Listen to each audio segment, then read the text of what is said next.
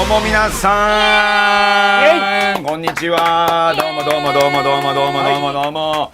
さあということでございまして、本日は特別企画、セットアップ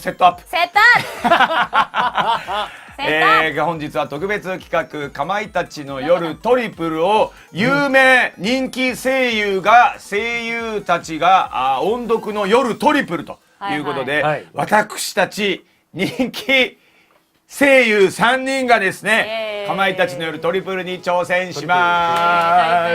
どうもということで、人気声優私ドグマ風見です。よろしくお願いします。いやもうね、代表作オホーツクに9間違い電話の男、ビッグタイトル。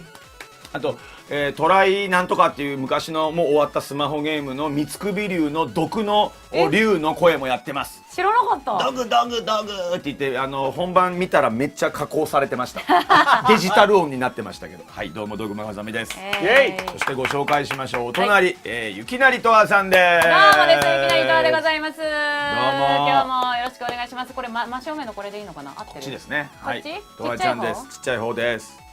みんな見てる。私もいつも見る側だからね。ドグ生民としてね、結構コメントもいただきますけど、本当に本日もよろしくお願いします。お願いします。そしてやってまいりました、こちら中谷和弘さんでございます。ありがとうございます。ドグ生民の皆様、いかがお過ごしでしょうか。ナイスパも早速ありがとうございます。カジにもうちょっとこっちおいでよ。大丈夫ですか。見切れてるわよ。大丈夫かな。いいよ、もっと。ありがとうございます。仲いいんだからもっと密着して。いやそうなんだけどね、親しき中にも礼儀あり。いやいつも礼儀正しいじゃないかあなた。中谷さんって礼儀正しいというか、正しい。本当に一歩いつも引いてらっしゃるというか。そうそうそう。あれですね。近くなりすぎるとこう。もっと開けよ心。いや嫌われるから開くと大体。でも我らとはね、よくいや2人ではよくね開いたね共通の話してるとパターン開くよ。だから分かった。俺のこと声優として見てないから開いてないんだ。見てるからこそのなんていうの距離感。今日声優3人の夜なのに。そうですよ。声優として認めてないってこと？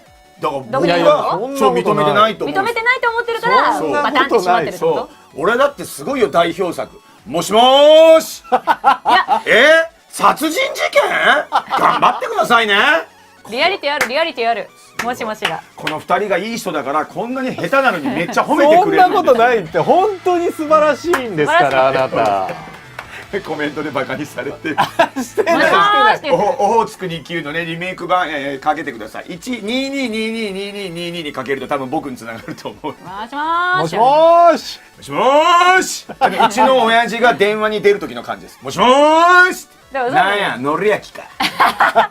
がっかりしてるのかな。リアリティあるってことだよ。だから僕の代表作はいいですけど、お二人の代表作なんていうのはね、言い出したらキリがないですけども。ね。いや二人はもうすごいですよ。まあ今日はね割愛しますけども。割愛しましょう。もうすごい活躍されてて、この本番前なんかね、僕がちょっとね席外してたらずっとね熱い芝居論をずっと喋ってるんですよ。我らね、ほっとくとすぐ芝居の話しちゃうからね。もうさ、この前のあいつのあの芝居がさ、こうでこうでっつって、こうだったらうまかったよねみたいな。最近の新人もっと頑張ってほしいみたいな切り込んでいくのよ。そんなことはもうそんなことは言ってませんよ。そんなこと言ってないよね。1ミリも言ってない。1ミリも言ってない。全く言ってない。まあ今ので1ミリは言ったってバレましたね。1ミリは言った。芝居をね。はい、ということでお二人を招いてですけど、かまいたちの夜トリプル、これはですね、かまいたちの夜の1と2と、あとですねかまいたちの夜トリプルっていうちょっとまた続編の3本が最近任天堂スイッチで発売になったんですけども、今回中谷和弘さんがですねどうしてもやりたいということで。そうなんですよ。ありがとうございます。いただきまして。そうなんです。実はね、そうかまいたちの夜僕が高1の時に発売されたのかな。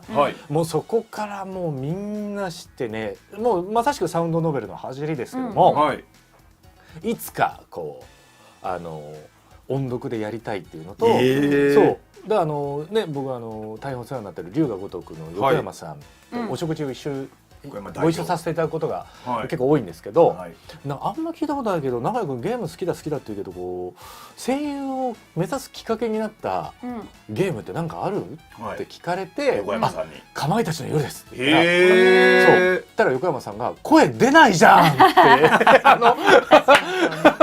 まいたちの夜はねサウンドノベルですから、嘘でしょ声出ないじゃんって言われて、いやそれを自分で高校生の時に部屋で音読して自分だったらこうする。自分だったらそう全キャラ自分で声をちょっと当てるんですそうよね。わかるよ。そうはいはいっていうのをやってましたって言って、やっぱり君どっかおかしいねっていう話をされて真面目な狂犬というあだ名をつけていただいた真面目なやっ狂犬ぱきっかけの一つにもなったっていう。龍が如くの番組でついたんでしたっけ？そうですそうです。素敵なありがたいで通りす。そう、まあもう真面目な知らない人もしかしているかもしれませんけど、春日一番っていうね龍が如くのおセブンエイト新しいところで主人公やられてますから。やらせていただいてますんでそうね。はい何でしたっけ？やばい狂犬でしたっけ？真面目な狂犬、あやばい狂犬、やばいやばい狂犬はそのままそれはただただやばいんだよな。そうか重ねるだけだ。遊びがない狂犬なのよそれは。そうかただの遊びがない狂犬なの。だから中谷さんがどうしてもやりたいっていうことでドグマさんそうどうですかっていうことで。だってそれドグノマアワードで言ってたよ。あ去年の。去年も言ってたっ違う。去け？年この3人で出たドグナマアワードの最後の方に、はいはいはいカジュニーがうんそれだったらドグマさん一緒にかまいたちの夜やりましょうようんとわちゃんも呼んでって言って、はい。そうそうだから私それが1年後に実現したんだなって思ってたの今日。すごい。 1年前に言われたことは全く覚えてなかったです。ごめんなさい、俺も覚えてないの。私だけ覚えてたの。ごめんとわちゃん全く覚えてないですわ俺ち。ゃんと現実になったんだって思って。まあ改めてまたねあの別の機会に中谷さんにお会いした時にドグマさんなんかなんか横山さんとご飯食べてらっしゃる時になんか LINE 来たんですよ横山さんから。今中谷さんと飯食べてるけどドグマさんのとこでかまいたちの夜やらしてあげてくださいとか言われてでも急にどうしたんだろうみたいな。お願いされたんだ。そうあれ今一緒にいるぐらいな感じでおっしゃってましたけど、じゃあもうぜひぜひやりましょ多う。分横山さんも見たいんでしょうね。優しいな横山さんは。本当に嬉しいです。ありがとうございます。そうやっぱ我々も恩人がいてこうやってね仕事そうだできてるみたいなところあり本当にますから。そうだ。そしてドグさんがねこうやって動いてくださったおかげで、いえいえそしてクアラも協力してくださ今ったおかげで回はなのでですねスパイクチューンソフト様に許諾を得てプレイさせていただきますのでありがとうございます。ありがとうございます。かまいたちの夜発売30周年おめでとうございます。おめでとう今ございます年がまさしくね。スパイクチューンソフトさん今日見るっつってましたからね担当の方が。あら楽しみにしてます。雪成とあと中谷和弘さん出るんですか。ハードルが。どんなプレーをされるのか大変に楽しみにしておりますとメール頂戴しました。なんでしょうね。ずいぶんこう圧が。ずいぶんと何かしらの圧がこうねパワーを感じる。まあ、もしかしたら2人の音読が良かったらなんかスパチューンさんねいろんなゲーム出してそうですね次の作品にもしかしたらっていうのあるかもしれない。ね、サウンドノベルもまた改めそうですて注目されてますから。この3人セットでもしかしたらね一緒に。い何一緒にや、なんでもない、なんでもない、なんでもない、なんでもない。ペンションシュプールにいや一緒に一緒かみしようとしてると思って。でもっとかね。もしもーし。とええのんにしてくれよ何やねん電話かけるってシュプールですか、もしもー。本当にでも今日早速女子プロレスラーの志田さんからもメールいただきました。ありがとうございます。コメントいただきました志田ひかるさんありがとうございます。ね、アメリカを主戦場アにされてる。メリカで女子プロで活躍されてる方ですよ。すげえ。すごいそうなんですよ。だからね本当に僕前から言いますけどドグちゃんは友達がすごい。すごい人たちいっぱい見に来ますよね。ドグちゃんは本すごくない。当ねドグちゃんがすごいから来るんだよ。いや俺はね違うんですよ。俺はすごい人と友達になる能力が高いんです。いやそれは能力が高いのよ。それはあなたがすご僕はすいからよ。ごくないんですけどねそういう能力だけ懐にさっと入るんです。もうはいはい。まあでも有名タレントで名前言いませんけどね入るの失敗した方もいますけどね。え、ちょっとうざいぞって言われたこともありますけど。ドグニーですら。やっぱりね、うざいぞって言わうまいれちゃうのなんかね、そうですねそこははい波長もありますから。波長もありますからそうねね。それはあるかもしれない今日また長くなったら思わず言っちゃうと思いますけどねそれもね。うんうんはい誰でしょうか。誰だ言わなくていいです。誰だそう。無益な争いはそうやめましょうね。望みませんが。はい。じゃあ早速はい。はい志田さんにもコメントいただいたところですけどありがとうございますありがとうありがとうございます。やっていきたいんですけども、どうしましょう。音読って言ってもこのトリプルっていうのは1作目2作目3作目が全部セットで入ってる作品なんですよ。はい。で結構長い作品なんでどうします全部音読っていうのはさすがにちょっとね、喉ガラガラになっちゃうので、そうだねプレイされた方ははわかると思いますけども、はいかなりの分量になるので、どうでしょうね。割愛例えばどうですか、僕がその主人公の心情とかストーリーテリングの部分は割愛しながら読ませてもらって、男性キャラクターは中谷さん、女性キャラクターは雪成さんに使い分けて読んでなんでだからハードル上げるの。うまいんだろうな、やっぱり似た年齢の女子とかの使い分けうまいんだろうな。それが難しいよってさっき裏で言ってたっしょうよ。やっぱ山寺さんとお仕事もされてるだろうからうまいんだろうそれな。は山寺さんがうまいだけだから。山寺さんとご一緒したからといってそうそうそう俺たちが上手くなるとは限らないから。そうそうそう。そうまあご上手だと思うんですけども、まいえあ朗読みたいな感じでね、うん別にキャラの使い分けというよりかは、はい、ちょっと気持ちを込めていただいて朗読していただく感じで、そんな感じでいい？もうそれでいいですね。わかんない。没頭したら普通に読んじゃうかもしれないしね。あ、もちろんもちろん。もうそこはもう全然いいんじゃないですか。私はそもそもが知らないから。あ、そうやったことないんです。補足としてね。名前はもちろん知ってるけど。かまいたちの夜全く未プレイのまま今日いらっしゃってるということで。そう。ミじゃあステリー系とかもあんま。永井さん、僕らはね経験あるんで、今日は選択肢はとわちゃんにやってもらおうかな。でもさ、これ123が入ってるわけでしょ。で、多分12は知ってるんでしょ。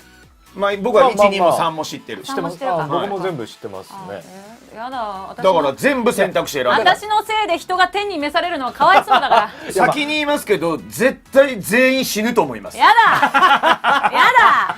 あるあるですね。かまいたちの夜あるあるなんですよ。大体ね。そう。嫌なんだよ。ファンはそれを望んでるんです。頼む。それをやっぱり正解を選んでほしくない。正解じゃないとこ行けって思ってる。そうそう思ってる。そこをだんだんやり直して正解に導いてほしい。あ、全員死んだ後もやり直しできますできます。戻れるのね。話は戻るので、エンディングがいろいろマルチエンディングであるので、バッドエンディングっていうのもいい一つね、我々ファンが好きなところなので。じゃあ初めは別に何も考えないで直感で選んでもいいんですか。いいですいいです。そうでうまくいけばそれも OK ですか。オッケーオッケー。はい。そう。大丈夫ですか。選択肢が A、B とか A、B、C とかっていうのがあって、それをトアラン直感で選んでいただいて、それによって話が2点3点していくので。ヘッドホンで聞いてたいい声だね2人とも。本当？普段来るゲストなんでガサガサのやつばっかりやからさ。そんなことないでしょ。痛いもうなんか割れとんのか割れてないガサガサやで。そんな汚いお面つけたやつとかさ、歌うまいかしらけど顎が出たやつがうわうわとか。湯気にきじゃねえか。そんな湯気にきじゃねえか。ヤスリみたいな声の人いないでしょ。そうみんなヤスリっぽいけど。今夜とわさんの選択でみんな死ぬ気だ。やめろ。これは。やめろ。そうなるかもしらんが。もちろん途中でねまあ推理するんでトアランがねちょっと考えさせてみたいなのがあったら全然止まっていただいて構いませんし、いきなりトアの部分があったり中谷和弘の部分があって喋ってもいいと思います。先生質問です。はいどうぞ。例えば知ってるじゃないなんとなく。私がちょっとヒントが欲しいって言ったらくれんの？それあげられないな。ちょっとそれはね。それあげられないよ。しかもだって私が一生懸命解いてる時2人はさすることないからもうそわそわするじゃん。全然もう間違えろと思って見てるから俺らはね。でねそうで俺とトムさんはなるべくその選択肢によってリアクションを取らないようにするから。そうマジか。もしかしたら2人ともダメな方に誘導する可能性があるからね。そうか。ただ本当に俺も楽しんじゃうからなんかそれによってはうわ言ったとか言っちゃうかもしれない無意識に。もういい全然いいと思う。全然いい。トアラ言ったらもうなみたいな。そっかじゃあ相談できないのつらいな。別に相談してもいいんだよ。してもいいのよ。僕らじゃあ上手にヒント出します。はい。ただ嘘はつくかもしれない。はい、嘘はつきますから。本当何なんだこいつら。なのでぜひ初見っていうか一番最初はね今ご覧になってる皆さんもトアラにヒントは OK なんですけどちょっとネタバレは抑えていただいて、誰が犯人だとかっていうのははいちょっとだけ内緒にしといていただいて。でも私知ってるドグ2のとこ来てる人たちはね本当ちゃんとそういうのしない人たちだから。もう本当にダメだと思ったら僕はここでモニターでこう手隠しますから皆さんには見えないですけどね。モニターいっぱいあるから無理だと思うけど。ダメだっつってこう犯人はヤスねかもしれない。かもしれない。ヤスが出ないんでね今回。ヤスいないの。ヤス以外で推理してください。ぜひお願いします。もうみんなが安じゃねって言ってる。でもね、初見の方ぜひ楽しんでください。そう初めてやったら本当に犯人わからないと思うので。一緒に楽しもう初見の人。ぜひよろしくお願いします。よろしくお願いします。ではどうしましょう。切ります？何を？照明を。お。ちょっと暗くします。まあそうね。僕ら見えてるっていうよりかは。それとも怪しくなってきたら切りましょうか。最初はねいいかもしれないですね。スキーに行くというところから明るいところから始まるので、じゃあ最初はこのままで。はい。なんか BGM 怖いかな。怖いのやだな。怖いのやだな。怖いしかないです。マジか。CM 当時放送されてた CM も低い感じ。かまいたちの夜。ちょっともう一回中井さん言って。はい。はい。かまいたちの夜。今エコーもらいました。いい声。今夜12時誰かが死ぬ。かまいたちの夜。かまいたちの夜。いいですよ、いいですよ。お前とお前を蝋人形にしてやろう。お前とお前一つ飛んでお前。お前とお前かまいたちにしてやろうか。かまいたちって何？はい、ではかまいたちの夜トリプルを、声優音読の夜トリプルということでやってまいります。皆さんよろしくお願いします。よろしくお付き合いください。緊張する。はい。じゃあ最初は明るいこんな感じで左下に僕たちいる感じでやっていきます。では参ります。お茶飲むね。はい。怖いです。皆さん生放送でお届けしてます。音のバランス悪かったり、ゆきなりさんと中谷さんの声がちょっと聞きづらいってあったら言ってください。あとスーパーチャットありがとうございます。ごめんなさい。先にちょっとお読みしようかな。ここが長くなるので。ありがとう。すごいよスーパーチャット。ありがとうございます。アルタイルさん2000ポイントありがとうございます。あとは流れちゃったかな。すいません。小金木さん1000ポイント、飛鳥美久さん1000ポイント、そしてルーサーさん5000ポイントすいません。頂戴します。信正さん、上白さんもメンバーありがとうございます。すいません。ありがとうございます。ごめんなさい。また後でみんなのコメントをお読みするタイム設けますので、その時ね、2人がもしかしたらジャンプしてくれるかもしれません。ジャンプする？ジャンプで止めることできますね。こうやってこう止まりますからね。こうやって止まりますから。中谷さんの顔。スンってしてる。はい、また後にやりたいと思います。よろしくお願いします。コメントもグッドマークもよろしくお願いします。では参りましょう。かまいたちの夜トリプルゲームスタート。怖いですね。いい感じの雰囲気が。初めからいきます。はい。ポイン。そうこれがね当時の音をしっかり再現されて。あ、そうなんだ。そう。シリーズ第1作のメインストーリー、今夜12時誰かが死ぬ謎のメッセージが意味するものは。かまいたちの夜を初めてプレイする方は本作から始めることを。すべてはここから始まっている。でこれがいわゆる1ですね。はい。で監獄とわらべ歌編が2、そしてこの真相編が一応トリプル、3に当たると、いうことで、今日ここまでいければいいですけど、僕の予想は1の犯人が分かるぐらいまでしかいかないと思ってます。その可能性はあります。そんなにかかる？はい。そうなんですよ。誰だろうってなったら一発で解ければパッパッといくと思いますけど、今回は3つともやっていいよっていただいてます。はい。はい。では参りましょう。じゃあ頑張んないとな。かまいたちの夜1に当たるペンションシュプール編スタートします。ゾワッとするな。テレビが古いよ。ブラウン管ですか？ブラウン管ですね。そうです。では参ります。ゲレンデにて。はい。フィクションであり登場する人物及び団体名は架空のものです。はい。もしもし。もしもし。ようやく覚えた暴言でなんとかのレストハウスまでごめん読めなかった。ふもと。私も一瞬分かんなかったけどふもとかなと思って。ふもとって言うんだ。うららかな？すいません。うららのレストハウス。うららのレストハウスまでたどり着き、僕は一息ついていた。はい。僕の名前は。名前何それ？さあ、一応デフォルト名がトールなんですけど、はい、これはもうゆきなりさんと中谷さん決めてください。トールでもいいですし、カスヒロでもいいですし。あれ？それともゲームデフォルト派？ゲームは割とデフォルト派。私もデフォ派かな。あ、でも名前せっかくだから変える？せっかくなんで中谷さん仲いいカッペイとかでもいいですけどね。なんで？ダメですかカッペイ？じゃあいいですよ。カッペイさん。じゃあカッペイさんにしましょう。いいのかな？カッペイさんに怒られません。大丈夫ですか？今カッペイさん池袋で絶賛主演の舞台公演中でやられてるんですね。わかりました。仲よろしいんですもんね。大丈夫。中谷さんね。はい。じゃあカッペイさん。ひらがなにします？それとも漢字？漢字にします？山入れる？名字も。いや。名字までフルネームでやったらやばいでしょ。山口カッペイやばいか。その後ヒロインがずっとフルネームで呼び続けることになるから。あ、そうかそうか。そう他人行儀になっちゃうから。そうですね。山口はじゃあカッペイにしましょうか。はい。カッペイは勝に平。平。わかりました。勝が勝だっけ？勝か。そう勝利の勝。勝。はい探して。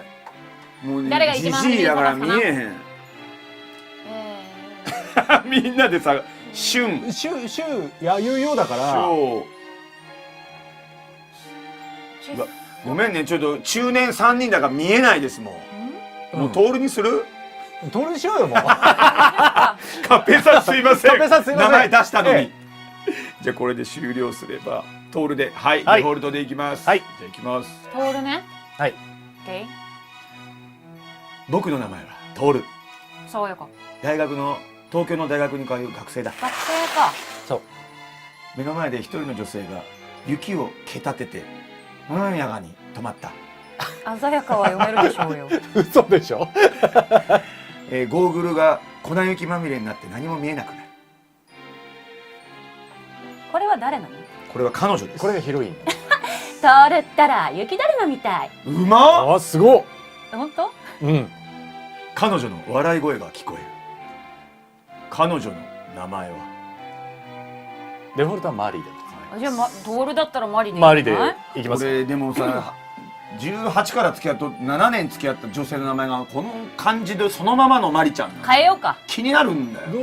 あじゃあ何にするどうするトールまあ、だから別にそんな真剣に捉えなくてもいいんやけどだからじゃあ育英とかにする？育英って何？いやだから育英ほらトールだから渡辺徹さんの奥様でしょ？そうね。うんで育英にしたらいい渡辺んじゃないさんちょっと亡くなられちゃいましたけそうねどね。奇跡に入られてしまいましたがねでもトールの感じちゃうけどね。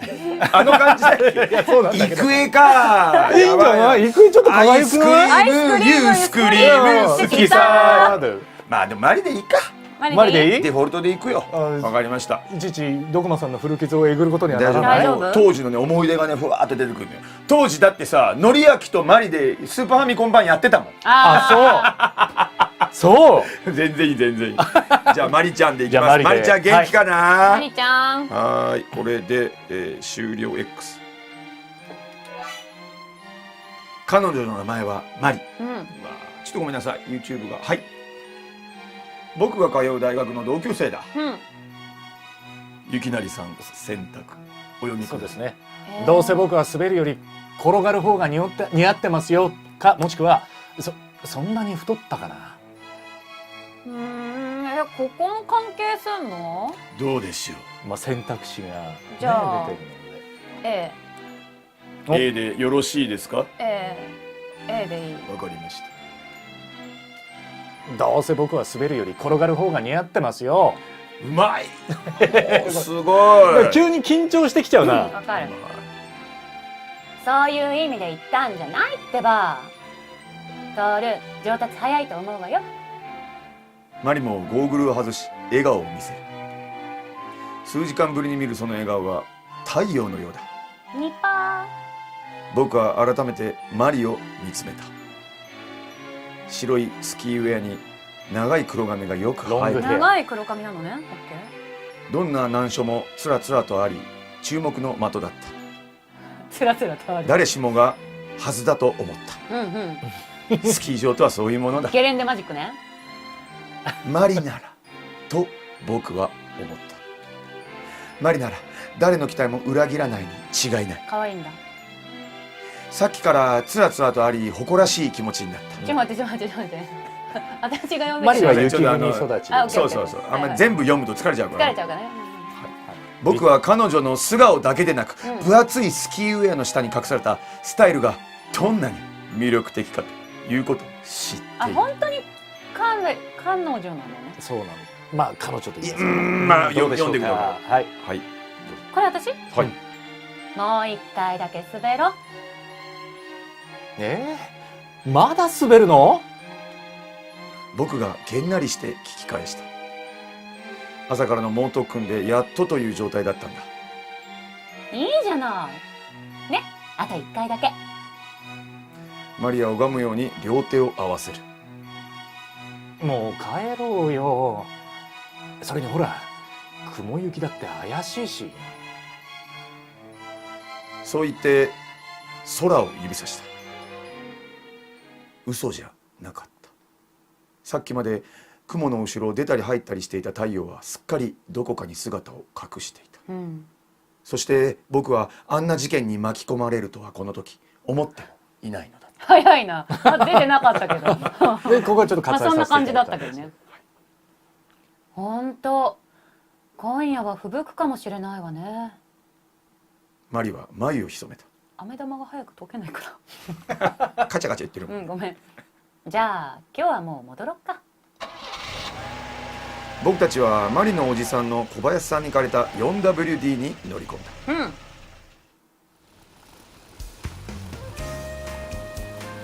マリとは今年の4月に大学で知り合った。このことじゃん。かかんかつ。果敢かつ必要なアタックで何度かデートをする関係までこぎつけることができたのはこの秋のことだ。はいはい。しかし押しても押しても手応えがなく、いい加減もう一人相撲になっちゃってた。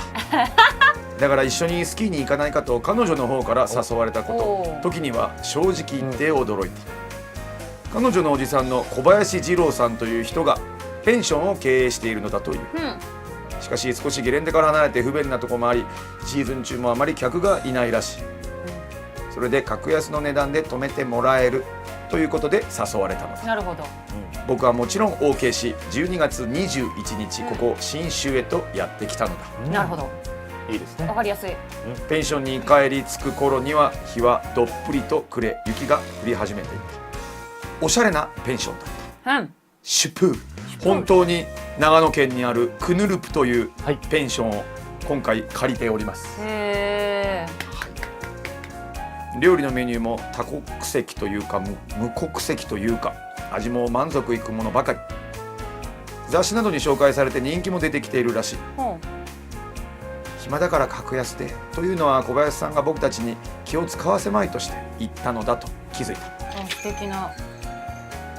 僕とマリの部屋は残念なことにというか当たり前だろ。当然というべきか、残念、別に残念取ってある、ドボジでドボジでドボジでドボジで。僕たちははい A 一旦部屋に戻って着替えると玄関脇の雑談室で落ち合うことにした。はい。 B 一旦部屋に戻って着替えてから夕食までどちらかの部屋で話でもしようということになった。果たしてどちらでしょう。それちょっとあれじゃない？ B はちょっとやりすぎじゃない？やりすぎちゃんとそのさ、なんかやりすぎって何？やりすぎ違う違う、別に部屋でまだやってないよ。違う違う、部屋でさ、なんかせっかくこういうペンションとか来てるんだからさ、はい2人で部屋にこもるんじゃなくて談話室とか行けばいいじゃん。なるほど。ということで A です。これはもう迷わない。 A。はい一旦部屋に戻って着替えると玄関脇の談話室で落ち合うことにした。いいと思います。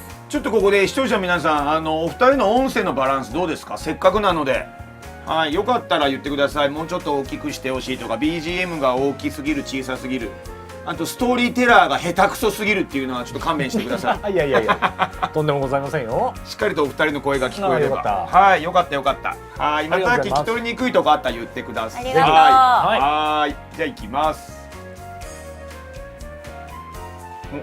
テーブルを囲んでソファーが置かれている。あ、人がね、多いね。僕たちはそこで待つことにした。はい。ちょうど僕らが腰掛けた時、2階からガヤガヤと女の子の声がした。は OL 風だが多分僕たちと同じか一つ二つ年下だろう。あ、うん。 3人で喋りながら階段を降りてくる。こんなにゲレンデから遠いなんて思わなかったわ。そう言ったのは痩せて髪の長い女の子だった。ちょっときつい目をしているがまあ美人と言ってもいい顔つき。どこ目線だよ。ずいぶん上から主人公割とね性格悪いですから、ね、軽薄そうな印象だった。軽薄そうな子ね。勝手に遊んでそうっていう軽薄そうでひどいよね。偏見もいいとこだ心の声だけどひどいよねこれ。初対面ですからね。でもお料理が美味しいってここにほら書いてあるでしょ。丸めて持った情報誌のページを右手のペンに刺した子はいかにもスキーより食い気という体型。あ、じゃあもうちょっとあれでいいのか。今にも脇にスナック菓子を抱え、今もか、一人で食べている。ぽっちゃりね。かなりぽっちゃり。パッと見体重が165キロはあろうかという巨漢だ。いや、もっと性格悪くない。少し太りすぎるように見えてがパンダみたいな、ね。 165キロってもうパンダみたいパンな。ダのような愛嬌。まあ可愛いのかな。ね。だから稽古に任せるのは嫌だったのよ。美味しいものが食べたければ東京にいくらだってあるでしょ。まったく。髪の長い女の子がプンプンと怒る。素敵。軽薄なイメージの子だ。あ、それ違う子か。違う違う違うこれ長いまた別の子だ。これ違うね。これ3人目。これ3人目だ。まあまあいいじゃないの。雰囲気だって悪くないしさ。こういうところの方がサービスいいと思うわよ。それをなだめにかかったのはもう一人のメガネの女の子だった。男の子のようなショートカットにショートカットトンボメガネがよく似合っている。トンボメガネ。仕事は一番よくできそうに思えた。ボイッシュ。どの子が好みなの？マリが冷たい声でささや冷る。たいんかい。何言ってんだよ。そんなつもりじゃ。僕はドギマギした。愚問だよハニー。僕の好みはベイベー君だけさ。僕はチッチッチと指を振った、待っててじっくり吟味するから最低。僕は舐めるような視線を向けた。最低。あ、舐めるような視線向けてる。3人でさあゆきなりさん、あ、ミリタンさんすごいお茶代をこのタイミングで5000円もらいましたよ。ありがとうございミリタさんありがとうございます。さあ、はいミリタンさんにいただいたとこですけど、中谷さんの名演技、いやいやとんでもない神々ですけどね。とわちゃんどうしますはいか。どうしますか。微妙に影響してくるのかな。C はないな。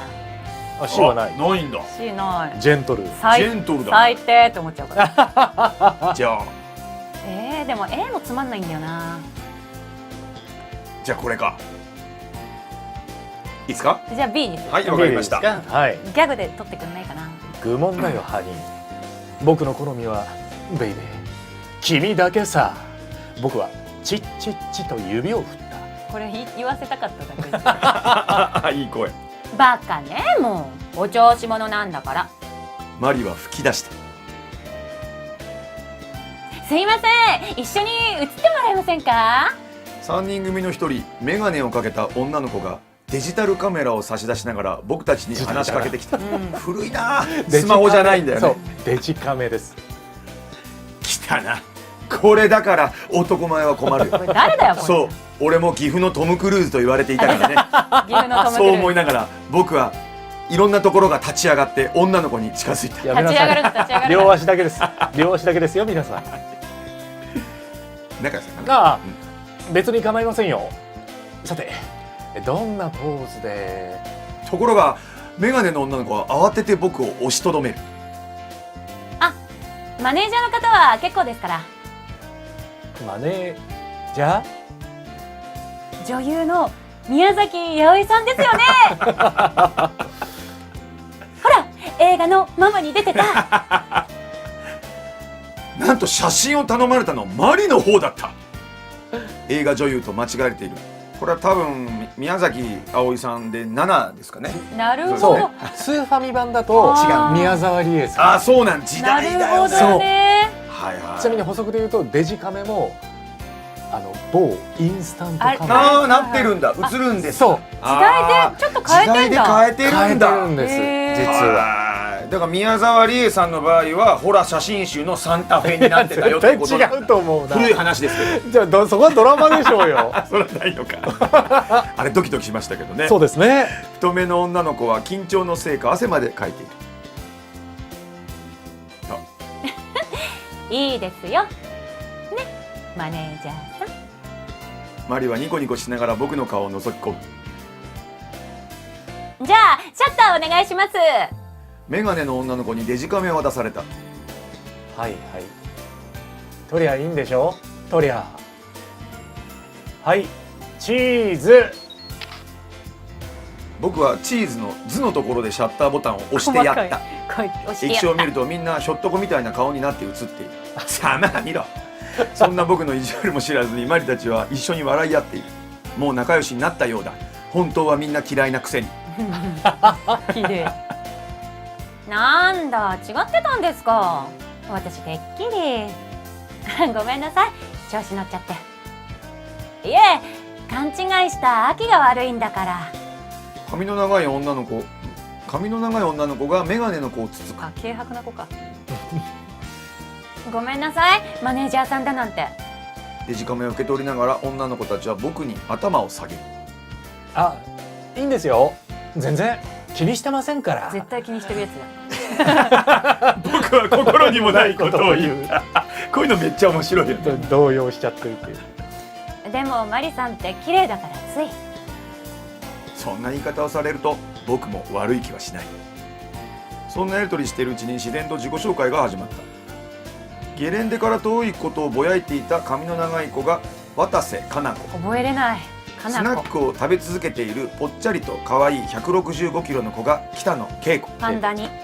そしてカメラを持っているメガネの子が川村明。ショートカット。全員18歳の OL だそうだ。18歳の OL。 18歳の OL。 高卒の OL ですよ。そうだよね。もう忘れちゃったお名前。いいよ大体。私たちさっき着いたばっかりなんですけど、ゲレンデはどうですか？かなこちゃんが僕に聞いてくる。が何しろ今日が初めてなのだからいいとも悪いとも分かるはずがない。マリが代わって答えてくれた。なかなかいいですよ。リフトもそんなに混んでないし。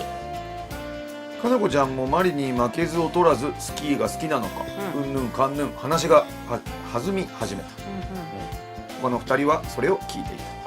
かなこちゃんに無理やり連れてこられたのかもしれない。なるほどね。その時フェラーリのエンジン音が近づいてきた。エンジンでわかる。こんな場所なのに車高低いな。ペンションの裏で止まる。うん誰か新しい客が到着したようだ。うん。しばらくするとベルの音とともに大きな声の関西弁で中谷和弘がこう言った。いやー助かった。死ぬか思ったわ。白い雪を積もらせて男女の2人連れが入ってきた。50歳ぐらいの小太りで赤ら顔の男性と30代後半のほっそりと背の高い女性。ああ、加山さんいらっしゃい。遅かったですね。心配しましたよ。小林さんが奥から出てきて2人を出迎える。えらい吹雪始めよって迷うところやったわ。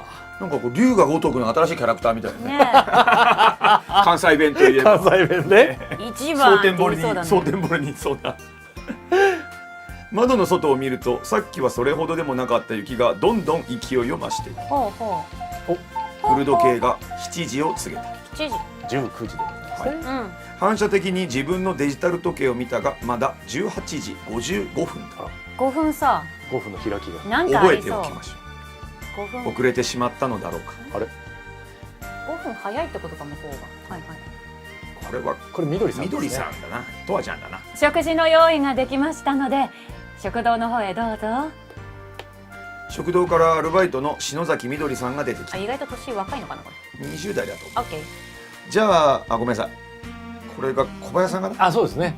じゃあ荷物と上着は運んでおきますから、加山さんたちも食堂へ。フロントでは小林さんが記帳を済ませた夫婦に食事を勧めている。僕は奥さんと視線が合ってしまっうんうんうん。た。悲しげな目をしている。そんな風に感じたのは一瞬のことだった。奥さんはニコリと微笑むと軽く頭を下げた。関西弁の奥さんだよね。はい、あ、そうそうそうそう。オッケーオッケー。それに習う。気づくとマリも彼女を見ていた。アンに相違して彼女はつぶやいた。全然分からへんかった。綺麗な人ね。うん。僕は理解して正直に答えうん。た。で、マリの方がずっと綺麗さ。僕はお世辞を言った。これはね、中谷さんやっぱり僕ら男性ですから B に行きたいとこですけどね。ねえ、どうでしょう。どうでしょう。まあ女性の気持ちとしたらとわちゃんどうなんでしょうね。名探偵トワランとしては。ね A でいい。あ、だってもう下にお世辞って書いてるのがもう嫌だ。でもやっぱりね、お世辞でも綺麗さって言ってそうそうそうお世辞ばっかりってきたら、いやお世辞じゃないよ、ここでグッと押すわけ。なるほどね。そうそうそう。だってこっちは今日マリを抱くっていうことが目的なわけです。あいやいや、スキーですかおかしいら。だろ。あくまでもスキーです。嘘、そうかな。主人公抱くつもりで来てると思うんだけど。違じゃあうのじゃあか。 B にしよう。あ、じゃあ B にしますか。ああ、そうですか。そうねはい。綺麗って言われて喜ばない人はいそうねあ、ないからね。確かにそう。はい。マリの方がずっと綺麗さ。僕はお世辞を言った。お世辞っていうのかな。見えすいたお世辞言わないでよ。マリは頬を膨らませた。あ、わかった。僕は笑ってごまかした。マリはムッとした様子で僕を睨む。どうせ私はブスですよだ。そんなこと言ってないじゃないか。マリだって十分彼女は僕の話を聞こうともせずスタスタと食堂へ入っている。僕は慌てて彼女は後を失敗しましたね、失敗したね。ちょっとやっぱりバレちゃった。怒られちゃった。でもこれで2人の関係性がねちょっとわかるからですね、さあ食堂のテーブルにはすでにナイフやフォークがセットされている。先に、椅子に座っている。マリがさっと座ったテーブルにも僕に腰掛けた。テーブルの真ん中にはクリスマスツリーの形をしているキャンドルが立っている。その揺らめく小さな炎が窓の外を見つめるマリの横顔をほの赤く照らしている。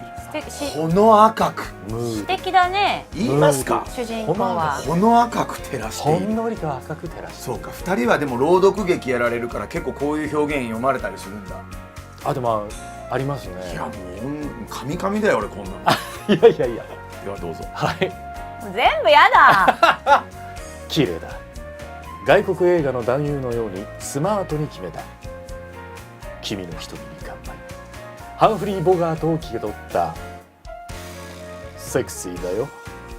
007のように甘く危険な香りを漂わせた。全部嫌なんだけど、なんかこの主人公嫌いになっこの主人公が序盤で嫌いになったんだけど。何全部やだっていいじゃん。トアランは生理的に無理っていうね。なんでなんで。いやまだわかりませんよ。綺麗だ。君の瞳に乾杯。セクシーだ。セクシー。セクシー。セクシー。どれかな。007。セクシー007ってそんなこと言う。言わないよ。ダニエル・グレイグがそんな。ダニエル・グレイクル前の時代なのかな。これはちょっとね作品がまだ90何年。アラン・ドロンとかね。アランドロンいいですね。全部やだな。まあでも全部やだでもマシなやつですね。はい A。綺麗だ。外国映画の男優のようにスマートに決めた。カッターがそんなセリフ僕にはとても言えなかった。あ、素敵。ただ彼女を見つめていた。何見てるの？ポカンとしちゃって。そんなにお腹空いた？やれやれ。いいねこの関係。小林さんの奥さん京子さんとバイトのみどりさんの2人が各テーブルに料理を運ぶ。泊まり客は僕たち、3人娘、そして遅れてきた夫婦4、6だけかと思っていたのだが、もう一人こんなペンションには似つかわしくない客がいた。食堂の隅、壁に溶け込むようにして座っているコートの男。食事中だというのに上着も帽子も脱がず、天津さえ黒いサングラスまでかけている。帽子脱ぎなさい。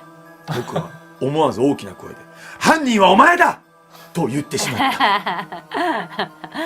スキー客にはもちろん仕事で来ている営業マンにすら見えない。いや、ヤクザ。ヤクザ。それが僕の第一印象だ。トール面白いな。しかしヤクザがこんなところに。僕は思わず口にしていた。 B、 あの人ヤクザかな。僕はマリに意見を求めた。何これ。どっちにしましょう。怖くなってきたよこれ。決めつけは良くないから B にしよう。これはでもね、長屋さんはやっぱヤクザもの得意ですからね、やっぱり。ヤクザかどうかはわからないから。わかんないよね。帽子をかぶってサングラスをして、ヤクザの主人公をやられてますからね。じゃ元極道だ。元極道ですね。なんかねえ、なんでしょう。なんでしょう。いいですか B で。もしかしたらこれ春日一番が変装してるっていう可能性もなきにしろあらずですよ。そうね。セガさんともしかしたらスパチュンさんがコラボっていう可能性もありますけど大丈夫ですか。信州でもしかしたら。信州で。野沢菜とか食べて一番大って出てくる可能性あります。そうね。さあいいですか。B。わかりました。はい。参りましょう。帽子かぶってご飯食べないでほしい。あの人ヤクザかな。僕はマリに意見を求めた。失礼でしょ、そんなにチラチラ見たら。それにヤクザが一人でペンションに来て何をしようっていうのよ。確かに。よく見るとおとなしくスープをすすっているし、見かけと違って気のいい人なのかもしれない。サングラスを外さないのは単に気取っているだけなのか、人に怖がられやすいのかもしれない。シャイなの？ま、そんなことはすっかり忘れてた。忘れてるんかい。ね。美味しい。スープを一口飲むと声を漏らした。角切り野菜がたくさん入ったミネストローネとかいうイタリア料理だ。好き。体の奥から温まるような感じだった。どれも本当に美味しくて、あちこちからため息に近い声が聞こえてくる。そんな時、和服の紫色の和服を着た中年男性が急に叫んだ。この料理を作ったのは誰だ？おい貝原。ユウさんだ。ユウさんだ。来るなここ。出汁だ。出汁が違うんだ。いや、その隣のテーブルに座ってたのが、はいあれでしょうね。スーツを着た3日だけ待ってください。本当のミネストローネを味わわせてあげますよ。おかぼしでね。じゃあ3日後。 3日後。やばい、おいしんぼルートに入ったかもしれないね。やばい、おいしんぼルート。レストランとしてでもやっていきそうだと改めて思った。ヤクザみたいな人や中年の夫婦なんかも食事目当てに来たのかもしれない。これ通るかな。これっておばさんが作ってるの？コーヒーの後マリに尋ねおばさんに、おばさんは手伝ってるだけじゃないかな。料理が好きなのはおじさんの方。子供の頃から料理人になりたかったんだって。ほう。一旦は諦めてサラリーマンになったんだけど、夢が捨てられなかったのね。子供ができなかったこともあって、脱サラしてペンションなんか始めちゃったわけ。でも大変なんだろうな。僕は感心した。そうでしょうね。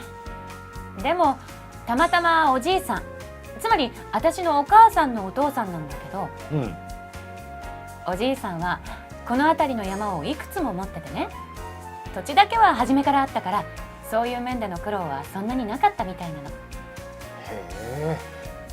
え。じゃあマリの家ってすごい金持ちなんだ。なんだか少し引け目を感じてきた。そんなことないのよ。土地のほとんどは長男のおじさんの方に行っちゃったから。うちはただのサラリーマン。家だって狭いんだから。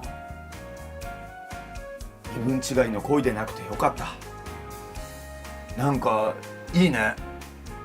やっぱプロっていいね。改めて止めちゃってあれだけど、全然長ゼリの方がやりやすい。なんかすごいいいね、みんな改めて。いややっぱプロってすごいなって思うね。やっぱり演じ方がね。いや、トアラン素敵だ。本当？大丈夫？和弘もトアラさんもちょっと一人ね、極めて新人が混ざってますけど、これしょうがないですからね。まあ新人、声優としては新人ですけど、現場はねかなりベテランです。デイ先輩よ。デイベテランですからね。デイベテランだよ。デイベテランなんですけど、読み方が一人下手ですいません。もしもーし。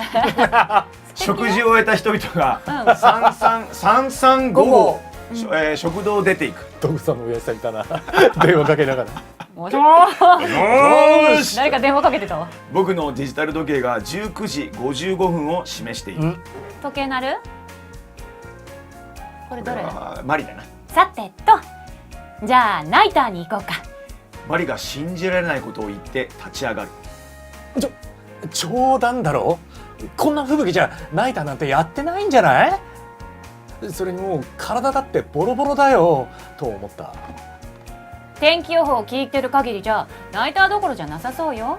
エプロン姿のみどりさんが横から口を挟む。これはおばさん？ここで働いているバイトの人。バイトの人24、5歳かな。当分ここから出ない方が安全みたい。アルバイトの篠崎みどりさんは年齢不詳だ。多分20代なのだがと思うんだが、ひどい言い方。時々高校生みたいに見える時もあるし、おばさんに見えることもある。どういうこと？暇な時はずっとゲレンデにいるのか、顔も髪もすっかり雪焼けしてまるでサーファーのようだ。なるほど。そんなに激しいんですか？僕はほっとしたのと不安になったのが半分半分だった。予報じゃ近年にない大雪になるかもしれないって言ってるよ。これあれだ、新しいキャラだ多分。今今度はもう一人のアルバイト、俺もみどりさんだと思ってた。久保田敏夫さんがやってきた。敏夫さんは自称大学6年生。うんスキー好きが高じて単位そっちのけでこんなバイトを続けているのだという。バイトが2人。そうですね。身長は180センチを軽く超えていて、中谷和弘の見た目がそっくりだ。おお久保田さん。久保田さんだ。なんで久保田さんなんだろう。日焼け具合も緑さんといい勝負だ。こういう人の前に出るとなんだか気遅れしてしまう。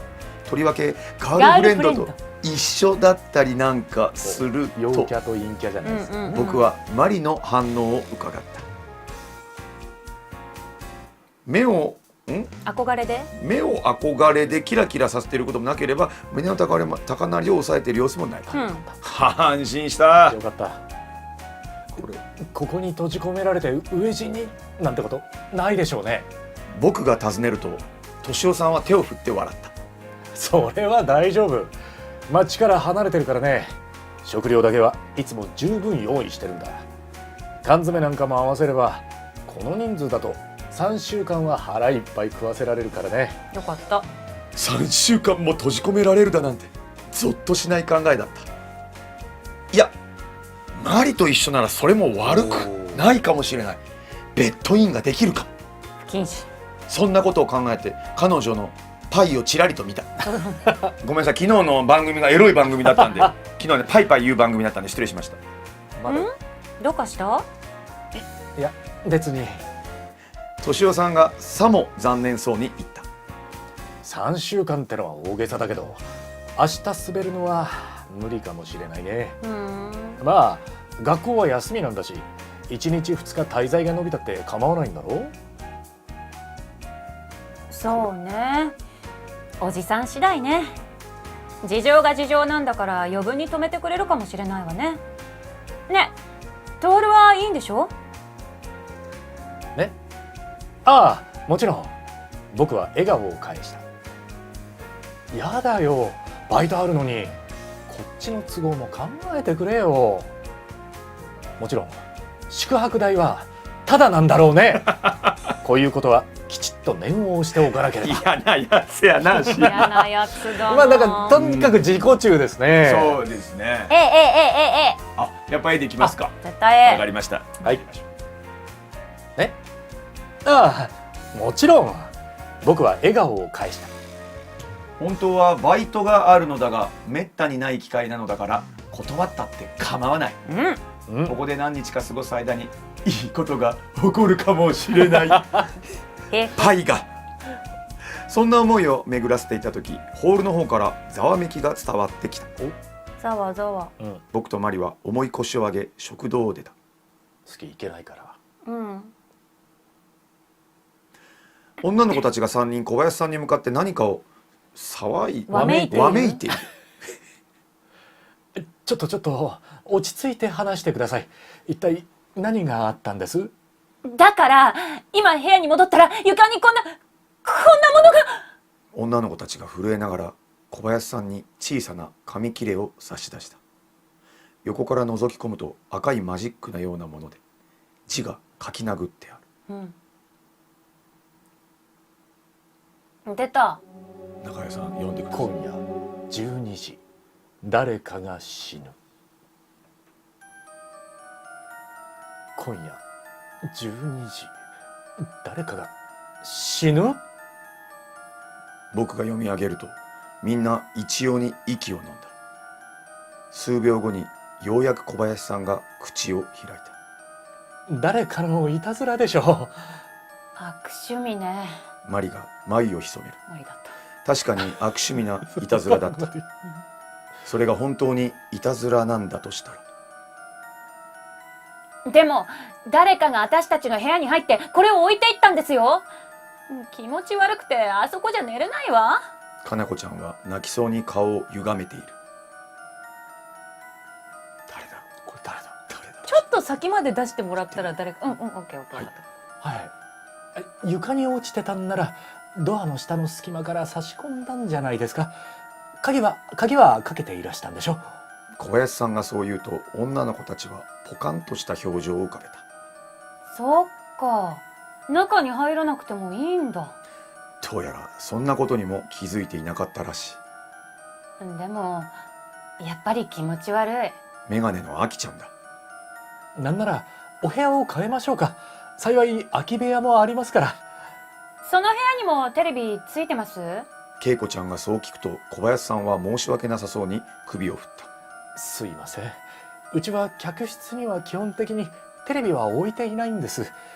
2部屋だけは置いてある部屋があるんですが、それが今お泊まりの部屋なんですよ。もう一部屋は？あいにく塞がってます。ですからテレビをご覧になるんでしたら今のお部屋で我慢していただかなくては。どうする3人は顔を見合わせ話し合いを始めた。私やっぱり気持ち悪い。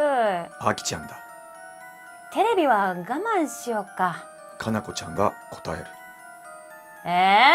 私見たいテレビがあるの。恵子ちゃんがわがままを言い出した。テレビなんかいいでしょ。何しに来てんのよあんたは。私たちはスキーしに来たのよ、スキーに。かなこちゃんが怒り始める。分かってるけど、でも今日は見逃せないの。坂中の最終回なんだもん。僕は見たことはないが、確か堺の中心で金を稼ぐという最近人気の連続ドラマ。なるほどね。大変人気そうな魅力のある。すごいですね。坂中。堺の中心でやっぱ関西弁なのかな、やっぱりね。やっぱ金稼ぐんだね。金稼ぐの。愛じゃないんだね。アキンドのね。アキンドの、まあちょっとやっぱ地面師たちみたいな感じもありますけどね、最近流行りのサスペンスなのかしら。なんか坂中とは違うね。地面中ですかね、向こうは。地面中。ドラマの形式を取りながら手軽な金儲けの方法を教えてくれるというので、主婦からサラリーマンまで幅広い人気があるらしい。そうなんだ。そんなにみんなお金稼ぎたいんだ。結局つまらないいたずらだし、部屋を変えるということもあまり意味がなさそうだということで、引き下がって部屋に戻っていった。はい。でも誰がこんないたずらするかしら。子供は泊まってないし。マリはいたずらっぽい目を僕に向けた。もしかしてトールじゃないの？とんでもないことを言い出す。小林さんも驚いて僕の方を見る。冗談じゃないよ。なんで僕がよく知りもしない彼女たちにそんなことを。僕は驚いて抗議した。バレたか。実はそうなんだ。僕はニヤニヤ笑いながら言った。これなんかさあどうなりますか。怖くなってきましたね。なんか B 行ったらあれなんかエンディング見れそうな気する。ゲーム脳がちょっとバレたか。実はそう。なんかでも全員殺されちゃうかな。果これ別に真面目にやっていいんだよね。大丈夫ですよ。いいよ全然。一トアラの発クリアでもねいいわけですから。ゲームのいいとこだから。今日はもうスパチュンの担当の方もご覧いただいてるそうなんでね、もう今多分ねメールがね今ブンブンいってるんで、本当？あの子は誰って2人のこと言ってますよ。ブンブン次の新作にも使いたいっていうメールがぜひバンバン来てますけど、キャラクター多すぎてさ、誰がどういう顔でやってるか大体後ろに出てくるから間違えたってね。ってなっちゃうよね。しかも影絵だからね、みんなのイメージがあるでしょ。でもお上手ですよ。さあどうします？ A かな。いや B 見たい気もするけど、はい、私ね大体こういう選択肢ってね、RPG もそうだけどね、勇者選択をしてしまうのよ。なるほどね。あ、はいはい。真面目選択をしてしデフォまうのよ。ルトというか真面目っぽいやつですね。では参ります。はい。冗談じゃないよ。なんで僕がよく知りもしない彼女たちにそんなことを。僕は驚いて抗議した。そうよね。いくらトールでもこんなことしないわよね。なんだか引っかかる物言いだが、まあいいとしよう。電話だ。その時フロントの電話が鳴り始めた。はい、シュプールです。小林さんが話すのを聞くともなしに聞きながら、僕は誰もいない談話室のソファーに腰掛けた。小林さんの大きな声はよく聞こえてくる。ああ、三木本様ですか。夕食はあいにく終わりましたが、お部屋は取ってございます。はいはい、駅のあたりですか。そこからですと車で3、40分はかかると思いますが。ごめん大丈夫。すいません、飛ばしちゃってごめんなさい。今頃来る人がいるみたいね。雪で遅れたのかしら。マリがささやく。きっとそうだよ。迷ってそうなんてなことにならなきゃいいけどね。そうですか。ではお待ちしております。小林さんが電話を終えたところへ2階から中年の夫婦の男性の方が降りてきた。テレビつけても構わんか。急に出てきた。急に気急に出てきた。さくに聞いてくる。どっちだ。どっちだわかんないねこれ。どうぞ。僕が答えると彼はテーブルの上のリモコンでテレビをつけた。うん。たわいもないドラマをやってるのを見て次々にチャンネルを変える。あかん。どうもやってへん。もうちょっと待たなしゃあないかな。テレビを消すと僕たちの方を向く。君ら今日の終値聞いてへんかな。は？終わりね。株価や株価。ここど田舎やからな。夕刊があらへんのや。こんなことやったらラジオ持ってくるんやった。加山さん、仕事のことは忘れるって約束でしょ小林さんが声をかける。なあ小林君。いや別に仕事やないんや。毎日見てるさかいミント気持ち悪いっちゅうだけでな。なるほどね。奥さんはどうしたんですか。結婚してから仕事で旅行の一つもしたことない。いっぺんくらい夫婦水入らずで旅行するのもええかもしれん。そうおっしゃったのは加山さんでしょ。そこまで喋って小林さんは僕たちが見ていることに気づいて言葉を切った。ああ、一応紹介しとこうか。加山さん、この子は私の姪でマリと言います。こっちは義理の甥になるかもしれないトールほ君。ほほほほ。義理のおい？やだおじさん、勝手に決めないでよ。どんどん決めちゃってください。そうか、君の姪御さんか。それにしてはべっぴんさんやな。そう言っていやらしい目つきでマリを下から上へといやらしい目でいやらさ上がったな。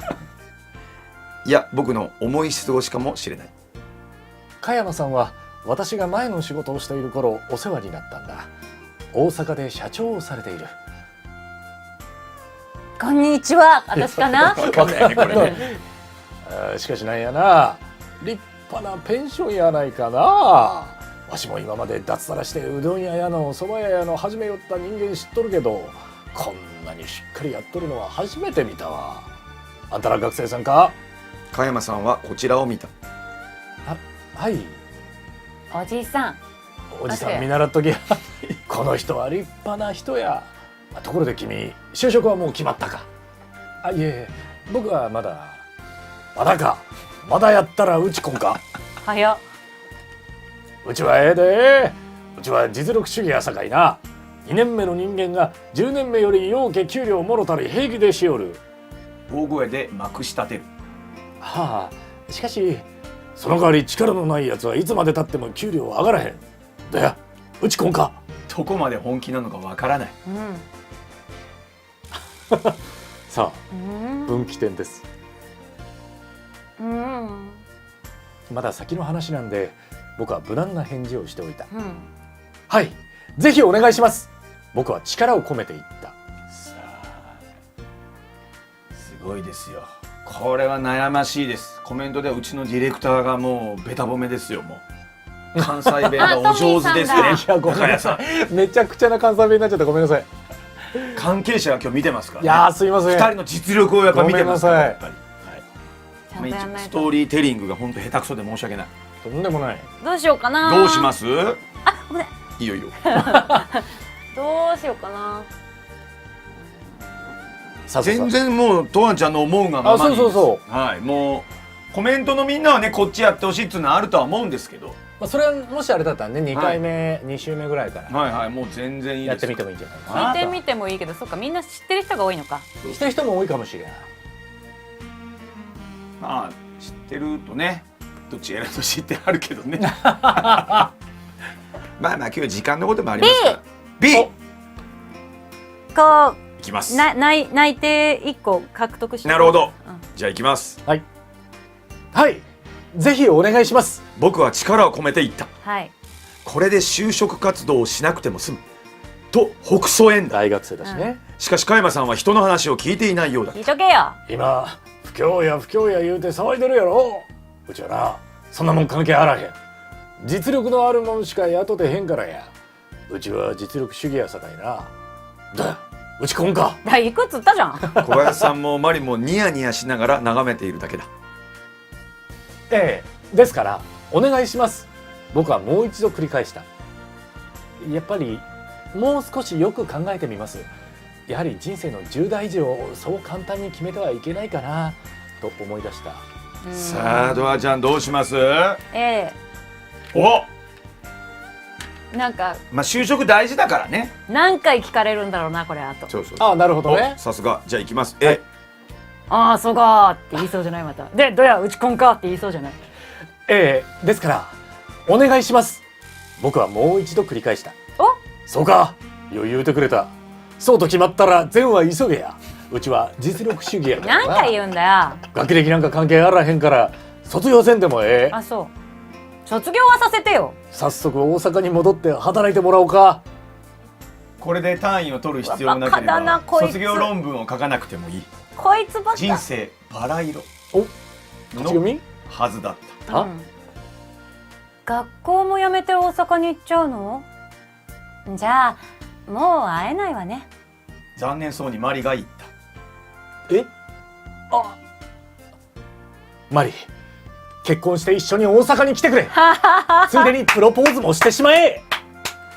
すみません、加山さん。やっぱりちょっとまだいけいマリと離れ離れでは意味がない。けいけいどうします？けいけいけ。行っちゃいますか？行こう行こう。わかりました。行きます。頑張れ頑張れ。はい、マリ、結婚して一緒に大阪に来てくれ。ついでにプロポーズもしてしまえ。嫌よ。行きたかったら一人で行けば。うわかわいそーそして夢のような大阪が終わると僕は退学届を出し大阪へ一人旅立った。う。おう。それ以来マリと二度と会うことはなく頑張ってんじゃん。 20年が過ぎた。これ中井さん春日一番いやいやいや、あれもしかしてここで登場会に入るのかな。近江連合の近江連合ルートがまさかのトアラの加山さんがもしかしたらそっちの人だったかもしれないですね。これ会社ってそういうことかな。近江連合だったのかな。近江連合の直さん。直さんだよ。だから加山組長は体を壊して引退し今では僕がすごい。その組を引き継いでいる。有能だったんじゃん。小さな組なので億万長者には程遠い忙しい毎日だがそれなりに満足してい充る。実をしてる。結婚して子供も2人できよかた。ったね。そして今僕は妻と2人車を走らせて思い出のペンションへとやってきた。はいはい。シプールね。玄関を入ると懐かしい声が呼びかける。ああ、社長いらっしゃい。あれ？遅かったですね。小林さんもすっかり白髪だ。助かった。死ぬかと思ったわ。えらい産毛始めよって。僕はそう言いながら奇妙な感じに襲われ、怖っ。どこかでこんなことがあったような。いや多分気のせいや。エセ関西弁そうに決まっとる。お前関東出身じゃねえか。そん時わしゃ自分がまさか恐ろしい殺人事件に巻き込まれるとは思いもしんかったでなも。終わった。なんということでエンディングナンバー1、社長やってますわ。ゆきなりとわさん見事エンディングでーす。いやー終了。てかね、ループ怖くない？永久ループで。ループ怖くない？トラおめでとう。やった。誰も死んでない。やったやった。誰も死んでない。いやこれある種グッドエンドですよ。これ死んでないもんね。誰も死んでない誰も死んでないし、あんま怖くもなかった。そうそうそう。なんだったら事件もまだそこまで起きてねえっていう。やったー。これ伝説のエンディングですよ。誰も死なないっていうのは。やったー。なかなかねないですから。まあ多分この後全員死ぬんでしょうけどね。そうね。あ、そうですね。この後全員死ぬ。この後ね。この後全員死ぬ。すごいコメントでみんなグッドエンドだおめでとうお疲れ様でしたってみんな来てますよ。もまさかのエンディングナンバーワン。うでもこのエンディング実はとわちゃんもうね中谷さんは知ってると思いますけどみんなが絶対ね見てほしいエンディングなんです。そうなの。いやなんか好きなエンディングだそう変だもんねこれね。なんそうか選択肢もちょっとね。世にもそうね世にも奇妙な物語の感じがねそうあるんですよ。これみんなが大好きなエンディングの一つこれよかったじゃん。とわちゃん見れて素晴らしい。よくぞ見ていただきましたや。ったぜ。エンディングも10以上ある中、まさかのナンバーワンを引くと。これが1なんだ。はい。まあ見たいお約束ですけどね。いやなんかよかった。社長やってます社わ。長やったさ。じゃあね。ここからどうやったら戻れるの？かまいたちの夜2に行きましょうか、これで。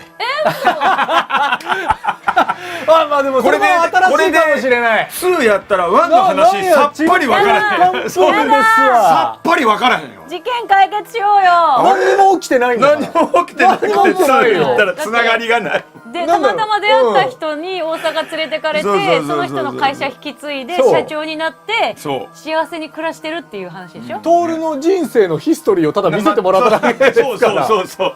まあでもね、今度加山さんがトールですからね。そうね。そうですはい、まあこのまま2やめましょうか。じゃあちゃんと1をクリアまでやりましょうか。クリアしよう。まあわかりましたとりあえずね、その事件が起きてないんでね。はい。うんじゃあね、これね、便利なのが、うんスーパーファミコン版では1回終わるっていうバッドエンドに行かないとやり直しできなかったんですよ。これはバットではないってこと？確かに。オートセーブなので、うんでこのリメイク版プレイステーションとかこういう新しくなったバージョンは、うんどこでも戻れる、選択肢どこでも戻れるんです。予防。めちゃくちゃ楽になったから進むことができます。予防。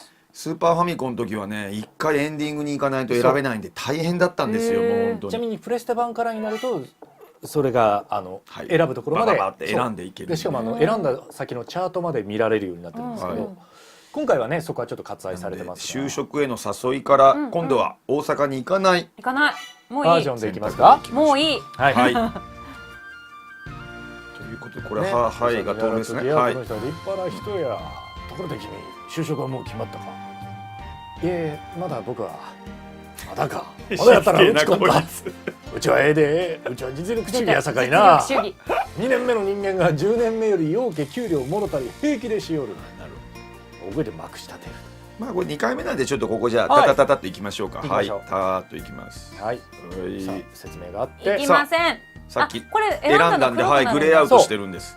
じゃあ A にします。はい。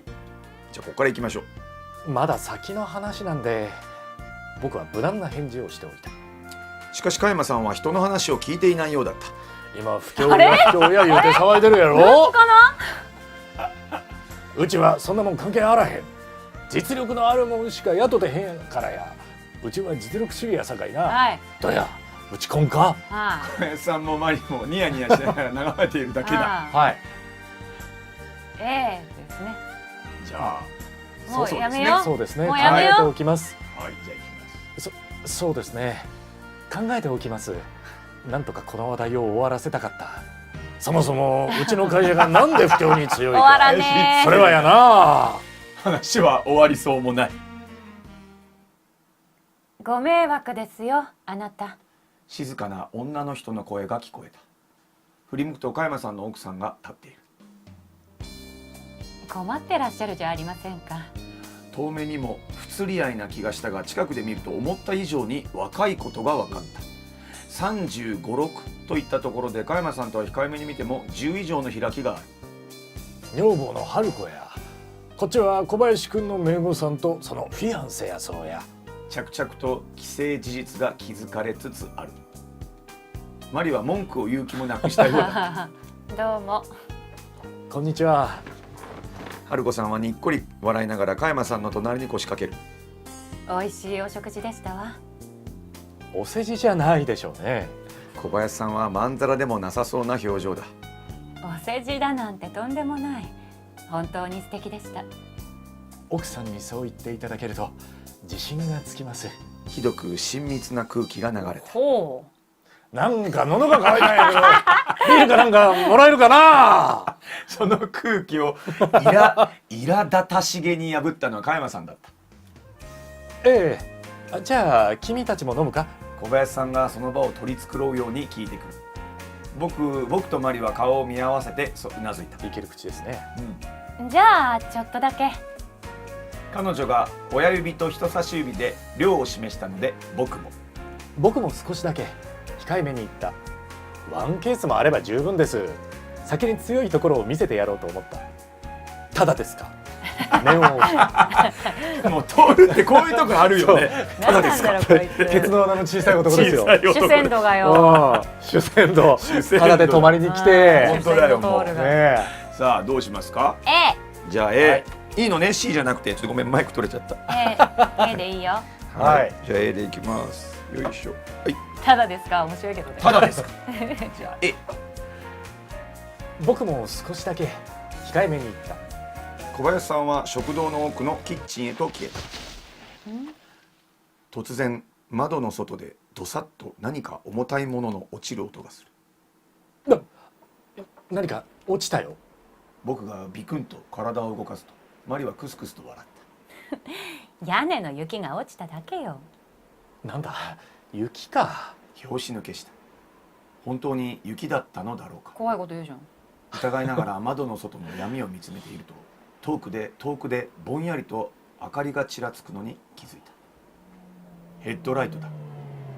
急速に近づいてきてエンジン音も聞き取れるようになった。この辺りには家もないし、どうやら遅れてきた客のようだ。よく来たね。エンジン音はペンションの裏手へと回った。玄関ポーチに人の足音がした。すいません、三木本ですが、どなたかいらっしゃいますか。土管声がこちらまで響く。三木本さんですね。ようこそいらっしゃいました。小林さんが食堂から走ってくる。大柄な男の客は靴を脱いで上がってきた。小林さんは慌ててビールをテーブルの上に置くとダッシュしてきた。でっかいな。いやー、一時はどうなるかと思いました。ワイパーはまるで役に立たないし、車はスタックするし。三木本と呼ばれた男の人はフロントで記帳しながら喋り続けた。名前に似合わぬひげ面のいかにも山男といった感じの人だった。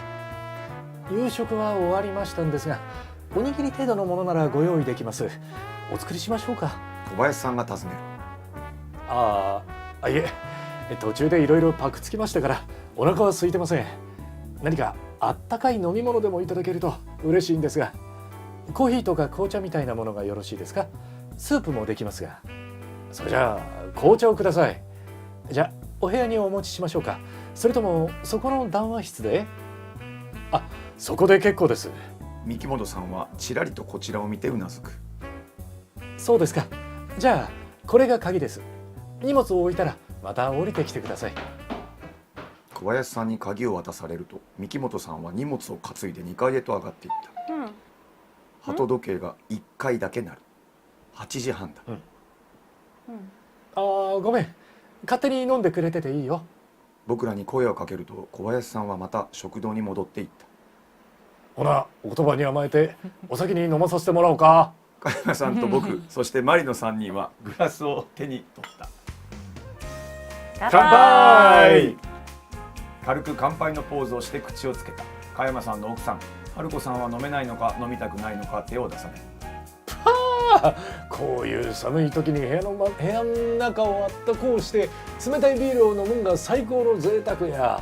そう思わんか。加山さんはニコニコしている。そうですね。僕は相槌を打った。そうは思いませんね。僕は逆らった。もうそうだ B で仲良くしてもうさ B 言うやつ初対面でやばいよね。やばい。そうは思いませんねってコどんなやつやミュニケーション能力がね。ないのだよね。どうします。でもゲームなので選ぶっていうのも一つあるけどね。なるほどね。はいどっちにする。まあ A か。 A にする。ではいした A。 そうですね。僕は相槌を打った。確かに吹雪を見ながら暑いくらい暖房の効いた中で飲むビールは真夏のビールとは違う美味しさがあって。どうもこんばんは。足音が高くさっき上がってきたばかりの三木本さんが降りてくる。ありゃ、皆さんはビールですか。参っちゃうな。ここに小声かけた人間がいるっていうのに。えらく陽気な人らしくあははと大声で笑いながらマリの隣に腰掛けた。三木本さん、もう降りていらしたんですか。紅茶は今入れてますから。小林さんが追加のビールを持ってくる。その言葉通り奥さんの京子さんとバイトのみどりさんがティーポットとカップを乗せたお盆を持ってやってきた。春子さんはビールダメでしたね。紅茶はいかがですか。あとミシシッピマッドケーキというのもありますけど、美味しいですよ。これ本当にクヌルプさんで出されてるケーキなんですよ。食べてみたい。名物なんだ。そうなんだ。ミシシッピマッドケーキ。ミシシッピマッドケーキ。京子さんが尋ねると春子さんはちょっと考えてからうなずいた。じゃあいただきます。三木本さんかな。生き返るみたいだ。三木本さんはありがたそうに熱々の紅茶をふうふう吹きながら飲む。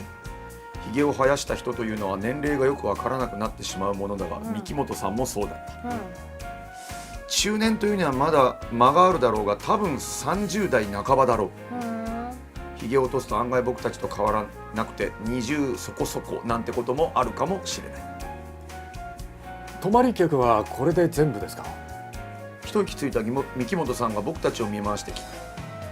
いえ、あとまだ4人ほどいらっしゃいますよ。小林さんが答えた。そうだ、篠崎くん、彼女たちもお茶が欲しいかもしれない。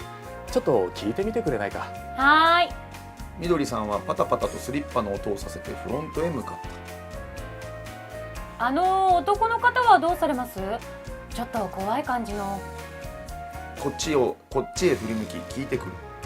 ヤクザみたいな人のことだろ。ああ、田中さんか。一応聞いてみてくれ。私嫌だな。嫌ならいいよ。人付き合いの良さそうなタイプでもなかったし。よかった。みどりさんは3人組の彼女たちに内線電話をかけた。オーナー、飲みたいそうです。今からこっちへ来るって。電話を終え、こっちに向かって叫ぶ。もうちょっと丁寧な言葉遣いができんものかな。小林さんは苦笑してつぶやく。僕は何も言わなかった。本当ですね。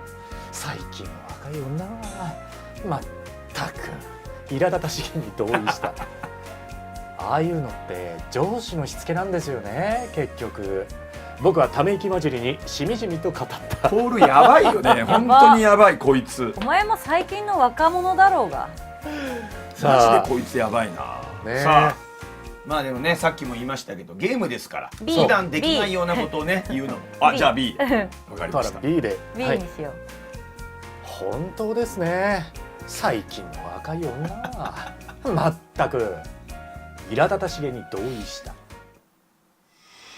若い女性ということは私も当てはまるわけね。マリがちらりと冷たい視線を向けた。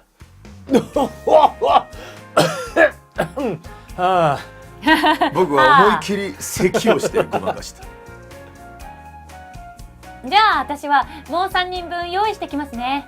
京子さんがお盆を持って台所へと消えた。ママの方だったか。いやー、ここはえらくサービスがいいんですね。三木本さんは感心したように首を振った。いや、とにかく人をもてなすのが好きで始めたわけですから。小林さんはしきりに照れている。3人組はすぐに降りてきた。こんばんは。ちょっとかなこ押さないでよ。まだテレビ見たかったのに。あっという間に想像しくなる。わあ、いい香り。前失礼します。だからかなこ押さないでってば。人が増えてきたので僕たちは階段に腰掛けることにした。めっちゃ大人数だ。それでもソファーはぎゅうぎゅうだ。ほぼ同時に京子さんが紅茶を持ってくる。としおかな。そう。としおくんにも声をかけたんですけどね、テレビを見てるらしくて今はいらないそうです。いただきます。声を揃えて入れたての紅茶に口をつける。鳩時計が鳴る。みんなが一斉にそちらを見た。9時だ。9時だ。すごいところ。数えてたよ。鳩が鳴き止むと吹きすさぶ風の音がそれまで以上に大きく聞こえた。窓枠がガタガタとなり、分厚いガラスが割れそうに思える。怖いよ。雪崩なんか起きないわよね。心配そうにメガネのあきちゃんが言う。やだ、縁起でもないこと言わないでよ。それでなくてもあんなことがあって気持ち悪いのに。かなこちゃんは言いかけてハッとしたように口を押さえた。あんなこと？まずい。あんなことって何かあったの？三木本さんがのんびりと尋ねる。僕は何とかフォローしようと思い。大雪で閉じ込められて飢え死になんてって言ってたんです。スープにゴキブリが入ってたんですよ。いやね、今夜誰かが死ぬなんて脅迫状があったんですよ。全然フォローじゃないやでもさあどうしましょう。別にさ、トールがフォローしなくてもよくない？事実を言った方ダメなのかな？まあどうなんでしょうね。主人公的にはちょっとね、主人公って優しい気持ちを持ってるんだけど、ちょっとフォローするときにね間違っちゃったりするっていう。まあね、ちょっとまあそのね、マリのおじさんのお店というかペンションだから。ああ、なるほど、そういうことか。そう。トールがね、どれも嫌だな。できるようでできない男なんだよね、トールが。気の回し方がよくわかんない。わかんない。わかんないんですよ。さあどうしましょう。フォローね。そう。じゃあ、この辺りから選択肢が重要なのいよいよではないちゃんとでしょうか。考えた方がいい？でもまあインスピでもね、別にまあいいですよ。私これでもC にする。わかりました。では C で。いやね、今夜誰かが死ぬ。しまった。これじゃそのままだ。しかし聞こえなかったのか、誰も僕の言ったことに反応しなかった。ちっちゃい声でよかったね。凄みを出そうと低い声を出しすぎたようだ。ペンションの方ですか？かなこちゃんが三木本さんに質問した。僕？いや、僕は泊まり客です。遅れたもんで夕食には間に合いませんでしたが、一応自己紹介しとこうかな。若い女性もたくさんいることだし。そう言って紅茶のカップを置くと、三木本さんは少し改まった様子になった。僕は三木本陽介、フリーのカメラマンをやってる。風景写真が主だけどヌードを撮ってほしいっていう人がいれば遠慮なく言ってくれればいいよ。嫌なやつ。冗談のつもりか一人で笑った。やだ、ヌードだって。女の子たちは嬉しそうに嫌がる。恥ずかしがることはないじゃないか。確かに今はみんな肌だって張りがあって綺麗だけど、そのうち年を取った時に、あの綺麗な頃の写真を撮っておけばよかったってきっとそう思うようになるよ。僕はマリの顔を伺った。軽蔑したような表情しか浮かんでいない。引いてる。ほっとした。かなちゃん、撮ってもらえば？恵子ちゃんがかなこちゃんを肘でつついている。やだ、自信ないもの。激しく首を振りながら、かなこちゃんはまんざらでもないよ。ヘドバンみたいな顔だ。なんや今のは。ガラスの割れた音みたいやったけど。加山さんが驚いて叫んだ。私ちょっと見てきます。小林さんはすぐに立ち上がると廊下の奥へ消えた。楽しい雰囲気がなんとなく冷めてしまった。やがて部屋から連れ出したのか、敏夫さんと一緒に戻ってきた。1階には異常はないみたいだ。すみませんが皆さん、ご自分の部屋の窓が割れてないかどうか確かめてきていただけませんか。放っておいたら冷凍庫になってしまいますのでね。そりゃ大変とばかりに僕たちは立ち上がり、一丸となって2階へ。2階に上がると、僕はまず自分の部屋に飛び込んだ。ドアを開けて覗いただけで何も異常がないのが分かった。よかった。が一応中に入って窓がきちんと閉まっていることを確認して、僕はまた廊下に出た。マリ、加山夫妻、三木本さん、そして OL の3人もそれぞれの部屋から出てくる。その顔を見れば何もなかったらしいことは独身術の心得がなくてもわかる。やがて空き部屋を調べていたらしい小林さんも廊下に出てきた。皆さん異常ありませんでしたか？とするとあとは一部屋しかないな。そう言ってある扉を見つめる。あのヤクザのような男の部屋なのだろう。僕たちは自然と小林さんを取り巻くようにして立っていた。そういえばあの脅迫状をもしかしたらあの人が書いたのかもね。マリがぽつりと漏らす。どういう意味？誰かをその部屋で殺したのかも。他の人には聞こえないよう小さな声でささやく。まさか。それにまだ9時過ぎだよ。あの脅迫状がいたずらじゃないとしても予告の時間は12時じゃないか。そうだけどさ、だいたい犯行予告なんてのは捜査陣を惑わすために出すものでしょ。トール、江戸川乱歩とか読んだことあるでしょ。それもそうだ。お客様、田中様。小林さんは意を決したように歩み寄ると、扉を強くノックした。しばらく待つが返事はない。耳を澄ましていると中から何かが風で煽られているような音がする。お客さん。小林さんはどんどんと扉を叩いたがやはり返事はなかった。やっぱりここで何かあったみたいですね。僕は言った。小林さんはうなずくとドアノブに手をかける。ダメだ、鍵がかかってる。小林さんはちょっとだけためらったがやがて手にした鍵を鍵穴に差し込んだ。カチリとロックの外れる音がする。失礼します。小林さんは一応そう言った。が開けた途端その部屋がおかしいことはみんなに分かった。ドアの隙間からひどい冷気とともに一陣の風が僕たちの間を吹き抜けたのだ。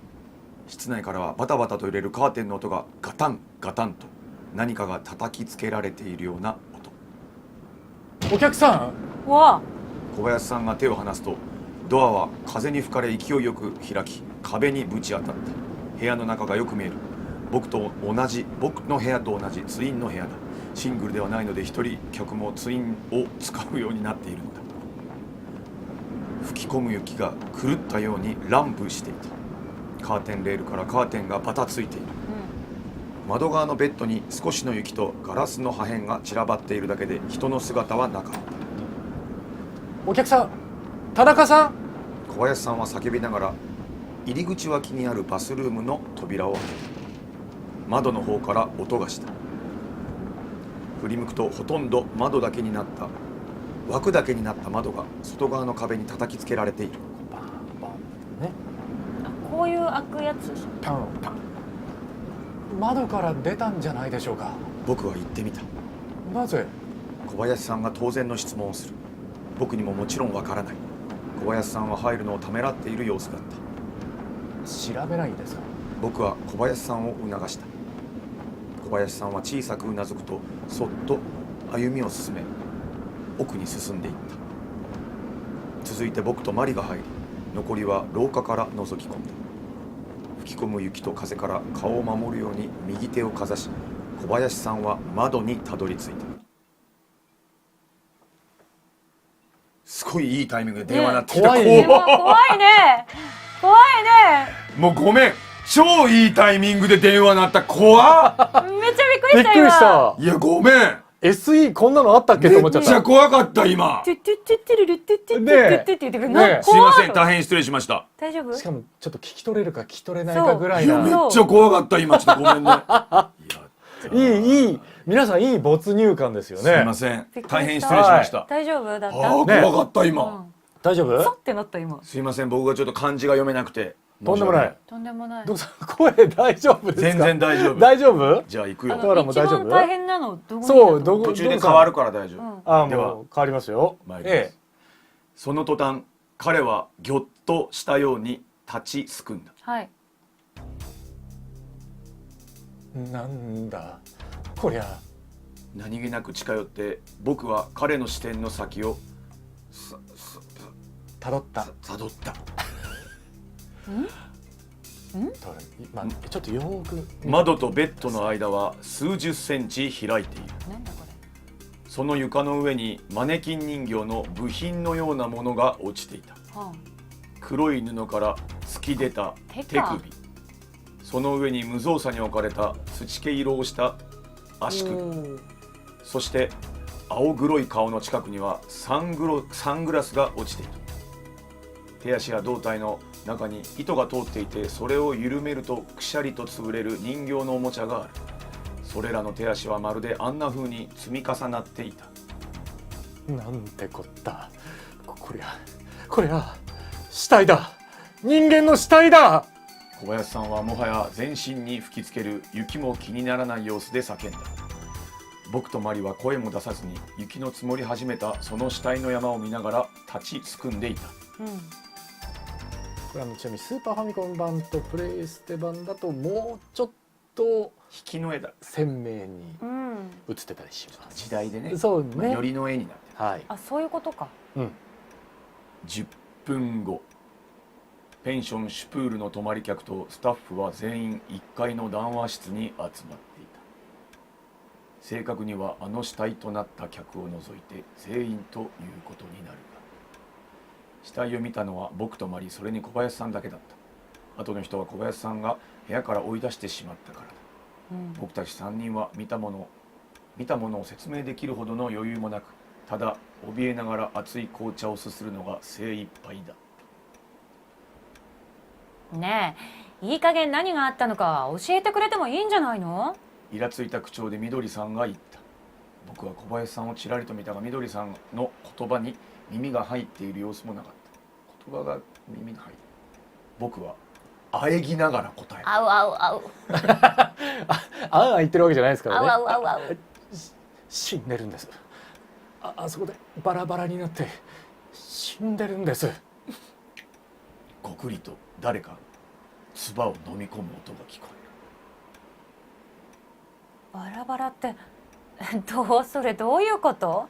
みどりさんは悪い冗談とでも思ったのか鋭く聞き返す。どうもこうも何も。知らず知らずに声が上がり、甲高く呼ぶような叫ぶような調子になっていた。バラバラなんですよ。首も手も足もみんな切り離されてあそこに落ちてるんです。いやー、ちょっとこれあんまりうるさくなるからそうそう近隣住民にね。大丈夫です。本気でやるとね、はいはいはい。女の子の誰かがそう叫んで泣き出した。見るとアキちゃんだ。田中さんとかいう人なの？みどりさんが小声で聞く。そうだと思います。顔色が全然違うからよくわかんないけど、あの人だったと思います。突然みどりさんは目を細めた。それってもしかしてよくできた人形なんじゃないの？それもあの脅迫状と一緒でいたずらなんじゃないの？人形と人間を間違えたりしませんよ。僕は腕の付け根らしき切断面が覗いていたのを思い出し身震いした。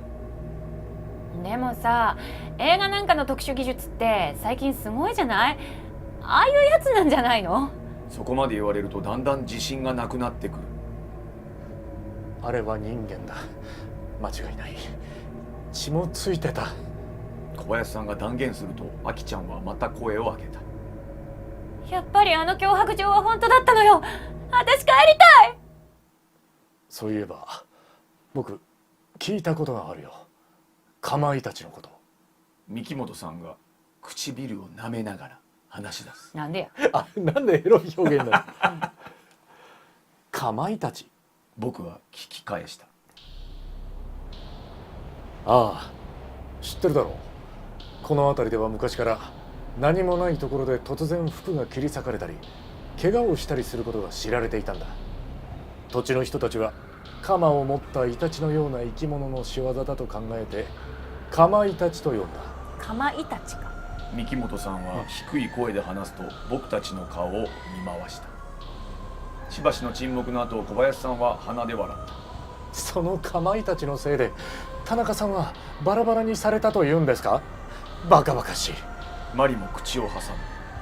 それにかまいたちって自然現象なんでしょ？真空状態が発生して切れたりするって聞いたことがあるけど。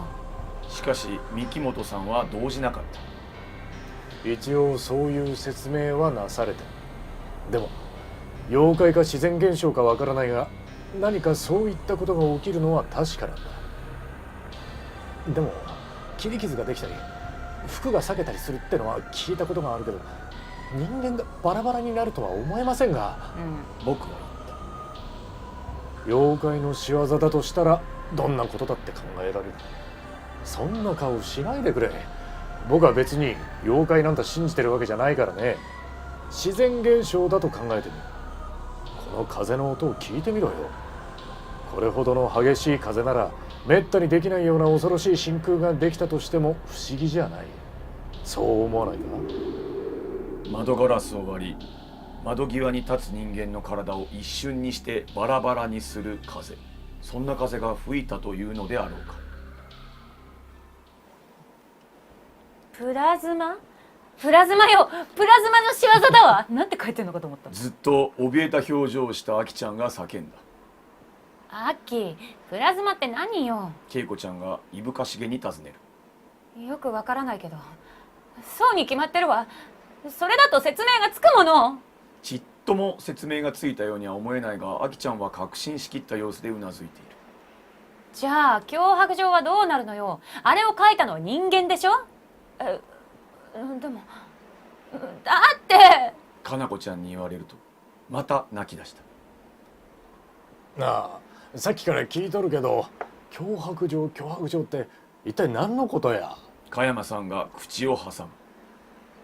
小林さんは一瞬僕の方を見たが、今さら隠し立てしても仕方がないことに気がついたのか、ぼつぼつと脅迫状の一件を話し始めた。実はですね。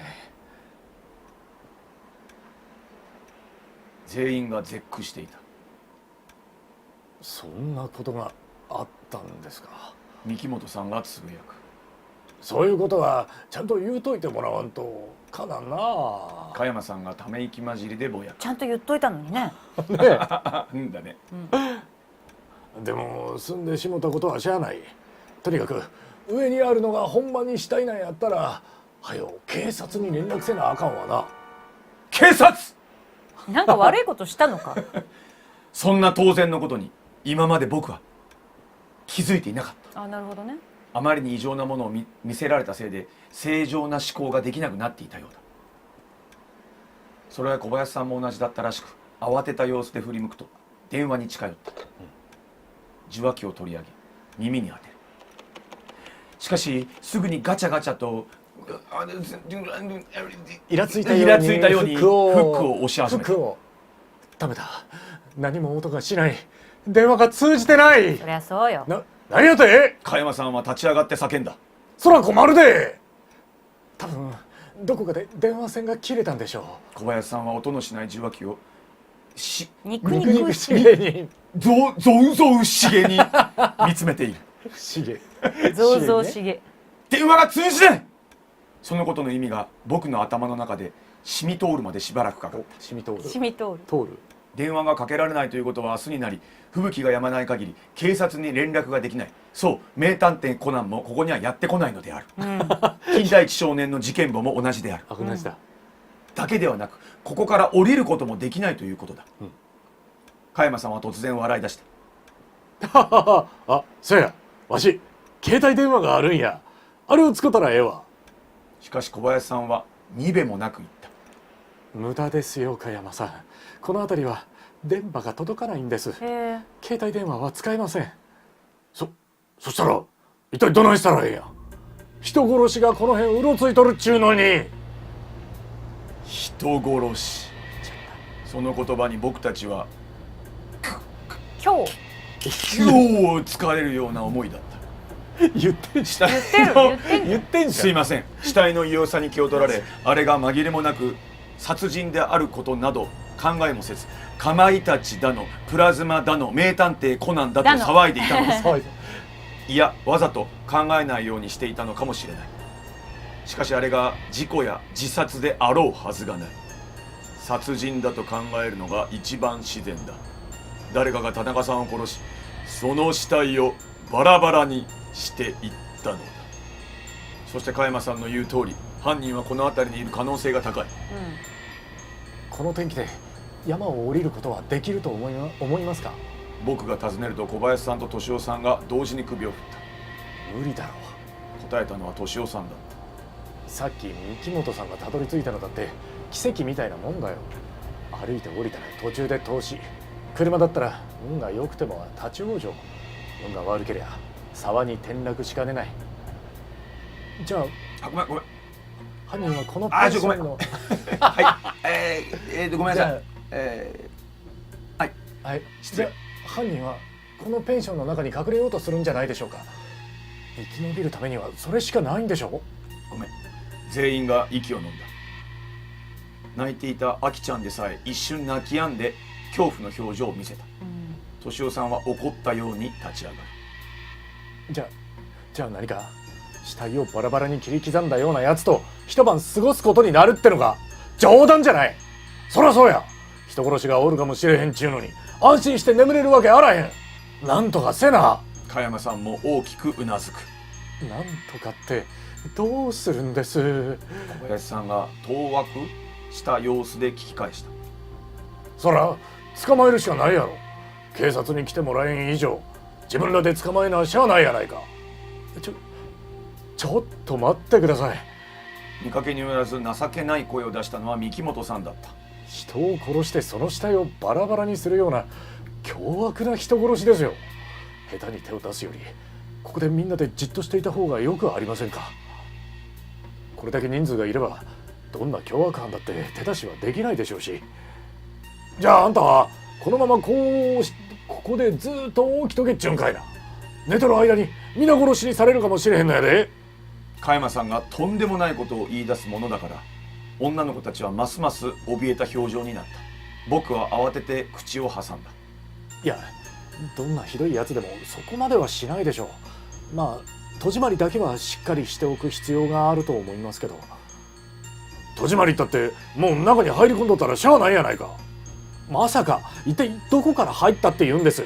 小林さんは驚いて大声を出した。そんなことをわしは知らん。そやけど現に人一人殺しとるやないか。わしらが気づかんうちに入ってきたっちゅうことやろ。でも小林さんは言葉を探している。そや、窓が割れとったやろ。窓から入ってきたんとちゃうか。裏手はあんまり除雪しとらんから2階の窓から入るんもそんなに難しくないんとちゃうかな。だとしても犯人はまた窓から外へ逃げたんじゃないですか。だってドアの鍵はかかったままだったし。僕は当然だと思っていたことを言った。そんなことわかるかいな。ここのドアは押しボタン式の鍵やで。入ってきたんは窓でもその後はドアのボタンを押して閉めたら済むことや。2階の空き部屋に隠れることも、わしらが2階に行っとる間に下に降りることもできたかもしれん。確かにドアに関しては加山さんの言う通りだった。内側からボタンを押して閉めるとロックされる。シュプールの客室のドアは全てそのタイプだった。だから鍵が閉まっていたからといって犯人が窓から逃げたとは限らない。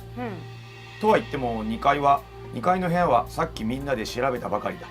廊下をうろうろしている僕たちの目を盗んで1階へ降りたとはなかなか考えにくい。あ、私か。マリー鋭い。何にしてもみんな何か武器になるものを持った方がいいんじゃないかしら。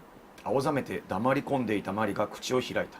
僕はマリの提案に驚いたが。そら言えてる。いざっちゅう時のためやな。早速用意しよみんなはすぐその意見に賛成した。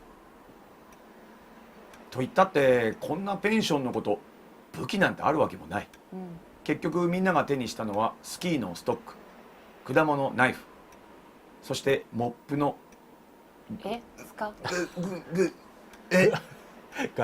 柄モップの柄包丁やエクスカリバーやラグナロクなんかはかえって危ないということでこんなものになってしまった。一応あるんだ。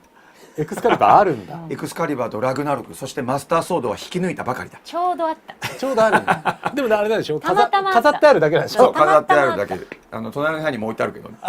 あったね。頼りない上、頼りないことこの上ない。何人かでチームを組んでしらみつぶしに調べるんや。ベッドの下、クローゼットの中、バスタブ、どこに隠れとるかわからへんのやで。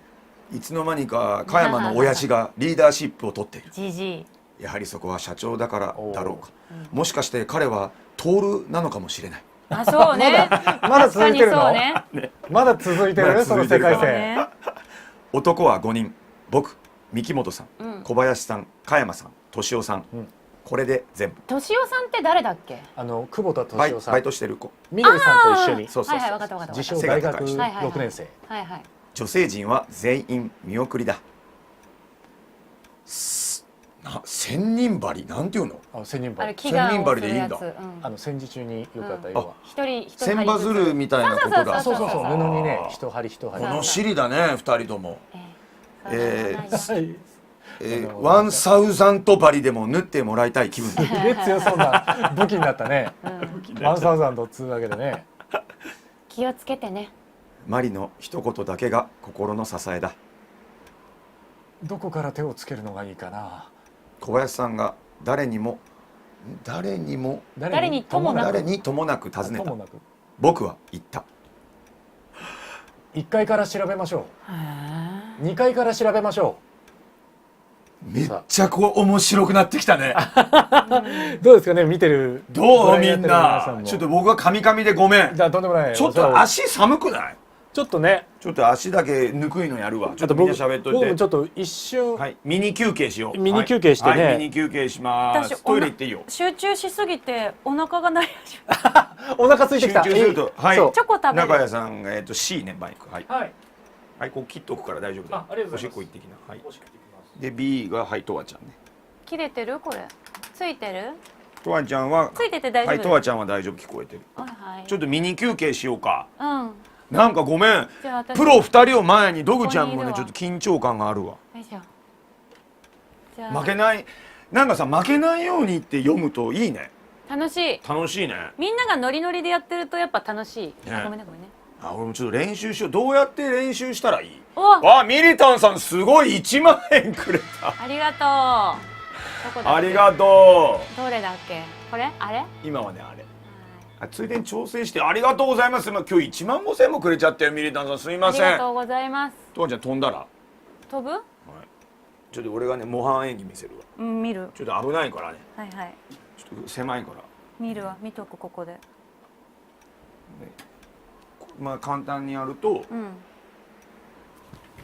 まあこういう感じでパッと飛べるわけねこうやって。あすごいねちょっと待って一回やろうちょっととわちゃんスカートやから難しいと思うんふだよね。わっとねふわっとねでこれねスカはい。ートを押さえればいいのこれいいよ。これこう B をクッと押して止まるからこう見ててクッと押して B を止まるでしょ。で、うんもう一回押すと解除されるから。オッケーはい、はい、ちょっと一回好きな模範ジャンプしてごらん。ちょっと待ってねはいとわちゃん怪我しないようにね。ちょっとだけねちょっとだけはい。せーのはいすごいなブレがブレがすごい。あそっか動いてるとこじゃなくて頂上で押さなきゃいけないのねオッケーちょっと待ってはいはいせーのおお素晴らしい素晴らしい。できた初めてにしては素晴らしいね。浮いてるいいですねいいですね。いいでしょこれ。これちょっとさドグニーいつも思うんだけどさドグニーそれ止めるとさ浮いてるみたいじゃん浮いてるよ。一回やってみて全然どういうこれでいいじゃん。いくよ。はい。ラマンセンの時めっちゃ飛んでるじゃんマンションよーし飛んどるすごいねはいでねこの後にとわちゃんすごいよこれいなくなるからねだっよーしいなくなったよーし消えたよほら消えたうわー消えたほら消えた消えたでいなくなった急によいしょー裏側見ると大したことないよいやこんな頑張ってたんだなと思ったあれ裏側見るとシャンねと飛んでる大したことないんですよはいすごいっしょあれ何がカジニいないねカジニはいカジニにも後でさせないとねそりゃそうだよこれだったんだね今のカチカチねすごいっしょじゃあ一緒飛ぼうよいいよえ止めれるこれドグニーが止めた方がいい気がするはいじゃあ行きます怪我ないよね狭いから頑張って飛ぼうじゃあ行きますせーので飛ぶからねオッケーせーのぴょんねせーのぴょんせーのぴょんオッケーいきますせーのよいしょーオッケー飛んでるこれやっぱね膝を曲げることがねポイントですからねこれねそうちゃんと飛んでるように見せないといけないんだねああいいですああいいです飛んでる浮いてるるほら見て浮いてる浮いてるほらあとで飛ぼうかこれはいすごいね。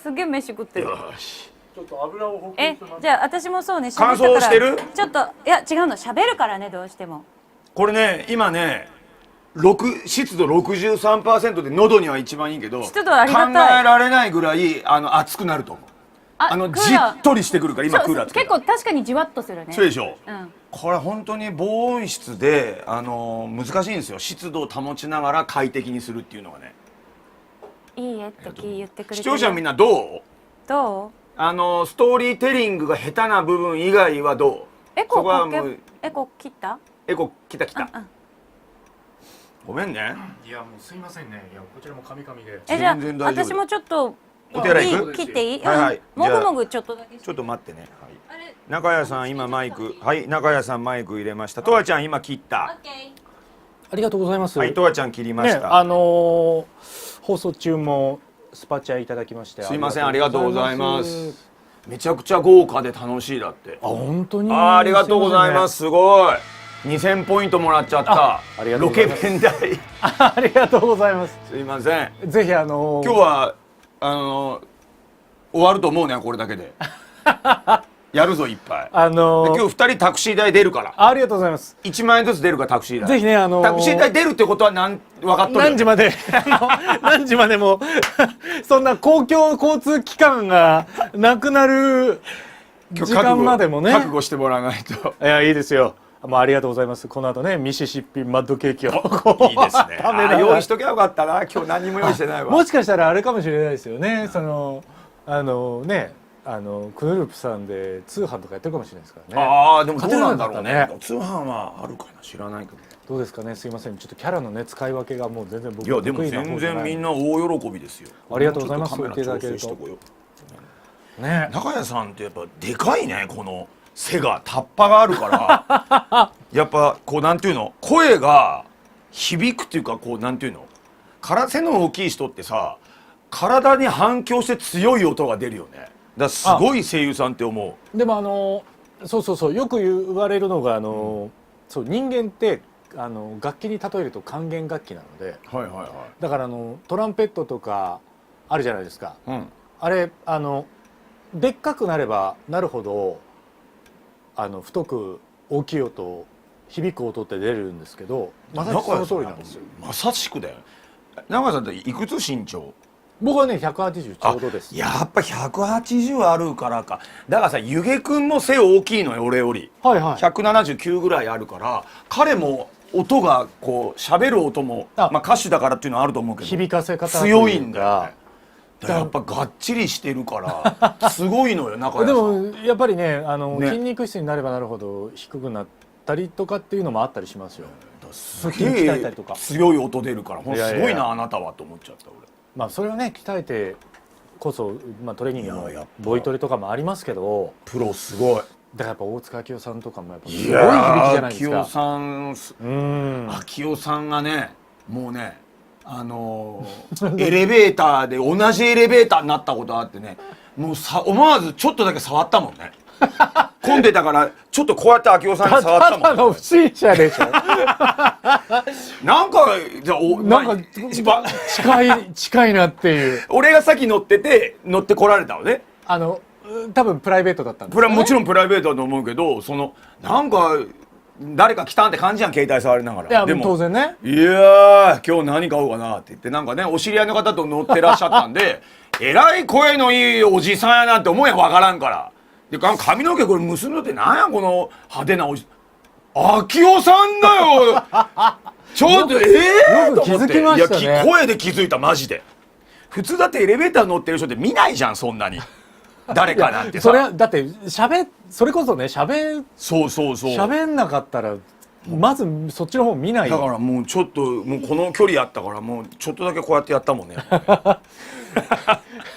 そこはなんか言ってくれなかったの。セーフティーが空いてないぞルーキー。いやそんなこと言ってくれんやろ、向こうからしたらただのファンだから急にエレベーター開いたと思うんですよ。セーフティーが空いてないぞルーキーすごい嬉しかった。でもこれから見れるねマイク。はい。ハッシュドポテトがうまかった。美味しいよね。ちょっと喉潤った。そう今ね明夫さんの話してた。そういきなりプライベートで明夫さんに明夫さんと同じエレベーターお会いしたんです。2人はだってお会いしたことあるでしょ。おうとはって言われる。おうとは元気かって言われる。すごい。はい元気ですって。普段の声がかっこいいもんな、あの人。いやもう本当に多分どこ行ったって何やったって気づかれるんですよ。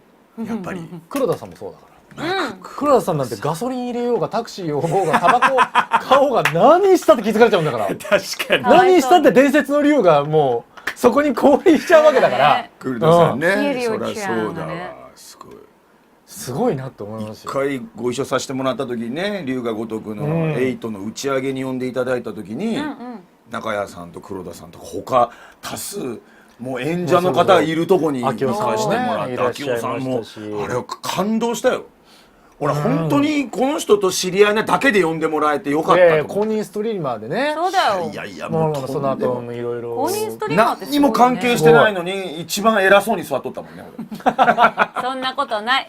だって俺の隣中野秀夫さんだったもん。そうビップ席だったんですね。中野秀夫さんも誰か知らんけどなんか偉そうにしとるこのお兄ちゃん誰やろうみたいな感じでまあでも関係者だなっていうね。いやもう申し訳なかったいやいですけど。やとんでもないですよもちろんねドグさんも。もうすごいお二人ですよ、本当にみんなだからちょっとトアラン頼むよ二人のことはい、うん、ありがとうそしてトアランどうですか今のところ。今のところ誰が犯人だと思う？まだわかんないか。いや気になってることははい。うんあって、はい何どうしたん？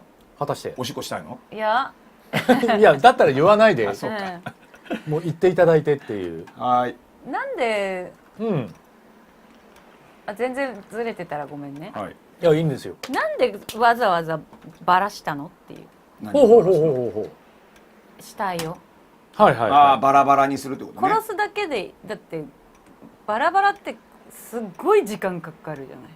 確かに。多分ギコギコしたりとかさそうね人間の体ってまあのはね。さっき怪人にでもちょっと喋ってたけどさ、その私が結構そのオーディオブックっていう小説を全部音声化するっていう仕事をやってはいて、それで結構その猟奇的な殺人の話とかも結構読んでるから、うんなんとなくその殺人現場にどういうものがあったら違和感だみたいなのなんとなくは知ってるの。うんうんああなるほどね、でなんでバラす理由があったかっていう。そうそうだけなんでバラしたのかなだけ。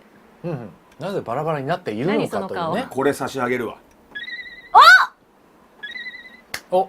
ひらめきじゃん。ひらやめきりますね。あそうそっかこの後もし誰か死んだら水のテーマ流れる。流れますよ。テレレレレレレレレレレって流やれる。だ。あ、キラリンしたよ。あ、いい質問ですね。いやでもそれはねいい質問ですよ。はい。それはちょっとだって時間かかるし、うるさいと思う多分。ああ実際その何かしらバラバラにするためそのうそうそうそう。当然ね音が発生するわけでという。そうなるほどだからなぜバラバラなんだろうな。うんうんうん。今。まあねそれがねかまいたちという真空状態の人間がうんこの吹雪の中うんね入ってしまうと人を一人バラバラにするぐらいのかまいたちは発生するんじゃないかって三木本さんが今言ってたんです。それそれ思だからさ、あいつうるさくない？あ三木本さんうん。ね。なわけないじゃんって思っちゃって。なんで急にそんな話しだすの？なるほどね。ああ。うるさい人だなちゃんと思って。ととわちゃんって考えながらやっぱ見てるんだね。うん。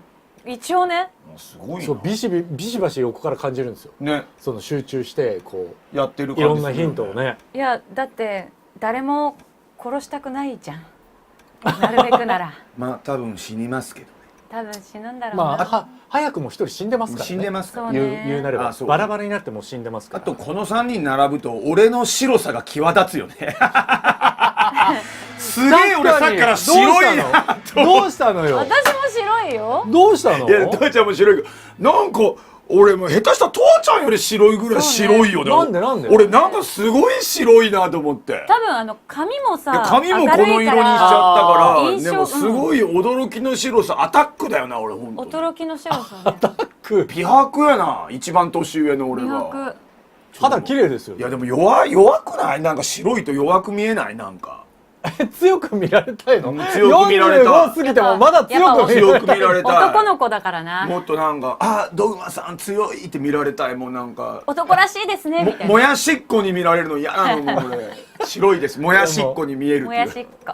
じゃあもうもやしっかちゃん。ね筋トレしたりとかしても。じゃあ筋トレしよう日焼けすればじゃん。日焼けして筋トレしてで高級なジャージを着てでナイキの真っ白なスニーカーを履いてセカンドバッグを持ってやだ横刈り上げてここ稲妻にしてベンツのゲレンデに乗ればいいんやなあそうそうそう。反射そう違うそんなことはない。そんな事実はない。ゲレンデに乗ってる人そんたちがな事実ないそんなから反射おかしいな回なんか代官山行くとよく見る気がするんやけどな気のせいかいや、ごめん気のせい気のせいです。すごく経営が上手な方々です。そうかよく見る気がしたけど気のせいですいませんお金を A から B に動かすのがうまい方々っていう。そうねあそうなのそう別に反射じゃないです大丈夫ですねはいまあそんなうまいまとめをしてくれた中谷和弘さんのツイッター今出てますので、今全員フォローしないとゲームは再開しませんそれをあらそうです。いけみんな飛べ。いやそれはトアランの今だって1400人も見ていただいてありがるんですよ。とうございます。 X 飛べ。 1400人が、まあ、1400人フォロワーが増えるってことですよだから。ああ、ありがとうございます。もう増えてなかったらもうもう進めやらへん。ひどいひどい配信だよ。ここのね僕のファンのね方々は残念ながらねほとんど X やってない人なんですよ。これネットに毒されたくないという方々なんで。あ、でもいいことだと思うんですよ。そうねその SNS にね左右されることも別にしなくていいしね。少ないですから。うん少なくないです絶対からね。にしなきゃいけないもんででもも増えたら嬉しいでしょ。嬉しい。うん、それはね。なんかほら自分たちがなんみんなかこういうのしてあげて。やってるよってすぐもうフォローしてますはいのっていう。あすでにしてます。ありがとうございまはす。そうなんですよ。ねぜひぜひしてあげて。そうドグさんとね、僕もお知り合いになってから本当ドグ生民の皆さんフォローしてくださったりもしみんなてても。こうやっていい人やから言うけど、まあ、我々の仕事なんでフォロワー数見られるんやからしてあげてっつってんの。やってない人はアカウント作るの今い。やもうありがとうございます。アカウント作ってこの3人フォローだけでいい。ありがとう。あでもね、カワランにも大丈夫ぜひフォローしていただいて頼むよ。はいじゃあ中谷さんはい次、とわちゃんも出しますでこの2人が帰った後フォロワー増えてるってなると出てよいやかったなってもうなる。もちろん増えてます嬉しいよ。よ。そううん今回ねこの音読の夜の発表になった後もフォローしてくださる方何人もいらっしゃいましたんで私もいたいた。あ本当にうん。よかったよかった。明日やるよって言っただけで。はいじゃあとわちゃんのも出しました、はいいやありがと上に固定しときます。まあ2人のも出して固定しとくわ。う。うん。ありがとうございありがまとす。もしよければね2つ出せるかう。うな。ん。 2つ出せるのかいいんですよ。な。出せたわ。もうよければあなるほどねよければしない。みんなするんだ。しろ。ほらもうなんかするんだよ。リアル加山さんみたいな人出てきちゃったから。実力主義だうちの生放送は。しろ。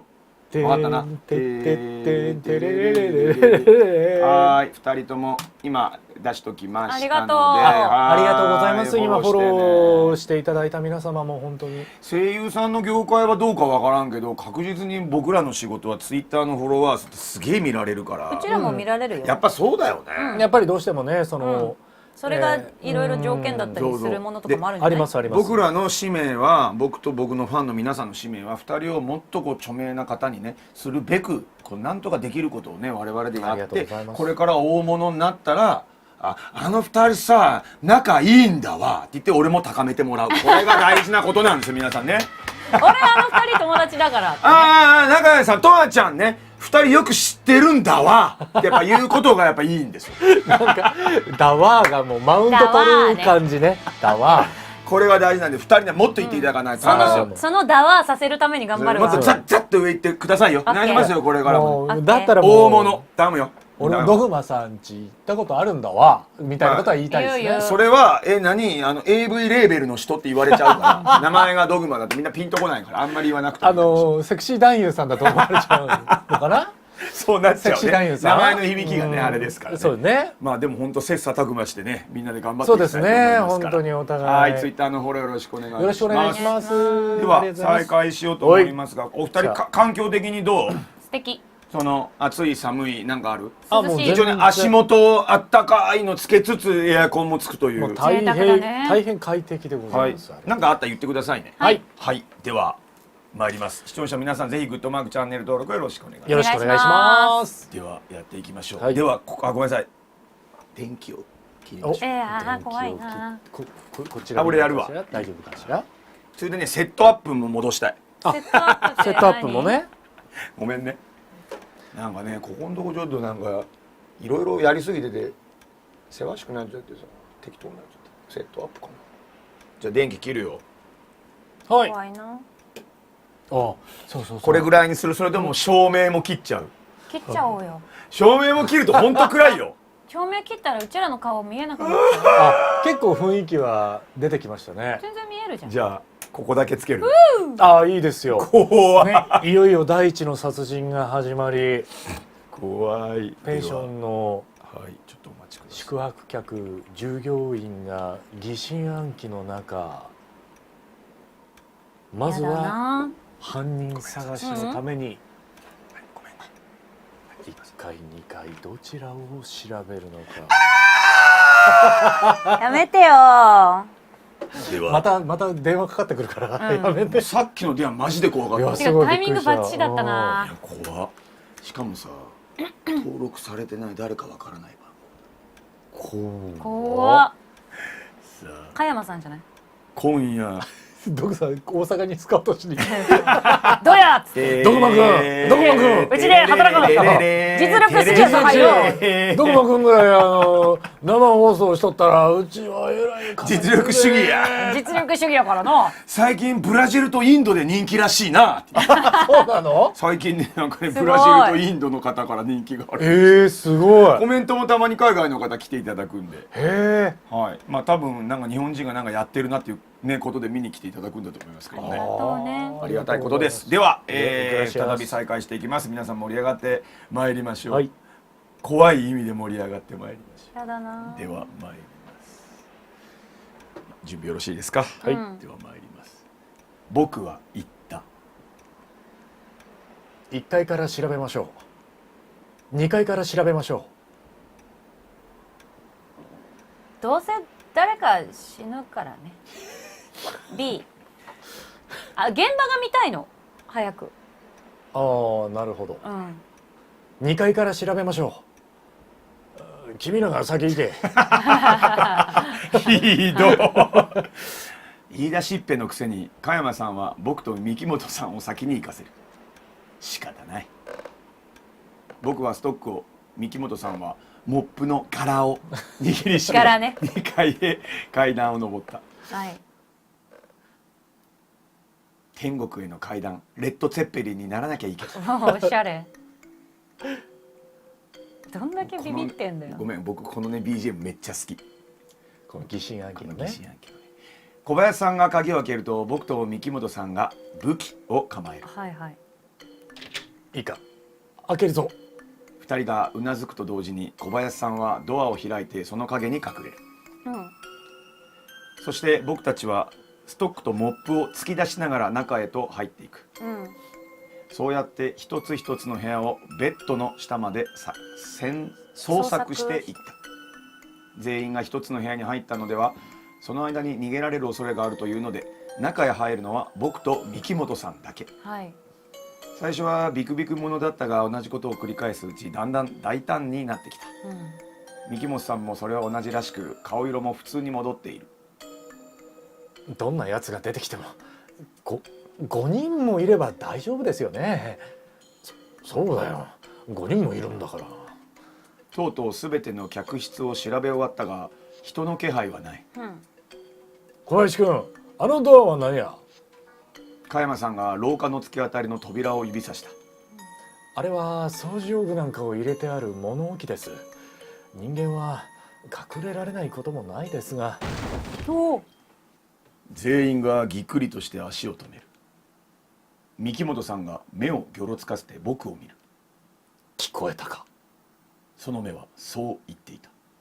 僕はごくりと唾を飲み込みながら大きくうなずく。ストックを握りしめる手に汗がにじむ。ノブに手をかけた小林さんがみんなの顔を見合わせた。僕、三木本さん、敏夫さん、そして少し離れたところから加山さん、うん。 4人が一斉にうなずいた。ドアが開く。中にあったのはうんぬんかんぬんで洗面所用具。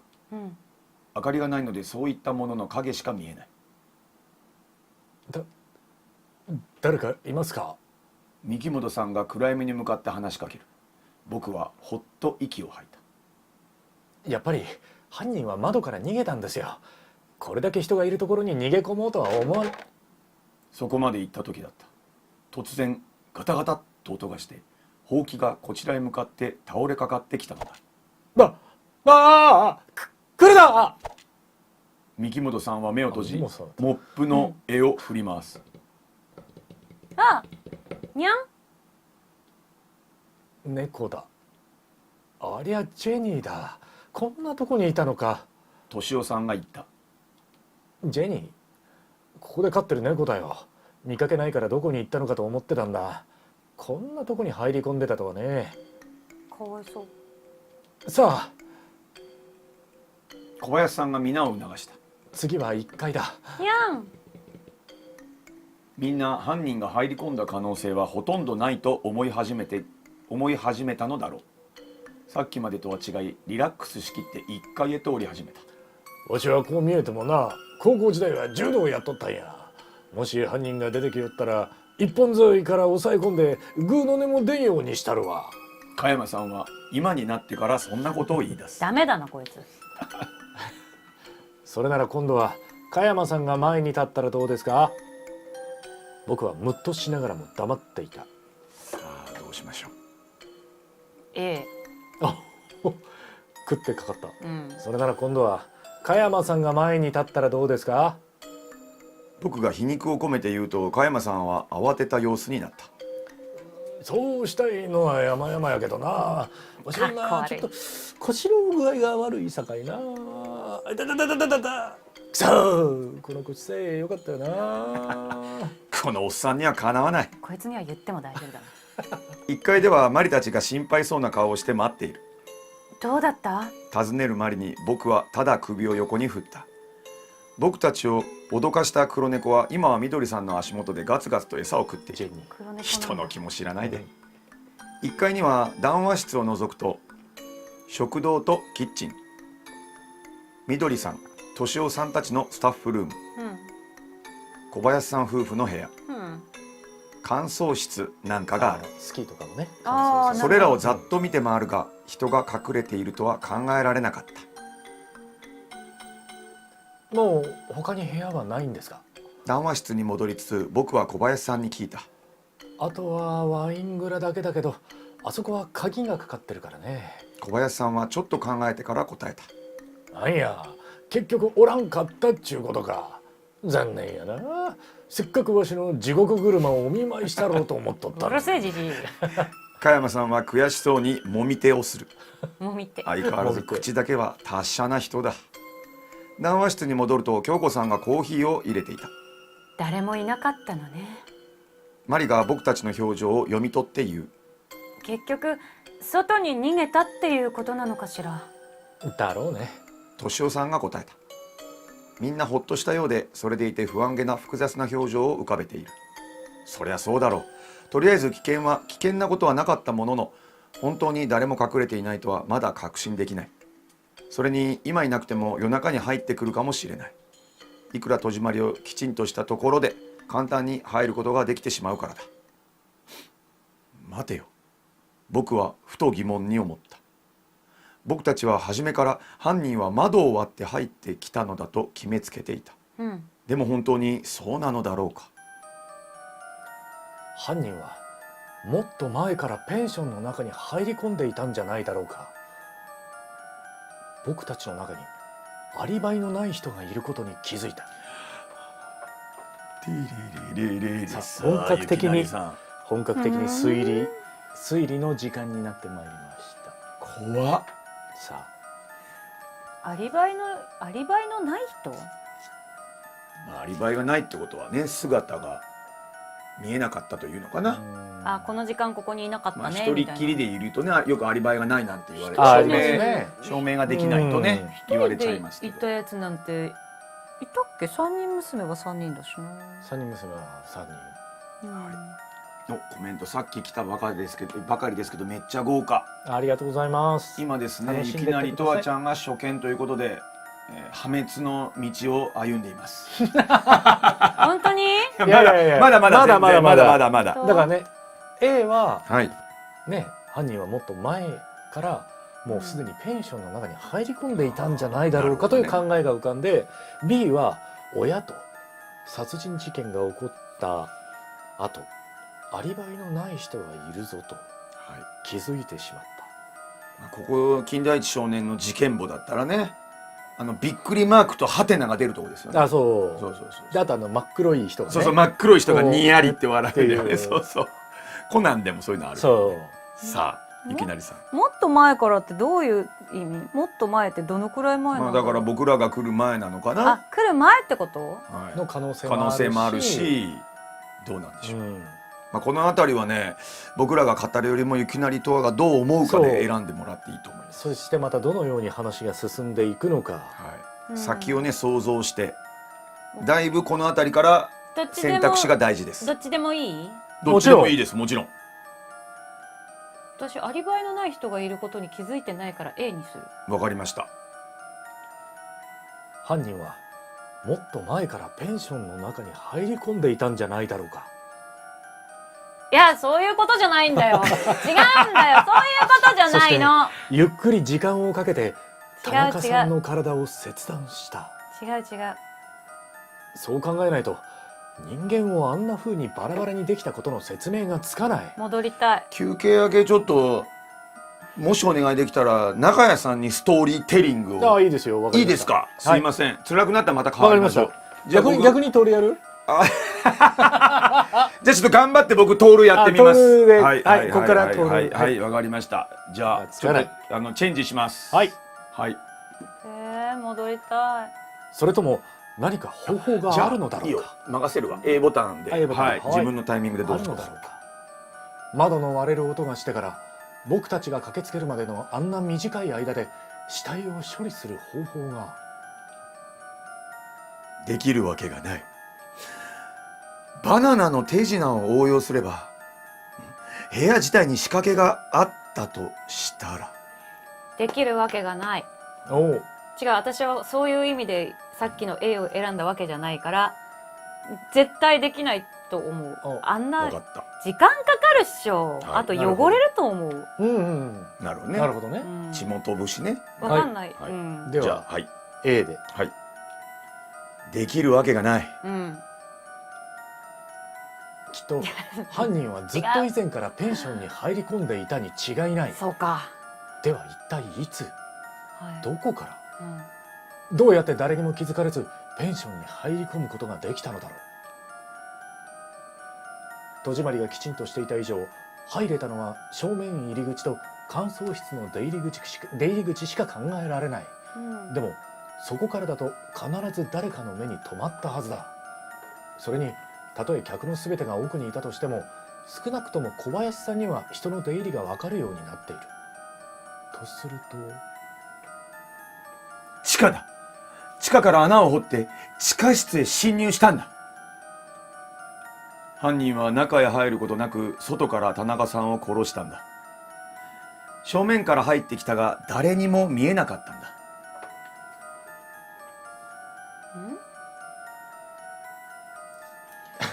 犯人どういうことは一体誰なんでしょう。犯人は中へ入ることなく犯人は一体誰なんでしょう。地下から穴を掘ったのか。そんな感じな入るの？ことなく田中さん殺した。正面から入ってきたけど誰にも見えなかった。なんかこの選択肢がすごいヒントなんだろうな。さあとわちゃんはどれを選ぶんでしょうか。探偵トアランのこう直感のままに行くのか。ああなんかすごい快適。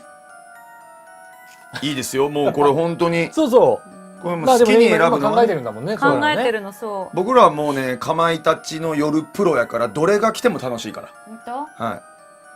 てかね、誰にも見えなかった。誰にも見えなかった。はい。中へ入ることなく外から田中さんを外からかまいたちの話もあったけどね。ああそういうことね。あかまいたちの夜のファンが一人来てくれたわ。誰？最俺のコウスケ君が「あなたもかまいって言うんですか？僕もです」ってこのね特別なねシナリオがあってねそう。クリアした後にまあこれネタバレになりますけど全員かまいっていう名前でそうかまいたちが集まってかまいたちの夜っていう幸せな会ができる。コウスケ君ってあのコウスケ君？そうコウスケ君あ元気。お疲れお疲れお疲れ。あ、出ました。インドから来たノーヨルカマイ。ノーヨルカーマイノーヨルカーマイさんがね。みんなカーマイっていうそ名前だったっていうインドからの留学生ノーヨルカーマイがノーヨルカーマイです。これねあなたもですか？私もですって言って私もカマイって言うんですってみんな漢字が違うっていうそうそうね。みんなかまいなんだ。私ノーヨルカマイです。まあそんな終わり方もあるんですけどねあるんですよ実は。まあそれ一回クリアした後しか出ない。そうそうそう。はただね今回のい。メインストーリーなんでね。トリプルだとそうそうそう収録メインしかそうそう入ってないのでされてないんですがはい。まあそれは皆さんねそうそう。かまいたちの夜のプレステ版とかアーカイブ版もありますから、はいそちらでお楽しみください。はい。さあ私行こうね行きたい方向には行ってないからとりあえず一個ずつ試そう。C にする。あ、なんかね誰にも見えなかったっていうか、うん誰にも見見えなかったでも外じゃないと思うからで A じゃないと思うから C にする。いいんですね。うんかしゆこまりました。きなりさん、いいんですね。いいよ。いいんですね。何？いや、はい。いいんですね。待って誰か死んじゃうの？いいんですね。いろいろ惑わされますね。田中さんを殺した。外からいいんですね。いいんです。外からでも誰にも見えなかったって透明人間がとかいう話されたらマジそういうこっちゃねあー鋭い。そういうこっちゃねえよって私言っちゃうとどう思うんだよな。進みますかね。鋭いね。果たしてどうそうね、こう文面から何をそういうこと。まあ読み取るのかという自分がこうしたいっていう展開選んでもトールがバカで違うこと言っちゃうことあるかそうらなのよね。そうなのよ。でも逆にそれがいいこともあるからね。あるかもしれな C にい。する C にする。わかりいやました透明人間って言ったらマジトールバカだなって思うから。あはい。じゃあいきますね。はいはいいいよ。正面から入ってきたが誰にも見えなかったんだ。そうか。早くない？僕には真相が見えた。マジで？犯人はバカだな透明人間だったなどというあ、よかったつもりはない。よかったよかったよかった。犯人の姿ははっきりと僕たちに見えていたにもかかわらず心理的な視覚に入っていたのだ。どうしたの？ハトが豆鉄砲を食らっちゃったみたいな顔して。マリが僕の方を見て笑う。それを言うなら豆鉄砲だろう。あ、水鉄砲だったごめん。普通に変えてた。正しいごめん知的なちゃんと合ってるよ。いいじゃないのどっちでも。それで一体どうしたのよ。真相が分かったんだ。嘘でしょ。バラバラ殺人の犯人がね。全員ぎくりとした様子でこちらを見る。全員かよ。本当かね。小林さんも驚いている。犯人ってまさか私たちの知ってる人の中に犯人がいるって言うんじゃないでしょうね。マリは恐る尋ねた。残念だけど犯人はこの中にいる。そこまで断言しちゃうのこいつ。ドキャーンドキャーンって一つずつアップになるやつね。画面が割れてドキャーンドキャーンドキャーンバンバンババンンバン。バンバンバンバンで CM 行くみたいそう土曜の夜9時のな。やつでしょ。でその夜9時のやつね。はいはいはい。キンキキッズのどうどうも剛君が剛君が剛君がやってたやつね。ね。そうこの中にいる。初代ね。懐かしいね。はい。とわちゃんかなそんな。そんな。僕は言った。犯人は僕だ。犯人はマリ、君だ。犯人は当然僕でもなければマリでもなく。いやそれは C でしょうよ。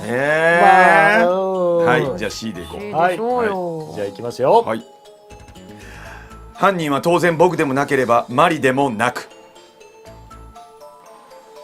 ではゆきなりさん、犯人だと思う名前を入れてください。お願いいなんか違うたします。気がする。だってとわちゃんが選んだんだから。そうはい。ちなみにねあれじゃないですか、今までのその犯人の名字なりなんなりを、まあ言ってくれれば僕らが、うんフォローするから。そうあの人が怪しいとか、はいあの人だと思うみたいなのを入れてくれればはい。当然名探偵とわさんの番来たよ。トールでもマリでもなくはい。通りでも周りでもなく。小林さん夫妻なのか、はい。加山さん夫妻。夫妻なのか、うん。あ三木本と緑さんと、はい、そうで三木本さんもいるし、緑さんと敏夫さんもいるし、そう敏夫さんもいる。はい、あと3人組のねああ3人女性娘もいますから。ショートカット、はいパンダ、性格きつそうなきつそうな美人あきちゃんとかなこちゃんとけいこちゃんかな。そはい、さあさこれはでもねとわちゃんこれだけ言わしてこの初めてやった段階でねここに来れるのはなかなかねなかなか優秀なかなか優秀ですよ。本当にはい、僕は来れなかったです1回目。でも私俺もはそういうこっちゃねえんだけどなんできょとんってしてここに来てるの。あ私が言いたかったのはこういうことじゃなかったのに。あはいはいはいさあ素晴らしいですよ。素晴らしいです。さこれはでもねもし仮に犯人が当たったとしてもなぜっていうとこ当てるのはむずいかもしれないですね。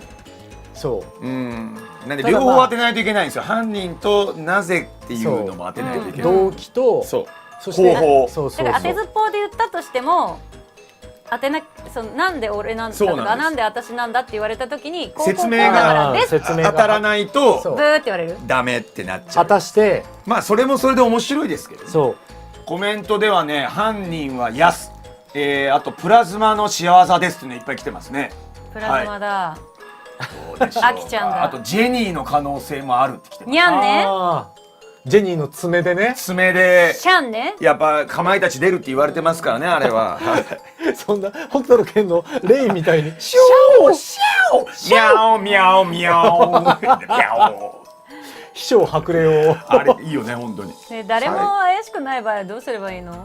まあ空今の欄というとこ誰も空欄もできると思いあます。空欄できるの？はい。違うさあ面白い。初見の人と一緒にやると面白いね。こっちはニヤニヤしちゃうから。とはいえはい。そう優しい。まあ冷静になってそうねいろいろこうよく考えてみるとすごいでもコメントではちゃんとネタバレなしねって言ったらみんな言ってないから大丈夫ありがとう。優しいねみんな。ありがと素晴らしい。さあとわちゃん質問1個いい？どうぞ。はいドグニーとかうんカジニーが今までのを見たらヒントは散らばってる？ああまあ散らばってると思ううんよ。ただ難しいと思う。かなり難しいと思う。その出てきた事象を想像して補わないといけない状態だから今、うん明確にこれって正直出てきてないから、うんその想像がもし合ってたらすごいと思う。私1個だけ誰かはまだ全然わかんないんだけどはい1個ね私の仮説ねはい多分あの死体ってうん多分ねうん違ったらごめんねあもう全然全私どっかから持ってきたんじゃないって思ってる、うんうんほうほう、うんなるほどなるほど。うんでポイってそこにポイってしたんじゃない、うんうんじゃないとバラバラの意味が私は説明がつかないああなるほど。そうバラバラにしたってことは、はい。理由があるということはうん持ち運べるあとかなるほどねコンパクトにできる、はいはいはいはいはいはとかいうんあ。あだからバラバラにして持ってきてあそこにポイしたってことか。そこに違和感があるということはさあいいですよ。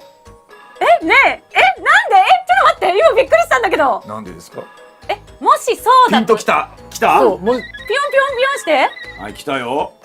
今すごいなんか今脈拍すごい上がったんだけどもしそうだとしたらはもしそうだとしたら、い。うん。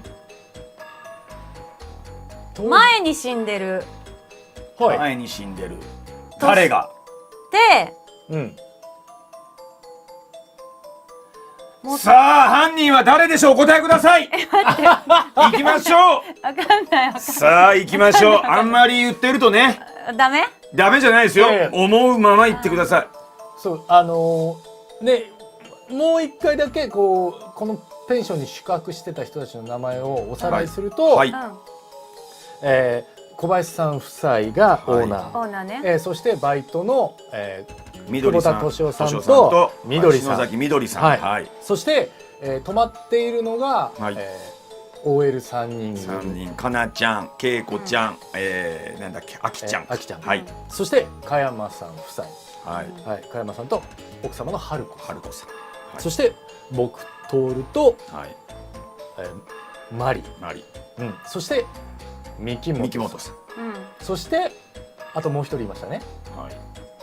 田中田中さんい田ましたね中さん、はい、サングラスのそう登場会のね、近江連合の近江連合お忍びでお忍びで来ている、何しに来たんですかはいそうだご飯食べに来てる。田中さんもさはい。そんな格好で飯食うなよがさうんわざとじゃんぐらいじゃんここに僕いましたよ感ださあ、お答えください、どうぞ。待って待ってうん待って待っていや、あんまり言ってるともうここの会話でねあそうねピンときちゃうのもあるから、じゃあはい、はい、うんどうぞ。ただ今の段階でトアラン自身も自分で気づってない、すごい矛盾をトアラン自身も今言ってるんですよ。ああ、確かにね、それはそうかもしれない。そうトアラン自身も気づいてない。じゃあ私わかんないから空欄でいい空欄にするとわからないで進んじゃうけどいい？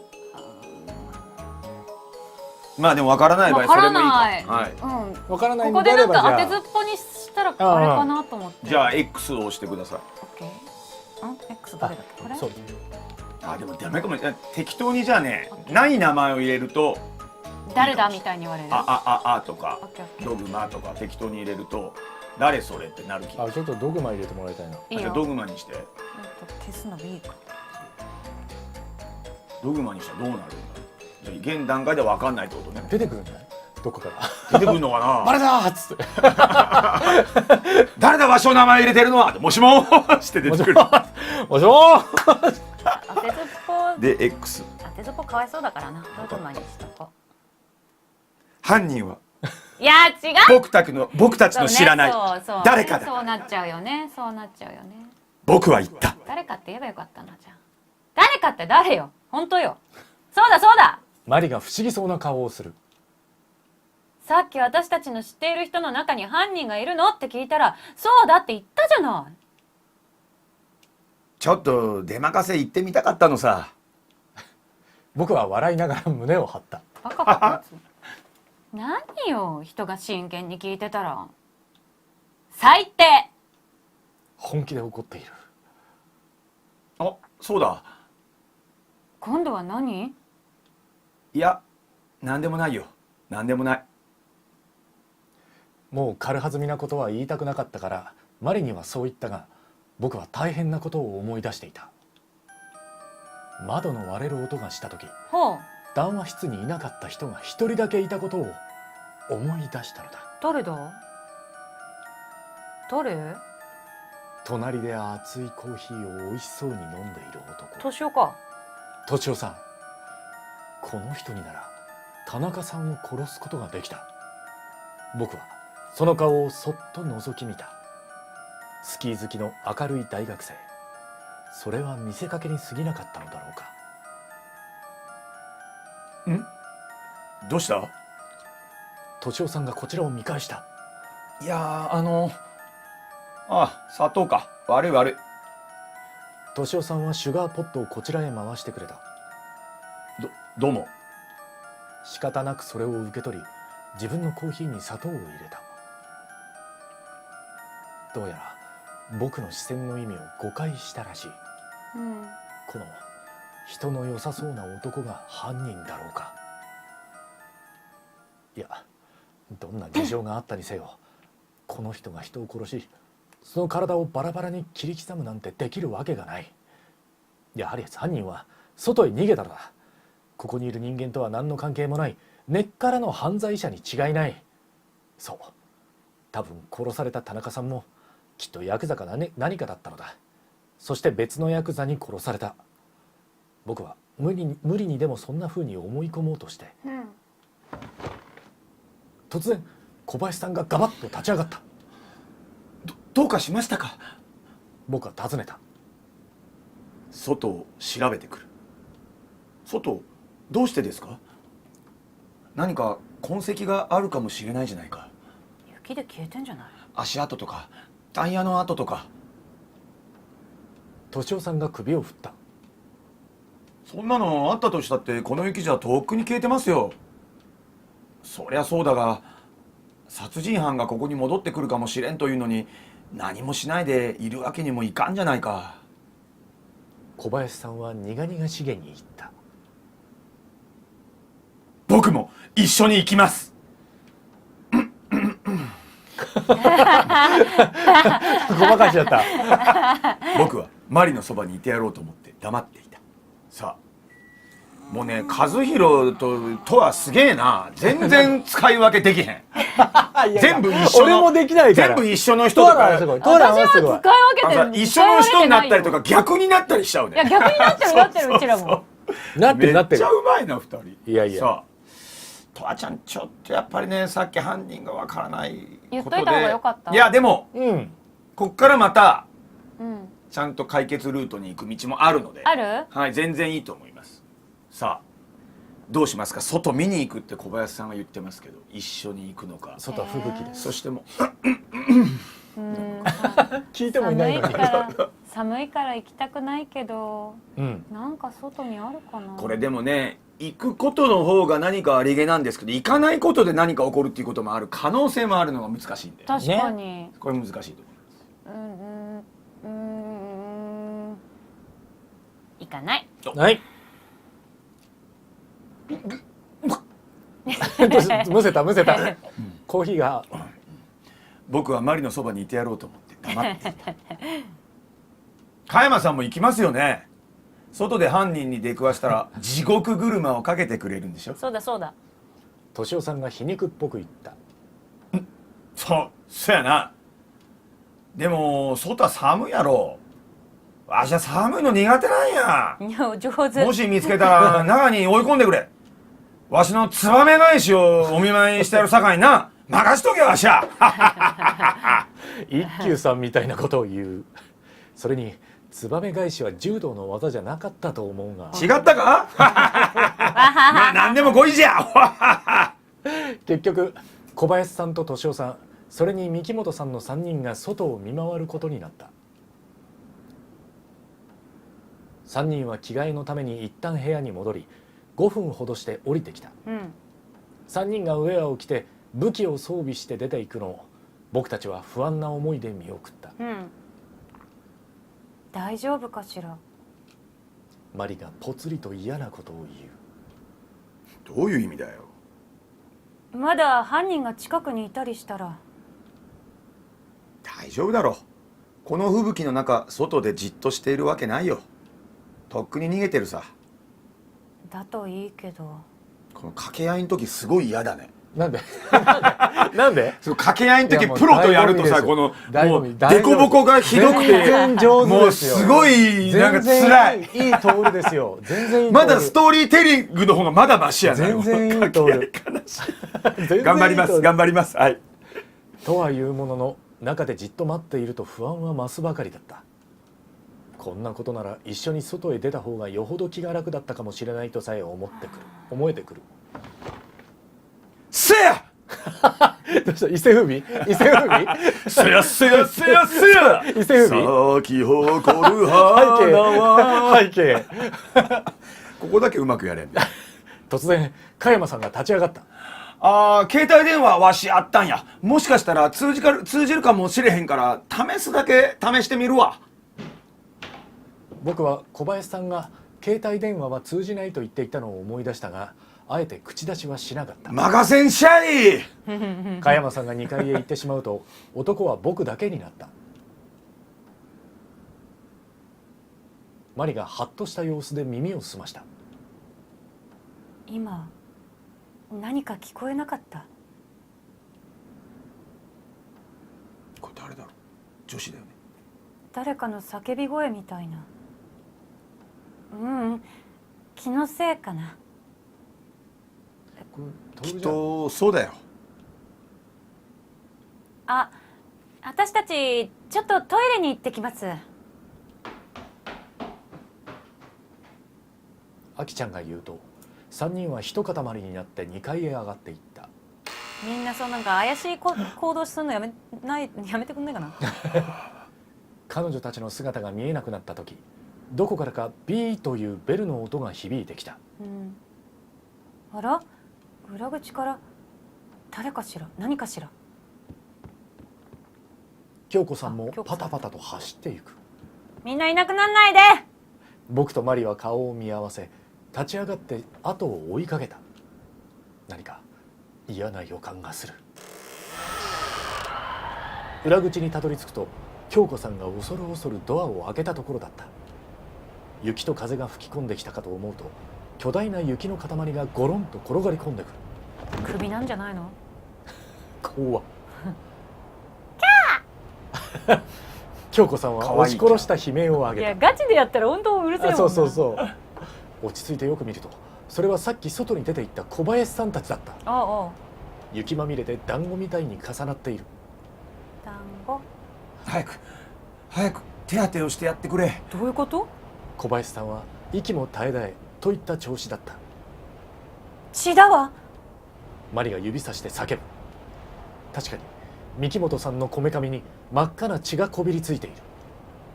京子さんは驚きから立ち直るとテキパキと命令を始めた。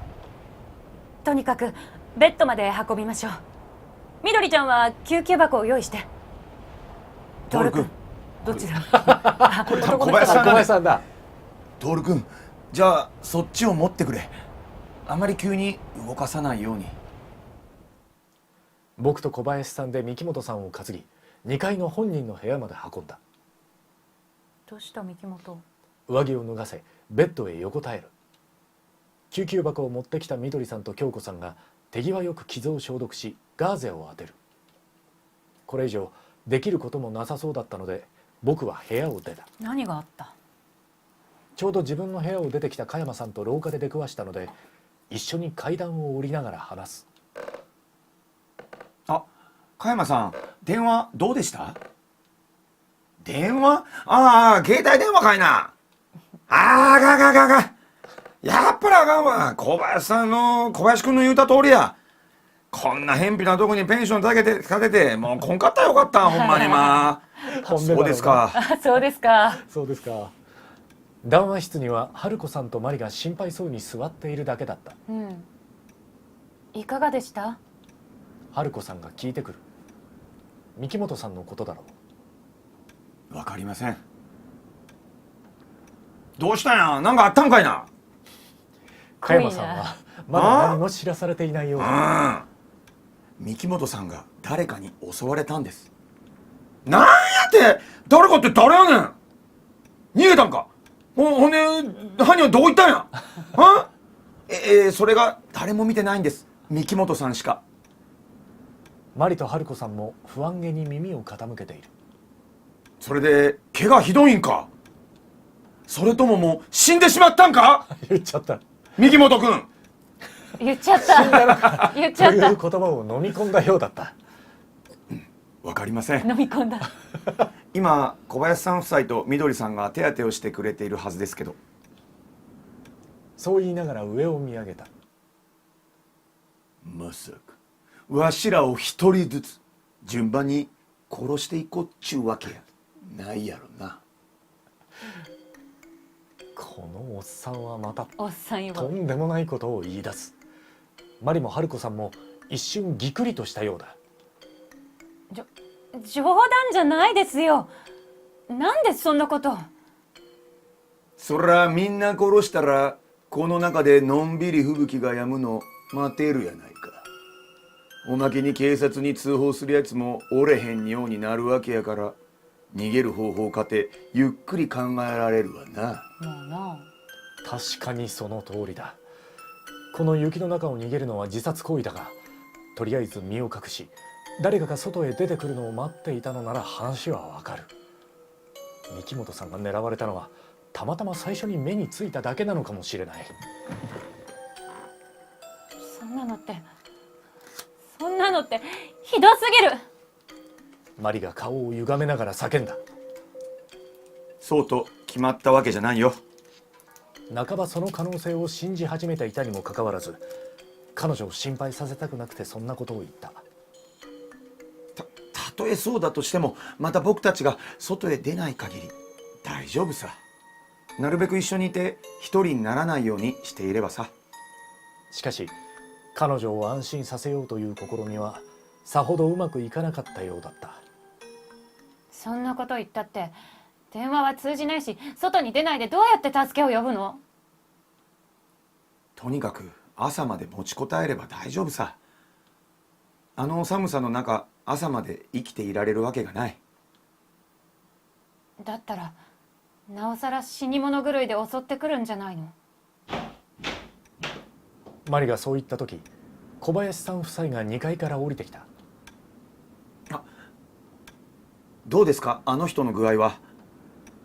一応意識は戻った。でも暗い表情をしているので重体なのだろうかと思ったが、そうではなかった。何も見ていないそうなんだ。どういうこと？いきなりガツンとやられたらしくてね。小林さんの表情は犯人が分からなかったせいらしい。どういう状況だったんですか？状況も何もあの吹雪じゃ。とにかく外に出てすぐに2人とはぐれてしまってね。次に見つけた時には倒れていたんだよ。怪しい。すぐに2人とはぐれたということは、三木本さんが襲われた時に一緒にいたのは敏夫さんだけということになる。まさか敏夫さんが後ろから三木本さんを。僕は込み上げてくる疑惑を抑えながら小林さんに尋ねた。それでもう大丈夫なんですか？どうかな。めまいがすると言っていたから脳震盪を起こしている可能性もあるんだろうが、しかしそれは医者じゃなきゃわからんことだしな。少なくとも頭蓋骨が割れたりなんてことはなさそうだが。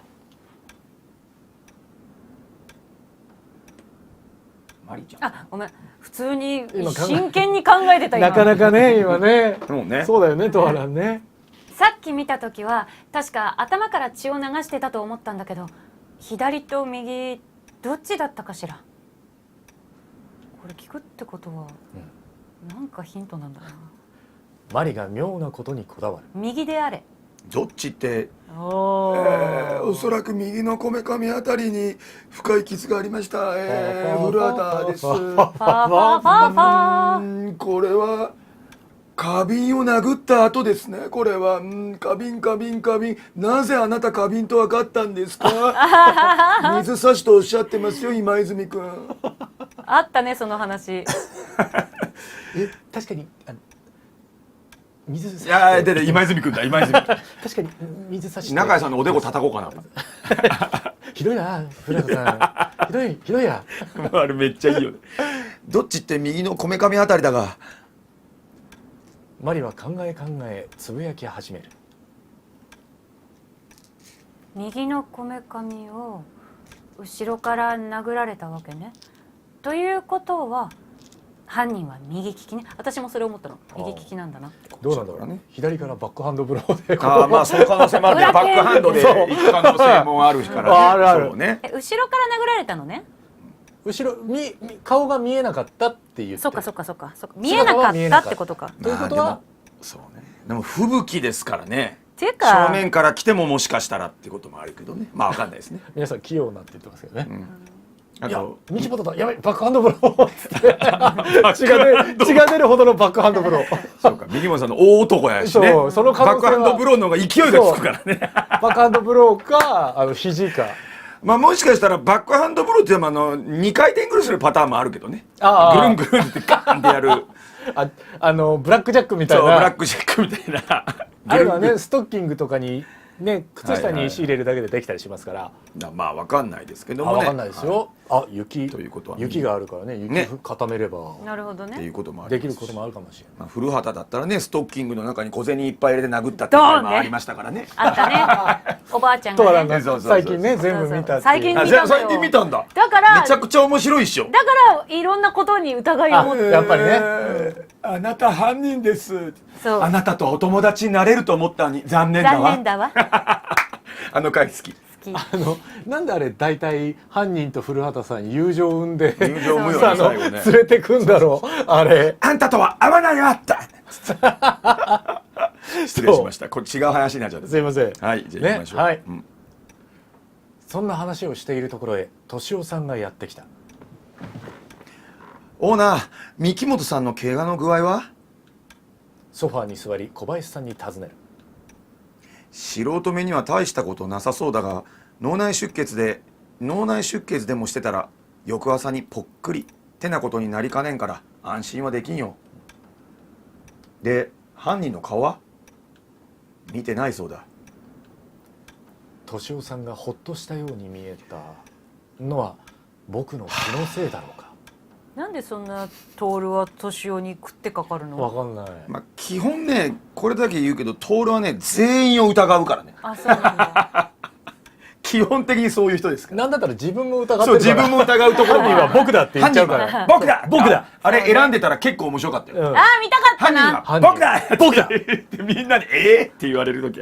ぜひ堺雅人さんにやってもらいたい。あ、そうだよ。僕だ僕だだからなんだってんだっつってありそうでしょ。ありそう、だからなんだってんだってそうか。でもこれから犯人はどんな行動に出るか分かったもんじゃない。みんなできるだけ一緒にいた方が。あれ？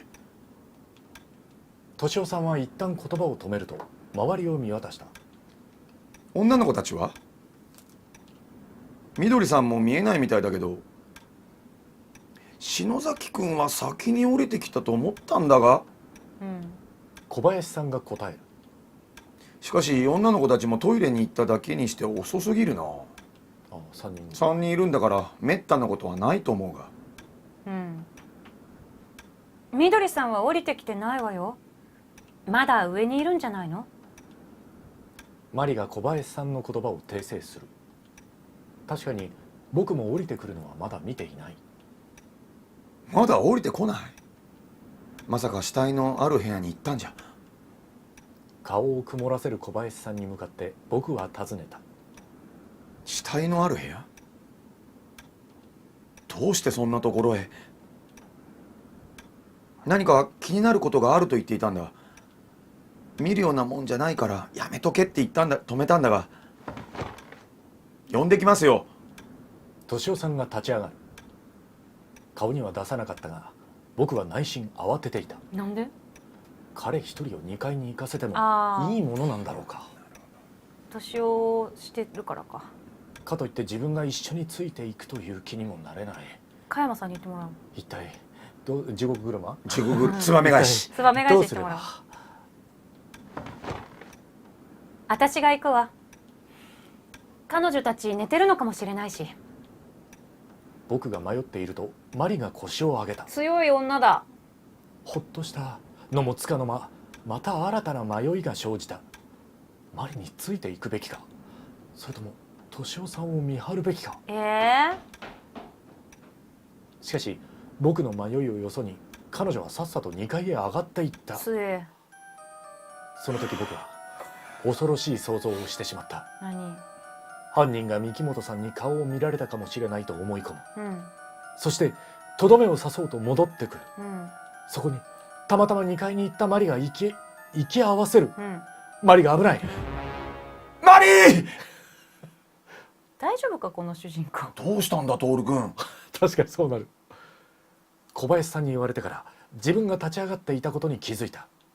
いや別に昔付き合った女と同じ名前だったんで。様子を見に行こうかどうしようか考えているうちにマリはさっさと降りてきた。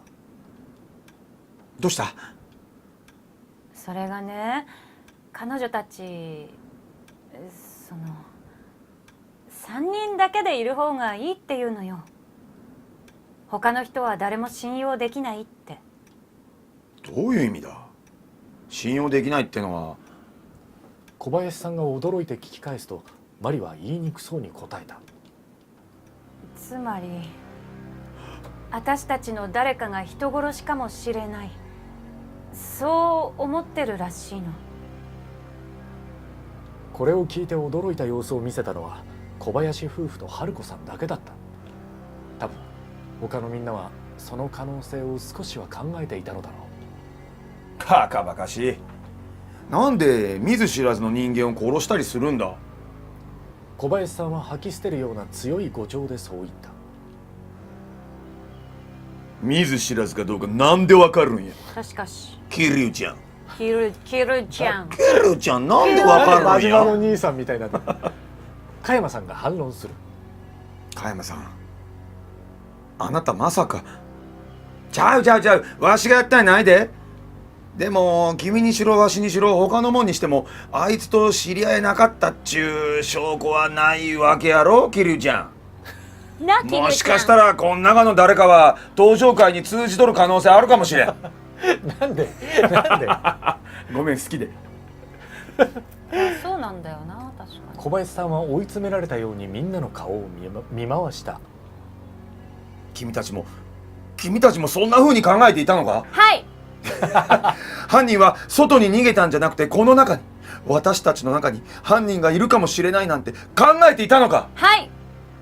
僕は敏夫さんの顔を見ないようにしながらうなずいた。それは小林さんにはどうしても受け入れがたい考えのようだった。しかしそんなことありえない。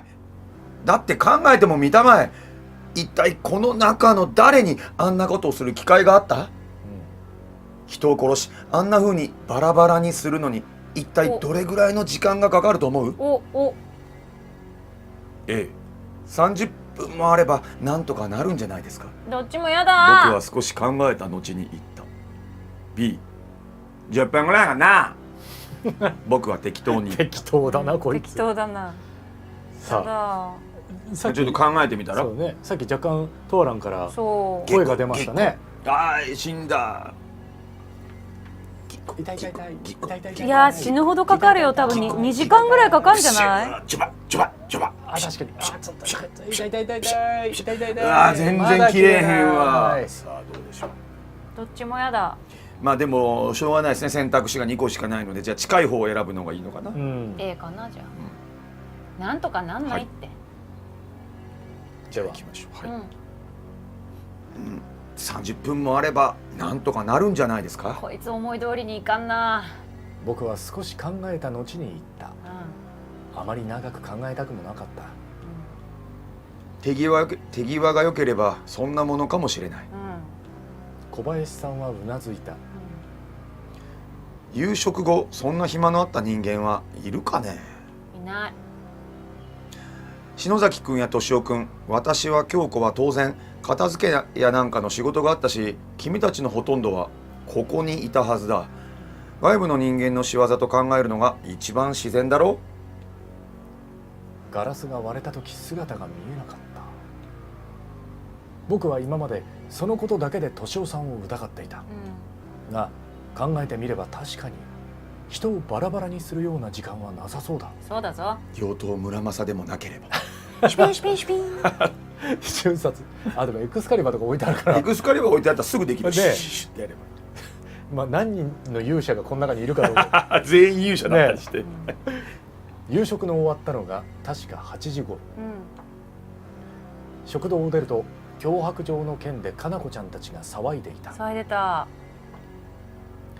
その後一旦部屋に戻った OL3 人組と入れ違いに加山夫妻が降りてきた。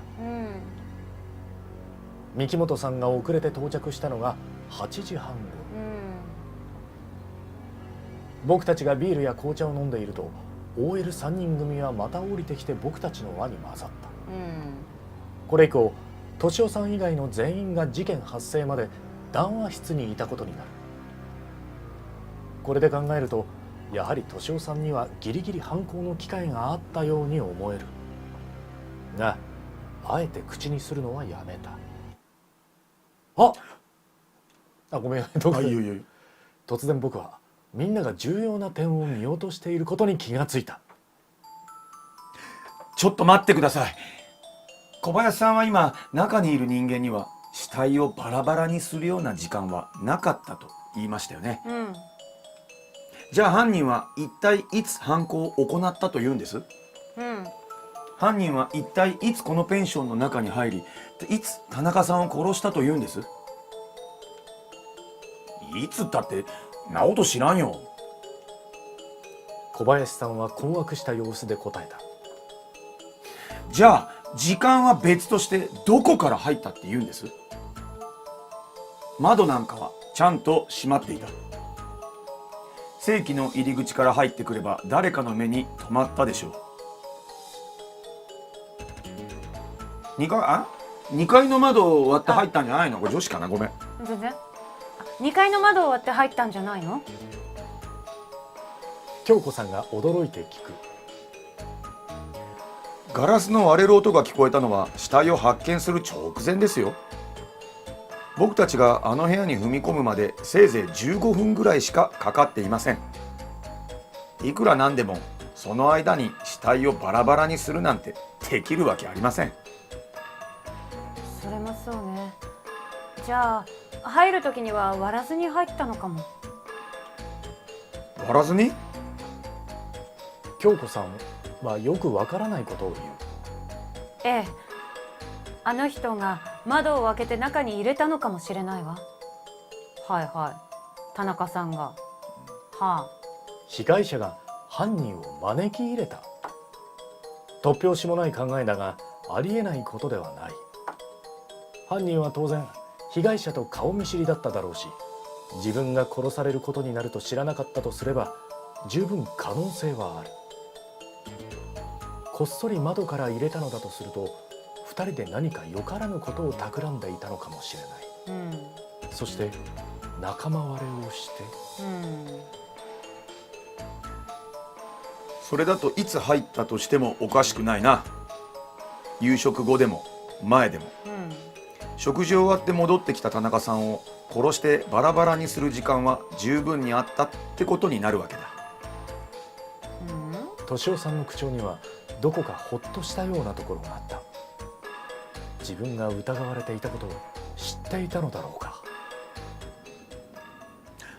そういえば敏夫さんが急に何かを思い出したようにキョロキョロと周りを見渡した。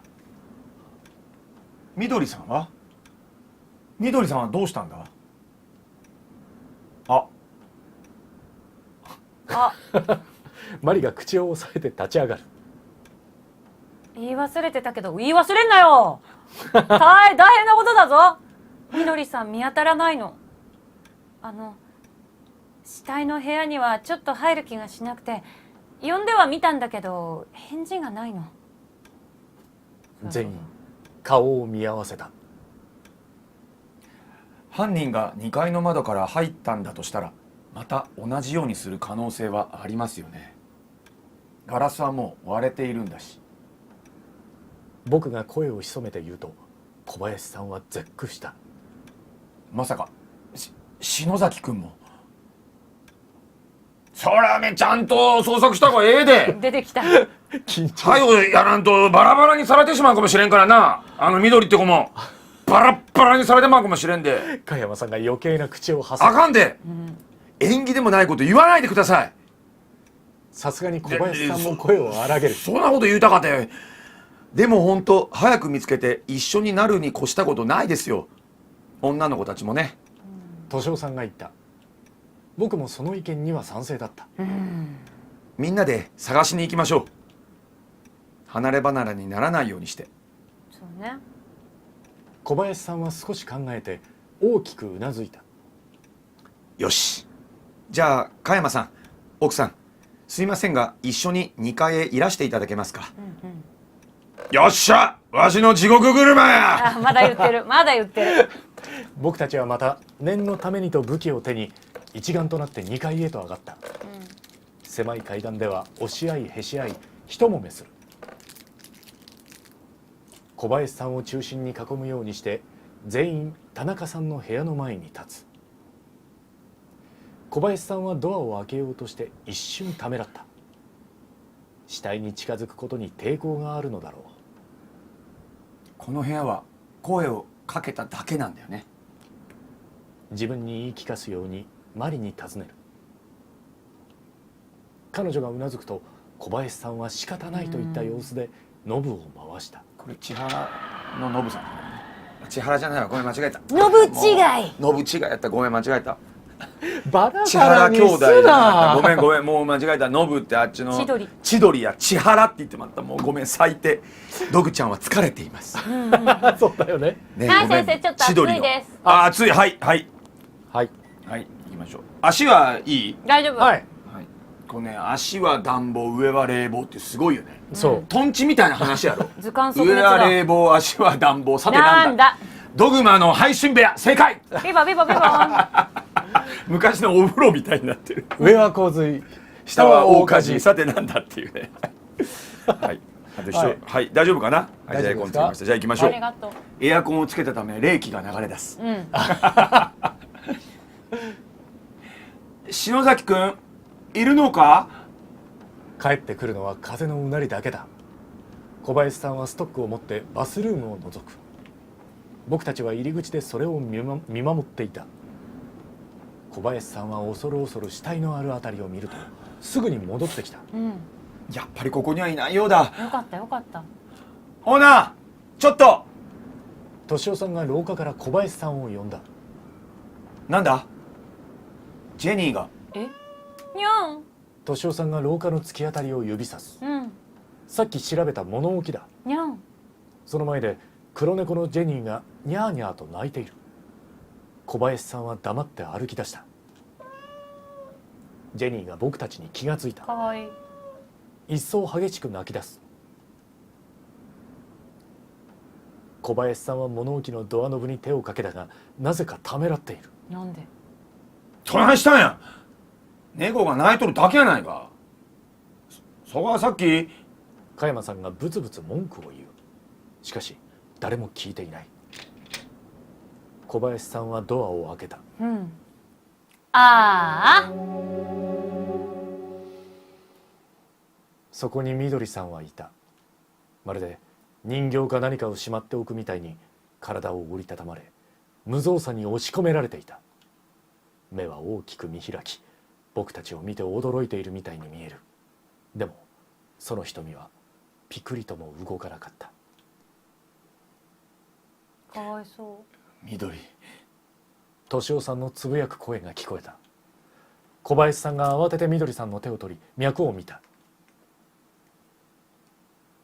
やがてみんなの方を振り向いて何も言わず首を振った。なんてことを。敏夫さんの唇は震えていた。畜生。なんてことを。クソ。なんてことを。敏夫さんは気が狂ったみたいにわめき出しう。た好。きだったのかな。そしてみどりさんの亡き殻にすがりつき泣きじゃくる。緑。緑。みどりさんは殴り殺されていた。ええ頭が割れ、長い髪に大量の血が絡まっていた。ひどい。間違えた。ごめん。ー。いいな。ごめんごめん。マリが僕の腕をつかみ、痛いほど指を食い込ませてきた。顔を歪め、目には恐怖とも悲しみともつかぬ涙をためている。敏夫さんは床に置いていたモップの柄をつかみ立ち上がった。出てこい。この人殺し野郎。出てきやがれ。喉が裂けるかと思うような大声を張り上げ、壁や客室のドアを叩きながら廊下を歩き出す。敏夫君、やめるんだ。止めようとする小林さんをも振り払い暴れる。騒ぎを聞きつけたのか、ドアの一つが開き、かな子ちゃんが顔を覗かせた。が狂ったように暴れる敏夫さんの姿を見ると慌ててドアを閉めた。緑。ああ。敏夫さんは突然立ち止まり、廊下の真ん中でひざまずくと号泣を始めた。今までの被害者は田中とかいう人にしろ三木本さんにしろ、どちらも行きずりの人に過ぎない。僕たちの中の誰にとっても親しい人ではなかった。だからまだこの時までみんな心のどこかで他人事だと思っていたに違いない。なるほどね。でも緑さんは違った。小林夫妻や敏夫さんにとっては親しい仕事仲間だ。敏夫さんの様子からすると、彼にとってはもっともっと親しい間柄だったのかもしれない。バラバラ死体は恐怖と不安を生んだが、しかし緑さんの死はみんなに怒りと悲しみを与えた。恐怖と不安に対抗できるだけの怒りと悲しみを。マリ。何？女の子たちを説得して呼んできてくれ。僕は三木本さんの様子を見てくる。マリの返事も聞かずに三木本さんの部屋のドアを開けた。頭にぐるぐると包帯を巻かれ、三木本さんはベッドに横たわっていた。青い顔で目を閉じているので、まるで死んでいるように見える。三木本さん。眠っていたのか、僕が声をかけるとうめき声を上げて目を開いた。みんな一緒の方が安全だと思うんです。できれば下に来ていただきたいんですが、歩けますか？痛い。体を起こすのも辛そうだ。肩を貸しましょう。すまない。三木本さんはベッドから降りて立ち上がった。なんとかいけそうだ。ふらつきながら歩き出す。部屋を出るとみんなが待っていた。女の子たちもすでに3人とも廊下に出ていた。談話室にとりあえず。僕はみんなに目配せした。階段に歩きかけると小林さんが三木本さんを担ぐのを助けてくれる。どうも。僕が軽く礼を言うと小林さんは廊下の隅を見ながら言った。彼らはしばらく放っておいてやってくれ。そこにはみどりさんが横たわっていた。脇には敏夫さんがひざまずいている。それでは皆さん下へ。僕の声を合図にみんなは動き始めた。僕たち3人を先頭にマリ、女の子たち、加山夫妻、最後に京子さん。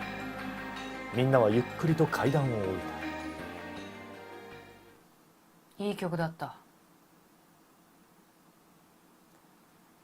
というわけで第2の殺人が起きてしまいました。これやっぱとわちゃんのね選択のミスで死にましたよ。ミスかどうかわかりませんがでもいやいや全然でもねもうここはすごくこうなんていうかねまあみんながよく通る道でいいと思います。いいっていうのはみどりさんが亡くなったことは残念ですけれどもゲームとしてはねそう非常にとても感情的にななってるシーこうンで。でももう私ちょっと会話しましょうか。そうねそうね、ちょっとねこれは素晴らしくね私が悲しいんですけどやっぱりねこういうお話っていうのは誰かが亡くなることでちょっとねうんこう盛り上がるっていうのは言い方よくないですけどそういうとこありますからね。すごい皆さんドグさんの言い方にひどいとかひどすぎるって言ってる。トアラの選択のせいでさなんか分かってないのに当てずっぽうで答えるのもゲームとしてどうなんかなと思ってまあ確かにまあね、ね確かにその通りです。ワンキルおめでとうございますって言われちゃった。ありがとうございます。あとねワンキルヘッドショットね。ヘッショだっあとねた。あんなね感情的な敏夫さんをね素人にやらしちゃいけないいですよ。やいやいや、よかったですよ。だったよ。本当よかったですよ。はずいね一生懸命はやったけどプロ前にいやいやいやはずいね。超素敵だった。本当によかったですよ。あれね大丈夫好きな女にめっちゃ振られた時の感覚でやった。出てこい。出てこい新しい男出てこいっていう感じでドイツだって。いるんだろ。いるんだよ出てこいうわーっつって。もうやっぱプロ前にやるとテレビやっぱすごい難しいね。いやいや前2人に教えてもらったけど語尾のそのなんてセリフの最後が大事で、そこをうまく決められないとなんかうまいも下手もねあるよって言われちゃったから。大丈夫だよい。や確かもうに語尾の上げ下げとかよかったよね強弱とかねめっちゃむずいね本いやいや当。あと加山がすげえうまい。あ、そうそう。適当にやってる加山になると途端に生き生きする。生き生きするの。伸び伸びすそうるの。そうそう。気加山うま楽に気楽にやるからね。加山うやっまーと。ぱみんなやっぱ声優さんですごい。とんでもございませんよ。ねい全部ここだけでやるわけやから。やもうトアラン素晴らしいよ。もういやとんでもないとんでもない。もう逆にね考えなトアランも考えながら集中しなだかがらら私多分帰ってさアーカイブ見るとすんじゃん。多分私の顔しばらく死んでると思うの。考えすぎてこうやって。一人だけフリーズしちゃってるよね。まあよかったらこのゲームオンリーでもいけますけどわざわざこの枠つけなくてもね。いやでどちらでもみんなゲームオンリーの方がいい。うちらもいるよっていう加山のプロ。加山のびのび。そうそうそう。でも風にもいい演技ですよって言ってくれてるのが俺の最大のイエスマンだから信用できないっていうね。めちゃくちゃヨドバシカメラ君応援してくれる子やけど俺のことは全部イエスって言うからね。あ、全工程なんだ。全工程やからあんまり信用できないですけどありがとうございます。何？じゃあ俺接待されてるってこと？そう接待されてだからこのヨドバシ君が言うのはどうなのかなと思って見ないとね。話半分で聞かないと。あでも嬉しいですよ素敵です。でも中谷さんのストーリーテリング素晴最高らしいね。最高だしどんどんマジでどんどんノリノリに歌詞になってから面白いなと思って。そういやなんかねマジでうまいね。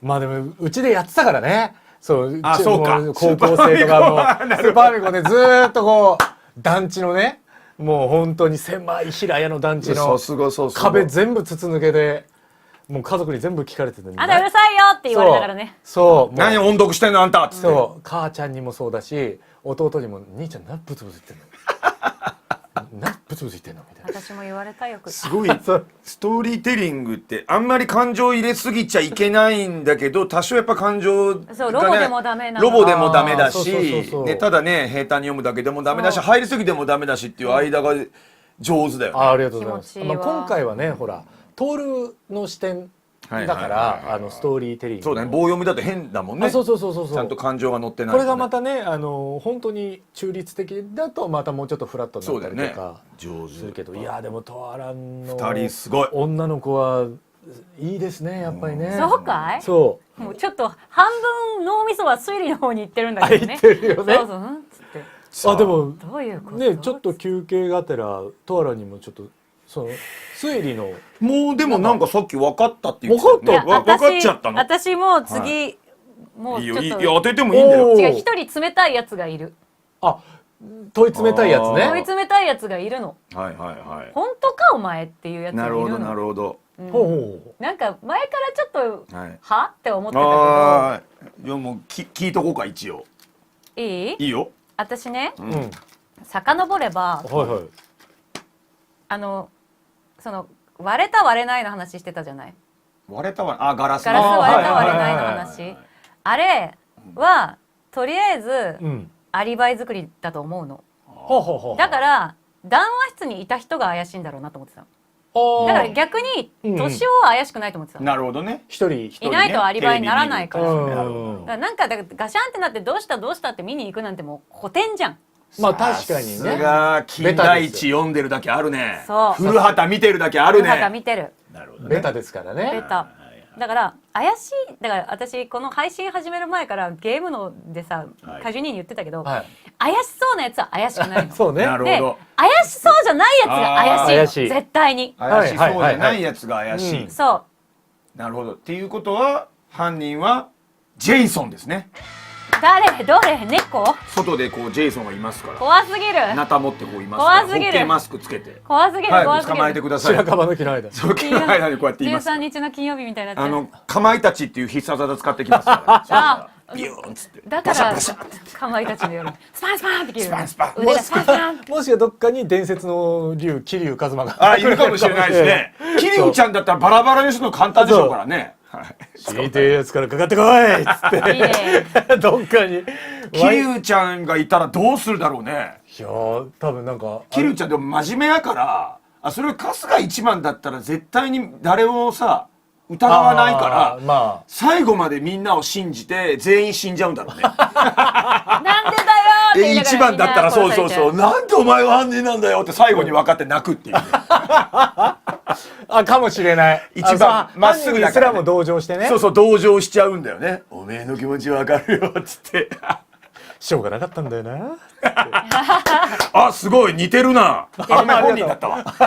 ありがとうこれ面白いね。似てるな面白い似てるな談義ねそうこの前酔っ払った時すげえやってもらったもんね、二人俺そう俺似てるなーそうってそう本物みたいっつってマジでってちょっとごめん、バカなふりして言うけど、春日一番やってって俺言ってたもん。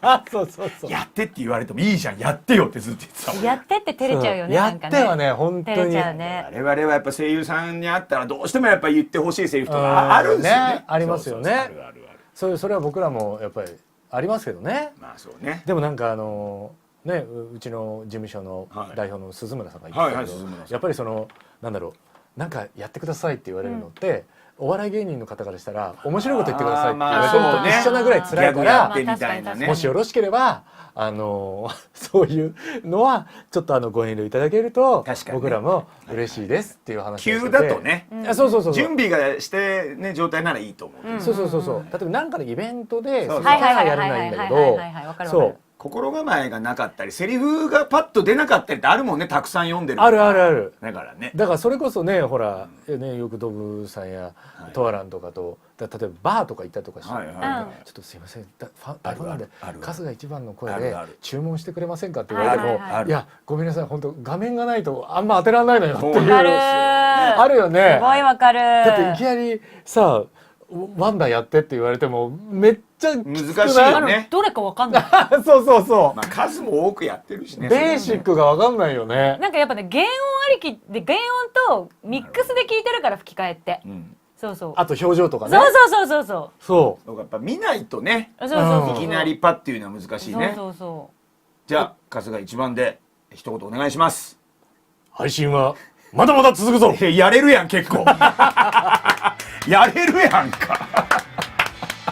今無茶ぶりしたらやってくれたいじゃん。やそうこれぐらいはねなるほど、ノリがいいから結局やってくれちゃうっていうう。まあね。ここは友達だからね。そうそうそううんうん。もうなんか友達の部屋に遊びに来てそうそうそう夜通しかまいたちのをやってるみたいなとこですけどねでは雑談を休憩を始めて5分ぐらい立っただろうか。さあどうしましょうか。いやーマジトアラかンねちょっといやこのゲームすごい疲れるねまあじゃあ進めていく。進めていいよ進めていいわかりました。もうちょっとじゃあいいよ水飲んで進めましょうか。じゃあ行きましょうか早くすっきりしたいああなるほどね自分の推理と早くすっきりしたい果たして本当に合ってるのかどうかでも多分足りないところはきっと選択肢で出てきてくれると信じて補足はね、うんあるであろうとみんなダメだよ。そのキャスカで一言とか一番で一言とかあややそういうのはそういうのはおい一番はまだいいけどキャスカはきついんじゃ全部ない有料ですからね。有料なんだ有料なのそりねゃそんなもんうちもねこれ商売であとただっちゅうわけなそらいかんな。何をただでやってくださいって言っとるな。喋らなくなった後のキャスカだったらいいよ喋らないじゃんそれ。そうそうあのおお。キャスカじゃん。これやってたずっとチタンすごい。いやいやいや有料でワンシャツでもいいかね有料って言うと本当にお金払ってきちゃう人がいるからね。やめなさいやめなさいはいありがとうございます。でもなんか銭やでこれしかし。つってあおもろいねあたけしさんが言ってました。だか君らの仕事は何家電屋ですって言ったら家電くれっていうのと同じ。ああまあそうねあ家電屋ですって言ったらじゃあなんかテレビくれよって言っちゃうのと同じ、そうね確かにね、まあ芸人さんに会ったらギャグやってください声優さんに会ったらこのセリフやってくださいってまあわかる。ああ酒梅ペニ君ありがとう。ありがとうございますはい、ただねこの二人は100円ごときではいややるいいんですよ安い人じゃないからね。ナイスパありがとうございまありがとうございますすそのお気持ちが大変嬉しいですありがとうごありがざいますとういただきます。そうそうじゃあ行きましょうか。おはいよじゃあねとわちゃんは何かに気がついたようです。そう気がついたっていうかもともと嫌いだった嫌いなの？ほうほうほうほうほうそいつのことなるほどがそんなに好きじゃなかったわかりました。行きましょはいでは行きましょうはいもう5分ほど経ったろうかみんな黙っていたやがて敏夫さんの姿が階段に見えたうんもう泣いてはいないが目は真っ赤だうん背中にはうなだれたみどりさんの頭が見えるう。悲しいここ。敏夫さんは階段を踏みしめるようにゆっくりと降りてきたみんな黙ってそれを見ていた辛いね誰も口を開く者はいなかった誰も手を貸そうとしなかったいやできなかった何か手を貸すのがはばかられるようなそんな雰囲気があったのだうん階段を降り切った敏夫さんは僕たちの前を静かに通り過ぎると廊下の奥へ消えたみどりさんを部屋へ返しに行ったのだろう敏夫さんが消えてからも口を開く者は誰もいなかった悲しい子。敏夫さんは思ったよりも早く談話室に戻ってきたうんその顔にある種の決意のようなものが浮かんでいるこの影すごい良くない？なんかこうなってるねクッてなってるよね。うん前のめりのねちょっとねドラクエ3の神田みたいなちょっとこのタイミングでごめん。二人の喉を守るためにちょっと加湿器を近くに。ありがとうございま持ってくるすありがとう今ね50%切ったから良くないと思って。どこに切れ俺の位置からね見えるところにあるあるんだちょっとごめんね視聴者のみんな。なんだろう本当にねこういう配信してると加湿が大事なの。ありがとうございます本当そはいう本当そうよあでも本当にね声ガラガラになっちゃうからねそうなの。冬は特にね今乾燥注意報も出てるぐらいなので、しかもこんなにね多分お二人のセリフをたくさん読まされるっていうきつい現場そんなにあいえいえ数多くないと思う。俺はもう望んできてるけどむしろゲストで来ていただいてるトアランと用意してくれたドグさんに申し訳ないっていう全然大丈夫です。うんうんうん何をガラガラしたら言ってねもっと近く。俺はもう半分以上自分で趣味みたいな感じになってるからもうそれに呼んでくれたのが嬉しいんじゃないやーもう嬉しいかですよ素晴らしい何を言ってるんだお二人ね君は加湿した風がこっちにふわっと流れてきます。さあねとふわっとこれでうん僕は軽く咳払いをして全員の顔を見渡したこれで全員がここに集まったことになります。はい皆軽くうなずく犯人はこの中にいる。いるこれから以後絶対に一人だけ離れたりすることのないようにしてください。はいトイレに行ったりする時もできれば1階のトイレを使ってください。はいどうしても部屋に戻りたい時も2人以上で戻ることにしてほしいんです。うん一体何があったんですか恵子ちゃんが怯えた様子で質問をしてくるまだ何も聞かされていないようだああ辛いみどりさんはついさっき誰かに殴られてその後は口にできなかったしかし表情から察したのか3人とも息を飲みあきちゃんは霊によって泣き出した今まで以上にぴったりとくっつき、他の人からはできるだけ離れていようとしているみたいだった。三木本さんはポカンと口を開けている。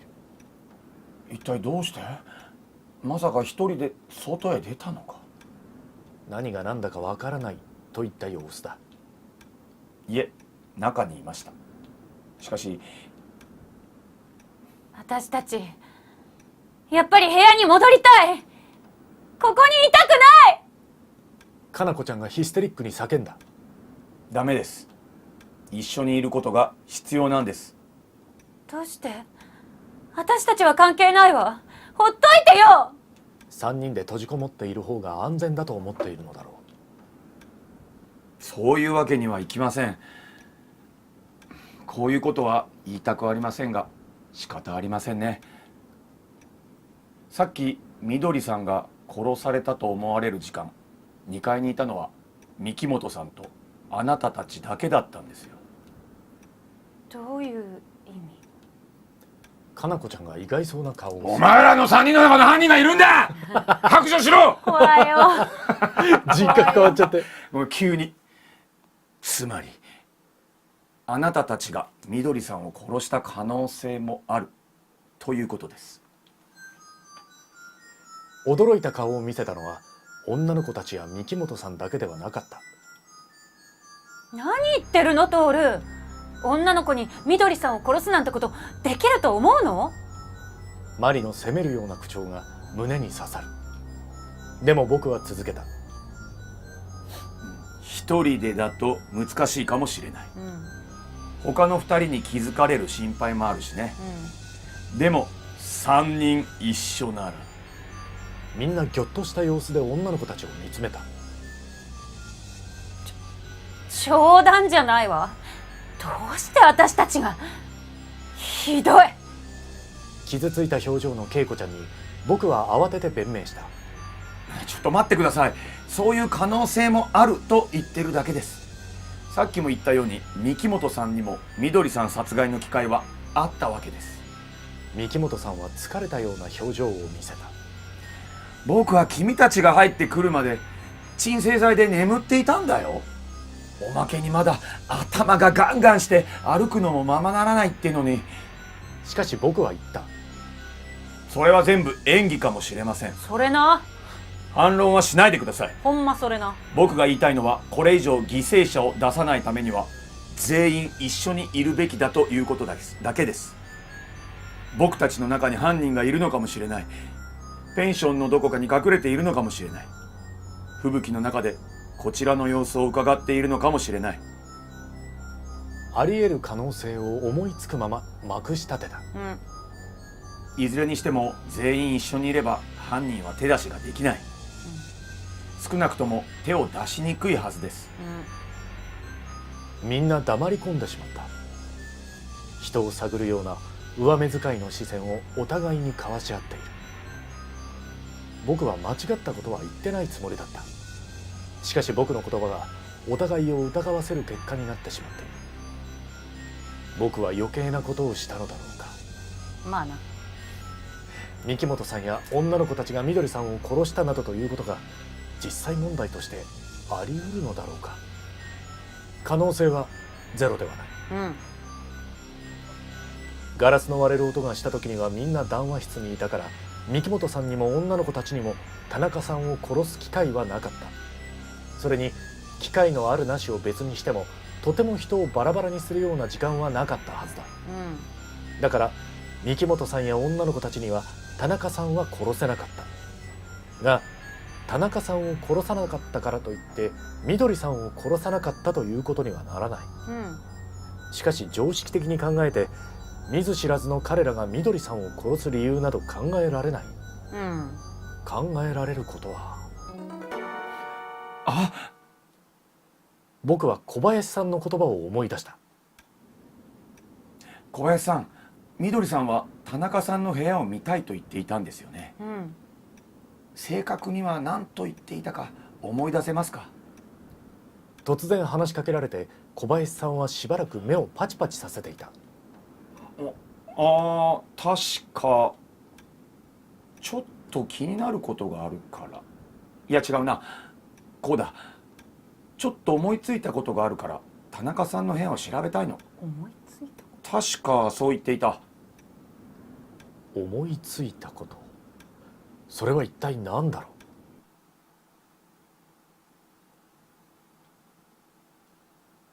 うん田中さんの部屋を調べる。うんう。そういうからには当然事件の関係のあることのはずだ。うんそこで彼女は何かに気づき、犯人の正体を知ったんじゃないだろうか。うんそして犯人を問い詰めたか、調べているところを見つかったかして犯人に殺されてしまった。そうじゃろうな。そう考えるのが一番自然な気がする。うんもちろん他の考え方もできなくはない。例えばみどりさんをよく知っている小林夫妻や敏夫さんが実はみどりさんを憎んでいた、そういうことも考えられないではない。まあね。でも今はとりあえず田中さん殺しの犯人が口封じのためにみどりさんを殺したと考えるべきだろう。僕たちの中で田中さんを殺せたのは敏夫さんだけだ。なんでや。でも敏夫さんにはみどりさんを殺す機会はなかった。みどりさんを殺せたのは三木本さんと女の子たちだけだ。しかし彼らには田中さんを殺せない。さっきから何ブツブツ言ってるの？マリが不安げに尋ねる。いやー、事件を整理してたんだけど、それで？余計に頭が混乱してきたよ。何が何だかわからない。わからないことなんか何もないでしょ。犯人は私たち以外の誰かなのよ。凶悪な人殺しがこの近くをうろうろしてるの。もしかしてマリでも怪しいな。私たちが考えるべきことはどうやって自分たちの身をそいつからこいつは守るかよ。全然体を許してくれない。もしかしてこいつがマリが言うと京子さんや春子さんはその通りとばかりに大きくうなずく。そうよ。珍しく春子さんが口を開く。お互い疑い合ったりしてもいいことなんか何にもないわ。今はみんな信じ合わなくちゃ。そんな奥さんを加山さんが諌めるように加山さんの言った。奥さんだった。ごめん、間違えた。春子なあ、お前きれい事だけではあかん。徹君の言う通りや。どんな可能性でも考えといた方がええ。そやなかったら朝まで生き残れへんかもしれんのやで。どやどや。でもあなた。ゲボでもゲバでもハゲでもデブでもなれへん。こういう時は女は黙って男の言うことを聞いとったらええねや。分かったか。じゃあザ昭和のじじい。加山さんはいつもこんな調子で奥さんを黙らせているのだろうか。ええんかそれとも人前で亭主関白を気取っているだけか。僕だって親しい人、そんな親しいわけでもない人の方が多いけど、皆さんを人殺しだなんて思いたくはありません。でもこのペンションはそんなに大きな建物ではありませんし。そう言ってしまってから僕は気を悪くしてないかと小林さんをちらりと見た。しかし小林さんは別段気にもしていない様子だった。つまり人の目が全く届かなくなってしまう、そんな視覚ができるような巨大ホテルではないという意味なんですが、それに戸締まりだってきちんとしていました。そんなところへたとえプロの泥棒だとしても誰にも気づかれずに自由に出入りできるものでしょうか。そうルパン三世を除いては正直に言って僕にはどちらを信じていいのか分かりません。神出鬼没の殺人鬼がペンションのどこかにいるのか、それとも一見虫を殺さないように見える人が実は人殺しなのか、僕には分かりません。迷いに迷ってるね。僕はそう言って首を振った。まるで自分だけは関係ないっていう口ぶりだな。ほんまそれな。敏夫さんが吐き捨てるように言った。犯人はお前だろうどういう意味ですか。全くその通りの意味だ。君だって容疑者の一人だってことさ。緑を殺したのはお前だろう。いい加減にしろ。でも僕は夕食後は一度も2階には上がっていないんですよ。田中さんを殺せるわけないじゃないですか。緑さんにしたってそうです。俺はこの目で見たわけじゃないからな。君がそう言ってるだけかもしれん。ガールフレンドが証言したってダメだぜ。そんなの当てにならんからな。それなら僕も言わせてもらいますけどね、敏夫さん。僕はムカムカと腹が立ってきた。三木本さんを襲ったのはあなたじゃないんですか？三木本さんは犯人を見ていない。つまり三木本さんの後ろにいたはずのあなたが一番怪しいんじゃないですか？そんなことあるもんか。オーナーの方が俺より先に三木本さんの倒れているところにたどり着いていたんだぜ。そうでしたよね、オーナー。そうだったかな。小林さんは困ったような顔で曖昧な返事をする。三木本さんと一緒に歩いていたのは敏夫さんだ。当然敏夫さんの方が襲う機会は多かったと思っていたのだが、だとすると小林さんの方こそ怪しいのか。三木本さんは探るような視線を敏夫さんと小林さんの両方に送っている。やめて、お願いだからもうやめて。京子さんが叫び泣き崩れた。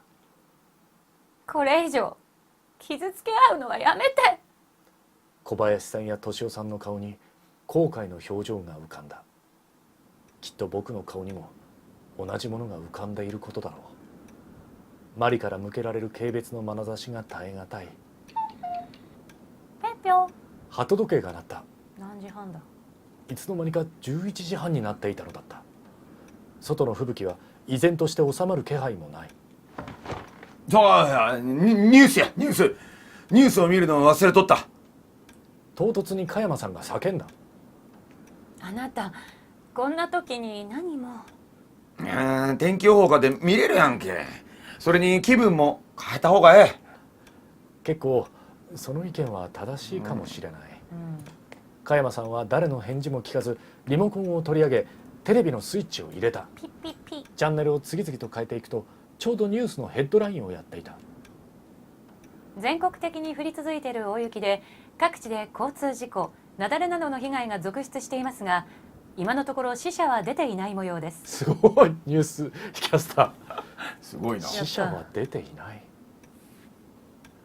その言葉に僕たちは自然2階を見上げた。出てるけどね。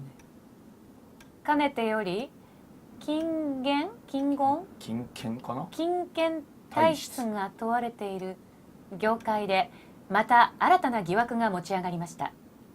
さて最初にお届けするのは逃走中の銀行強盗のニュースです。昨日白昼堂々三友銀行新宿支店を襲い現金約2億円余りを強奪した犯人の行方は依然つかめておりません。目撃者の証言によれば犯人は身長165センチ前後、痩せ型の男だということです。逃走用に使ったと思われる黒のクーペを警察は各所に検問を設けて捜査を続けています。そういえば車でこちらへ向かっている途中、銀行強盗のニュースをラジオで聞いたのだった。その後は新聞もテレビもほとんど見なかったので逃げ続けているとは知らなかった。なもん一日も経っとったら検問したってしゃあないやんけ。今頃は東南アジアかどっかに高飛びしとるわ。加山さんが鼻を鳴らしながら言った。あかんあかん。僕たちの気持ちをほぐそうとしてわざとそんな話をしているのかもしれない。僕もその話に乗ることにした。現金2億円を持って飛行機には乗らないでしょう。確かに。そら分からへんであんちゃん。2億円なんて大してかさばるもんやない。診察やったらスーツケースに十分入るやろ。でもごめん、2人のマリだった。でも2人の会話にマリも乗ってきた。持っていけたって海外じゃ使えないでしょ。銀行に行ったりしたら番号ですぐバレちゃうだろうし。そら素人の考えやな。腐ってもええんや。ドルなんかより喜ばれる国かてある。闇で交換してくる連中がどこにだっておるもんなんや。俺だったら敏夫さんも口を挟んだ。スーパーファミコンの時と変わってるね。本やっぱ当時は円がめっちゃ強い時代だったからちょっと言い回しがね違うんですよね。今はね円がちょっとなかなか大変な時代ですからこれ変わってますね、時代とともにね。はい、失礼しました。いえいえ。敏夫さんも口を挟んだ。話をしていた方が気が紛れるのだろう。俺だったら日本にいたいね。そもそも日本から脱出するんなら物価の安い国に行ってのんびり暮らすと思わないか。日本に居続けようと思ったら金がいるじゃないか。しばらく田舎町でほとぼりが冷めるのを待つね。なるほど。それも一理ある考えかもしれないと思ったが、加山さんは首を振った。あががが田舎町は人の出入りがすぐわかる。なるほど。外国に行かんのやったら都会の方がええ。あ、ごめんなさい。そこはぐっとこらんからみんなな捕まりよんねや。だいたい犯罪者は根性なしが多いからな。わしやったら都会におるで。まるでもうちょっと根性を出せと言わんばかりの口ぶりだ。女子かな。あ、本当だ。観光地だったらよそ者もたくさん出入りするわよね。マリがぽつりと言った。繁盛しとるとこやったらな。シーズン中のスキー場とかな。なるほどね。加山さんの言葉に僕たちは皆ギクッとした。いえ、みんなどないしたんや。妙な顔して。もしかしたら、いや、考えすぎですかね。僕は言いよどんだ。何がや。いえ、いいです。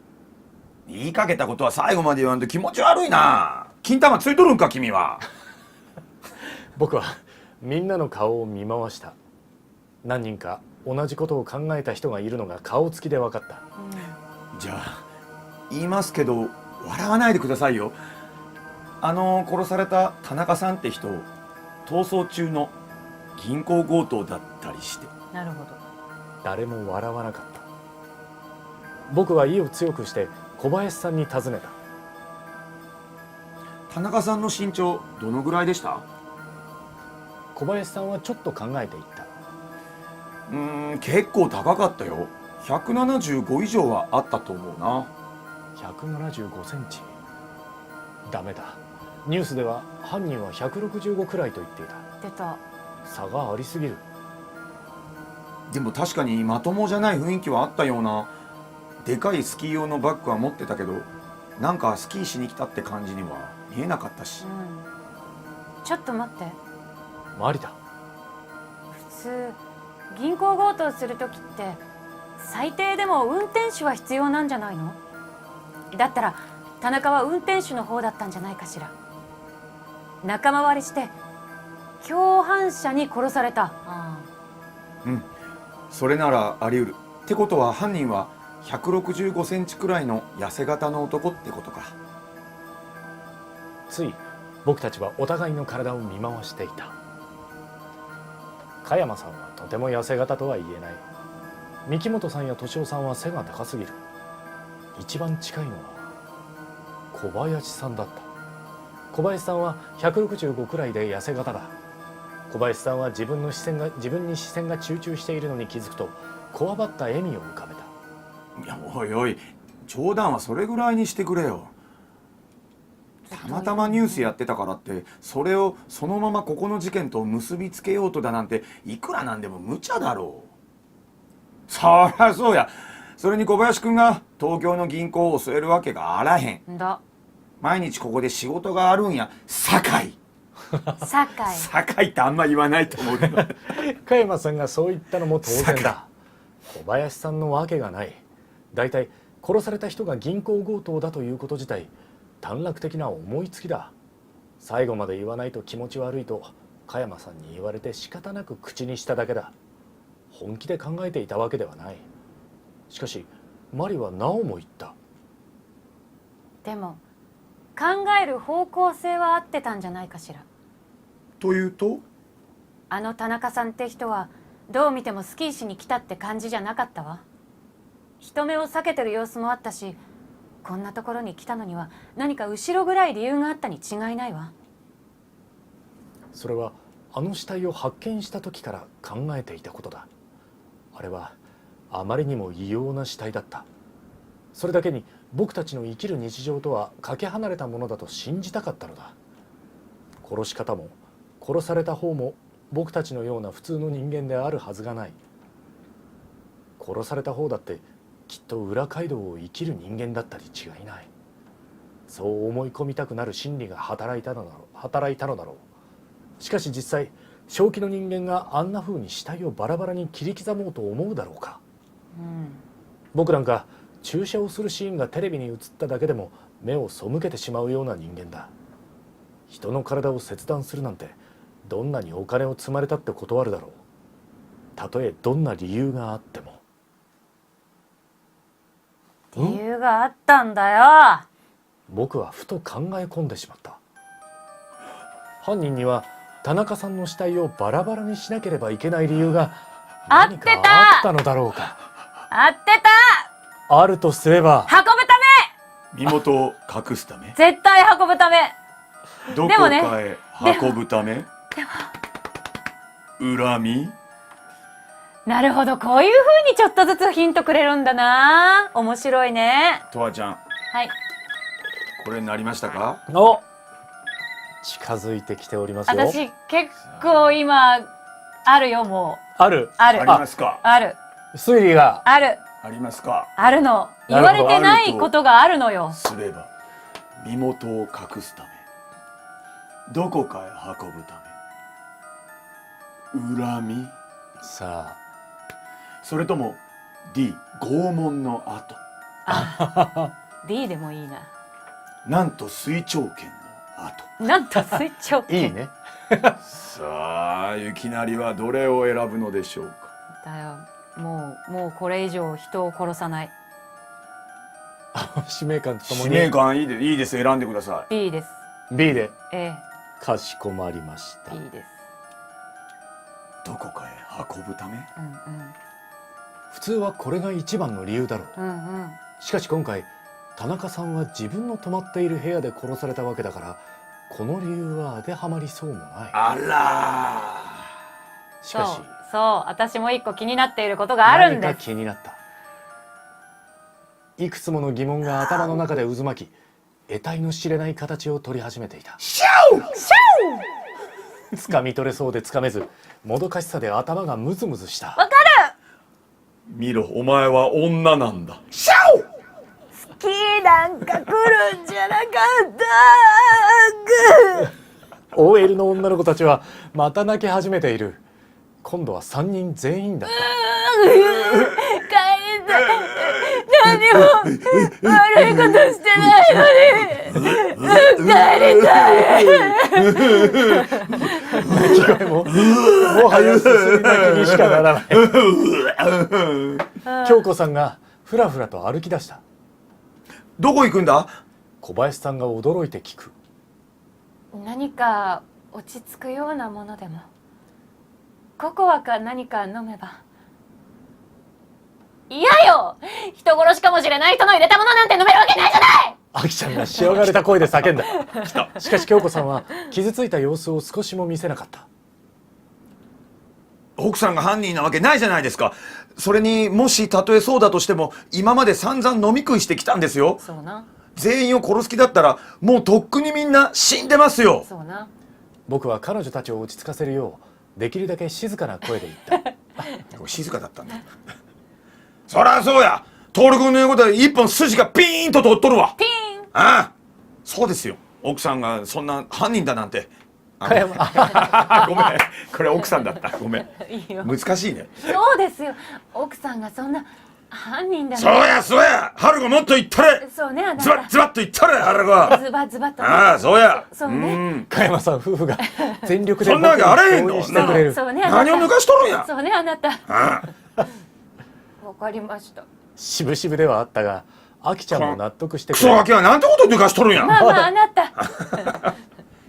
じゃあ、私が一緒に行きます。マリが言った。運動神経はいい方だから、誰か襲ってきたら一緒に撃退してやるわ。京子さんを一人にしないためには仕方のないことだが、少々不安だ。何か妙なことがあったら大声で叫ぶんだぞ。僕が言うとマリは弱々しい笑みを浮かべてうなずいた。うん。馬に乗って助けに来てね。白い馬で。誰も笑わなかったが、ほんの少し緊張が緩むのを感じた。オグリキャップでいいかい？早やっこがいい。ゴルシでしょ。ゴールドシップでしょ。白だったらね、ゴールシの方がいいか。京子さんとマリがキッチンへ行ってしまうと、しばらく不気味な沈黙が訪れた。これから朝までこうしているしかないのかな。敏夫さんがぽつりとつぶやく。僕はうなずいていった。それが一番でしょう。もし犯人が僕たちの中の誰かでないとしたら、マリックみたいな神出鬼没なやつです。トゥトゥトゥトゥトゥトゥトゥ。ハンドパワーです。誰も気づかれずに自由に建物や部屋を出入りできる。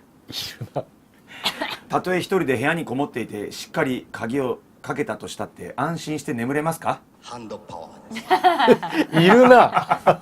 どこかにいるな。あれか、受付か階段の下の受付にいるのか。いるな。ハンドパワーです。いるな。確実に存在してるな。確実にいますいたね。なマリックかな、犯人は。安心して眠れますか？あーそっか。だったらバラバラにできるかも。できるね。できるできる。確かに安心なんてできないさ。でも考えてもみろよ。もし犯人が誰にしろ俺たち全員を殺すつもりだったら、こんなまどろっこしい方法を取ると思うか？俺だったらまだみんな警戒していないうちにもっとたくさん殺しておくね。それは確かに不思議な点だった。うん。こういうことも考えられるよね。三木本さんが痛むらしい頭を押さえながら口を開いた。残った人間に恐怖を味わわせるのが目的だと。うん。恐怖を味わわせるのが目的？どういうことですか？僕は聞き返した。つまり犯人は僕たち全員、あるいはこの中の誰かに相当な恨みを抱いていて、ただ殺すだけじゃ飽き足らない。うん。だから猫がネズミをいたぶるみたいに怯えさせた後で最後に殺す。ああ、なるほどね。そういうつもりじゃないかってことさ。怯えさせた後で殺す。それが本当だとしたら、それは一体どれほどの恨みなんだろう。この中にそんな恨みを買うような人がいるのだろうか。じゃあその恨まれてる人以外は関係ないんでしょうか？恵子ちゃんがすがるような目つきで三木本さんに尋ねる。どうだろうね。僕は頭を殴られたわけだけど、不思議と殺意は感じなかったな。もちろん他の人間が来たからとどめを刺せなかっただけかもしれないけど、無関係な人間を殺すつもりはないのかもしれないよ。ふざけたことを言うな！緑は、彼女は一体どうなるんだ？そうだそうだ。犯人はすでに無関係の人間を殺してるんだ。敏夫さんが怒りをあらわにしていった。無関係かどうかどうしてわかるんだい？三木本さんが静かに聞き返すと、敏夫さんは顔を真っ赤にしてさらに大声でわめいた。どういう意味だ？彼女は、緑は！声が詰まる。申し訳ない。別に彼女を悪く言うつもりじゃなかったんだ。ただいろいろ考え合わせると、犯人はどうしても殺さざるを得ない時だけ殺しているような気がしたものだから。あいつに、緑に殺されなきゃいけない、どんな理由があったっていうんだ。三木本さんが話す間に、敏夫さんの怒りは悲しみへと変わったようだった。一度は枯れた涙がまた溢れていた。かわいそうに。同情を誘ったのか、それとも恐怖か。女の子たちや春子さんまでもが涙を浮かべた。敏夫さんは彼女を愛していたんだろうか。緑。二人をよく知らない僕にはわからないことだった。緑さん。そう、これらは全あははははて演技かもしれないのだ。お緑さんを殺しておいて、それを疑われないために愛していたふりをして見せているのかもしれない。はあは僕はそんなことを考えた自分自身に心底嫌気がさした。あ。うん、一回その性格直した方がいい。犯人は僕だ。うん。どうしてこんな風にみんなを疑わなくてはならないのか。愛した人を失って悲しんでいる人に同情することすら素直にできない。でも全ては犯人の正体がわからないせいだ。僕たちの知らない誰かなのか、それとも僕たちの中にいるのか。それだけでもはっきりしないことには身動きが取れない。そういえばさっきの三木本さんの言葉に気にかかる部分があった。犯人はどうしても殺さざるを得ない時だけ殺しているような気がしたものだから。どうしても殺さざるを得なかったからみどりさんを殺した。うんさっきも一度は考えたことだったはずだ。うんみどりさんはなぜ殺されたのか、うん何かを見たのか、たまたま犯人と出会ってしまったからか。僕は真っ先にしなければいけなかったことに思い当たった。そうよ。田中さんの部屋をくまなく調べることだ。ほんまそれな。みどりさんはあの部屋に行くといい、そして殺された。手がかりはあの部屋の中にあるはずだ。できれば一人でじっくり調べてみたい。しかし誰も一人にしてはいけないなどとみんなに言った手前、今さらそうもいかないだろう。もちろん一人になるのが危険だということも分かっているが、犯人かもしれない人間を連れて入るのはもっと危険だ。では誰と？答えはすぐに思いついた。まあそりゃそうでしょう。マリだ。マリとなら安心して調べることができる。やがてそのマリが京子さんと一緒にたくさんのカップを乗せたお盆を運んできた。お待ちどうさま。マリは精一杯明るい声を出している。かわいいな。ついさっきは同じことをみどりさんがしていたと思うと不思議な感じだった。ほんの数時間前までピンピンしていた人が今は冷たくなっている。熱々のココアが全員に配られる。女の子たちは他の人が口をつけるのを見届けてから飲み始めた。あったかくて甘いココアはひどく心を落ち着かせる作用があるようだ。心の疲れも体の疲れも何もかも溶けて流れていくようだった。そして一息つき、みんな多少落ち着いたらしいのを見届けると、僕はマリに言った。今からちょっと僕についてきてくれないか？どこへ？田中さんの部屋を調べようと思うんだ。全員がはっとこちらを向いた。何のために調べるんだね。小林さんが尋ねる。みどりさんは殺される前、あの部屋に行こうとしてた。そうでしたね。うん、そうだが、それが一体。彼女は多分何か事件の真相について調べようとしていたに違いありません。そしてあまりにも真相に近づきすぎたために殺された。だったら僕たちがすべきことはあの部屋を徹底的に調べることだと思うんです。そうだそうだ。それを君が？敏夫さんが目を細めて口を挟んだ。ええ。君が犯人で証拠を隠滅しないという証拠がどこにある？それはないだろう。でも一人で入るつもりはありません。マリと一緒ですから。だから彼女が君と共犯じゃないっていう保証もないわけだ。じゃあ3人で行きましょう。それなら文句はないでしょ。もう一人敏夫さんが選んでください。俺じゃダメなのか？敏夫さんは眉をつり上げる。彼がもし犯人だとしたら証拠を隠滅されてしまうかもしれない。その危険性を考えると誰か別の人を選んだ方がいいんじゃないだろうか。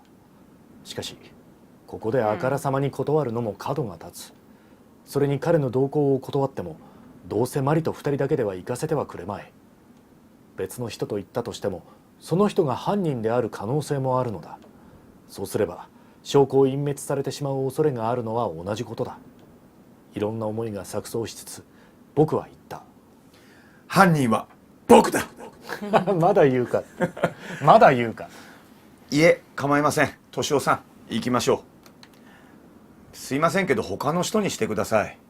さあ、ドアちゃん、どうしますか？ね、重大な選択にだんだんなってきましたね、物語が進むにつれ。だいぶ進んできました。はい。さあ、声優ゆきなりとは何を選ぶんでしょう。今日はかまいたちの夜、やらせていただいてますけど、はい、私徳間風見と、声優のこの中谷和弘さんはプレイ済みでございますので、今日は初見でゆきなりとわさんに選択肢を選んでいただいてます。はい。敏夫さん、はい、怪しんでないんだよな。ほう。だから別に、じゃあトッシーでもあの涙は本物だよ。ね。ちょっとね、叫んだところは下手くそでしたけどね。いやいやいや、本物だった。ビンビン来ましたよ。本当に。ビンビン来た。ビンビン来ましたよ。これってだから敏夫さんを疑ってるか疑ってないかってことだよね。まあそうですね。でもそっか。いいですよ。でもじゃあでも待って、他の人に他の人って誰よって話だね。まあ確かにねそう選択肢がここではないですよね。他の人っていうグループになっちゃってるんで。いい、敏夫さんでいい。わかりました。かしこまりました。いえ、構いません。敏夫さん、行きましょう。彼への疑いを全く捨てたわけではないが、やはりみどりさんを失った時のあの悲しそうな表情に嘘はなかったのではないか、緑、そう思えたのだ。緑。べしょべしょに泣いてたもん。僕たち3人が行くことに対して他の人からは特に異論は出なかった。行きましょうか。僕たちはココアを飲み終えると立ち上がった。警察の捜査の支障になるようなことはするんじゃないぞ。小林さんが釘を刺す。はい。もちろんなるべくならそうしたい、はい。が何を探すべきなのかもわからない以上確約はできない。とりあえずうなずいておいて、僕たち3人は2階へと上がった。はい。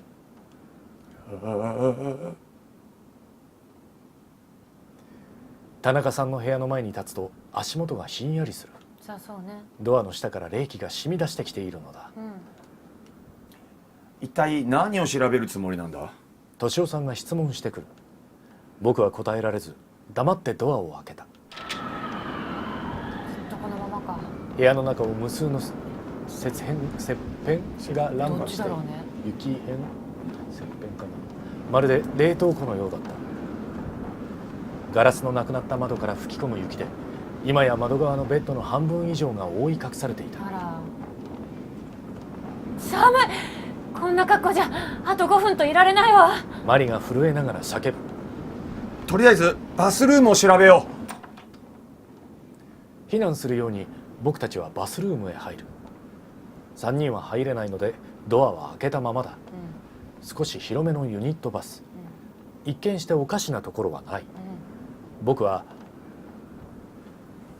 石鹸を使ったどうか調べることにした。バスタブを使った跡があるかどうか調べることにした。バスタオルが湿っているかどうか調べることにした。とわちゃん、どうしましょう。解決したいよね。ここから1個ずつの選択がめちゃくちゃ重要です。ありがとはい、ワンミスでダメになりう。ます。ワンミス。はいかなり重要です。ここから頑張って。 AI じゃない。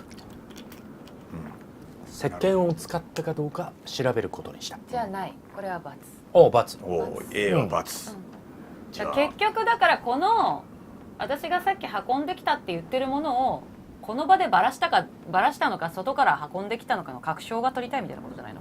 ほうほうほ素晴らしいですう。どね。こにいんだ。合ってる？雪なりすごいかも。合ってる？あ、間違えた。カンカンカン。タンタン。天国から志村さんが大丈夫だっておっしゃって味方になってくれてます志よ。村さん。あ、そっちもあるんだ。さあだからどうしましょう。だとしたら湿ってるのより使ったかどうかなんじゃない？じゃあバ B スタブでですねだから解体したかどうかとかなんじゃないの？はい、かしこまりました。僕はバスタブを使った跡があるかどうか調べることにした。バスタブは濡れた跡もなく使った形跡は全くなかった。洗面台の下、洋式便器の中を覗くがもちろん何もない。天井を見上げると四角い切れ目があった。天井裏があるのだ。マリ、肩車するからそこの中覗いてくれないか。いいけど大丈夫なの？地獄車をするんですね。ゴロゴロゴロ。マリ地獄車するからそこの中覗いてくれないか。それは嫌かな。私結構重いわよ。どっちなんだ。精神的に重いのかな。精神的に、ああでもそういうこともあるよね。やっぱね一回もう肩車したんだかよね。そうそう。そっちの思い。LINE はもう本当既読したら毎日よね。 2分以内にそうは返さないといけない。なんで既読してるのに返ってこないの？一日 LINE は50回やり取りしなきゃいけないっていう、そういう重い女かもし私れない。結構重いわよ。ああそれきついな。大丈夫なの？それ肩車するときに言われるんだ危ない全部。そう地獄車しながら言われるから。危ない。そういうことはね、付き合わない方がいい。そうそう絶対付き合わない方がいい。そう。まるで経験があるみたいに言うけどマジで他の女の子が来てる飲み会は禁止。ほんと禁あ止大変だね。そうだよ禁止禁止。れは俺の友達はこういう出る演者さんだけど普通の番組で共演してることに嫁が切れてて離婚したっていう友達いるからねそれも大変だな。だってお仕事でしょ。そ大好きだったんうまあだね。でもゲーム実況のたけちゃんという子ですけどね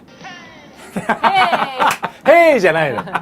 これまあ本人がおっしゃってる話だから大丈夫ですよはい本当に本当にさあ行きましょうへいはいさ150キロぐらい失礼ね。そんなにあるわけないでしょ。大谷のストレート並みだねあ、うん100マイル100マイル。なら大丈夫だよ一応男なんだぜそうね。一応僕がしゃがむとマリが肩にまたがる。スカートじゃないのが残念だが変態。マリの太ももがジーンズ越しに感じられる。ピロリンじゃないの。エッチなこと考えてないでしょうね。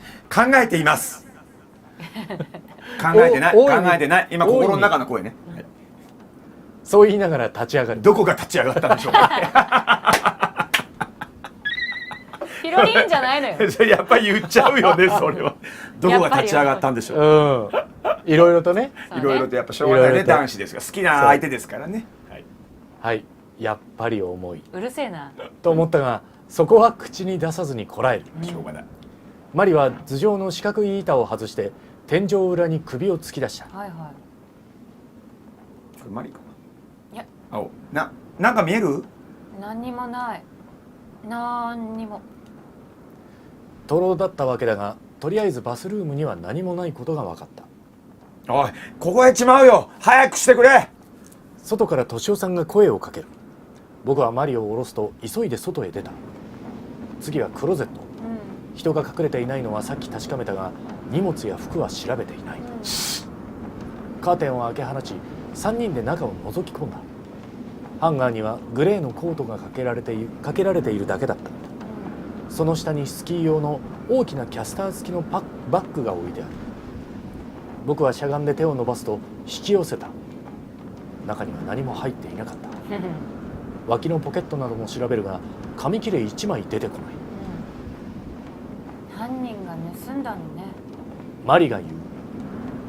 僕は言った。多分ねいや違う犯人が盗んだんじゃないよさあこれは極めて重要かもしれないですね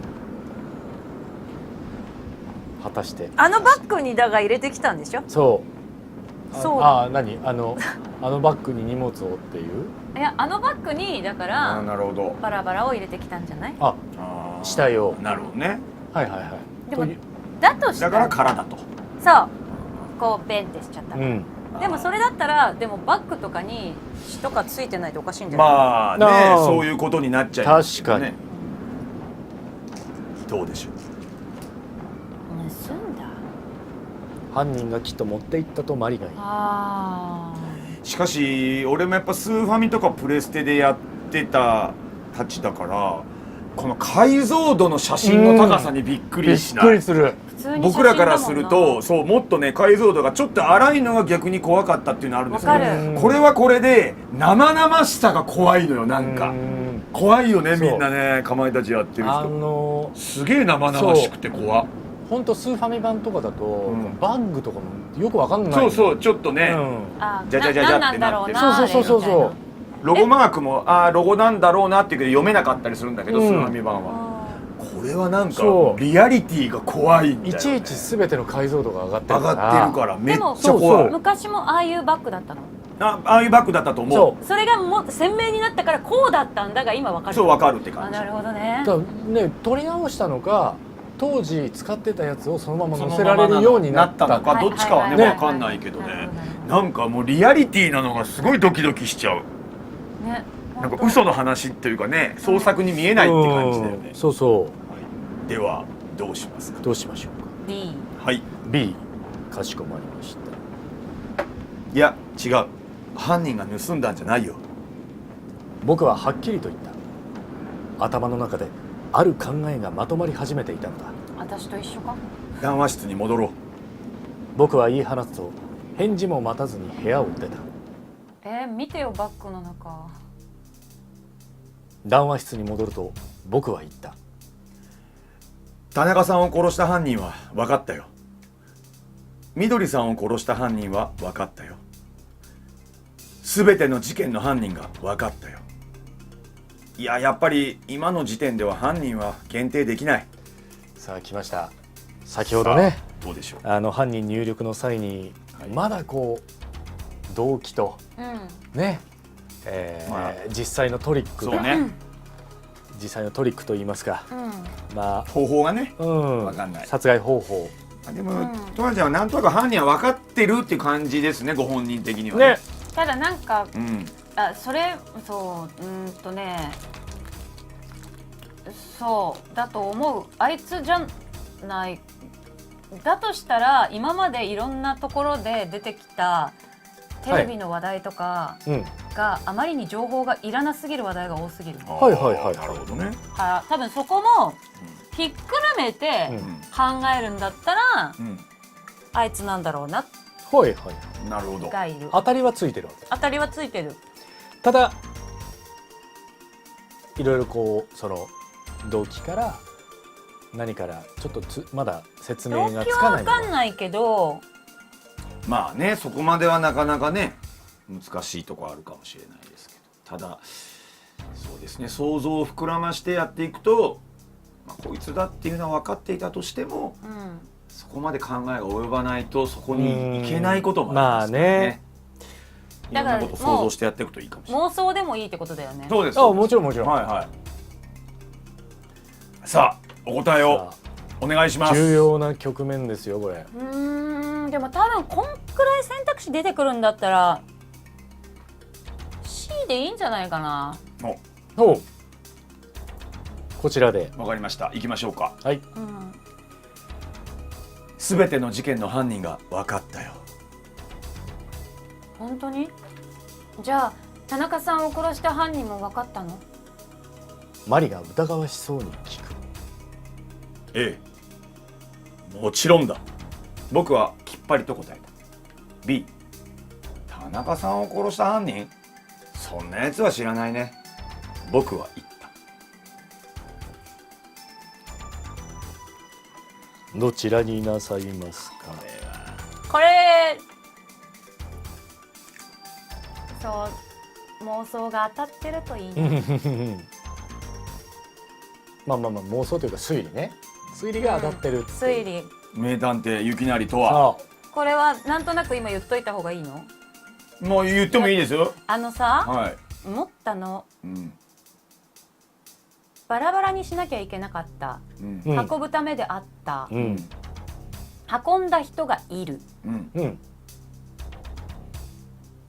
だ人がいるってことは、いた人じゃないってことじゃないって思ったの。ほうほうほうほうほうほうほうね。外部から運んだ人という意味かな。このペンションの関係者ではないってことかな。泊まり客や関係者じゃないってこと？なんて言えばいいかな。今推理パート来ましたよ。いいですよ名探偵。今こう頭の中で考えを巡らしてるところですよこれ。いろいろなね。ピンがね、なんて言えばいいんだろう。持ってきたから、外で殺されたってことは、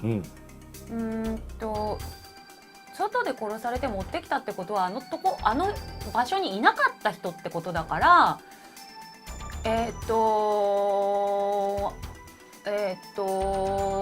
帽子かぶったグラサンのやつがこの中にいる。考えがまとまらない？いや、いいですか？まとまった。わかりました。多分そういうことだと思う。わかりました。じゃあ行っちゃいましょう。じゃあ A か B か選んでください。 B。 田中さんを殺した犯人？そんなやつは知らないね。僕は言った。この言い方だったら多分こっちの気がする。そんなやつは知らないね。僕は言った。じゃあみどりさんを殺した犯人だけ分かったってこと？僕はみんなをぐるりと見回した。犯人である可能性のある人はただ一人。僕は言った。犯人は僕だ。犯人は君だよマリ。犯人は当然僕でもなければマリでもなく。でいきなりさん、これは当然 A ですね。そうだね。そうだね。A にするか。これみんな大好きなセリフなんですよ。犯人は僕僕だ。ここまで出たって言ってここまで引っかき回しといてお前かよっていう。全部僕がやった。まあこれは当然まあ C これしかないですね。はいはいわかりました。犯人は僕だ。ここで自供してるの受けるよね。いつやったんだよ。自分で考えてなんでっていう。はい、じゃあ行きサイましょう。コパスすぎるだろ。ね。結構です。じゃあこちらはい、はいいいでいいです。はい。犯人は当然僕でもなければマリでもなく。さあ、じゃあコントローラーを握って入れてください。ご自身ではい。犯人の名前を入力。オッケー。もいいと思うよ。そんな名前だったよなっていうなんか急に心配になるよね。あ合ってるか教えて。あ。はい。はい。お木ー本。なんかこいつ初めから鼻についたんだよな。なんか言ってたもんね。ああんま好きじ生理ゃない的に無理ってね。かまいたちの言う妖怪だ。うるせえな。なるほどね。人自分からね。ヌードの下りからあんま好きじゃなかったもんね。でもそう。キモいですよ。あーっつって。ねえ。三木本で X でお願いします。どうせ殴られたって自分で自殺自演だろこいつ。ってあ思っちゃった。あ、そう。これ X なんだよね。まあ果たしてねバックハンドブロー使いがいるのか。そう。あなたが犯人だったんですね。三木本さんはしばらく自分のことを言われているのだとは思わなかったようだった。勘違いだったらごめんよ三木本。僕のこと言ってんのか？冗談はやめてくれ。バカバカしい。うるせえな。マリも口を挟む。そうよ。三木本さんのわけがないでしょ。田中さんを殺す機会もなかったし、おまけに頭まで怪我してるっていうのに。どんなひどい怪我かマリは見たかい？僕は見てない。血が流れているのを見ただけだ。小林さんも見た目はさほど重そうじゃない傷だって言っていたはずだ。じゃあ仮病怪我したふりをしてたっていうの？いや、もちろん何かで傷はつけただろうさ。自分で殴るかどうかして。そうだ。それが一番納得のいく考えだった。死体をバラバラにしたりするほどの手間をかける犯人だ。自分が疑われるかもしれない状況で中途半端に殴るような真似をするとは思えない。だから敏夫さんや小林さんは怪しいだけに逆に犯人らしくないのだ。三木本さんは半ば諦めた様子で笑った。信じてくれないならそれはいいさ。でも田中という人は僕にはどう頑張ったって殺せないよ。僕はここに着いてからずっとこの談話室にいたんだ。荷物を置きに行ったのを除けばね。一体いつ人を殺してその死体をバラバラにするようなそんな時間があったっていうんだ。皆息を潜めて僕の答えを待ち受けている。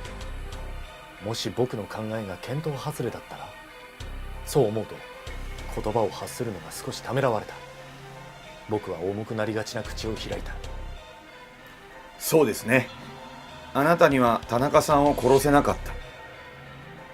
2階へ上がった瞬間を利用して殺すことくらいはできるかもしれないですが、死体をバラバラにすることはできなかったはずです。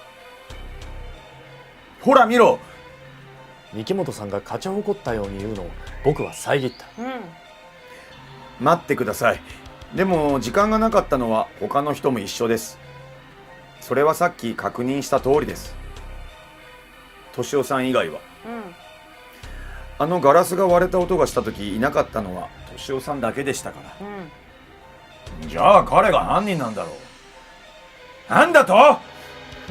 三木本さんの言葉に敏夫さんは怒りをあらわにして近寄った。忙しいな。もう今こっからは、まあ。僕は慌てて敏夫さんをなだめた。ですからとりあえずあのガラスの件は事件とは関係ないものとして考えてみます。はい。事件とは関係ないわけないだろう。あの時に犯人は逃げたんだ。決まってるじゃないか。三木本さんが何をバカなことを言っているんだという調子で手を振る。最初はみんなそう思いました。みどりさんが殺されるまではね。僕は続けた。うんもし犯人がどこから舞い戻ってきたのだとしたら痕跡が残ったはずです。さっきもう一度田中さんの部屋に行ったら雪が数センチも積もるほどでしたし、あの部屋から出てくると廊下には点々と濡れた跡がついていました。そんな跡どこかで見た人がいますか？うんうん僕は見回したが誰も答えなかった。つまりこの吹雪の間中誰かが玄関以外の場所から入ってきたとは考えられないんです。うん田中さんが殺したのもみどりさんを殺したのもこの中にいる誰かに違いはないんです。違いないんです。それがどうして僕ということになるんだい？三木本さんは当然の質問をした。うん僕はその質問を無視し無視した小林さんに話しかけた。かわいそう。小林さん、死体を見つけた時まるで人形みたいだと思いませんでしたか？ああ、そんな風に見えたな。でもありゃ確かに人間だったよ。小林さんは強調する。そうです。僕もそう思います。でも人形みたいに見えたのは血があまり流れてなかったからだとは思いませんか？そして死体には血の気がなくてもう半ば凍りかけてるみたいだった。そりゃあ窓が割れて雪が吹き込んできたから。しかし確かに血はそんなに見た覚えがないな。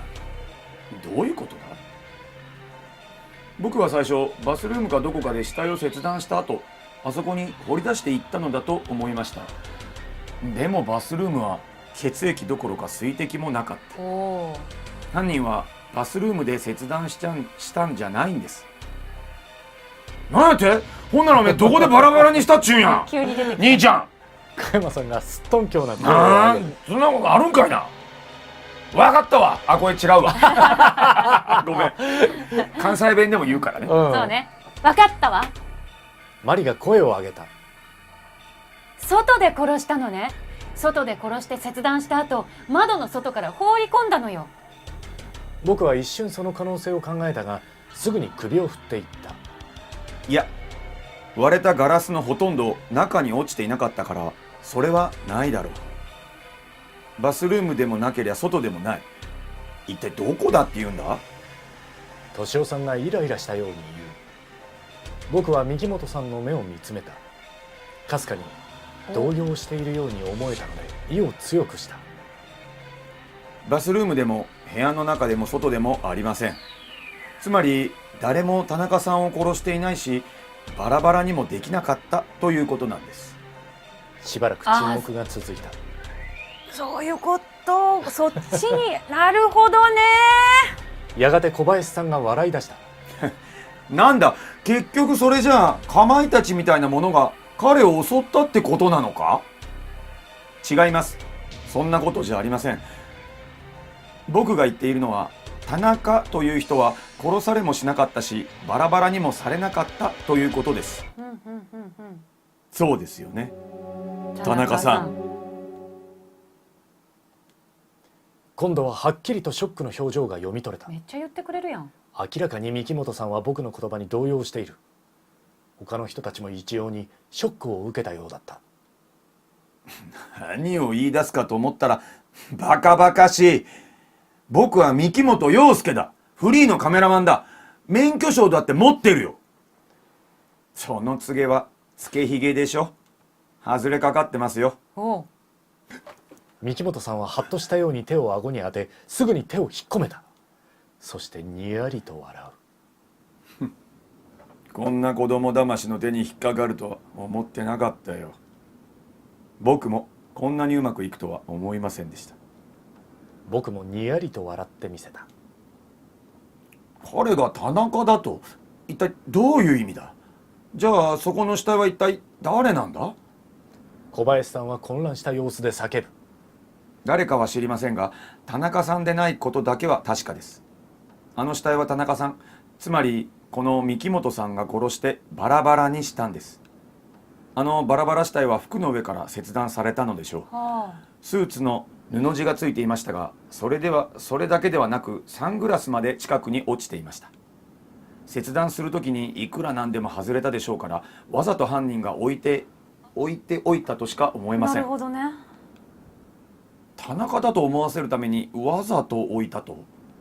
きっとそうでしょう。僕たちの誰も田中さんの素顔を知らなかった。うんスーツとサングラスがなければもっと早くこの可能性を考えたことと思います。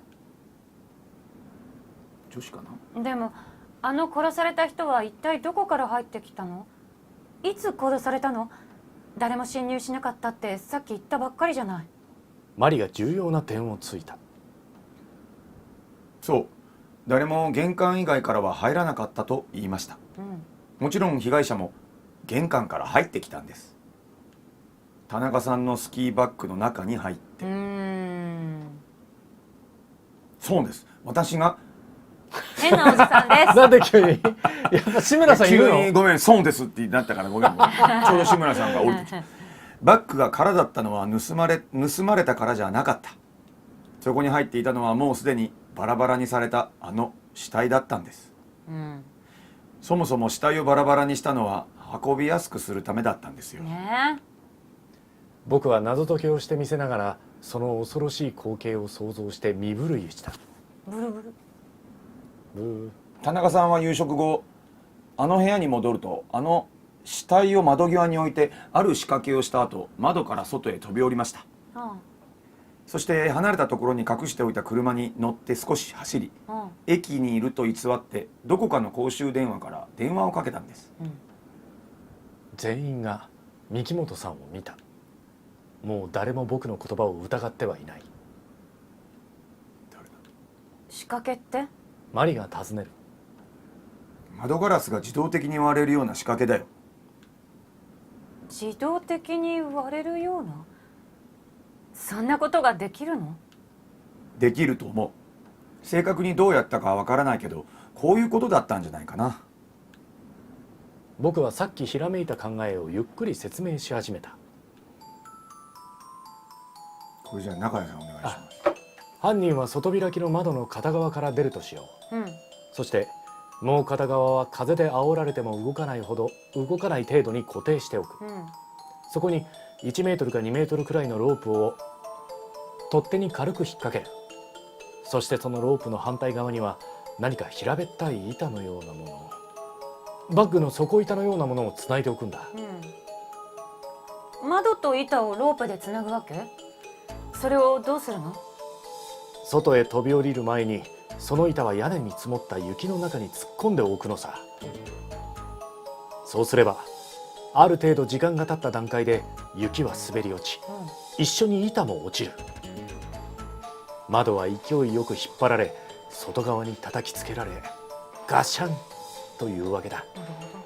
板とロープは窓から外れて雪の下に埋もれてしまう。その時間を田中さんはつまり三木本さんは12時頃と予測してたんじゃないかな。だからあんな脅迫状を作ってかなこちゃんたちの部屋に入れておいた。でもアリバイを作るのにはなんとか間に合ったので何も問題はなかったんだ。襲われたふりをしてみせたのはどうしてなの？それはあまりあの窓の下あたりを調べてほしくなかったから仕方なくあんなことを思いついたんじゃないかな。その上ガラスが割れた時唯一アリバイがなかった敏夫さんにさらに疑いを向けさせることもできた。小林さんが油断のなさそうな目で三木本さんを見つめながら言った。彼のやり口はよく分かった。しかしなぜそんな込み入った真似をしなきゃならないんだ。一体どうして死体をここに持ってこなきゃならないんだ。どうしてうちで？確かに。よそでやってほしかったという口ぶりだ。さあそれは本人の口から聞いてみないとわからないでしょうね。僕は三木本さんを見た。ソファーに座っていた人たちは皆恐ろしそうに立ち上がり彼から離れた。三木本さんはふっと照れたように笑ってもじゃもじゃのひげを勢いよくむしり取った。ひげがなくなると山男風の印象は跡形もなく消え去り、冷徹そうな瞳だけが目立った。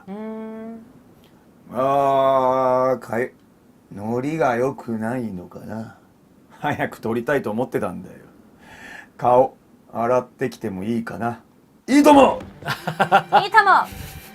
間にいた僕が止める暇もなく、敏夫さんが三木本さんに飛びかかっていた。敏夫がてめえが殺したのか。本当にてめえがやったのか。答えろ。敏夫さんは座ったままの三木本さんにのしかかり、ぐいぐいと喉を締め始めた。止めるべきかどうか迷ったその一瞬後、事態は逆転していた。わいつの間にか敏夫さんが後ろ手にソファーに組み敷かれていたのだ。痛みのせいか敏夫さんがうめき声を上げる。お前たちも動くんじゃない。彼の腕が折られても知らないよ。誰も動けなかった。小林さんがあえぐように言った。本当に君は。三木本さんは敏夫さんを抑え込んだままうなずいてみせる。ああ、そうだ。最初は田中一郎と名乗ってチェックインした。当然偽名だ。宿帳のサインはあいつの筆跡を真似て書いてあるから、あいつが自分でチェックインしたことを警察が疑うはずはなかったんだ。畜生、話せ。敏夫さんが叫んで暴れる。三木本さんはひょいとひねるようにして敏夫さんを僕の方へ押しやった。敏夫さんは勢い余って僕の上に倒れ込む。マリが手を貸して助けを起こすと、敏夫さんは燃えるような瞳で三木本さんを見返した。緑って子は恋人だったのか。彼女を殺す羽目になったのは本当に残念だった。本当だよ。今まで何人か殺したけど、全部そうするしかなかったって時だけだった。淡々と話す彼の言葉に僕は旋律を覚えた。この人はいわばプロだ。プロの犯罪者なのだ。僕の思いを裏付けるように三木本さんはどこからかオートマチックの拳銃を取り出して構えていた。どうして緑さんを殺したんですか。言いながら僕は口の中が干上がるのを感じていた。お前と同じ結論に達したのさ。推理というよりは女の勘だったんじゃないかと思うがね。死体のある部屋を調べると言ったのを聞いたんで、一人になるのを待って様子を見に行こうとしたら廊下で出くわしたんだ。はっきり言われたよ。あなたが田中さんでしょ。賢い。あれこれ考えている時間はなかった。一瞬だったから苦しむ暇もなかっただろう。勝手なこと言うんじゃねえよ。敏夫さんは言ったが、全く同じ思いだった。この男は人を殺すことを何とも思っていない。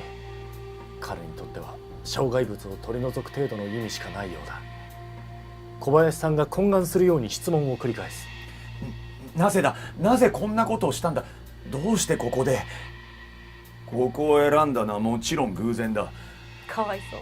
人里離れた宿で俺たち二人の顔を知っているやつの来そうにないところだったらどこでもよかった。田中さん、いやあの死体は一体誰なんです。どうして殺したんです。僕も質問を重ねた。三木本さんは全て答えるつもりのようだった。あいつは相棒だよ。とは言っても水谷豊とは違うからな。一緒の仕事は今回で最初で最後になったがな。どっちが寺脇さんの方なのかな。どっちなんだろう。バラバラにされてんの。バラバラにされる。どっちちょっと。水谷豊さんバラバラにされないでしょう。いやでもなんか小柄だったら。小柄だったらそうか、あっちの方だよね。そうね。仕事？銀行強盗だよ。当てずっぽの推理も実は当たってたのさ。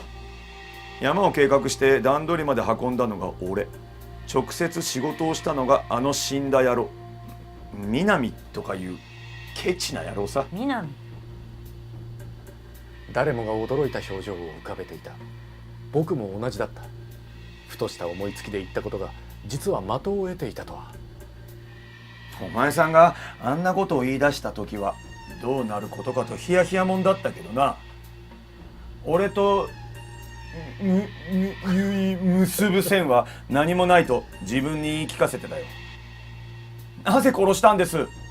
初めから七三でぴっちり髪の毛を分ける予定だった。フォーマルなの。フォーマルなフォーマルに場に分ける予定だっった。しかし額が思ってたより大きかったもんで、あの野郎欲をかいて半分よこせと言い出したんだ。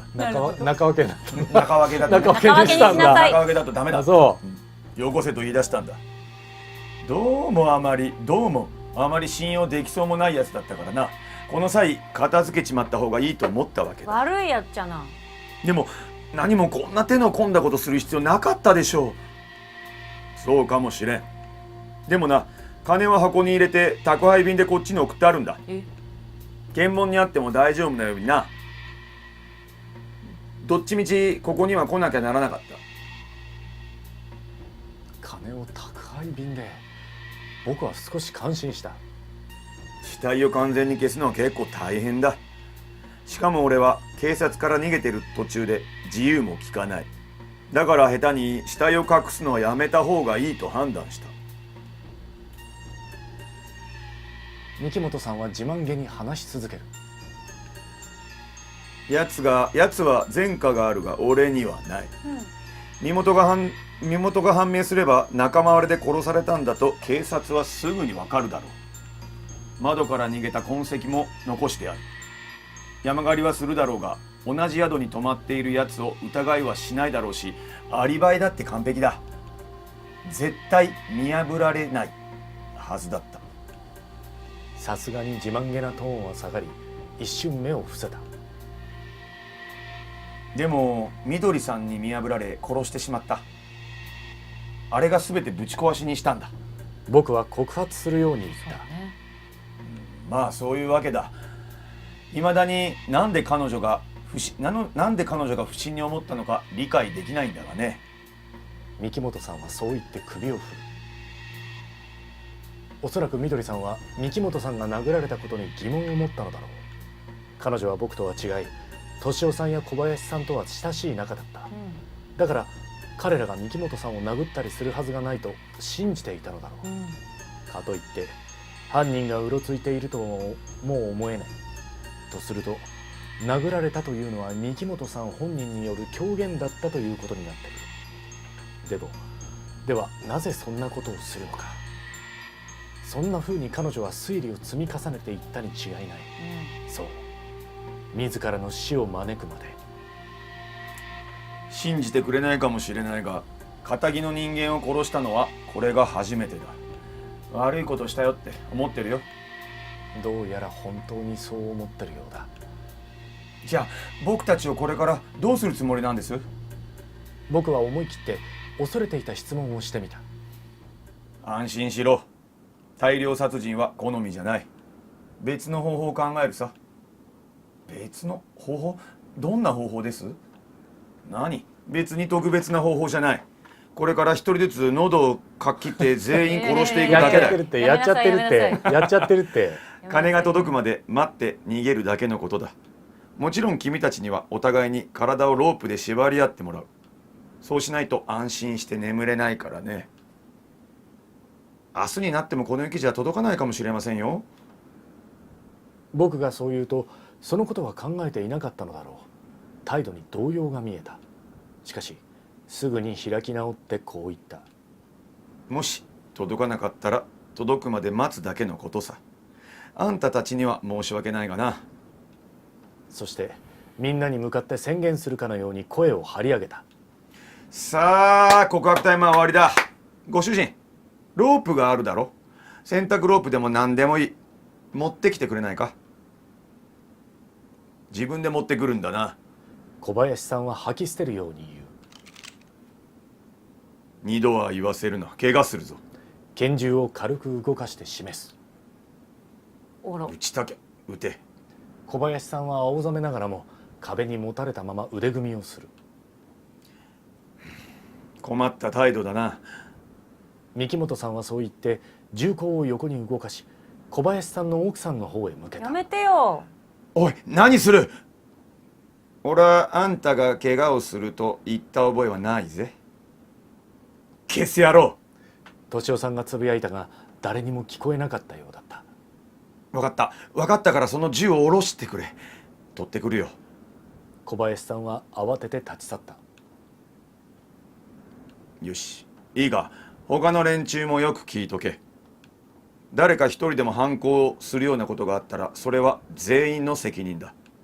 見せしめに誰を殺すかは俺が決める。殺されたくなかったら周りのやつが妙なことを考えないようによく見張っとくんだな。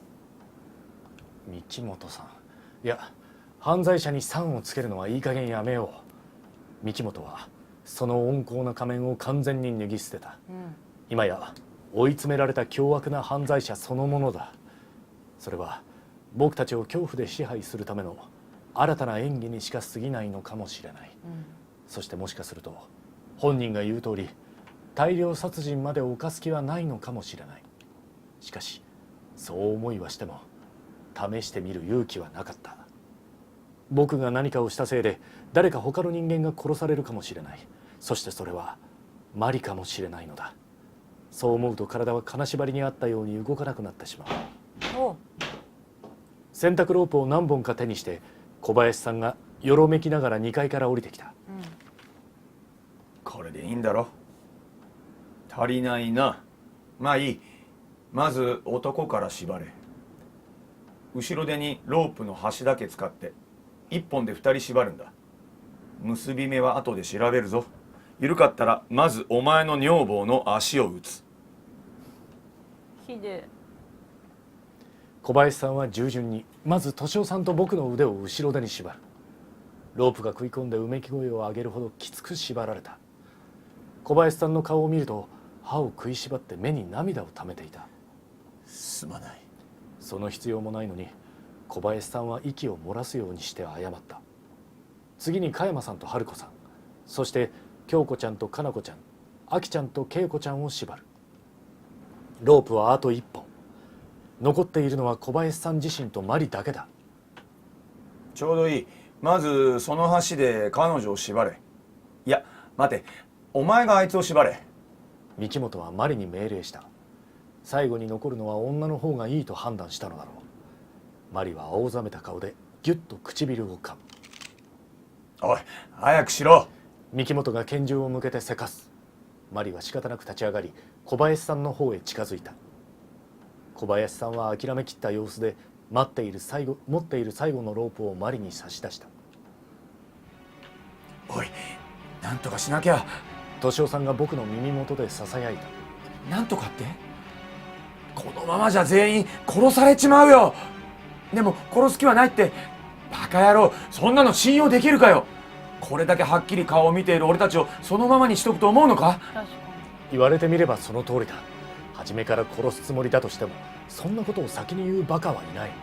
どうせ殺されるのならとみんな死に物狂いの抵抗をするからだ。それを封じるために嘘をついたのだ。どうしよう。全員が身動き取れなくなってからではもう遅い。しかしもし本当に抵抗さえしなければ殺すつもりなどないのだとしたら、下手に抵抗すれば状況を悪化させるだけだ。敏夫さんが苛立った口調で言った。俺のズボンのポケットに果物ナイフが入ってる。それを抜いて縄を切れ。敏夫さんは半ばやけになっていてとても冷静とは言えない。こんな人の言うことを聞いていていいのだろうか。マリが小林さんの手を縛るのに手間取っている。決断は今しかない。僕は素早く手で敏夫さんのズボンを探った。マジで三木本は今マリの動きしか目に入っていない。バカ、違う、そこじゃない。左のポケットだ。硬いものに指が触れた。それだ。僕はそっと指でつまむとゆっくり引き出した。折りたたみ式だった。俺がやる。敏夫さんが言って拾い上げる。後ろ手のまま器用にナイフを開く。そしてそれを僕の腕の結び目に突き立ててノコギリのように動かし始めた。マリが小林さんの腕を縛り終えた。ちょっとどいてろ。三木本がマリに命令し結び目を調べている。ロープはまだ切れない。こんな緩くちゃダメだ。もっと離れてろ。三木本は拳銃を振ってマリに指図する。マリが階段のところまで離れると三木本は小林さんの腕をよりきつく縛り上げ始めた。拳銃は腰のベルトに挟んでいる。ロープが切れた。これくらいしておかないとな。三木本が満足げな口調で言う。くそ、敏夫さんのロープを切っている時間があるだろうか。そう思った次の瞬間、いつの間にか拾い上げたストックをマリが三木本の背後でゆっくりと振り上げた。なんてことをするんだ。僕は危うく声を上げそうになった。切れたロープを腕から振り落とすのももどかしく、僕は三木本めがけてタックルした。僕が飛びかかるのと三木本がベルトの拳銃を素早く抜くのはほとんど同時だった。僕たちにとって幸いだったのは、マリと僕のどちらを狙えばいいものか彼が一瞬迷いを見せたことだった。マリを無視し銃口を僕に向けた時には、もう僕の体が三木本にぶち当たっていた。怖いことする。僕たちは勢いよく床の上に転がった。彼の手から飛んだ拳銃がマリの足元へ鈍い音を立てて落ちる。マリちゃん、それを拾うんだ。小林さんの叫び声を聞きながら、僕と三木本は互いに上下になりながら床を転がった。上になった僕は彼の喉を両手で掴み、思い切り体重を乗せて締め付ける。しかし縛られていたせいか手がしびれて力が入らない。次の瞬間、体が浮き上がるほどの勢いで急所を蹴り上げられた。痛そうめき声を上げ股間を押さえて転がった。苦しくて立ち上がれない。一瞬にして全身に油汗が噴き出す。畜生、ダメだった。さあ、それ渡すんだ。三木本の声が聞こえる。僕は視線を上げた。マリが拳銃を両手で構え三木本に向けている。寿司三昧だ。動かないで。動いたら撃つわよ。勇ましい言葉とは裏腹に声は震えている。おまけに腕も震えていて狙いが定まっていない。やめとけ。セーフティーがついているぞ、ルーキー。その可愛い足を打ち抜くのがオチだぜ。誰も殺したりしないから返すんだ。三木本は自信たっぷりにマリに近づいた。マリが拳銃を突き出して目をつぶる。目をつぶるんじゃない、マリ。言いながら僕は目を閉じていた。どっちや。次の瞬間、耳をつんざく轟音が鳴り響いた。そして静寂。目を開くと何もかもが消えているのではないかと思うほどの静寂。恐る恐る僕は目を開けた。目を閉じる前とさほど変わらない光景がそこにあった。違っているのは、マリが尻餅をついていることと三木本が首をかしげたみたいにしていること、そしてその三木本の後ろには敏夫さんが立っていた。不思議なことに敏夫さんの手は縛られたままにもかかわらず体の前にあり、モップの柄を握りしめている。おう。やがてゆっくりと三木本は崩れ落ちるように膝をつき前のめりに倒れた。マリが撃ち殺したのか。嘘。当たったの？撃った本人が驚いている。マリちゃんの弾はあそこだよ。手を縛られたままの敏夫さんが天井を見上げた。じゃあこの人は？敏夫さんはにやりと笑ってモップの柄を持ち上げる。こいつでガツンとね。敏夫さんのその手どうしたんですか？ロープは切れているわけではなく、依然としてきつく縛られたままのように見える。これか？体が柔らかいのが自慢でね。そう言って縛られた両手の間に足を入れると手は後ろへ回った。僕にはとてもあんな真似はできそうもない。トール、大丈夫？マリが拳銃をその場に取り落とし、僕の方へ駆け寄ってくる。聞かれた途端、痛みが戻ってきた。マリ大丈夫じゃない？怪我したの？どこ？怪我っていうかなんていうか。そこでようやく僕が押さえている場所に気がついたようだった。やだ。マリは慌てて向こうを向いてしまう。やがて心配そうに振り向き尋ねた。そんなに痛いの？うん、女に生まれてくればよかったと思うぐらい痛い。普段でも言えない軽口がなぜか自然に出てきた。敏夫さんがあのナイフで小林さんのロープを切った。さてこいつをどうしようか。小林さんは手首をさすりながら気絶しているらしい三木本に近づく。殺してやりたいけどとりあえず縛っておきますか。敏夫さんは意外と冷静だ。三木本は不死身の殺人鬼ジェイソンのように起き上がってくることもなく、ぐるぐる巻きに縛り上げられた。マリが全員の戒めをほどく。これで緑さんさえ無事だったから。本当だよ。恐ろしくはあっても、後になれば楽しい思い出として語れる日も来たかもしれないのだが、敏夫さんはマリが落とした拳銃を拾い上げ、縛られた三木本を複雑な表情を浮かべて見下ろしていた。殺してしまいたい、殺してしまおうか、そんなことを考えているのだろうか。その時僕は唐突に重要なことを思い出した。吹雪が止めばここに2億円の宅配便が届くのだ。2億円。その金のために2人の人間を死に至らしめた。ある種の人々にとっては何人もの人の命を奪ってでも欲しい大金。敏夫さんがふと僕の視線に気づいたかのように振り向く。僕たちはじっと見つめ合った。一瞬僕たちの間に静電気のようなものが走った気がした。やがて敏夫さんはふっと悲しげな笑みを浮かべると拳銃を持ち上げた。右手の指で何かを操作する。カチャリという音とともに弾倉が外れ左手の中に落ちる。彼はそれを僕の方へ放り投げた。おっかなびっくり受け取るとずしりと重く取り落としそうになる。物騒だからそいつは預かっといてくれ。いいですけど、俺はちょっと彼女のところへ行ってくる。敏夫さんはそう言っておいて、重い足取りで談話室を出て行った。彼女、緑さんのことだろう。死体は多分彼女の部屋にあるのだ。その時僕はオートマチック拳銃についてのおぼろげな知識を思い出した。さっきマリは天井へ向けて一発撃った、つまり弾倉からはまた新たな弾が本体の中に送り込まれているはずなのだ。その弾丸は撃つか幽底と呼ばれる部分をスライドさせない限り本体の中に残ったままだ。弾倉を片手でいとも簡単に外してみせた敏夫さんがそんなことも知らなかったのだろうか。死ぬの？敏夫さんの言葉を思い出して僕は胸騒ぎを覚えた。彼女のところへ行ってくる。彼はそう言ったのだ。わあ、マジで？その時こもってはいるがはっきり銃声とわかる破裂音が建物のどこかで響いた。なぜなんです、敏夫さん。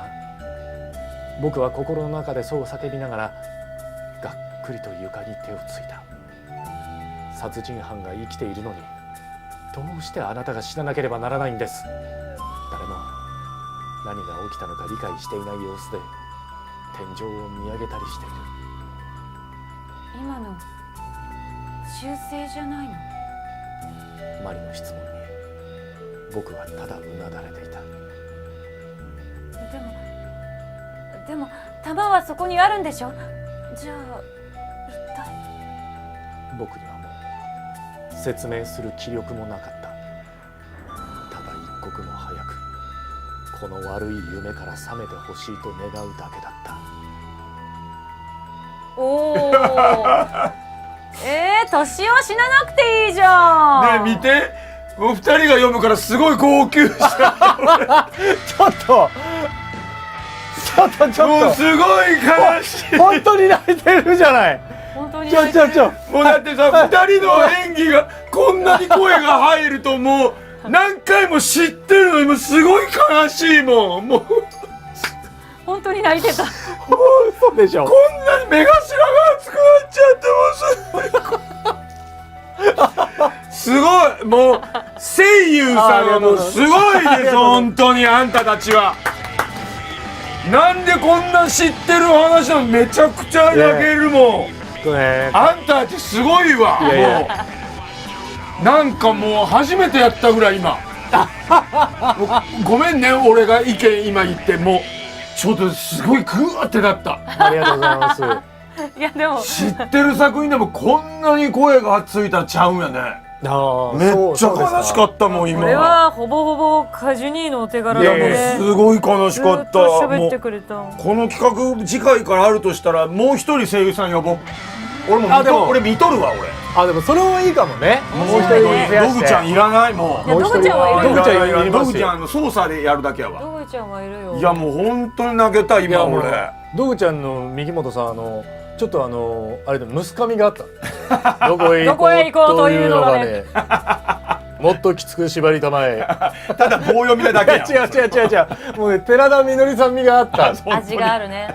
ごめんなさいもう下手くそですけどとんでもないいやもうめっちゃいや皆さんもうねやばいすごい来た俺最後マジでいかがでした皆さん。すごい志田さんもあれです面白すぎて気づいたら朝6時全部見てくれたよ。アメリカにいらっしゃるのよ。ちちゃんと寝て、あ、湯気にきもいる。湯気もいたもう俺どんなやばいもう俺からしたら年を死ぬって分かってたのにもうね途中からねごめんなさい僕ら分かっちゃってたの。私ってなっちゃった。なんかさもうすごいテリングテリングカスヒロって呼んでいいの。なんだそれ。カジニ素敵だった。いやいやもうなんかトワランのね玉はそこにあるんでしょとか言うのでまたぐわー来たかったもん俺も。トワランのねもうすごい天真爛漫なマリがまたいいのよ。いやドグ生なのに文化的なことをしてるうるせえなお前よアホいつも文化的やアホ。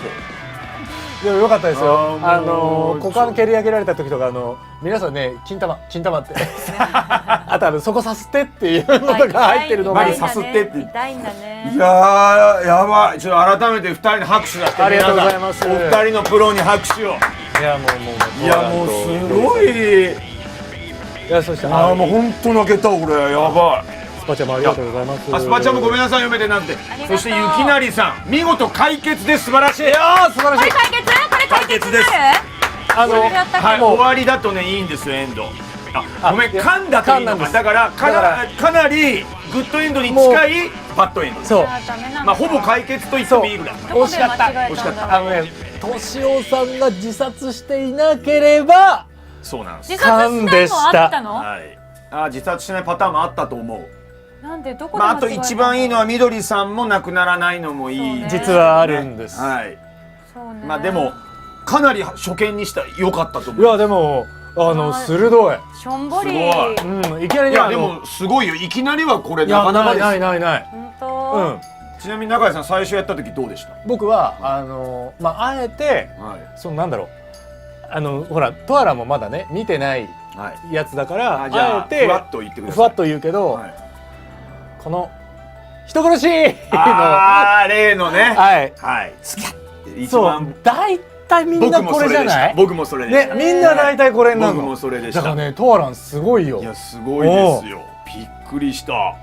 人をあまり疑うなと教えられてきいやた。いやもうそれ素晴らしいのよ素晴らしいのにもうなんやろこいつ正解選びやがってって二人で思ってましたなんだよもっと全員殺されろよってワクワクしてた。残念ながらもう僕はトアランもまずストックで殺されればいいと思ってたからそうなんだよ正解なんとか失敗の方に導こうとしてるけどどんどん正解選ぶもん素晴らしいそうトアランの振り幅がね極端なのもう極端に事件しないで大阪行った終わり方そうでなと思ったらちゃんと次当てちゃうからねすごいすごいでもなかなか悲しい。すいませんバーネロさんコーヒー園さん玉黒っこちゃんチタン聖地りがみさんケツズザズダヤ酒見ペリカッチさんカッチさんすいません2回ショッピングありがとうございます連続生さんそしてミリタンさん他皆さんありがとうございますありがとうございすません頂戴しますますいやーごめんなさいスパチャ読めないぐらい僕入り込んじゃってなんかスンスン言ってるなは思ったけど。本大丈夫？いやなんだろうともう思ってた。いやーなんやろう僕ねあんまりね泣くの嫌なんですよカメラ前でいやまああんまりねあんまり泣きたくないの確かに感動してもなんか嘘泣きやって思われたらないのにもう我慢できんかったボワーって出てきたでももんベンってなってたもんね本当に。だからもう一回言うけど自分で黙読してプレイするのももちろん感動するんだけどもやっぱイメージ通りに読んでいただくっていうことで音が入るとより自分の脳が刺激されて感動が倍増するのよやっぱ喜怒哀楽が倍増されるのやっぱはいはい。そこをピタッとはめてくるのがやっぱすごいんですよ変な音で入れられると感動できないのにやっぱちゃんと想像した音で入れてくれるからありがとうございほんとすごい嬉しいね。いやもう嬉しいね。いやもう本当に感動したこれから全部やって何？サウンドノベル全部やってはいで俺じゃないもっと上手い人でやっていやいやいやいやいいやや本当にやってほしい道具さんも素晴らしかったですよ。素晴らしく一緒ないよにやれるの楽しい、ねすごい楽しい。みんなでも本当よね、声やっぱプロってすごいなと思いましたってみんな言ってるよ。すごかった、本当すごかった。私途中の解決編全然出番なかったからずっとスンとしてる人だったけどね。いや、まあでもその間ずっと推理してたんでしそう、ょ。って考えてた。そしてねお二人これすごいのがはい。 8時過ぎてます。そう。そうなのよ。いや、通りで疲れたなと思ったんだよね。明るくしましょうか。だって8時過ぎてます。 4時間、そうだよ。 5時間か、5時間。こんなにかかっちゃったか。そうだよ。でさっきねちょっとこうお6手時ぐ洗い行からいかせてもらったなと思時にった外見てあれ暗くなってるって思ったの。マジ毎週末ね土日ねこうやって過ごしてんのよ。あ、そうなんだ。あ、1時だって思ってやってるの。そうね、ドグニーそうだわ。そうだよ。だからね毎回こうね配信してるもん逆精神と時の部屋だから。 6時ぐらいだと思ってたここにいるとね全然死ぬほどね時間が早く経ってねすごいカレーで死んでいくからね。すぐ死んじゃう。精神と時の部屋みたいなんだ。そう逆のバージョン、逆のねだから逆バージョンめっちゃ早いからここはどんどん老けていくから気をつけてね。あーやばい多分2歳ぐらい老けたよ。あ、そう嘘。だね、でも。疲れた。やっぱねガッて集中してるし。そうで楽しかったありがとうございます。ありがとうございます。ご飯食べましょう。まあ正直ご飯食べましょうっていうかもう3人とも終わろうかなっていう気でいます。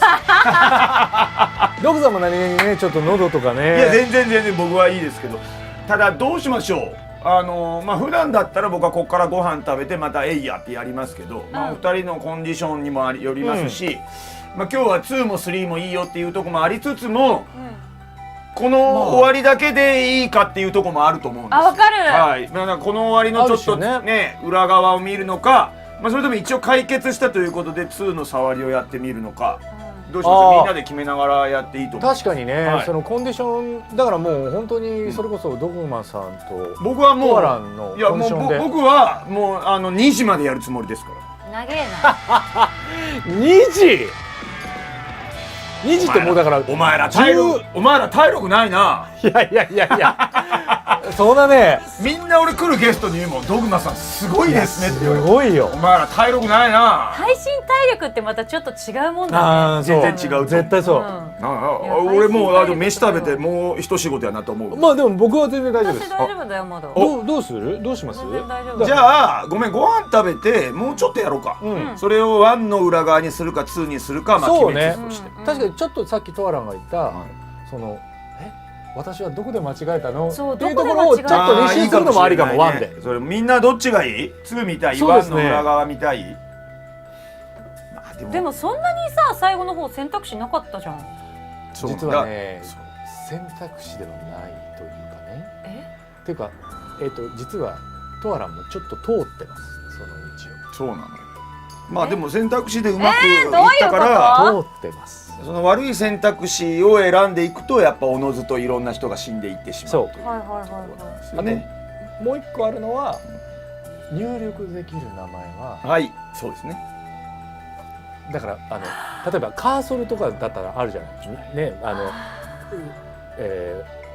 小林とかあるじゃない、じゃなくて自由に入れられるわけですよ。そうなんです。ということはその主人公が呼んだ名前でまた変わっていくみたいな。そう田中でもよかったってことか。まあ田中ではそんなに変わらない。でもあこれがね官になるためにはもしかしたらそうだったそうかな。どうなんでしょうね。そうでも皆さん1の裏が見たいって。あーそっかそうなんだ。意外と初見の人もいるのかな。そうだ。じゃあ結構コメント見てたらね1にします。あ。じゃあ悔しいな。じゃあその便器じゃねえや分岐のとこからやろうか。やりましょうかトアランね。どうします？完全クリアを目指すのか、それとも完全バットを目指すのかでだいぶ変わるので。あでも全員殺す？いやそういや全員殺すのもね、僕は面白い。なんで三木本みたいになってるのなんでさらっと自分が見る怖い完わ全バットって言ったから全員殺す。まあ正直ファンは完全バットも好きですから。あはいはいはいあ確かに気になっちゃうね。どっちも気になっちゃうね。あとね、誰も死んでないエンディングいいんですけど、うん。今のに比べると、これに比べるとまあまあ良かったねっていうことで、そうドラマがねやっぱりねそんなに変わらないというか、なんでこういうこと起こったのかっていうの一切わからないので、こっちの方がだから引っかかりがあるよね心に。僕はねこの終わり方が一番僕はグッドエンドだと思うよ。あー僕はねバッドなんですけど、そのね物語の完成度としてはこれがね一番いいのを選んでくれた、ドラマとしては一そうドラマ番としてそうだ完ねど成されてるとうしてだよっていうところ、これ2時間ドラマにするあならありそう絶対これありそうありそう絶対これちょっと完全解決は本当ハッピーなので、あまあ、それ悪くないんですけどね、そ一番俺好き。ーうんじゃあ最悪エンド目指してみる。最悪うというかまあその全部ね外す、わざと言ってみるわざと外すもう犯人は分かったんで分かってるからね。はい、逆にミッキー目線でやってみる。母ミッキー目線ではできないけどミッキー目線ってどういうこと？犯人三木本って分かってるからあ三木本この時多分やってるなっていう感じでやっていくのが楽しい。あーなるほどね。あこの時多分やったなみたいはいはいなのでね、はいはい。それはまた違う楽しみ方があるからうんうんうん。それでいきますじゃあ確かにいいですね。あ。多分この時ドキッとしたなとかさ、うんうんうん。あ上で今一人でいるなとか話しながらやっていくとまた面白いね。だからやっぱバックハンドブローじゃなかったんでね。よく分かってる。ゴーよ。そう分かんない自分でこうやったかもしれないしでは休憩はいのち、コメントの皆さんが1の最悪ルートを見たいという方多いんでそれをやっていきましょう。やったー、はい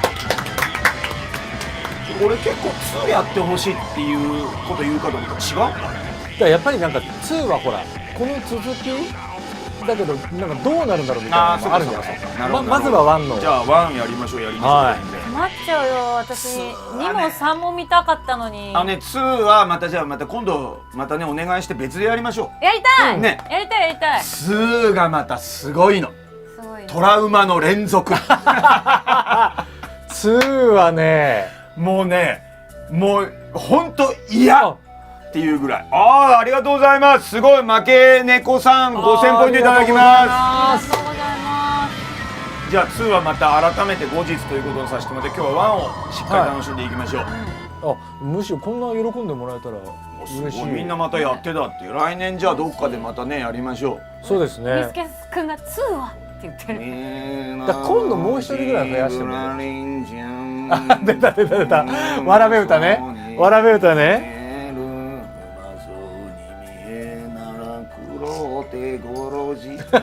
全部覚えてんじゃん。すごい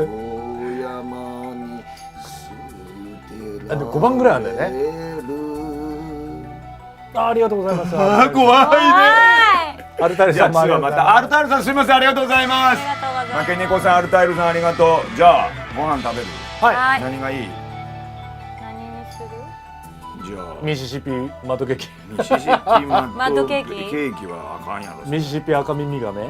うわそれダメなやつだ。食べたらあかんや外来種ね。つ。いつもねゲームに即したご飯をゲストの方といただいていることがほとんどなんですけど、うん。何がいい？いや本当いいなんかなんやろ。でもゲームに基づいてたらとりあえず今のところミネストローネしかないけど。あらお腹空いた。ミネストローネしか食べれない。ミネストローネとミシシピマッドケーキしかない。でもさ無国籍というか多国籍って言ってたからなんか、なんやろね海外の料理みたいなことかな、海外系にしてみる。海外系あいいんじゃない和ですか。食ではなくて多感じ。国籍ね。あとそれこそスーファミ版だと、はいけんちん汁になったりする。ああけんちん汁あったね。ご飯があった。で和食けんちん汁というか。わすごいみんな初見ですけど楽しかったです。ありがとうございます。コウスケは2の金のしおりを目指しましょうやって。あ多分うわね12時間ぐらいかかると思う。わああー大丈夫みんな。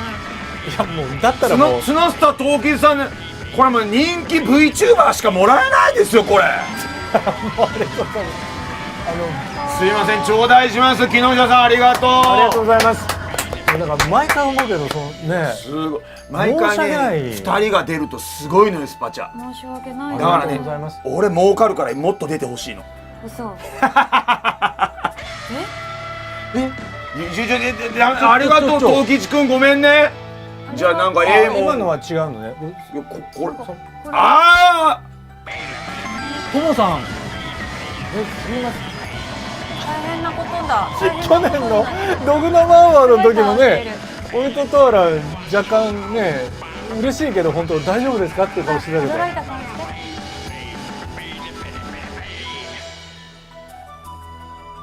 じゃあもう今日は晩ご飯はあれにしましょう。こんなにもらったんで塩むすび。よーし木下藤吉が吉が食べたと言われている藤吉郎がすげえないやすいません本当にすありがとうごいこございますいやんなのびっくり申し訳ない。いやだったらもうなんかもういやいいもんいいもん食べようじ2ゃん。までやろうかもうもうなんか朝だすごいぞ。な本当に朝になるぞ。僕はいいですけどね6時7時になりますからともさん3万ポイント木下陶器さん2万ポイントあとJOS 君がありがとうございます。ありがとうございますすいませんうわもうすごいいや本当値段にアルタイルさんすいませんありがとうございますあと負け猫さんも5000ポイントありがとうございます。すいません JOS 君仲良しって言ってるよ。ああ仲良し言ってくれた嬉しい。もう見ていただいてるだけでもう十分ありがたいですしこれ喜んでいただけてるだ東けでも吉さん2万ポイントあとクリスマスにこすられすぎてディスクに傷がついたホームアローンさんからもいただきまあーわかる。した。ちょっと見すぎた毎年見るんだね毎年見るんだね毎年イブに見るのねわかりみ深かった今の。なんかそういうご家庭あるらしいねやっぱりクリスマスというあ毎年家族みんなでチキン食べながらいいね。ホームアローン見るっていうじゃあもうクリスマス来たらいスケジュール開けてもらって、スーパーファミコン版のホームアローンやりましょうか。見たい。ありますよ3人でやろうか。ああじゃあホームアロあんまり言うと叱られるけどとんでもないゲームですよ。ーンあそう5分やったらみんな無言になりますよ。やばいそんなにマコーレカルキン君がすごいのそうやばやばまあどうやろう俺途中で席立つかもしれんけどクリアできない系何そのあと2人に任せるわって席立つかもしれんけどねやめてよそう山岡さんみたいに帰ろうアジーゼンの問題だみたいなそういうのやめてあこのゲームは帰出来がちょっと悪いってあとは任せるよこんなのはホームアローンじゃありませんよホームアローンじゃありませんよ。帰ろうアジーゼじゃあ1ンの問題だ週間後岡本ケでンちゃんありがとう。じゃあこんなにすごい金額もらったから JOS 君クリスマスのホームアローンさんバーネロさんコーヒエンさんからもいただいたんですいません読めてない方がいたら申し訳ないです。東吉君ともさん代表してジャンプしようか。はいそれジャンプはした方がいいと思うねはいやっぱりじゃあ狭いから怪我ないようにね。でジャンプした後俺がいなくなったら何らかの怪我はしたと思っていただいてダメ怪我危険もうねこれぐらいにしといてね。分かった、 OK はい一回じゃあ俺止めるよ。これ足打たないでね。オッケだあそうもうトアランここから動かない危なくないところ大丈夫もう垂直にしか動かないあそうねマサイ族みたいにうんで今軽くジャンプしてお試しでね。はいちょっと待ってね。大丈夫せーのジャンプ。ああいいですね。全然飛んでない俺なんかガードしてるキュッてなってるうんじゃあ行きます。高額スパチャありがとう。せーのポン高額スパチャありがとうございます。せーのジャンプはい素晴らしい。トアちゃんがなんかすごいどっか連れてかれそうななんか溶けてるな UFO に吸い込まれる、ねすごいみんな中谷さんに刺されそうな感じだということで、金額に関わらずスーパーチャットいただいた皆さんありがとうございます。ありがとうございますすません頂戴します。そしてご覧いただいてる皆さんも本当ありがとうございますまた入ったよ徳川高校さん読み方違うかもしれんけどまたこう光秀じゃないの光秀ずつ万円そんなに今武将が一人いる鳥昆布さんもずつ万遍どうば真っ赤ちょっとありがとうございますどうやろう2人もレギュラーで出てもらっていいずっと止まってるあれ2人もレギュラーで出てもらってもいいかないいやいいけどレギュラーで俺ばっか儲かってもらってこれ事務所に叱られてもらうなこれ嬉しいねみんながなんかお祭りみたいになってんすいのません頂戴しすます申し訳ないみんな無理しないでねあそう本当に無理だけは申し訳ない本当にねもう見ていただいてるだけでも十分無理できる人は別にいいからね嬉しいので無理できる人は別に無理できる人は別にいいからあでもねこれサウンドノベルシリーズもやりたいですねあじゃあやりましょうよ俺うちで突きこもりとかあ月こもねでもまずはこれ靴下は音切りそうやらないでも音切りそうやりたいかもいいですね音切りそうはね男女のカップルしか出そうカッないからプルじゃないから一あ応楽だねカップルしか出ないから俺が操作に集中できていいあいい確かにそうかもねすいませんありがとうございますありがとうございますじゃあいいものにしようせっかくこんなにいただいたからいいものにしよういやこんだけ高いスパチャもらって安いもんにするともったいないもったいないって言うと結果ね俺がね儲け取るだけやんって思われるのが嫌なのなるほどねそうやってねみんなにね高いもん食わしてって年間見たらね食費すんごいのわかるそうだろうな。税理士がいつもびっくりしてる、そうこんなに高い食費はいるんですかって言われる。何食ってんすかって言われ何なんですかこれはって、エンゲル係数大丈夫ですかって言われちゃう。本当に食べてるんですかみたいな。そうそうそう、これ本当ですかね。ビッシュさんもありがとうございます。ありがとうございます。全財さんありがとじうございまゃあ何にする？す。アジアン。肉、うなぎ、寿司、いっぱいありますけど、うなぎ寿司いいな。全然いいよ。ね魅力うなぎもいいね。うなぎ食べたいかな。うなぎにする？でもトアランやっぱちょっとお時間はかかっちゃうけど、うなぎでもあるよ。ちょっと待って調べるね。今日はでもやっぱストーリーテラーがすごいいかん、でも最後まで。うなぎなら急がんといかん。時間もう8時半だもん。あ、そうだね。届けてくれるかな。届け、ちょっと待ってね。うなぎでいいな。そうしまった。でもしたらどうしよう。別に寿司はいけるよ。あともあ何？あ寿司三昧。三昧だったら全然いけるよ。あ、まあいやでもどうなの？タイ料理とかアジアンでも全然いける。寿司食え。あ、寿司嫌いだっけ？いや寿司は好き。寿司好き？大好き。よし、はい、寿司にしまーす。ありがとうございます。いただきます。じゃあ高級寿司ね。お腹いっあ、でも三昧いいね。あ、三昧全然いける。三丸。じゃあ三昧のいいのにしてあげるわ。みんなこんなくれたから。嬉しい。ちょっと今値段を見て。三昧もさ、みんなで食べるからさ、私は多分2人ほど食べないからさ、シェアしやすくない？あ、いいよ。何人前みたいな。オッケーにする。そう、 OK な大きいので1あ人ずつトントントンじゃなくて、さそのね。 3人前とか4人前みたいな。オッケーにする方が高い。じゃあ私わかんないからさ、待って私わかんないからさ。いやスシローとかでもいいよ。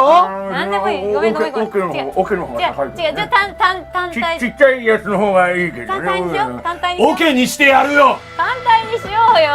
いやでもせっかくやからオケにして食べられなかったら私が明日食べればいいじゃん。じゃあキューベイにしてキューベイ。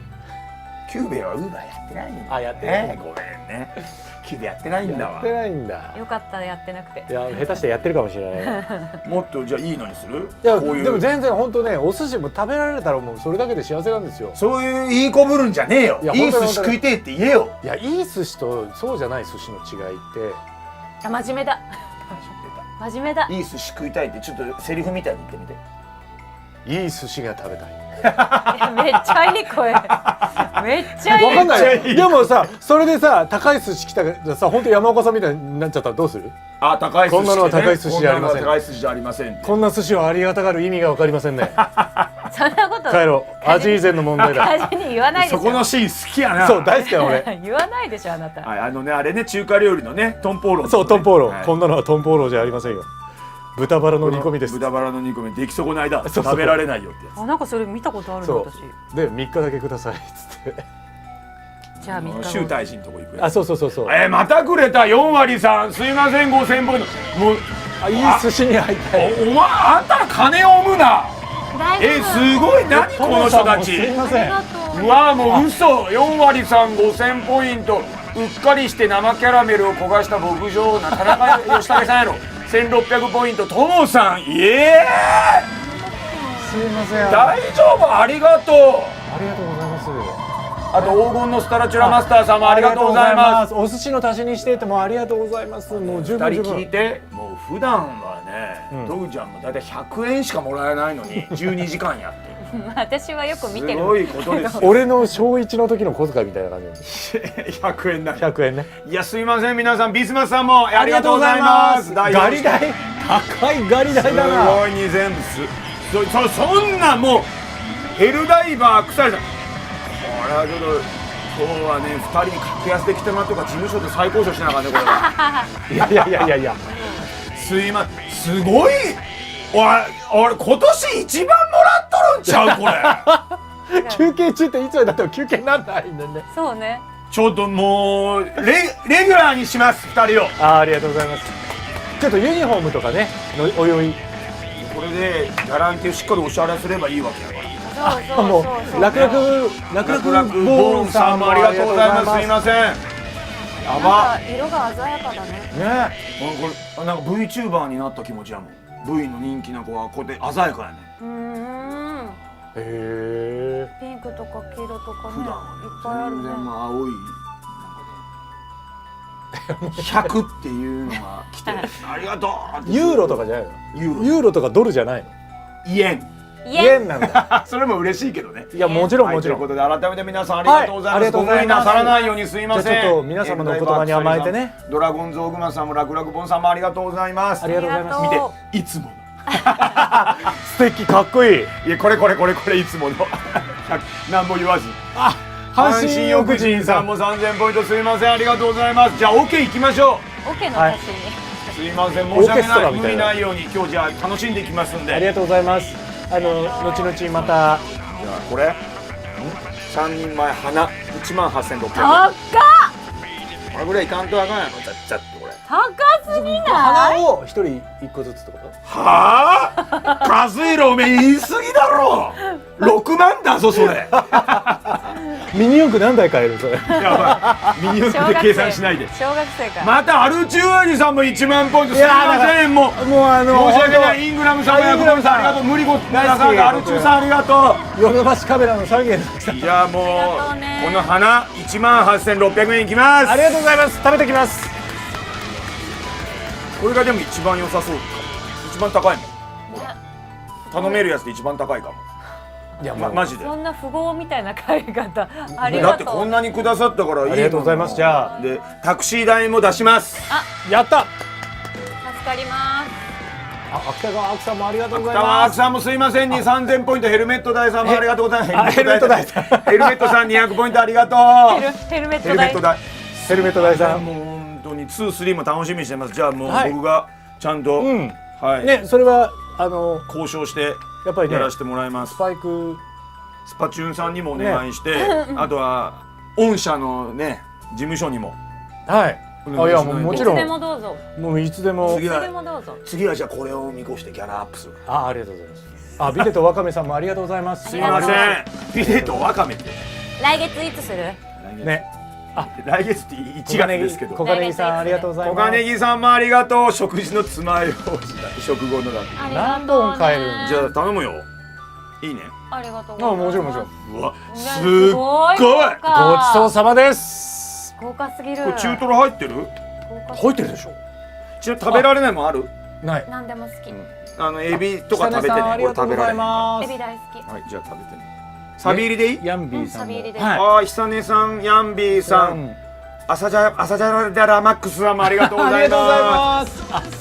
三河のケンちゃんさん。三河のケンちゃんありがとう。ありがとうございます三河のケンちゃんってね、九州に住んでて金ないくせにいつもこうやってね、少額をくれる優しいありがとう人なのよ。ございます。ありがとうバランダイ。九州人だね。ありがとう。そうなんだ。トアランも。長崎だから。そっ三河か。のケンちゃん本当お金ないのにヒーヒーってねいつもくれるんよね。あありがとうりがとあーもうう。三河のケンちゃん本当お金なくて辛いのに頑張ってくれるのありがとうよ。ございます。ありがとう本当に三河のケンちゃんお金なくて何回言うの？やめなさいよ。言うの？久根ちゃんもありがとう。私やでしょ。 2回目で聞き間違いかと思なんだった。ろうもうもうね1万円とそういう関か出してる係性やから人1回しか呼ばれないのにさ、三河のケンちゃんあ、そうね。がそんなに。それよくないね。でもこれからケンちゃん無視します。違うそういうことじゃないんだって。違うか違うかごめんごめん。ありがとうございますケンちゃんもありがとう。アルチューエディさん他皆さんありがとうごありがとうございます。す。ありねがとうね、もうすぐ9時になっちゃうからね、ちょっと休憩させていただいたらじゃサビ入り頼むね。あ。はい。じゃあ来る間もやろうか。やっぱ30分ぐらいかかっちゃうからね。確かサビに。大丈夫だね。じゃあちょっとね、小休憩だけ若干小休憩しようおでこさんもありがとうございます。いいよ、完全休憩で向こうしてくる。うん、違う。じゃ一回私じゃああれしてくる。しっこしてくる。うん、あお花トイレ行って畑に。くるわ。俺もお花畑に。ちょっとじゃあごめんね。はい、はい、落としました。はい、こっちの電源切ったので、はい、大丈夫です。はい、置いてってもいいよ。はーい。あ、みんなあれよ。三河のケンちゃん1000円くれた。無理しないでよ。ケンちゃんごめん嘘。もうありがとう。もう本当にもう皆さんこれで打ち止めにしましょう。ありがとうございます。すいません。すごいなあ。毎回こんなにたくさんもらって本当にありがとうございます。これからも、仲良しの中谷さんととわちゃん呼んでいろいろ企画やりたいと思いますので、改めてスーパーチャットいただいた方皆さんありがとうございました。もし漏れがありましたらすいません。いただきます。ありがとうございました。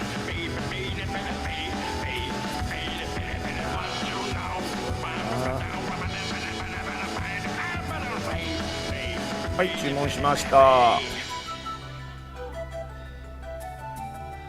寿司来ますからね。ごめんねみんな、ありがとう。本当におかげでゲーム実況で暮らせるようになってすごく助かります。ありがとうございます。はい、注文しました。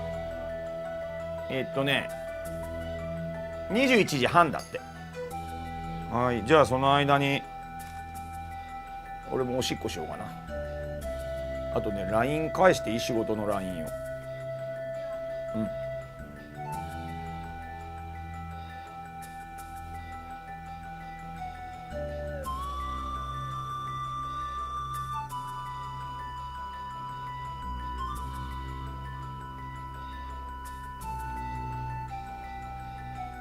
いやーしかし敏夫さん悲しかったね。良い企画をありがとうございます。とんでもない。いやー BGM が悲しいね。ちょっと今声優さんお二人休憩に行かれましたので、はい、じゃあドグちゃんね、二人休憩中に僕もお手洗い行くと寂しいと思うので、おしっこの音をですねピンマイク入れたまま行きます。やったね。だって寂しいやろみんな。違うの？やったーって言ってるのヨドバシカメラだけです。やったせせらぎだー。何を言ってるんだ君たちは、気持ちの悪いことを言って。で聞きたいです。二人とも喉大丈夫？よし。本当にドグちゃんやっぱ強いんだな。ありがとう。最近なかった。割とおる。せせらぎが始まったからで100円くれるのやめなさいよ。誰が執行音を聞くのやだ。意外とね小川からね岩清水からねこう湧き出たお水かなと思うとね意外といいもんですからね。ちょろちょろちょろちょろちょろっていうことでね、非常にこの何でしょうかね、爽やかな早朝のね朝露、これをイメージしていただくといいかもしれないですね。でも最近ねもうあれですよ、お手洗いの音を流すのやめてますよ。昔やってましたけどね。ルパン小島さんというですね元ファミ通ウェーブ DVD の編集長、それがお越しになった際にはどうしても視聴者の皆さんが聞かせろっていうことで間違えて花粉が上がってしまうことありますけどね。でもルパンさんのはみんな聞きたい、これ流れになってましたからこれ仕方ないですけど、あとはまあちょっとやめとこうかなって。あとですねゲップももううちの配信ではほぼ流れないですし、時にやっぱ私の放棄これだけ出てしまうのはお許しいただきたい。飯時の話ではないですけどもね、はい、ファンサービスです。わびさびがあります。ルパンさんのはちょっと。はい、ありがとうございます。今声優さんいない時にみんなに聞くけど、ごめんねドグちゃん頑張ったけどさ、素人が頑張るのって一番恥ずかしいよね。なんか一番はずいよね。リンクやっぱこれあれか、クリックしてもいかないか。本当だね。両方ともとわちゃんの方行っちゃうか。これねやっぱリンクをね2個貼れないみたいだわ。はい、じゃあ順番に貼っとくね。はい、じゃあ中谷さんのまず貼っときます。2つ貼っちゃうとね片っぽのリンクだけになっちゃうみたい。はい。いやほんと恥ずかしいですよ。もうごめんね。ドグマさんは悪役の時に輝きが増していました。そうなんや。まあまあでもなんか恥ずかしがって適当にはやらないようにと思ってね一生懸命やらせてもらいましたけど、やっぱプロと違うね。すごい。中山さんは良かったか。ああいうなんかおちゃらけたキャラクターとかはね割と合ってるのかもしれないですね。アドリブが千葉さんみたいで。本当にありがとう。やっぱりこうドグちゃんのファンのイエスマンの方多いんでみんな褒めてくれますね。これYouTuber のファンの方のね配信とか VTuber のファンの方の配信ね、ああいうのでよく見るやつみんなねよかったですよって言って思ってもなくても言うっていうやつでね、これは嬉しいですね。これはねいやでも嬉しい、ありがとうございます。イエスマンだ。いやもうめっちゃ泣いちゃったわ俺。本当にそう思ってる、ありがとう。優しいね。次は隊長とルパンさんでやりましょう。絶対嫌です。どこまでもファンは褒めます。思ってるから言ってるよ、ありがとう。次さ、うまく誘導してサバイバルゲームに突入させようかね。それがいいかもね。ドグマさんは褒めて伸ばさないと。小林さんのすまないの言い方がとても好きでした。ありがとう。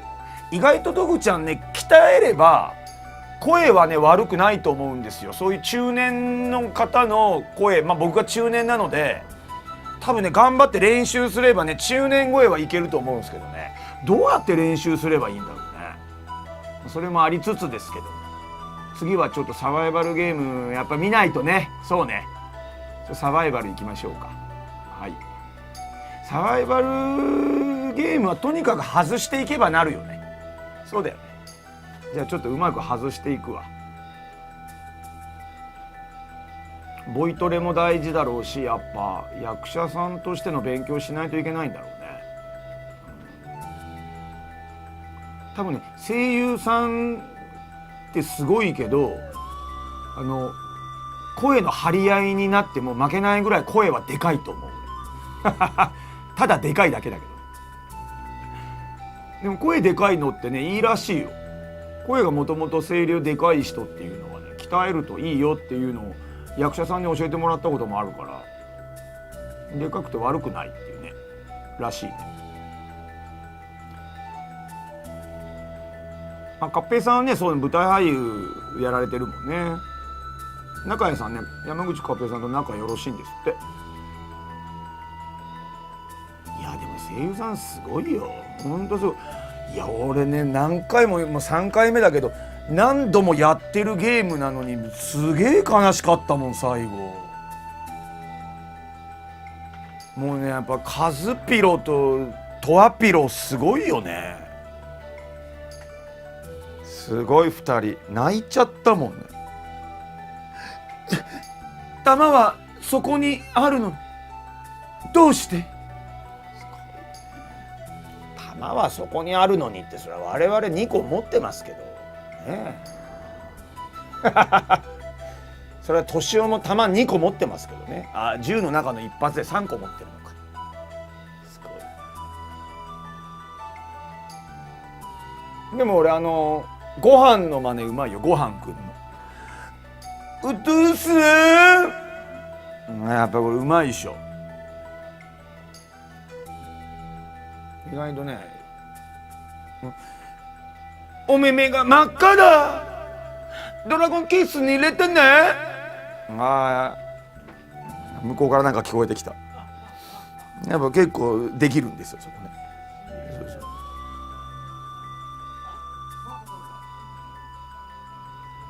うまいっしょやっぱり。やっぱだからそうね、眞子さんのモノマネもいけるしね。あとはあれも僕モノマネだったらいけますよ。やっぱり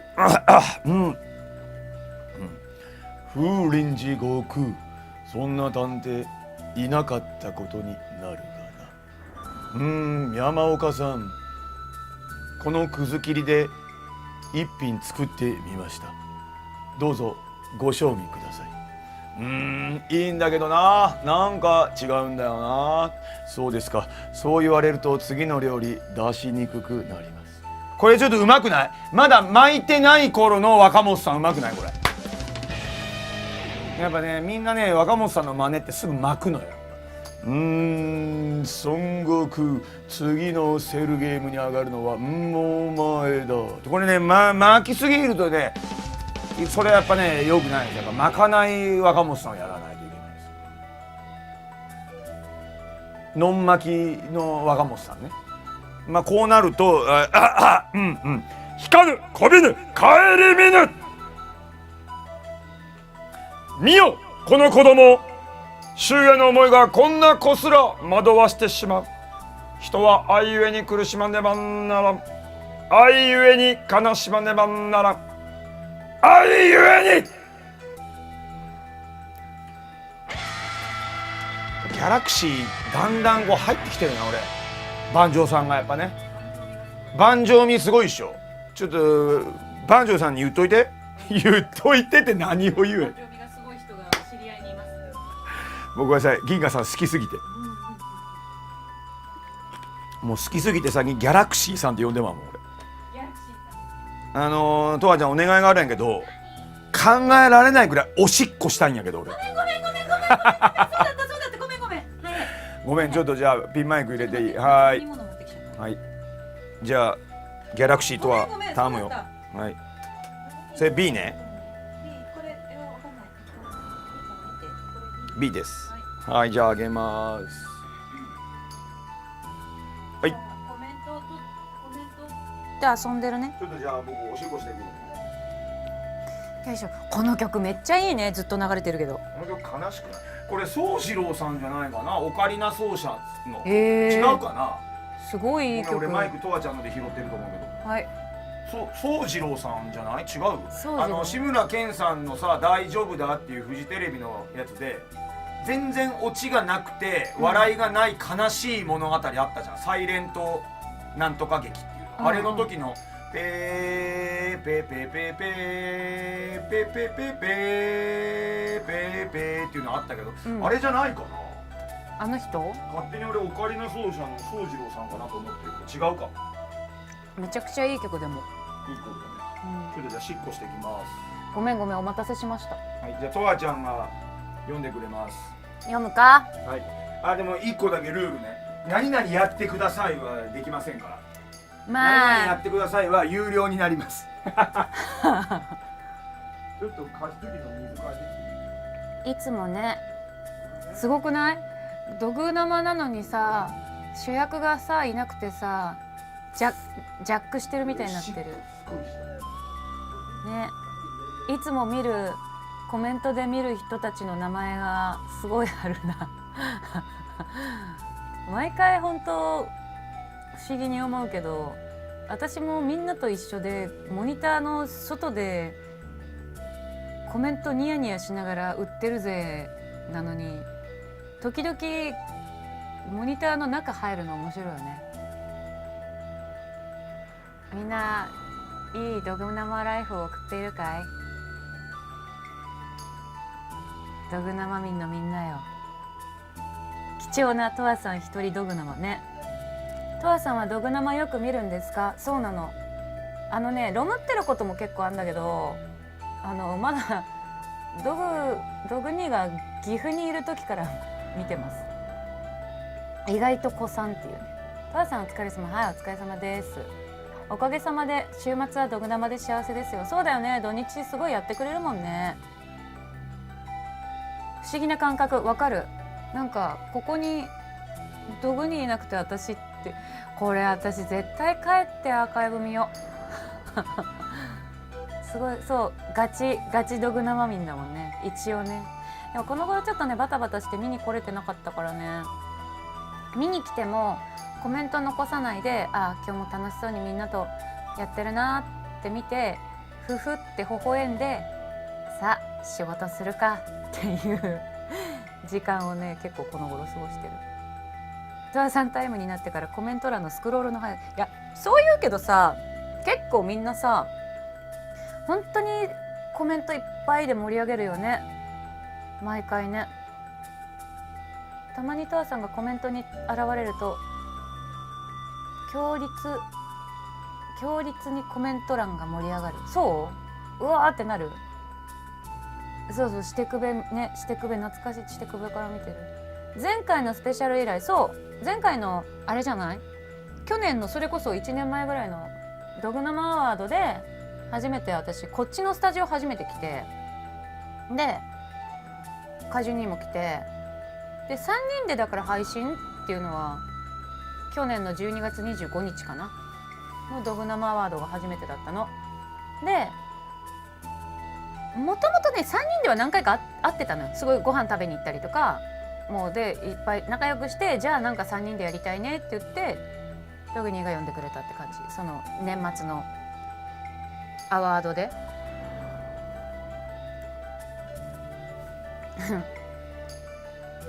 ここ数年土日はテレビを見ずにドグ生見るのが習慣になってます。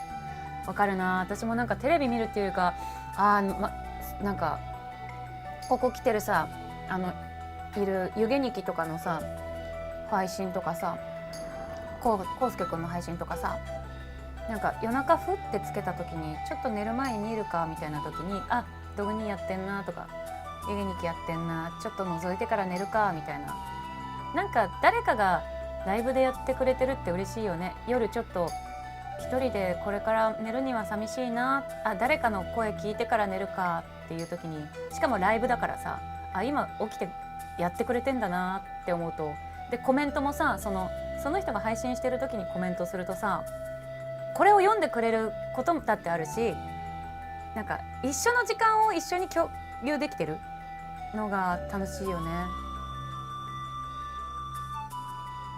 声優さんが確実に身近になった。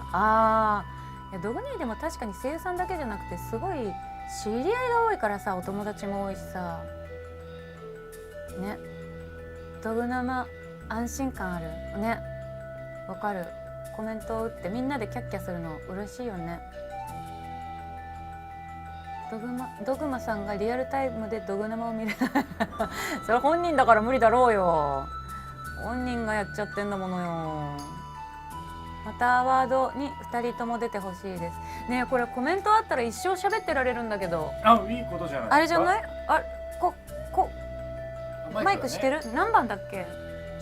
C？ じゃあ同じくらい上げてみようか。どうですかね、皆さん聞こえますか？こんくらい上げて嬉しくない？すいません、帰ってまいりました。帰りはいの休み終わりの夜中とかのライブわかる。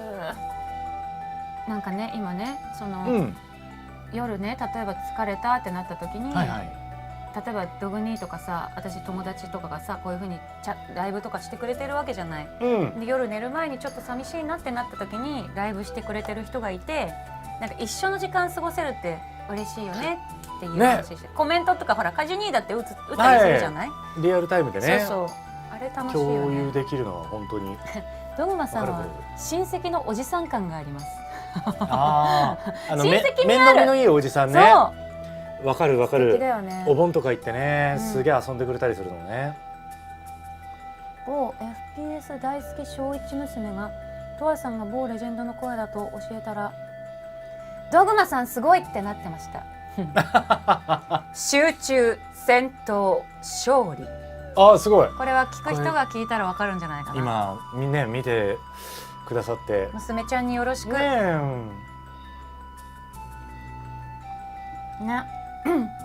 ありがとうございます。そう僕もね、僕大体お風呂入りながらとか、いいね、お風呂入りながら見てるので、そうそう追加が何のか知らないじゃん。わかんない楽しかったからね同世代だから昔話がすごい共感できます。ちょうど同じ年代っていうとまたね、いろいろ出る話題とかもね。皆さん仲いいんですね。なんかそんな感じしました。いやこれね、仲良くなかったらねできない。多分長時間成立はしないでしょうね。成立しないし、しないと思うな。こうなんか別にこういい意味で気を使わなくていいから、本当に友達としてキャッキャできるから。マイクね。もうあげた。大丈夫。C をあげた。トアランが勝手知ったるになってるから。さ、上に行ってびっくりすることが一つあるね。どうしたの？寒っ。本当？ここはあったかいよ。よかった。上行ったら寒っ。雪吹き込んでた？いや、雪吹き込んでた。窓ガラス割れてた。ガタンって音するから行ったらもう冷凍庫みたいだった。窓ガラス割れてた？ほら、やめて。人間だ。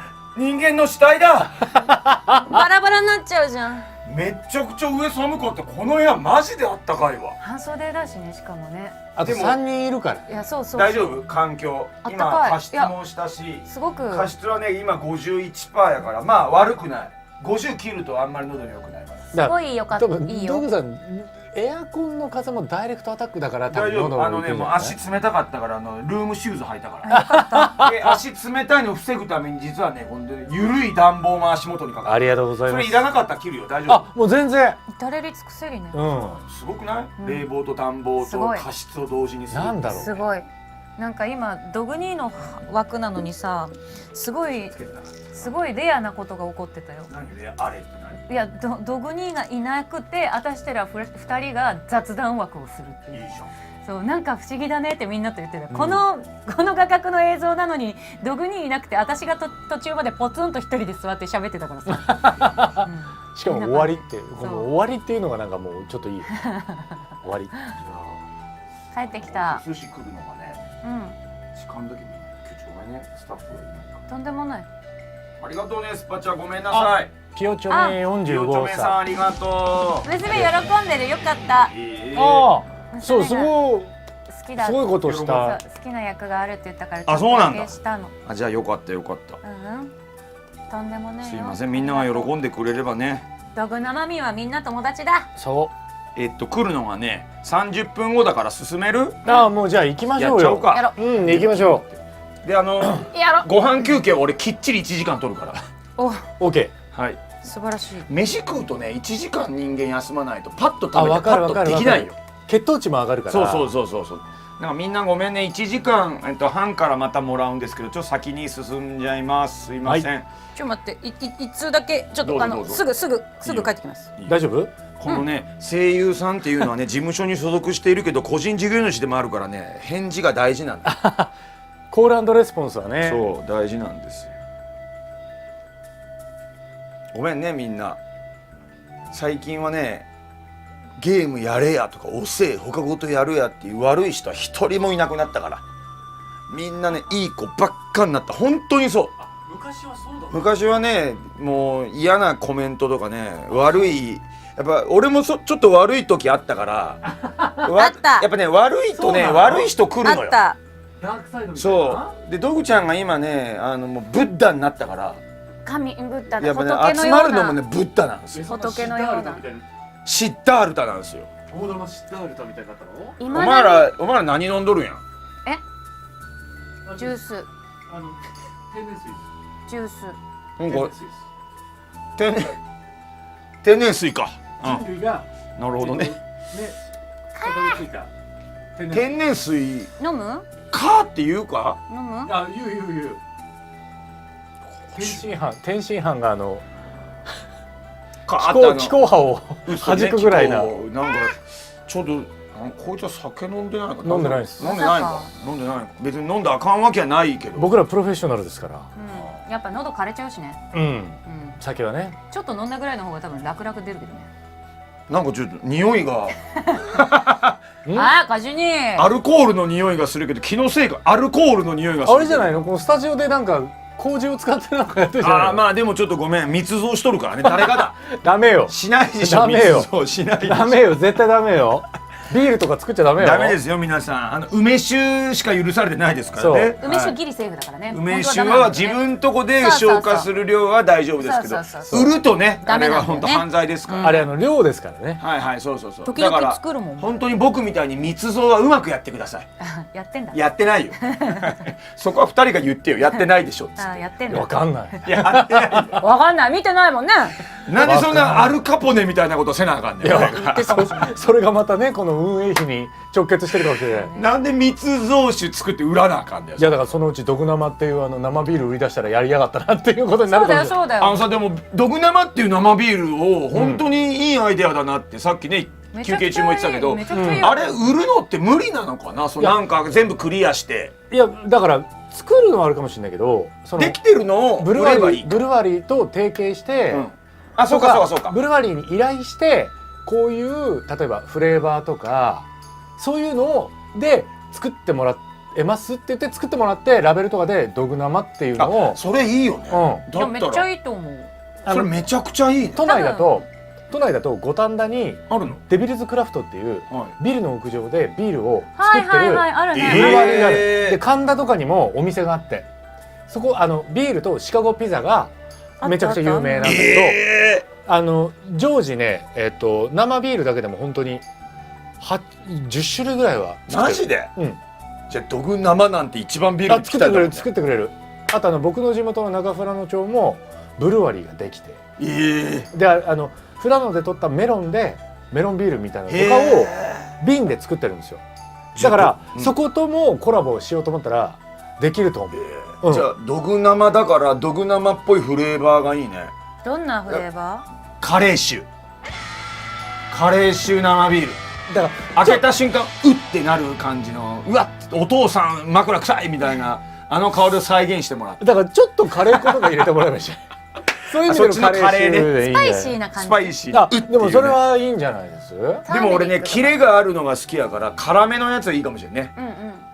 キレめな。辛めでちょっと度数低めの、うんだから4.5% とかアルコール、はでグイグイいけちゃうやつとかいいかもしれないですよ。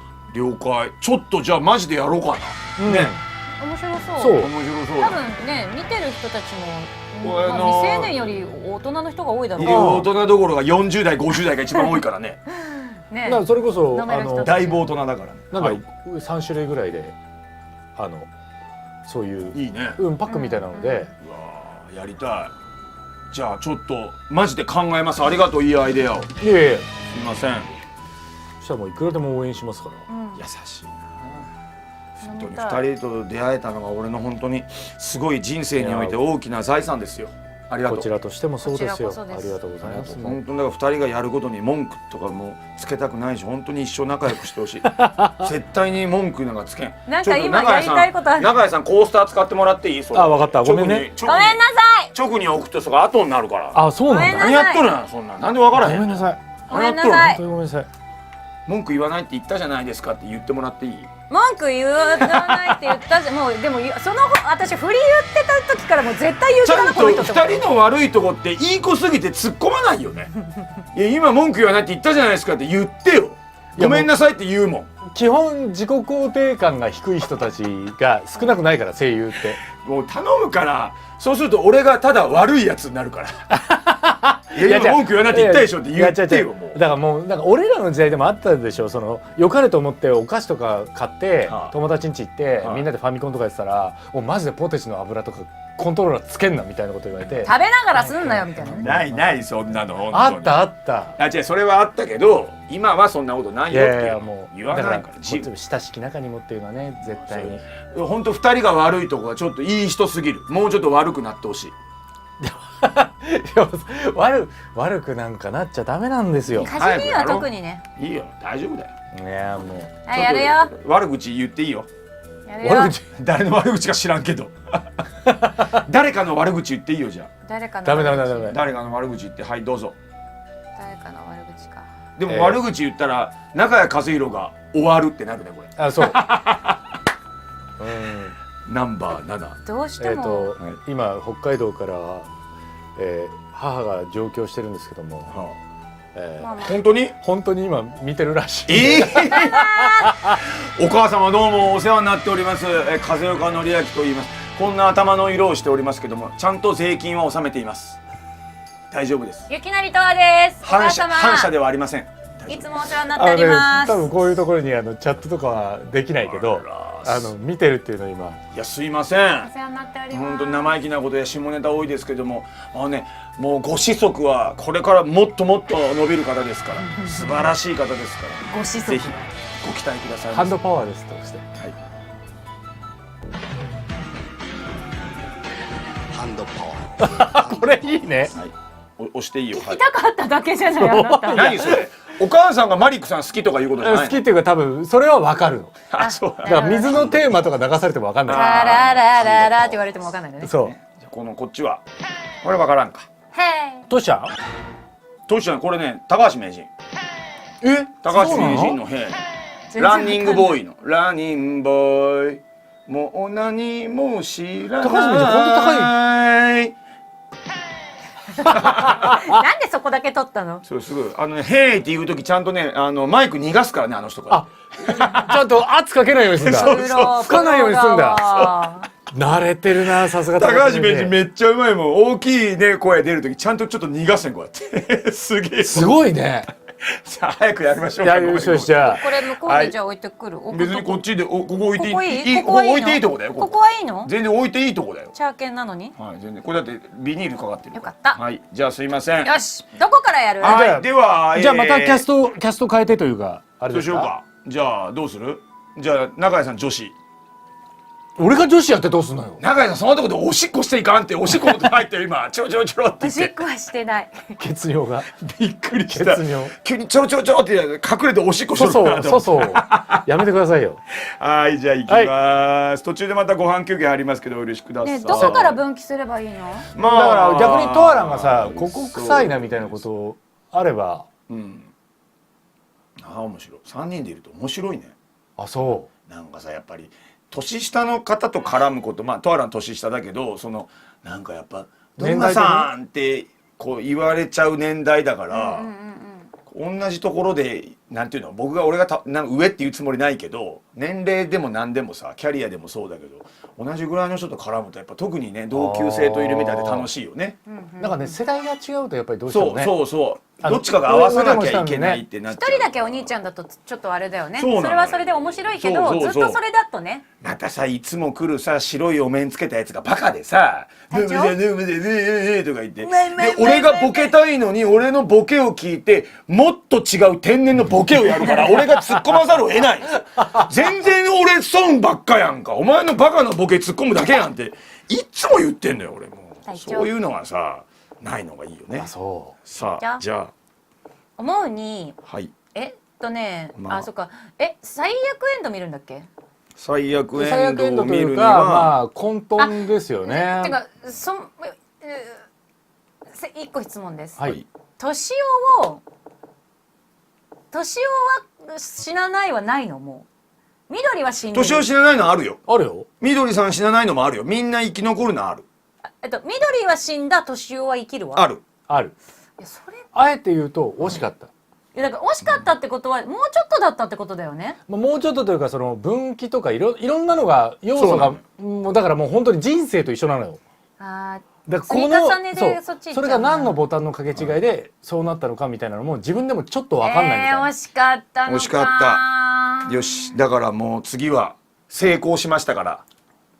次失敗いきましょう。もうでもこっからで俺いいと思うよ。全然失敗していけるからね。あはい。全部を間違えろってこと？もう全部あ。あ全部間違えろっていうか。うんでいこうか。もう三木本になっていこうか。三木本にしめしめ間違えとるぞ。あそうそうそう。あー結局は三木本のターンになる。バカなそう推理そうそうそうしやがってバカな推理しやがってっていう気持ちでやっていこうか。じゃあ、はいはいはいじゃあいきます。こっからで多分こっからやり直してもね、まあ展開違う場合あるけど、こっから先が大きく多分変わっていくもんね。うんじゃあ別にこれはもう3人でワイキャイどれ選ぶ？そうそうやっていいと思います。もう私一人選択肢選ぶのはもう大変だった。談話室に戻ると僕は言った。あここね。うんはい。田中さんをを殺した犯人は分かったよ。みどりさんを殺した犯人は分かったよ。いややっぱり今の時点では犯人は限定できない。じゃあここにしましょうか。じゃあわかんないよだから。はい。そんなすぐ。でも逆にトアランフランクなんじゃないんだはから。トアランはいいよこっちでもいい私けど。ここ緑さんをとかにしたらどうなったんだろうみたいまた分岐だったのかなな。とは思ったけど。これとこれはねちょっと違う分岐に行きつつ、これは全部諦めちゃうからまた違うのよ。ただはいはいはいこの ABD は解決にはいかないと思う。あ解決にはいかかないないと思う。なるほどねだからまあどれでもいいけど D が一番。まあまいいんじゃない？そうね三木本的に安牌なんじゃない？そうね。あ確かに。そうね。いやちょっとじゃあ D いきます。年を殺しちゃったな。どうしよう。もうストーリーテリングなしで中谷さんととわちゃんが男性キャラ女性キャラやる。ええよ。そうするともう声優さんの声しか聞こえないからみんな一番いいと思本当？う。でテリングはみんな心で読んで。よし。何これ？はい。ハンドパワーです。ハンドパワーで。よし何がだ。じゃあ中谷さんお願いします。いややっぱり今の時点では犯人は限定できない。そうわからないの。悲しいんだなこれ。トールならわかると思ってたんだけど期待されていた。我に期待されていた。ああなってこうなってあそこで彼がいやだからいやトールだか何ブツブツ言って分かった。嘘本当にわかったの？窓が割れる音がした時敏夫さん以外の全員が談話室にいました。だから僕は最初僕たちの中に犯人がいるのなら敏夫さんが一番怪しいと思いました。でもトリックを使えばあの時談話室にいた人にも犯行が可能だったと気がついたんです。トリックって時間差のトリックだよ。時間差？時間差攻撃とかのあの時間差？そうだよ。僕たちは窓が割れる音を聞いて2階へ駆けつけた。でもあの時本当に窓が割れたのかどうかはわからないんだ。だってこれどっちかな？だって誰が窓は割れてたじゃないか。それが時間差だと言ってるんです。窓はもちろん割れてました。でもそれが僕たちが音を聞いた時に割れたとは限らない。そうでしょ？音ね。音だけを後から出せばいいのね。あ、そういうことか。そう。犯人は夕食後田中さんの部屋を訪ねて殺し、死体をバラバラにした。そして音を立てずに窓を割る。どうやって？確かに。例えばこんな方法がある。ガムテープをガラスいっぱいに貼って強く叩くんだ。音も消せるし破片も散らばらないらしい。泥棒の手口だけどね。兄ちゃん変なことに詳しいな。加山さんはどういう意味？ここだけやらして。ええ、テレビか何かで見ただけですよ。音を立てないで窓を割ったのは分かったわ。それからどうするの？それから犯人はあらかじめ用意したテープレコーダーをどこかに置いて。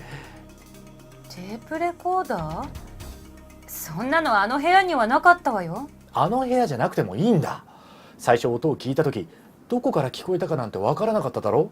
それはそうだけど、でもあんなに大きく響き渡るようなテープレコーダーって相当大きなものじゃない？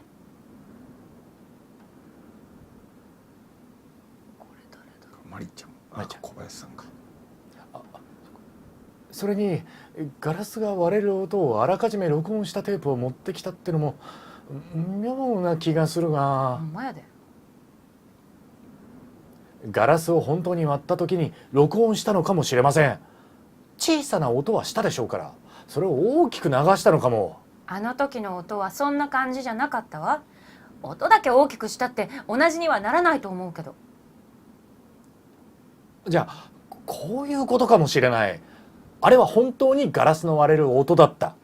ただしそれはあの部屋の窓じゃなく犯人の用意した別のガラスだったんだ。めんどくさ。見回した。でもそれじゃあ犯人はやっぱりどこかでそのガラスを割らないといけないわけでしょ？どうやって？それにそんなガラスをどうやってここに持ち込んだの？そんなことは些細な問題だよ。いいかい？イライラしてる。もし僕の推理が間違ってるとしたら、犯人はやっぱり敏夫さんだってことになる。でも僕には田中さんはともかく敏夫さんがみどりさんまで殺したとは思えないんだ。じゃあ俺じゃなければ一体誰が犯人なんだ？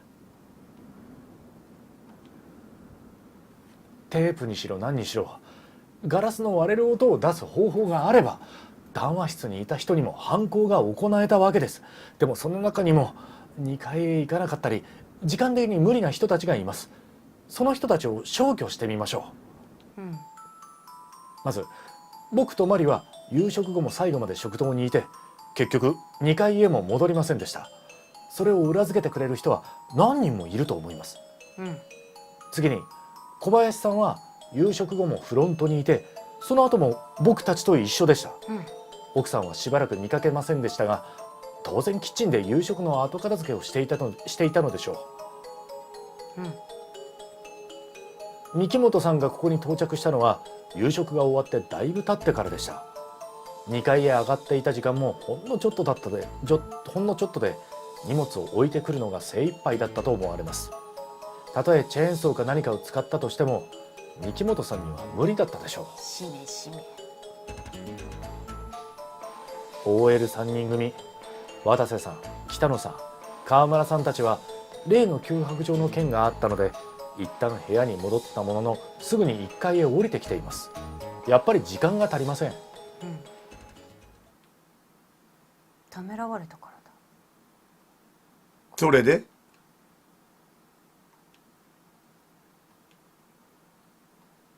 以上です。加山さんと奥さん、その2人を除いて全員を消去しました。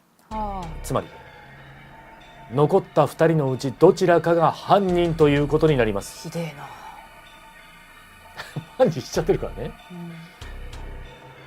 なほななんでわしかて人バラバラにするような時間あれへん。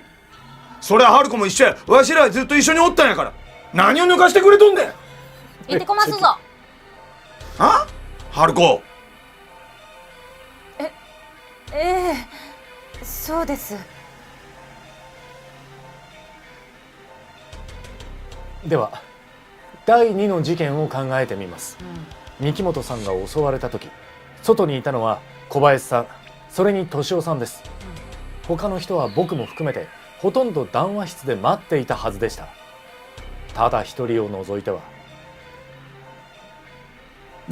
わしかってここにおったやないか。いいえ、ずっといたわけではありません。携帯電話を試してみるために一人で2階へ上がりましたよね。試すだけ試してみようとか言いながら。そうやったかな。そうやとしても2階におった足がなんで外におる三木本君を殴ったりできるんや。少し考えてみれば簡単にできることが分かります。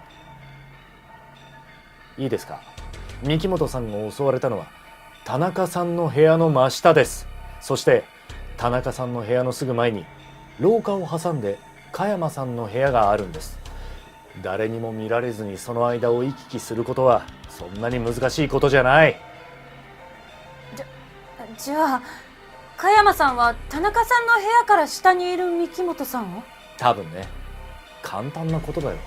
ちょっとしたロープの先に重くて硬い石か何かを結びつける。あとは下に犠牲者が来るのを待って投げ落とすなり振り子みたいに振り回してぶつけるなりすればいい。だからこそすぐ前後にいたはずの敏夫さんや小林さんが誰も見ていなかったのです。何しろ犯人は現場にはいなかったんですから。すげえミスリードのここまでの推理を考えるんだね。でっち上げてすごいでしょ。もうこの時ミッキーはもうよしよしよしよし、ね、とんだ名探偵が現れたな。迷うの方の名探偵ね。迷うのよしよしよし。本当名探偵だよね。このままみんなが一人ずつになればそうね。貴様がああ、この野郎。死んじゃう。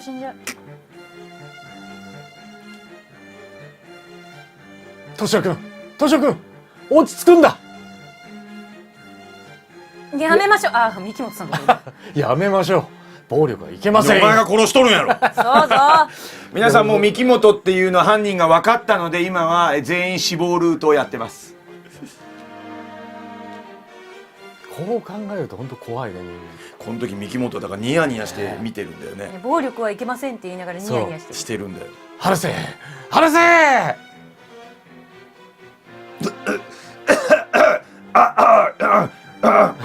ピーナッツ食べた後引っかかる中年になる。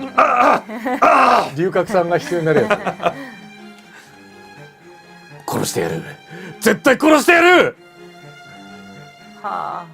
落ち着くんだ敏夫君。おピンタした。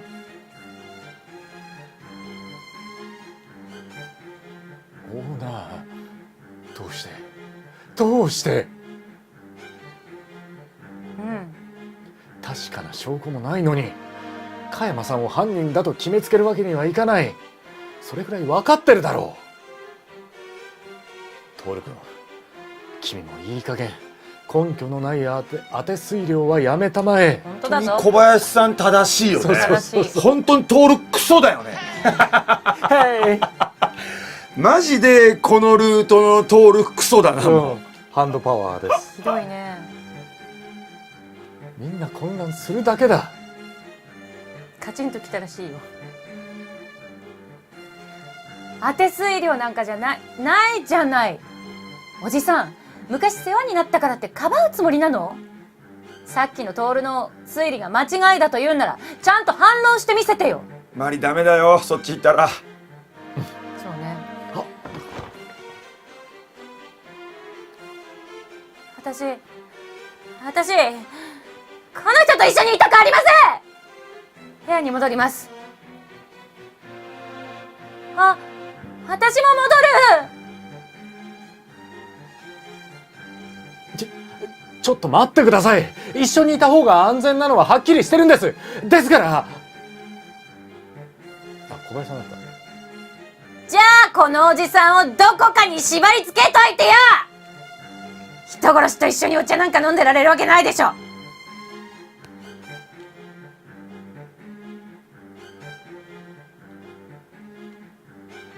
とにかく私は今夜は部屋から絶対出ないつもりですから。いいんですか？女の子だけじゃやばいんじゃないのかな。悪いやつやね三木本。やばいってこの時舌舐めずりしてますよみんな。このお芝居がどうやるかっていいんですか？女の子だけじゃなくてやばいんじゃないのかな。三木本の気持ちになってやると面白いね。三木本視点ルートは面白いかも。三木本サイド。やばいんじゃないかな。しめしめ。どんどん仲違いしてくれっていう。あ、これ誰だろう。敏夫さんか。あ、犯人が死んでしまえばみんな安心して眠れますよ。なんやまだわしがやったと思っとるんか。いや敏夫君、そもそも君が一番の容疑者なんやで。泣いて見せてかてわしは騙されんぞ。お前ら仲が悪かったんやろ。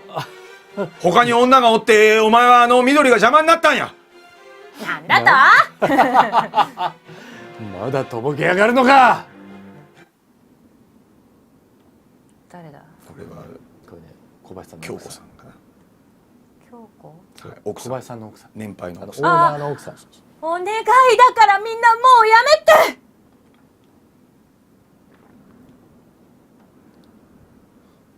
そんな風にお互い疑り合って罵り合って恥ずかしくないの？でもママさん、こいつは緑を。嘘よ。こんなの嘘よ。全部夢なんだわ。こんなことあるわけがないのよ。京子、しっかりしなさい。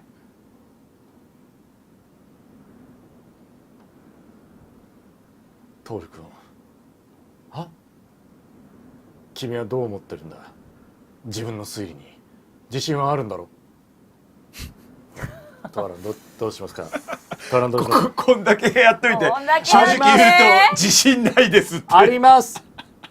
僕は胸を張って言った、もしくは正直言うと自信ないです。僕は少しためらった後で答えどっちが楽しいかな。まあやっぱり間違ってたとしてもここまで来たらもうありますって言わないとね。あります。た。もう引っ込みつかないから。そうあります。自信はありあます。ります。やっぱね、なんとか細胞みたいな感じでいかないとね、あります。あります。自信はあります。ありますまあなかったんですけどね。なかったんですけどね。自信はあります。自信はあります。あります。なら一体どうしたらいいと思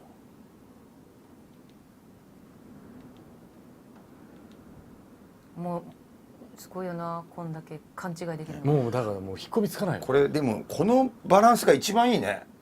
読む数も少なくなるし、みんなもストーリーテリングは自分で目読でできるから、視聴者のみんなもね、これ一番いいかも。いいですからね。ね。ちょっと送りが早かったら言ってね。送りもうちょっとゆっくりがいい。分かった。俺ね目読超早いから私もう結構遅いの。目読が大事なので、斜めに見るとね全部理解できるよ。すごー。こうやって読んでいくとすげえ時間が斜めにピッて見るとなんとなくも頭に入るから。すごい。だからねいろんな漫画斜めに見てるから後で感想聞かれたら何にも分からへん。いやそれは読んだことにはならないでしょ。分かってないんかい。でも斜めを見ていいらしいからね。あ、らしいよね。らしい。これずっとヘイになってるけど大丈夫？まあいいよ全然変にしてる。こうしたらどうでしょお前が言うんか。う。みんな言ったように三しちゃってる。木本悪いよね。悪いやっちゃでこうしたらどうでしょう。こうしたらどうでしょう説明すればみんながバラバラになって体もバラバラにできるか。へい。へい。僕は加山さんが犯人だと言い切る自信はありませんけど、でも今のところ一番その可能性が高いのは確かでしょ。余裕だどんな気持ちで言っとんねんこいつ。なんか人狼もしみたいな。万が一何の関係もなかったとしたら申し訳ないことですが、この際みんなの安全を考えると加山さんには地下室かどこかに入ってもらうしかないんじゃないでしょうか。現在クリアした後なので三木本の気持ちになって全員くたばるルートをやってます。三木本ルート。地下室か。なるほど。うん。ちょっと待ってくれ。地下室やって。寒かろう。そこめちゃめちゃ寒いとちゃうか。いや堪忍してくれ。わしはやってないよ。絶対わしは入らんからな。ワイン蔵だから高温に保たれててそれほど寒くはない。適温に保たれててそれほど寒くはない。それでも寒けりゃ毛布でもカイロでも持って入りゃいい。そうやけど、いいじゃないですか加山さん。これはあなたを守ることにもなりますよ。そうかな。鍵を小林さんに持っていてもらえば夜中に敏夫さんが襲いに来ることもないわけですから。それにもしあなたが犯人ではないのなら真犯人からも守ってもらえることになりますよ。本当に徹って無責任なこと言う。そうそうそう。ひどい。信じちゃう。そやな。安全言うたら確かにそうかもしれんな。よし決まった。いいですねオーナー。まだ泣いてたママさん。ね。敏夫さん。さあこっちへどうぞお客さなんかえ？だんだんあれだよね。ミスリードがいっぱいある。中谷さんの声がもう山岡さんに聞こえてきたもんな。井上さんの声に聞こえてきた。ん。あそう。聞かれたことないんですよ。すごい心地いい。居心地のええ部屋頼むで。あなた。大丈夫や大丈夫や。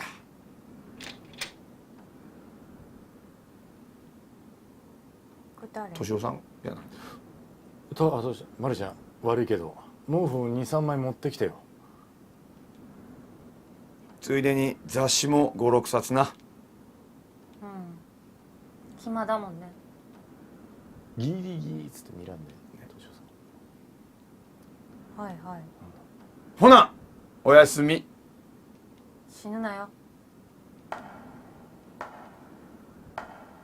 これ夫婦で行ったの？それとも加山だけ？一人だけ。一人だけ。うん。これでみんな安心して眠れるはずだ。そうだろ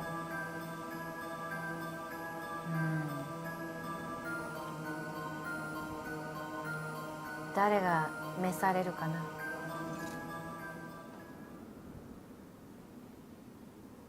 みんなが起きた後で開けてやってください。ああ。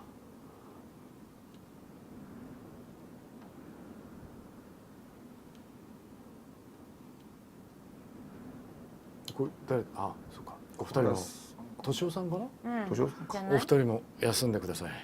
俺たちにできることはもう何もありませんよ。明日天気が回復するのを願うだけです。そうだな。そうかもしれないな。京子、さあ部屋に戻ろかわいそうに。う。ねえ、何にも悪くないのにね。うん。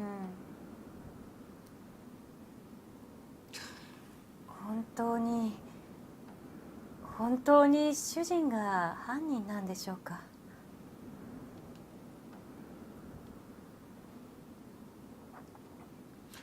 本当にこれやって思うけど、もし自分がこういう現場にいたら絶対言っちゃいけないよね。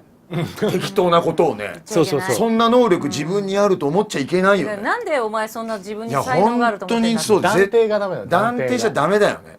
本当徹ってすごいけどバカ。うん。僕は状況から推理しただけですから。おいおい、そんな自信のないことでどうすんだよ。あいつが犯人なんだろでもあれが犯人の態度でしょうかね。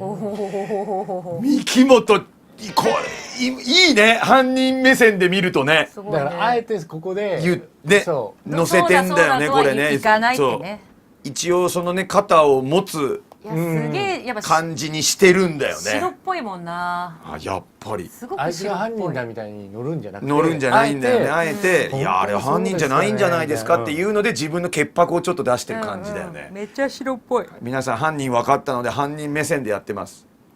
現在犯人目線で、はい、ちなみにあと3分で寿司が到着するんで良いところではい休憩しましょう。証証拠がないと思って安心してやがるのさ安心してやがるのさ。ああ、そういうことだ。これ誰だでも警察が来てしまったら科学捜査で証拠なんかいっぱい出てくるんじゃないですかね。証拠を残してない自信があるんだろう。とにかくあいつ以外犯人は考えられないんだよ。俺はもう部屋に戻るからな。そうしようか。みんなバラバラになっちゃうよ。いや一人はダメだっつってんのに。ダメだよ。私5歳5歳。 5歳。 5歳なんです。あの人私にも子供たちにも優しすぎるくらい優しい人ですけど、仕事の方じゃ鬼社長とか人でなしとか相当ひどいこと言われてるんですよ。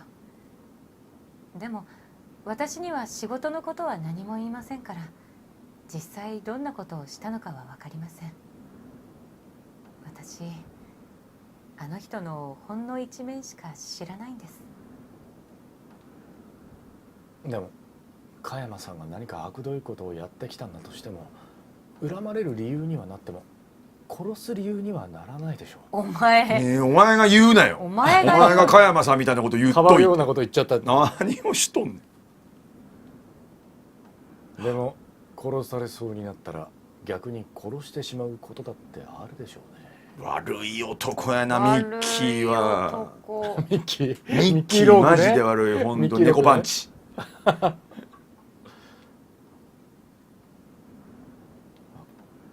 とにかく奥さんも休まれたらどうですか。これ以上いろいろ考えていても何もわかりませんから。ええ女や。うんというところで寿司を取ってきます。へいすいません、中途半端ですけどここで休憩します。ねちょっと一段落でございますはーい。ちょっと行ってくるね、喋ってて。はい。ね今の段階で言うと、第一容疑者になってしまった加山さんは地下のワインセラーに加山かわいそうだよね。ね。でも幽閉私が加山だったら絶対違うってごねるわ。ああだからまあそれを言っても信じてもらえないのと多数決だもんな。でもな。だから言って信じてもらえないんだったらとりあえず自分の身を逆に潔白にするしかないからそっか。身の安全をいいよ別にってそう確保して、うんじゃあいいよ。この後じゃあ誰か死んだらどうすんだよとか。でもさ、ここでもし誰かが死んだらもう加山の潔白は証明はできる証明されると、んだよね。本当なんか人狼みたい。あでもそうそうそう。うん、その三木本が本当にあの人なんでしょうかって自分が人狼なのに言ってる感じに近い。その決してなんて言うんだろう突き放すんじゃなくそうていろんなでもこういう考えもあるじゃん、うんこういう考えもあるじゃんってなんかめっちゃなんか本当にこの人白くて言ってるんだなみたいな言い方を三木本がちょいちょいするからムカつく。いややっぱりねその犯人は現場に戻るじゃないけど、うんうんなんかやっぱりそういうところでなんかで本来であればそれもボロになったりするじゃない、うんうん余計なことを言わなくてもうんね。そで言いわなすぎも多分ねなんかうどっちかに肩入れも疑われるしそうそこがねなんか難しいドアラも結構人狼とかやるなんか昔人狼っていうかアモアスやっててずっとアマンガスっていうインポスターとうんみたいな、まあ人狼みたいなもの、はいはいはい動きながらやる人狼みたいなのゲームのやつやってて、それでやっぱ上手い子はわあなんかすごい喋るから、うんうん人狼役がすごい。でもこれってさ、でも俺あそこでなんか見たんだけどさみたいな、すっごい自分たちはもうこの人は白だと思って考え始めちゃうと、みんなさこいつの言うことは正しいみたいな、うんうんだんだんなってっちゃったりするのよ。ただはいそいつが一番悪いやつっていうのがあゲームの中であったりするから、うまい人めっちゃうまいわと思って。俺も人狼一回生放送とかでやったことあるんだけど、うんうんあれ狼になるじゃない、うんうん人狼になったら大体2人とかいるじゃない、はいはいはいしたらさ要は人狼が3日目まで残ってたら勝ちとかはいはいじゃないはいはい。ってなるともう人狼はお互い分かってるじゃない、うんうん本当にやべえ、例えばそのペアのうん。方がボロばっか出してこれあーダメだと思ったら切らなきゃいけないじゃん。いい意味で切るよね。そうそうそうそう、切らなきゃいけない。ちょっと目線でさうん。ごめん切るよみたいな、うんもうしょうがないよ。いやもう多分人狼だよみたいなもうさ、もうだってそうしないともう一緒に死んじゃうから。そうそこでかばってもしょうがないしね。お前を切ることによって僕の白も証明させそうていただきます。だからもうなんだろう、ねってね、肉を切らせて骨を断つじゃないけどそう3日目まで俺が残るから勝ちはするから任してよっていう。その代わり散々かき回してみたいな。そうあるよね。ある。お前絶対許さないからなみたいな。おお別によければいいじゃねえか、お前ら絶対許さないからとか言ってもいい。寒かったそんな寒かった。めちゃくちゃ外寒い。あ本当。これはね今夜12時誰かが死ぬ。凍え死ぬ。マジ気がついたらここ信州になってたい。やもうほんとね春秋になってたよ。信州マジ春か。秋になってた。信州あごめんね。すいません。いい今夜12これ時。あじゃあこっち置くよ。あいいよ大丈夫。大丈夫。適当にピッピッ。ちょっとせっかく皆さん頂戴したんでこれだけ移しましょう。ぜひうわーすごい。どうなってんのよ。食べる時2人とも向こう行って完全オフしていいからね。ありがとうございます。別にここで一緒に食べてもいいよ。ここで食べるのはね休まらないからし。うわーすごい。すごいよ。わわわ。ええよみんなで仲良く食べようよ。うわ出た翔太の寿司で初めて知った。芽ネギだ芽ネギとかあるじゃない。うまそう。うわ。これサシがすごい。これじゃあ後で私写真撮って X に載せとくわ。ドグにこんなうまいもんありがとう。いやいやもうこれ視聴者の皆さんからいただいてねえすごいみんなありがとうね。ごちそうさまです。ありがとうございます。よいしょ。はい皆さんわしらみたいなもんに言って復唱してわしらみたいなものに。こんなごめんマイク入ってなかったごめんこんなマイク入ってなかった。あそこも。言わんでええねんなんでええねん。わしらみたいなもんにわしらみたいなもんにこんな美味しいお寿司をこんな美味しいお寿司をごちそうしてくれてごちそうしてくれて、またこの企画に呼んでくれたドグマ風見さんを長い。またこの企画に呼んでくれたドグマ風見さんを今後神と崇め今後神と崇め無償で生放送にたくさん出ることを誓います断る。だが断る。ということで皆さんありがとうございごめん固まっちゃった。ます頂戴いたしますすみません。あありがとうございます。崩れてますけど遠慮なく。ここで食べると多分食べられない。いいよ向こう行った方がいいと思う多分どこの中で残るの？ドグちゃん残るいやここに空っぽにできないから全然いいよそういうシステムやからいやとはいえ。じゃあ向こう行って1個ずつ取ってきなよみんなで食べたい。ダメだってねここじゃあダメじゃないけどねここ食べられないのよ狭いのね。狭いからそう向こうわかりました。じゃあ行ってくるねちょっとね向こうに行かせていただいて。これ持ってく？これいる？あ醤油ね必要。やっぱねまだね2人ともね声優はプロだけど生放送は素人なんですすみませんあそ。ここで休憩をしないと本当にきつくなるから、あ本当？はい、ちょっとマイク下げるから待ってて今入って3人ともマイク入ってます、はいいいよ鼻歌歌ってるから。ここちょっと長さんチュッチュッって適当にどけてくれへんごめんねあーしこまりにしまった今日ドルゾー君呼べばよかったでもドルゾー君はねもう4週連続来てるので、えドルさんそうだね。ちなみに明日来てドラクエ最後のゾーマ戦やりますあドラクエ3。マジ？私も今家で頑張ってやってる。もうねドルゾー君ねもう超楽しいよね死にそうになってやってるから嘘。じゃあこれお寿司はいどうぞあありがとうございます。これなんだっけ？これ食べたやつ？もう一つ持ってくるわうんこれうん全然大丈夫。はいこれ一個残ってる？ちょっとみんなごめんねマイク入ってます大丈夫マイク入ってますあれだったらマイク入ってます。マイク入いらないってます。そうだ大丈夫。うん。ドクさん食べないからドクさん食べないかなとか思ってああ、なるほどね。ちょっとお醤油じゃあ、はい、お皿、はい、かわいいハート。ね。ルピーじゃん。あ、ルピーとハートの器だ。あ、そうあれゼルダゼルダじゃない。かわゼルダだいいね。ドクさんすごいよね、こういうのにたくさなんだをんでもね、お皿もトロだし超かわいいトロちゃんね。ね、こういうとこだよな、やっぱな。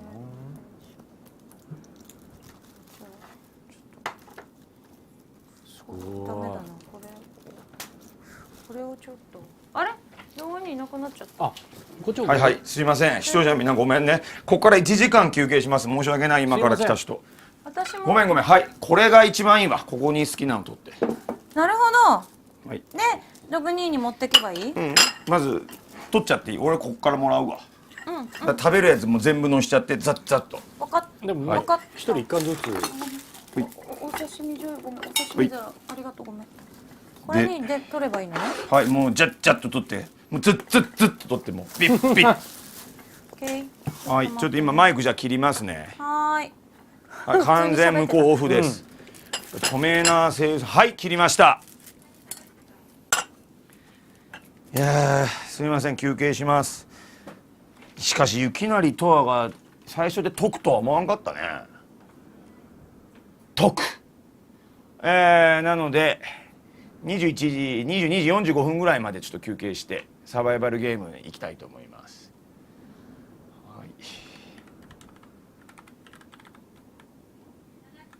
はい。いただきますって言ってるよ。もう9時？早いね。すいません、22時45分まで休憩します。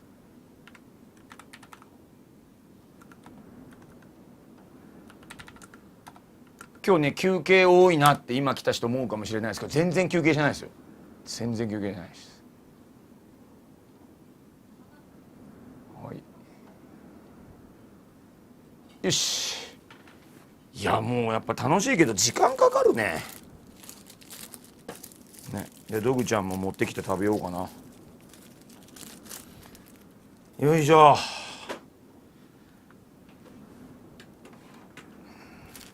これやっぱ専属スタッフがうちはいるな。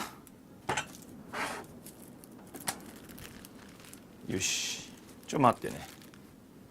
ずっとみんな今日すごい楽しいやって。本当よかった。よかった、ありがとうございます。もう今全部取ってっていいよ。全部取んない、全部取んない。食べなよ、もっとザッザッザッと。何をザッザッと食べや。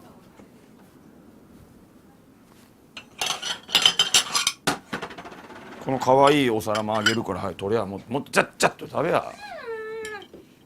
美味しい？めねぎうまい。なんでペッペッて取れや。俺ね、この貝とエビ食べられないから全部そうなんだ。あっこにお任せ。これも3つとも持ってって。貝ダメなのね。アレルギーなのよ俺。甲殻類アレルギー。そうなのよ。上等すぎるってかいっぱいすぎる。何を言ったの。人気声優はうまいもん食っとるやろ普段。やらしい。普段うまいもん食べて中井さんは女をはべらかしてはべらかしていけないでしょあなたは。この、はい、エビも持ってきゃ。あとちなみにイカも食べられないから俺。そうなの。食べれるもの。まあでもまあイカはまだいけるかもしれんけど、でイカに1貫ずつ持ってって、あとこの形容しがたいやつも持ってって。何も言ってないよ、しがたいって言っただけですから。納得納得。はいはい。ではい持ってって俺これ持ってくから。あ、そうか。そうこれを6人が向こうで食べてくれるのって。ちゃんとトロとこれ中トロと大トロあるね。こりゃうめえ。こりゃ上等な大トロだ。俺は元来大トロは脂がきついと思ってて中トロの方が好きなんだが、こりゃ酢飯がうめえからだ。ごめん、これ中松警部の真似ね。警部さんのあれ声優さん、あれ知ってる？あれだよね。トメさんだよね。福留さん、福留のりおさん、ニューヨークへ行きたいかの。あれ、あの人声優さんなの。とりあえず持ってきな。イカもう一匹持ってって。あとイカと開発あこの形容しがたいのと、あとこれもいらない、好きじゃない。あと早くあなたこれ中トロ取ってない。はい。あとこのタイも食べてないよ。まあでも多すぎる？大丈夫？はい。まあじゃあこれでっていうのでもらっていくわ。はい、わかった。はいはい。全然大丈夫。ドグンちゃんはね、今大丈夫。ターミネーターで言うとわからん。いただきます。はーい。みんないただきます。そっちはもうマイク切れてるからね。ちょっとごめん、醤油だけもらうわ。切れてる。はい。はい、あれだ。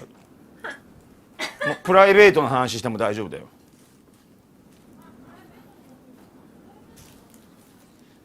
もう完全にマイク切れてるから。俺はついてるから大声で言うと俺のマイクで拾うと思うけど。いやー、やっぱすごいね、声優さんはね、みんな。じゃあいただきます。よし。うわ、ウニもあるじゃん。いやー、いただきます。うまい。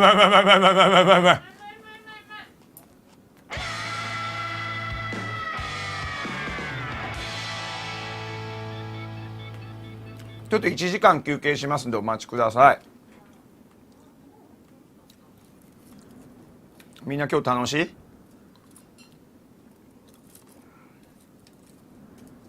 楽しいみんな。めっちゃうまいね寿司。うまい。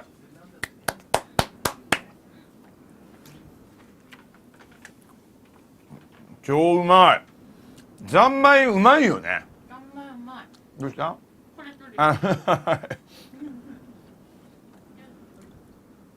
すいません、休憩もらいます。今日すごいですね。すごいっしょ。やっぱさ、物事って何でもプロが入ってくるとさ、すごいいいよね。もちろんプロじゃなくていいこともあるんだけど、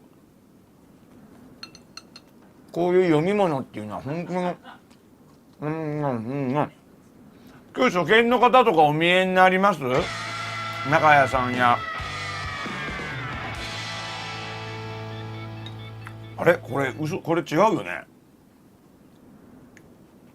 大丈夫か？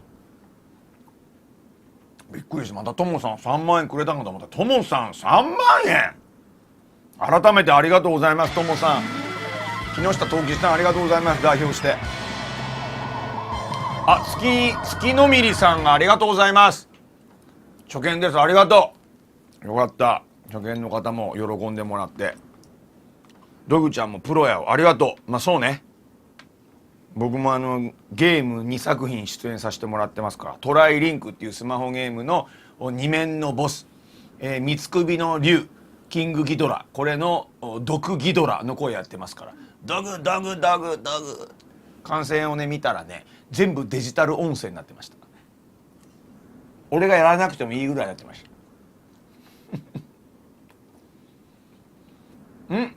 青井翔さんも初見ありがとう。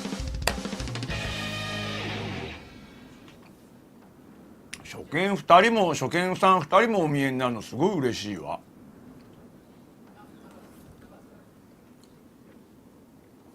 なかなかね、いつも来ていただける方ばっかりでももちろん嬉しいんですけど、初めての方って特にやっぱ嬉しいよね。これはね、中谷さんととわちゃんのおかげ。あとはやっぱスパチュンさんね、許可いただいてゲームやれたので、ほんとそのおかげだと思う。しかもね、普段俺が配信したらそう大してね俺のとこ見に来ない、湯気、コウスケ、ミスケ、あとはね女子プロのね志田さん等々ね、すごい人たちがやっぱりね声優さんがいるっていうことで見に来るんですね。普段は見もしない普段は俺の配信なんか見もしないやつらがちゃんと来るんですよ。これがやっぱりね、うまっ。普段見てくれないですよ。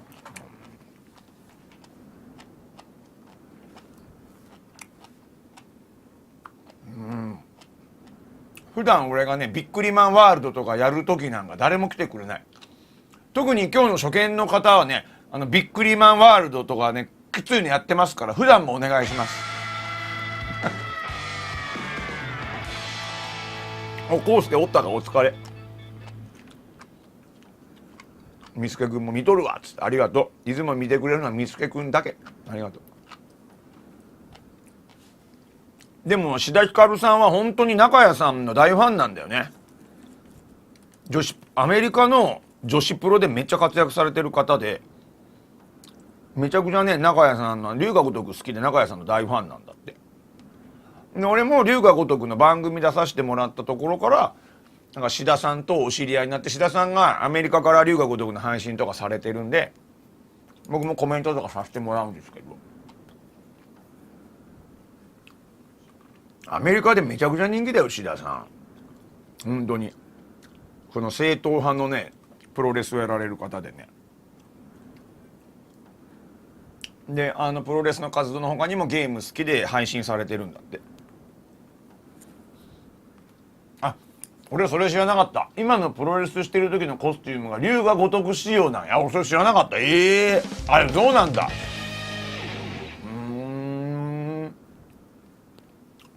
一回だからドグ生志田ひかる応援ツアーっていうことでアメリカ行こうかみんなでね。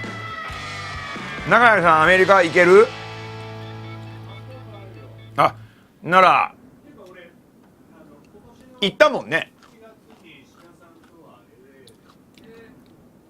聞いた中谷さん今俺は今年の7月志田さんと LA でやって LA やって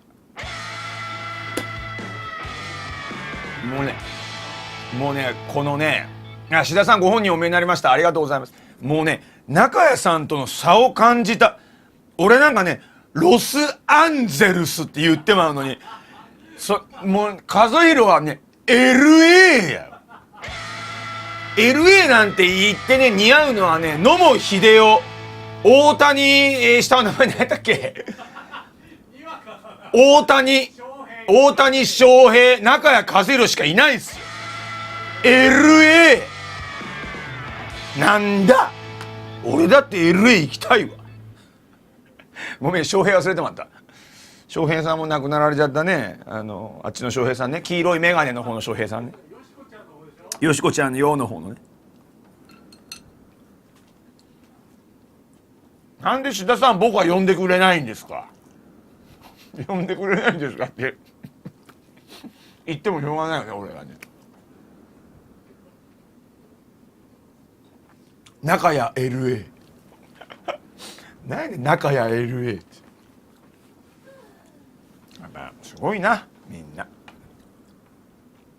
康介はヴィレッジヴァンガードの表紙になるしその横の人は言わずもがなやね。これはもう誰とは言いませんけど。そしてトワちゃんはたくさんの CV をやり和弘は LA ドグちゃんは何にもあらへん。ドグマ風見がこういいところなんか書いてよ。そういうの一言でわかるドグマ風見っていうのなんかちょっと書いてよみんな。その康介はビレバン和弘は LA みたいなさそういうのなんかないの俺にも。志田さんありがとうございます。いつかドグさんにもお会いできるように頑張ります。志田さん立場逆ですからね僕が言うことですから。それはもうね志田ひかるに会えるように頑張りますって俺が言うことなんで間違えてますからいいなあ。ちょっとだから僕もいつか志田さんにねなんやろう卍固めかけてほしいですね。ぜひお願いします。志田さんに卍固めかけられたら僕は違う意味で喜んじゃいますけど、そういうことでよくないです。それ言っちゃいけないですドグマ風見はメルセデス・ベンツメルセデス・ベンツのイメージが下がるわそれ。なんかみんなすげえな。俺も LA って言いたいな。しかも最近俺人気があるのがさ、ブラジルとインドっていうさ、なんかさ、俺はいいんですよ、ブラジルとインドで人気あるんですよって言うけど、なんかみんなちょっと笑うのよ。なんか納得いかんよね、それ。なんでそのお前ブラジルとインドバカにした感じなあ、ふざけんじゃないよっつって。ええやんけな、ブラジルとインド。プロレス界のスーパースターですよ、ほんと志田さんは。ハワイアンズのロケ楽しかった。ありがとう、嬉しい。ハワイアンズのロケ行った時ね、中谷さんとそのハワイアンズ歩いてるのがすごいね、なんやろ、俺も有名人になった気持ちで気持ちよかったです。みんな中谷さんしか見てなかったです。中谷さんと横山さんしか見てないけどね、一緒の有名人の顔して歩いてやりましたよ。ざまあ見ろうまい。でこうやって言うとヨドバシカメラ君とあとこの横島君が褒めてくれるんですけど、この2人はね僕のイエスマンなんで無視してください無視しましょうここは、この2人はね何をしたって褒めてくれるんでね参考にならないんで無視しましょう僕が多分ね犯罪を仮に犯したとしてもね、あ、いいですいいです、そういうことありますからって言って励ましてくれる人なんで無視しましょうここはおいしい？よかった。これうまいね。じゃあちょっと俺トロいこう。中トロいこうかな、中トロ。やっぱ寿司って人を笑顔にするね。いただきます。うわうまっ。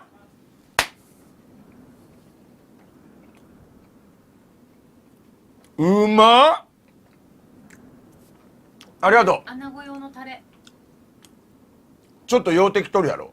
多分いっぱい頭使って眠くなってきて。休憩して。大丈夫よ。ダメ。2人とも長時間配信は素人やから必ず休憩の時間がいるんです。そうです。唯一ドグちゃんが今日の2人に勝てるのは長い時間配信すること。これのねそんなとこで勝ってもしょうがないけどね。すごくないよ。ちなみに皆さんお忘れ、になってるかもしれませんけど、明日も15時からドラクエ3があります。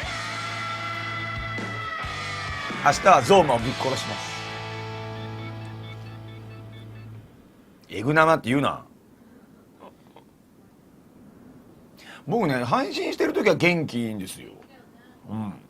まあちょっとさすがにドラクエは連日やってるんで多少疲れましたけどね。まあでも好きなゲームなんでね。明日エンディングいきますからね。リメイクとファミコンと同時にやってんのよ。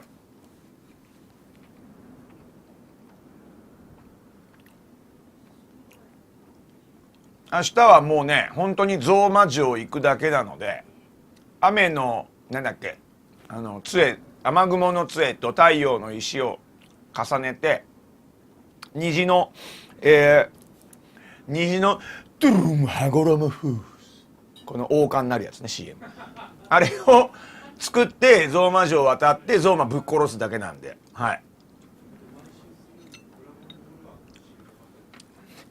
ドラゴンボールめっちゃ好きやったよね俺。ハゴロムフーズの CM めちゃくちゃ印象に残るよね。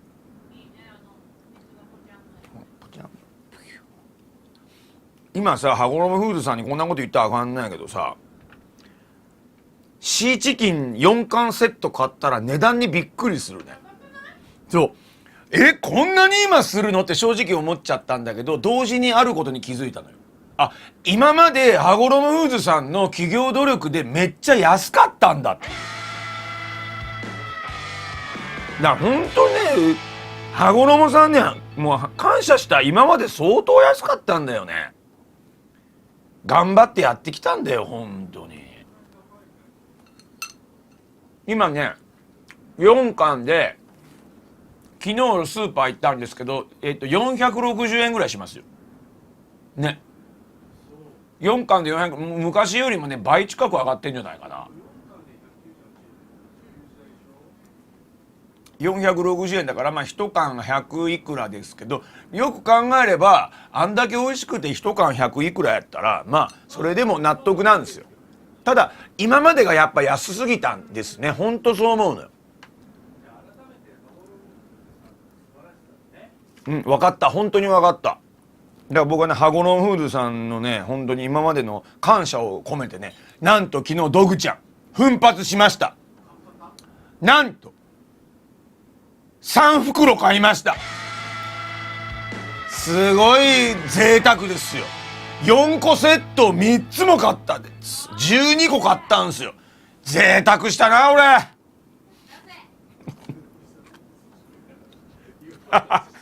ほんまやな、贅沢したなって言って寿司食いながら言うことじゃないな。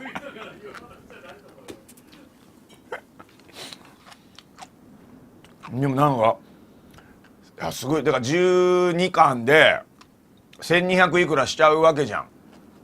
だから結構高いけど、でもね、もう俺シーチキンめちゃくちゃ好きやから。すごい飛んじゃった。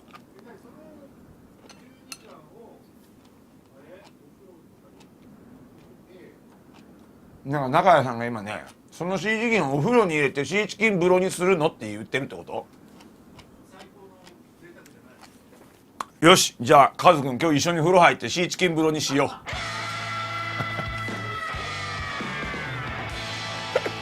生臭い野郎。まあ油でね、意外といいかもしれない。俺ね、本当にね、罪深い食べ方なんですけど、まあシーチキンにマヨネーズを混ぜるでしょ。でちょっとブラックペッパーをチュッチュッとやったのを置いといて、これが好き好きあると思うんですけど、で TKG を作ってですね、 TKG を味わいながら時にシーチキンをちょっと乗せつつゴージャス TKG にするの好きなの私。これはね、みんなに怒られると思う。でもね、もうファンシー TKG って呼んでるもん。ゴージャスなんですよ。贅沢なんです。なんで味濃くなるんでね、ちょっと醤油は控えめにしながらやるんですけど、うまいんです。これ食べちゃうの。週にね何回か食べちゃうんです、朝ごはんで俺。みんなやってみて、めっちゃうまいんですよね、本当に。カロリーのことは無視しましょうね。カロリーのこと言い出したらもうキリがないんで、それ何も食べない。カロリーのこと考えたら何も食べない方が死んだ方がいいんですから。はあ、お腹いっぱいになってきた。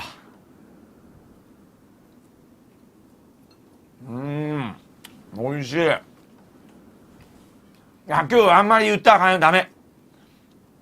今日のコメント数が多くて、常時中村雄一タイムみたいですねって。今日一人同じ事務所の人がおるから告げ口される可能性があるから言っていいかん。ダメよ、ダメ言ったら。今日一人同じ事務所の人が向こうで飯食うてるから今言っていかんよ。普段は中村雄一さんの YouTube チャンネルみたいに雄一タイムを設けてみんなでコメントをするっていうことを言っていかんよ今。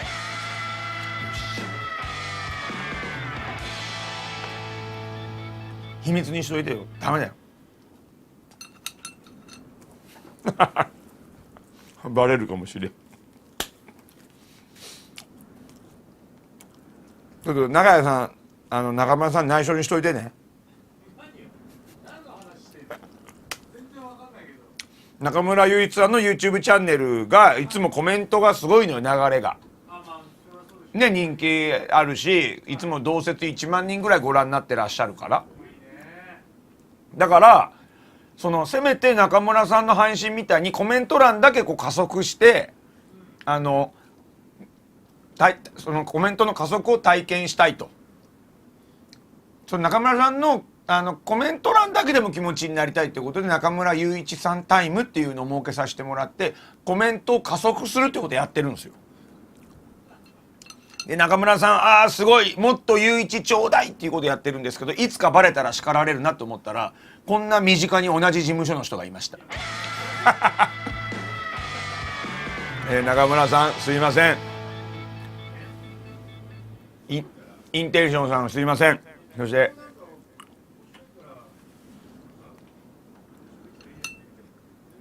マジ？でも中村さんこの配信見たことあるって自分の配信でおっしゃってたもん。だからもう言っといて。ゆういち好きって言ってましたよっつって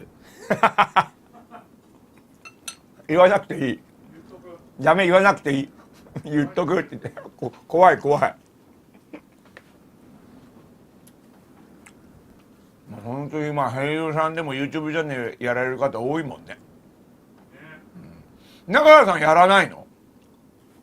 やらないしやれない。なんで？だからそういう機械操作ができない。意外と中谷さんって疎いんだ、機械に。本当に疎いですよ。あ、中谷さん疎いんだって。パソコンとかもそうだし、スマホもそうだし、本当にうん。そういうデジタルツールみたいなのは、うん。何にもできない。デジタルツール何にもできないんだって。ああ。本当に中谷さんってもう春日一番みたいだね。俺はこういうのは分からねえんだみたいな感じだよね。だからもうね、撮ってもらって、マイクラのチビさんに撮ってもらって、本当そんな感じ。もうでもだからこそキャラクターにこの中谷和弘っていう人が本当ぴったりとハマったんやろうな。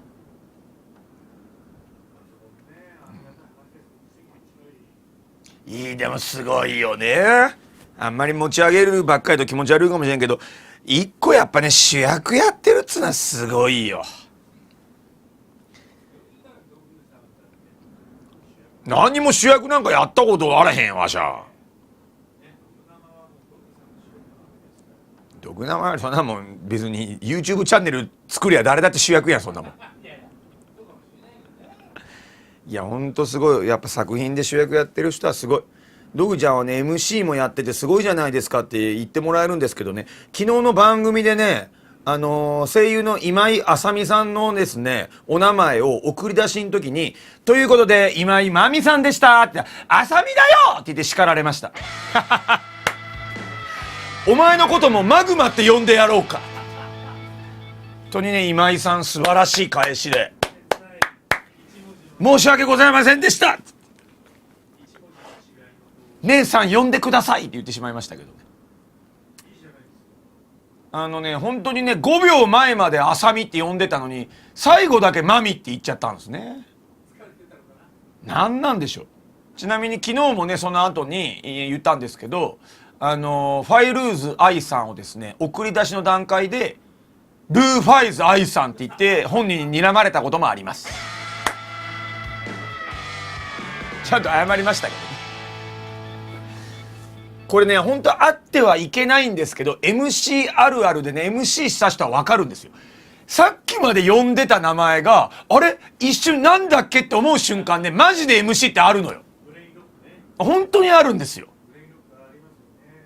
あっちゃいけないんですけどあるのよ本当にね。あれみたいな。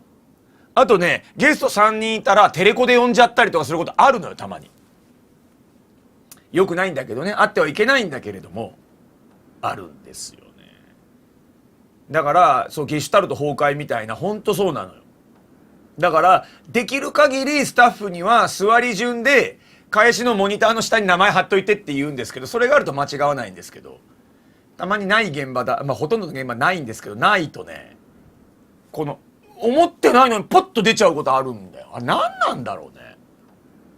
あるんで本当にあるんですよね。これ MC やってる人はみんな分かるって言ってくれるのよ。あっちゃいけないことなんだけどね。なんでしょうね。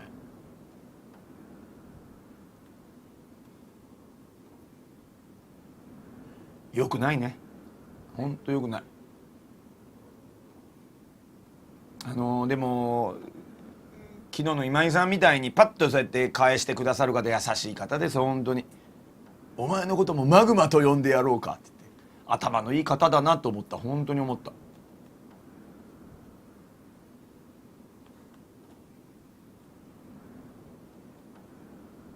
これまたねやらないようにって思えば思うほど間違えるのよ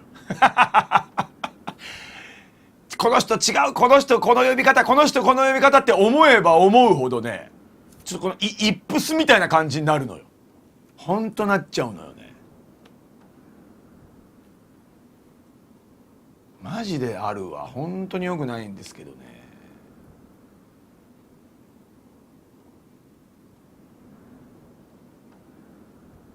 自己暗示かかっちゃうのよ。嫌だね。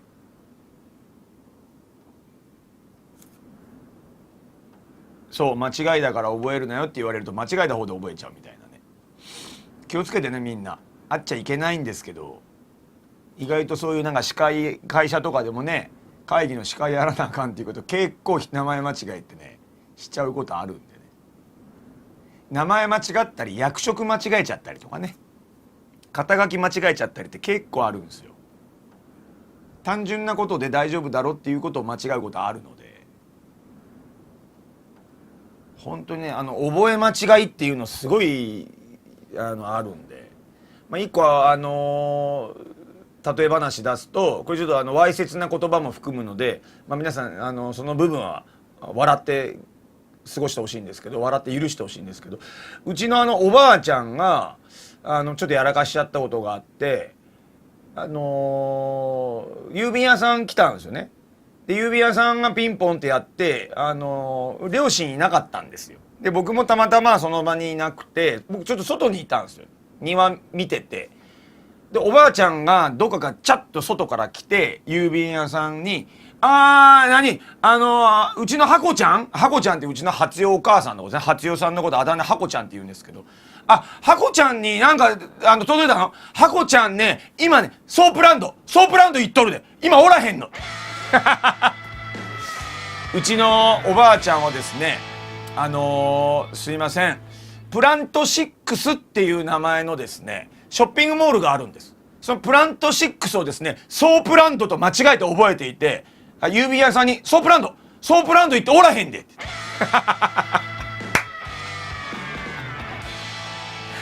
郵便屋からしたらこの人の子供はソープランドで働いとるんかなって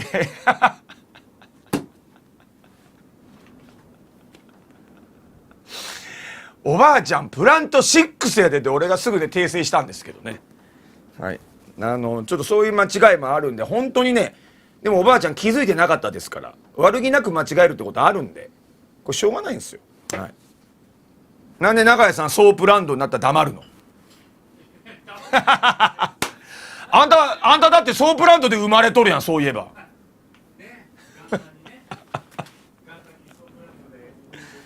そうやぞ。お父さん二郎やったっけ？そうだよね、二郎だよね、春日二郎だよね。面白いな。面白い。そうです、桃源郷ソープランドで生まれた男。真島の兄さんダンプに突っ込んでくる。いや俺春日一番好きだよな。いいんだよね。ああいう他のゲームの話で恐縮ですけど、やっぱ龍が如くのああいうさ一番みたいなまっすぐなやつっていいんだよね。ああなりたいの男ってなりたいんだけどなれないんですよ。自分のことを自分のことを置いといて、やっぱさ他人の幸せとか願える人になりたいんだけど実際の人生ではなれないよね。自分の利益とか考えちゃうですよ。やっぱりああいう人になりたいよね。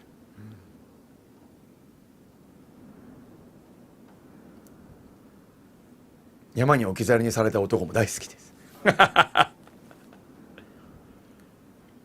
やっぱね、中谷和弘のセブンのラストの演技よかったよね。よかった、あれは本当によかった、素晴らしい。エイトも素晴らしかったですよ。すごかったな。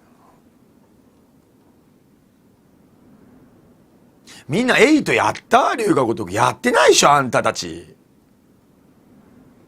いやもう俺エイトの最後は配信したけどさ、みんなも知ってると思うけど、いやもうねえ、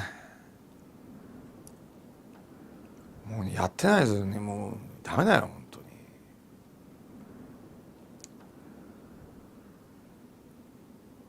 に。橋めっちゃやってるね。8今度8の外伝が出るからね、来年。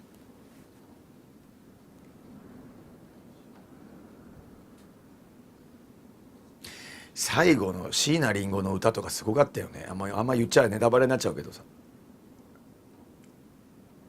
いやすごい。ドグちゃんちょっと近々龍が如く来年になるけど3をやるのか、3やりたいんですけどね、極み来ないかなと思ってすげえ待ってんだけどなかなか来ないか。まずだから来年の8の外伝の後はちょっとプレステ3になるんですけど、剣山やりたいんですよね。剣山か3かがいいかなって感じかな。あ、来た。ああ、いいよ、俺上も出てしゃべっとって片付けてくるわ。ね、極み3出ないかなと思って待ってるんだけどね。まあでもあんまり待っててもいつ出るかって分かんないからね、出ないかもしれないしね。長屋さん、剣山極み出ない？うん、僕の配信横山さん見に来てくれて出ないって言ってました言ってました。剣山極みは出ませんって言ってました。あとコブラが如くとおいしんぼが如くも出ませんってちゃんとね、横山代表がおっしゃってました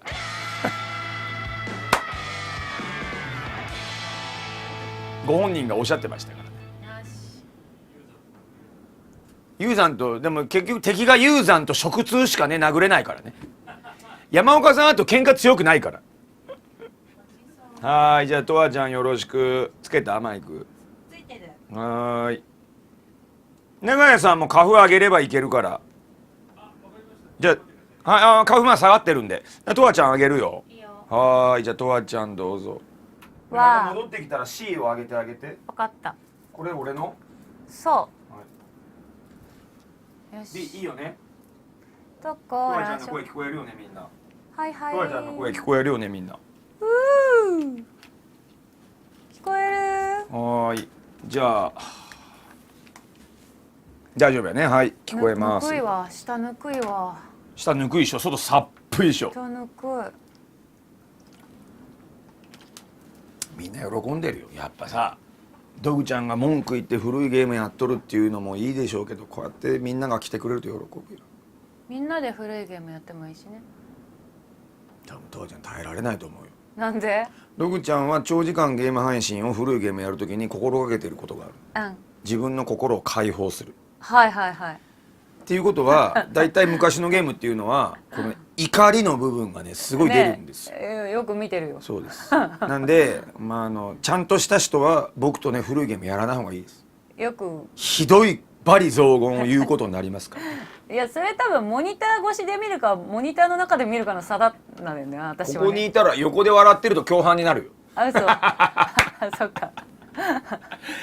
なんだこいつ横で笑ってるだって共犯になるよ。あいつも笑ってんじゃないか。あいつも笑ってるからな、あいつもダメだなっつって言われちゃうかな。横がゲーム実況者だとねまたいいですけどね。いや、ここ最適温度だわ。寒くない？大丈夫？うん。じゃあよかっぬくぬくよ。下行ってここ来るとた。手も。眠た。もわかる。眠た。うやめようか。血糖値寝よっか。もうやめようか。これからとわちゃんに全部子守歌テイストで読んでもらったら、春子さんはゆっくりと階段を登っていく。一つ、二つ、三つ、四つ。すや。加山さんの死体が一つ、何個あるん？二つ、何個あるん？三つ。寝れるかもしれない。シュプールの中に死体が一つ、二つ、三つ。寝れねえよ。怖いわ。次は誰かな？怖いわ。ちょっとごめん、片付け。中谷さんが準備できたら交代するね。いいよ。喋ってるよ。またさっきみたいに。ミノムシの歌はね、またじゃあ別日にどっかでかまいたちの夜2を今日のメンバーでね、やりたあともう一人追加してもいいし、い。やりたい。やりましょ楽しい。うね。もうとわちゃん2はね耐えられないかもね。悲しい。悲しいっていうか、さっき言ってたじゃん、トラウマって。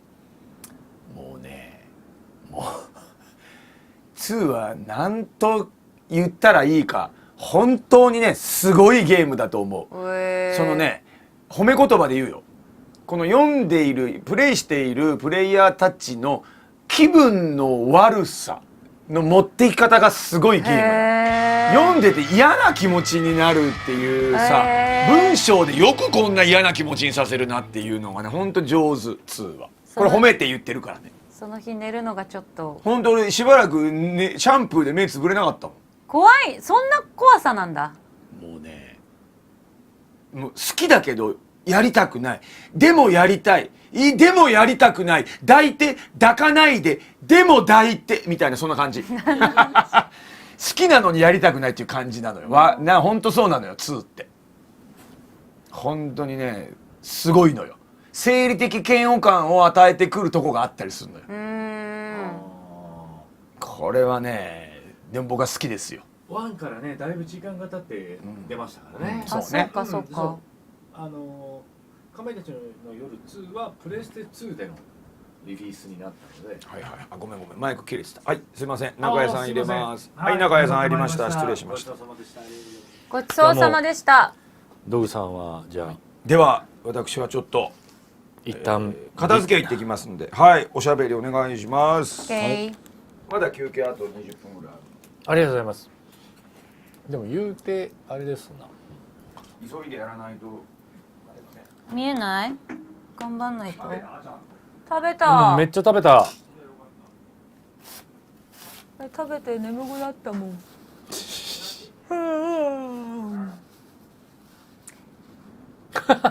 素のあくびが聞けるのはドグ生だけ。あでも確かにそうかも。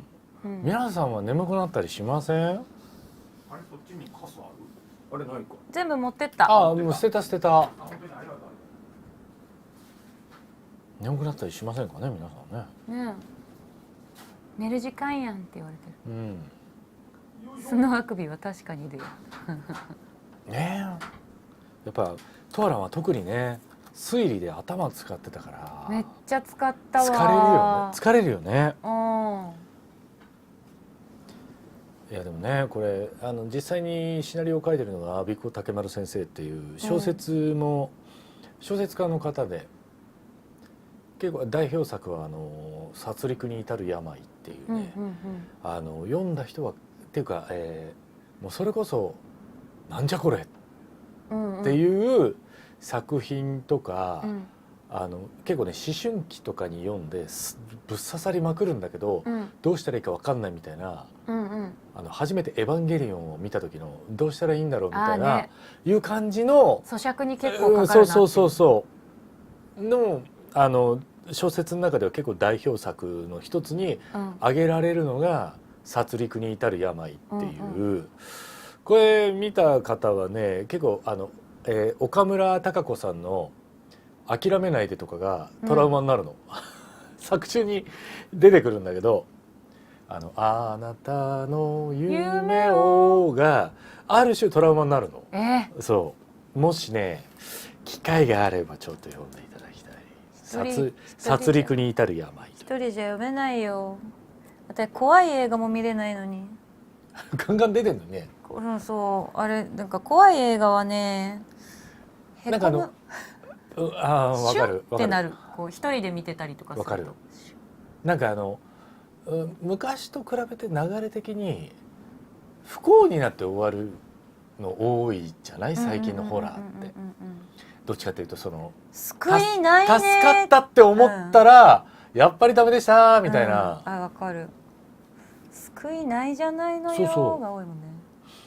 なんかだからね呪音とかあるじゃない、だから当たり前だけど生きてる人間の攻撃が全く通じないわけでしょ、なんだけどで幽霊はさ、取り殺そうとするわけじゃない、思うんだけど取り殺した相手が死ぬじゃない、幽霊になってイーブンになった後やり返されるとか思わないのかなとか思うわけ。お前この前さっきもよく思いやったなって。お前のせいで幽霊になったじゃねえかみたいな、これはないのかなと思うの、普通に考えたら。それ面白いね。来たけどこっち。いやすいません、あの時はなんか違うんすよみたいな。あなたがああやったからそうあたいこっち来たんだけど。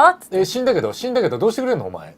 マジですげえビビらしてくれたけど、いや俺もそう通じるじゃんみたいな、そう今イーブンだからっつって。それがねないのかなと思うの、幽霊の世界って。だって死んだらさ、なんていうの、あったら楽しいな。みんなさ、なんていうか死んだらもうそれまでじゃない。死んだと幽霊になったからもう、ブルルブル待って、そうだ、あたいお寿司食べてあどうぞ。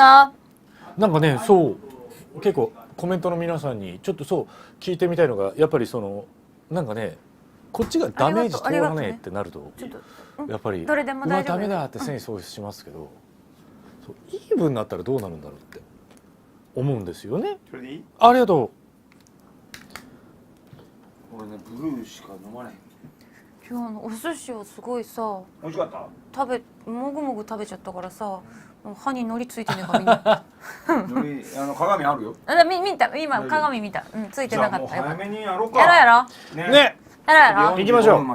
ごめん、あとじゃあ3分だけちょっと整えてやろうか。ちょうど半からやろああ、すごいなんか皆さんにいろいろ話を聞いてると面白い。うか。面白いでしょ。めっちゃ面白い。本当にね、うちに来てくれる人は初見の方もそうだけど嫌な人がいないから、多分嫌な人見に来てもこの浄化されるんやろね。ここで暴れないんです。さーってなる。すごいいい人ばっか。こんなに今ね1600人近くの方見ていただいてるんですけど、そんな見てんの？あれない。ごめん、1400人だった。ちょっと多めに。いや1400、そうすいません、ありがとうございます。おかげさまでね、今ちょっと自分の X 見てみたら私も見た。 50人増えてました。僕すごいよかった。とわちゃんのも増えてたかな。ありがとうございます。めっちゃ増えてたよ。本当に？うちょっとびっくりしちゃった。もうありがとうございます。皆さん今度とわちゃんの貼っとくね。今中谷さんのちゃんととわちゃんのもやってあげてよ。次とわちゃんのやっとくんで。いやもありがとほら2人をどこまで押していくんだよ。うありがとうございます。そして恩を売っといてやね。後で返してもらうんだから分かったみんな。う。種まいてんのね今ね。そう50人って言ったけど本当100人増やさないと。いやでもあと50人中谷さんをフォロー、とわちゃんをこのフォロー。短時間で50人ってすごいですよ。ね、増えてたいっぱい。ありがとうございます。びっくりしちゃっだからた。アカウント作るんだよ。なかったら。ありがとうございます。そうです。もうフォローしてる人はもう一個アカウントを作るんです。皆さんを不快にさせないなんかつぶやきができたらなと。やばい、全然私真反対なこと言おうとした。私バカなことしかツイートしませんけど。いやツイートだったらほら不快とバカは違うからさいいじゃない。ほっこり、それが好きだし楽しいですっていう方もね、もちろん。じゃあとわちゃんが目が覚めたらあ行きありがましょうか。とうございます。フォローしましたっていう。目覚めてるよ。いや全大丈然夫？冷めてない全んじゃないの？然ポワポワしてる。推理疲れた。大変だったね。いやでも本当に大したものよ。一発で犯人までたどり着くって割とパーセンテージで言ったら低い方よ。いやでも正直ね、解いちゃったうんな。何この人なんで殺されてないのってね残念なぐらい本当にすごいすごかった。マジか。すごいすごいすごい。さて次は誰がいなくなるんだではろうね。はい再開したいと思います。よろしくお願いします。はい今ねみんなちりちりバラバラでそれぞれの部屋に戻っていくというはい。あ、そ状うね、そこ況になってかそこかおり。ます。やめりゃいいのにね。はいこれはもう犯人のミッキーからしたらもうしてやったりです。はい、第一容疑者の加山さんは氏名ワインセラーにはい。幽閉され、幽閉されました。はい、各それぞれお互い疑心暗鬼のまま自分の部屋に戻っていったという状況からスタートです。マリコさはんはゆっくりと階段を上っていく。ーい。男性キャラクターは中谷和弘さんに声を当ててもらいます、はいそして女性キャラクターはゆきなりとわさんに声を当てていただきますストーリーテリングの部分はですね皆さん黙読でお願いしますドグちゃんは、犯人と疑わしき加山さんをやらせていただきますそれでは上手なんだよな参ります再開しますはーい。じゃあ僕も戻ろうかな。ずるい。ずるいこいつ今だからミッキーからしたらどうやってこのままにしておくのか殺すのかって考えてるか、うんうんこの後どうしようかっていうね、君たちはどうするんだい？えあ、そっかそっかそっかなるほ。別室だもんね。といって一晩どちらかの部屋で過ごそうと声をかけるいいなのになんだかためらわれた。僕は思い切って言った。マリー、僕の部屋に来ないか。さあトラちゃんどうしよう。ビビビビビビビすごいビビビビビ即決でしたね。いや一人よりいいじゃん。僕は思い切って言った。マリー、僕の部屋に来ないか。この大変な時に妙なこと考えてるんじゃないでしょうね。とんでもない。僕はただ。言ってもいいけど変なことしないでね。変なことって何？当たり前じゃないか。変なことって何がなかったね。押すなよですよね。そうね。絶対押すなよ。押すなよ。行っちゃうんだ2階にみんな。ね。うんミッキー一瞬僕の方へ倒れかかってきた。うん大丈夫ですか。ごめん、ちょっとクラッときて。嘘つきやがって。嘘つきやがって。ちょっとごめんエコーかけて言っときました。うんうんじゃあ気をつけて。どんな気持ちで言ってんのやろな。ゾッとするよゾッね。とするよね。ほんとゾッと殺しする。といてさこいつ。やっぱバタンって閉めた気をつけてだから。犯人は三木本って分かった上で今は、みなしねルートをやっております。サバイバルルートやってます。うんうん最後にそう言って自分がやりたい。怖っ。今ニヤーってしてんじゃない、ね部屋入ってニニチャータどれから行くかみたいな。いやそういうことだよね。犯人だったらどれから行くとかってどうやって目星つけるんだろうね。ー加山じゃないうん加山以外の和誰でも歌山さんはだって鍵がね小林さん預かってるっていうからあとでもだってそうそうみんなそれぞれ自分だから孤立しちゃったわけでしょ。3人組はちょっとむずいよね。3人いるむずいからキャーって言われちゃうか難しいらみんなミッキーになった気持ちでなってあそうまず狙えるのってうん年男は結構格闘能力高そうやもんね。うん。まあだから誰が行くんやろうな。あれやったら加山の嫁ああそうか一人だしね。春子さ春子さんがいいかもね。ん。でも部屋向かいぐらいなんだよね。ああだからちょうどいいよね。行きやすいし。小林夫妻を殺すのはむずいもんな。あ、難しい。まあでも1階だからまあでもね多分敏夫さんの部屋にも近いだろうからね。うん。ってことは春子さん狙うって思うかもね。まあ女性一人だからね。そうね。って考えると怖いねこれ。でも一人殺した瞬間に加山が白になっちゃうからな。あ、それがバレるとね。バレちゃうもんね。だからそう殺人ね。が続行されるってなったらね。そうそうってことはやっぱり加山さんを狙わないといけないので小林さんのところに行くしかないのかもね。鍵を取りに。ブーストかかる？ブーストかかる？怖いですね。どうなるんでしょう。これ私かな。そう。そう。朝まで一緒に起きててくれる？あ寝るって。あ。寝たらさ、絶対死んでるよ。怖くない？寝れる？起きたらもうこい天国か地獄だよこれ。俺酒でも飲まないと寝れ絶ないよ。対無理。絶対絶対無理。絶対寝れないわ。ここから出てきたいもんね。そう。お来たよ。僕は黙って手を伸ばすと彼女の手を軽く握った。もうすんなっつったじゃん。どっちも。僕は彼女の隣に座ると肩に腕を回した。でもこれはねそういうやらしいことじゃなく大丈夫コだよ。ミュニケーションで触ることで安心するっていうこともあるから安心感をそうそうそうマリに与えるっていう。さあでも最悪なルートだもんねこれね。まあでもここはそんなにうんじゃあ手を握っとこ。はいあ、素敵。みどりさん本当に死んじゃったのかな。明日になったらさ全部お芝居だったんだよってこのペンションの余興なんだよってそれでみどりさんも元気に起きてきてねえそんな風にならないのかな。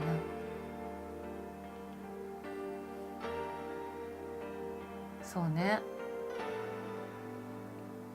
もうまさしくどんなにいいか。ねえ私怖いよ。僕だって。どうして人は誰かを殺したりできるの？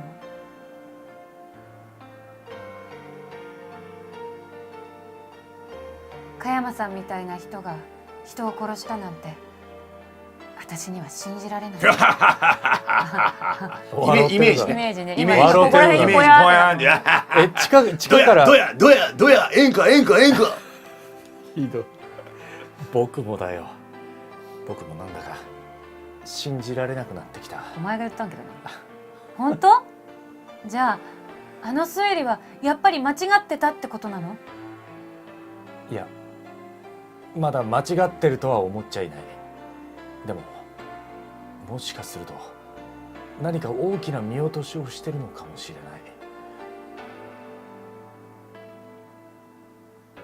うんトール何？もっとそばに来てほうほう。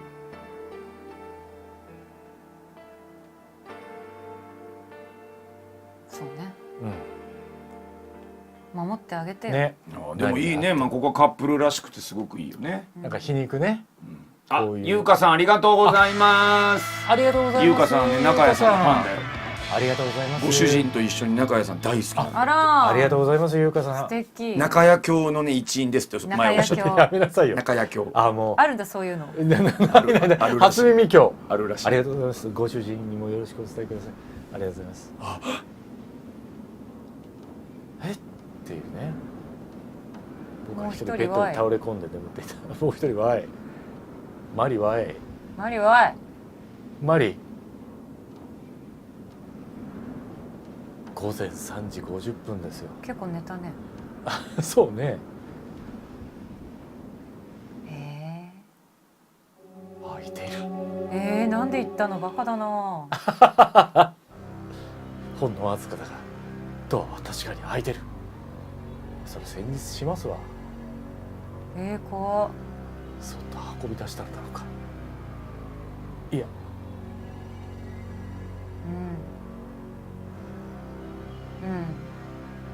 何かそうだろうねやって自分で出てった。もうそうだろうねもう知ってんのに怖いもう。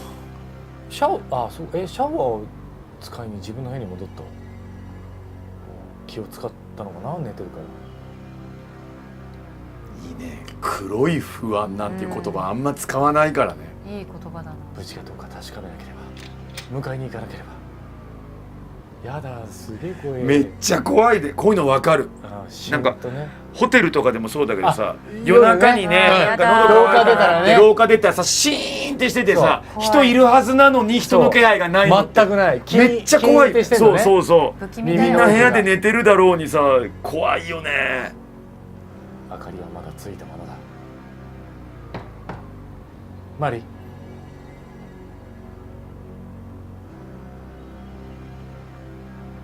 風の音しか聞こえない。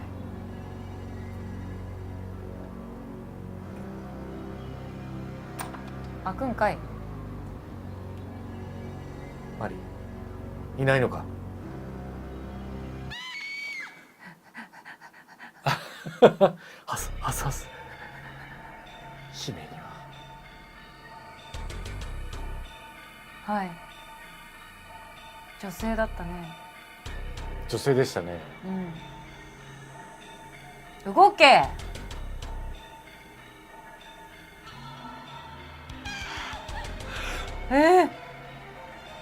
今だからよほどでかいうんこが出たかどうかね。自分で自分でして引くほど。冷静になって見てみて。バカだな変だ。やばい、もうやばい、蓋閉めたら蓋につくかもしれんみたいな。だったら多分浮くでしょ。自分浮くでしょ。そりゃそうやな。そうか、下段階で座ってるからだとしたらちょっと座高上がるよ。ああ面白い。悲しみに彩られた悲鳴だった。はいはいそれ誰も出てきてくれないよいやもうね。これ本当に誰も出てこないと逆にみんな死んでんじゃないかっていう。怖い。僕は一帰って刻もみようぜ早くマリの元へ行こうと思った。ドアを叩き回って助けを呼ぼうと思った。あの悲鳴はマリのやつなのねまあでも女性の声という表現でしたよね。あ、正治さんありがとうございます。レプリカント君ありがとう。あ出たカさあービィのさカービィのあ人どうしましょう。叩き回ってダメだって A にしよ一刻も早くマリの元へ行こうと思った。雪を振るい起こして階段へ向かう。う。頑張れ。この階段こんなに音がしただろうか。下はうわあもう談話室と怖すぎるね玄関が怖い。誰もいない。地下室の扉が開いていたのだ。なんでよ。次に心臓はドクドクと恐ろしいほどのスピードを打ち始めた。うんマリうん。かすれた老けたな。マルあれ天竜さんみたいな。マルの歌はマルの歌だこの中でなんで言ってんのね、キッチンで洗い物してた奥さんが車のエンジン温度間違えたって旦那さんが天竜さんが呼びかけたら今車通った面白すぎる。っつって言ったら今車通ったおバタバタと大きな足音が響いてきた。僕は驚いて飛び上がりそうになった。振り向くとそこにはマリがいた。生きてた。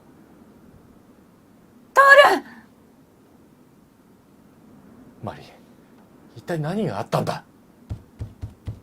おお、この絵怖いな急に。でいきなりね。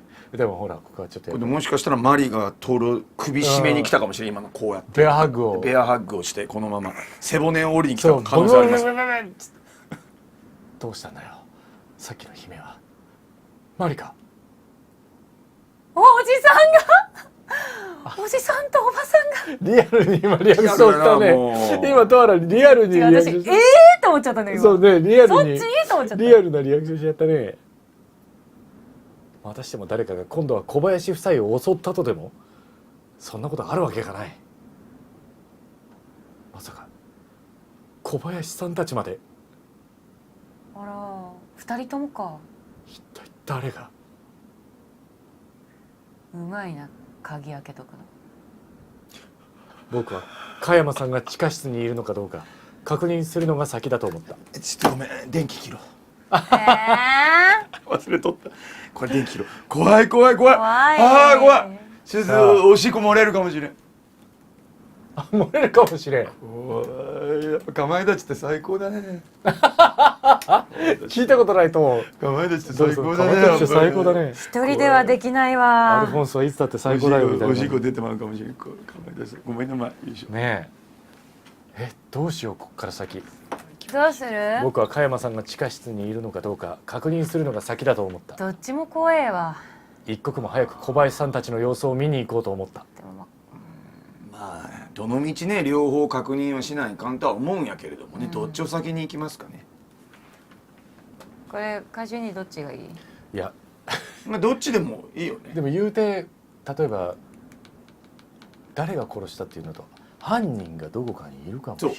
まあでも今回はもうさ、まあ犯人分かってるわけやから。ミッキー・カーチスミッキー・カーチスが犯人なのは分かってるの気持ちからしたらどういうことかなっていうのを考えていくとね、まあ空いているっていうことはでもまあでも開けるためにはっていうことだよね。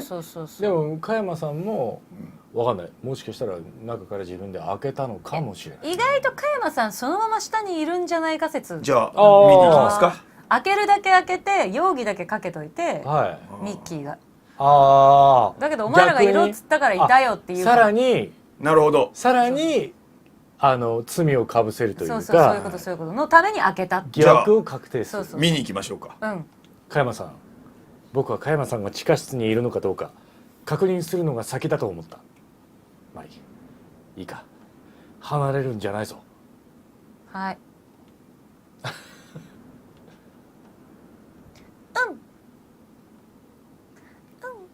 加山さん。あ、いるなこれ。いるな。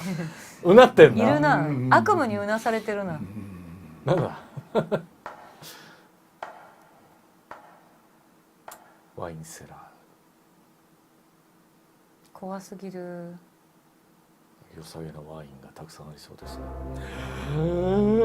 あら。ああ。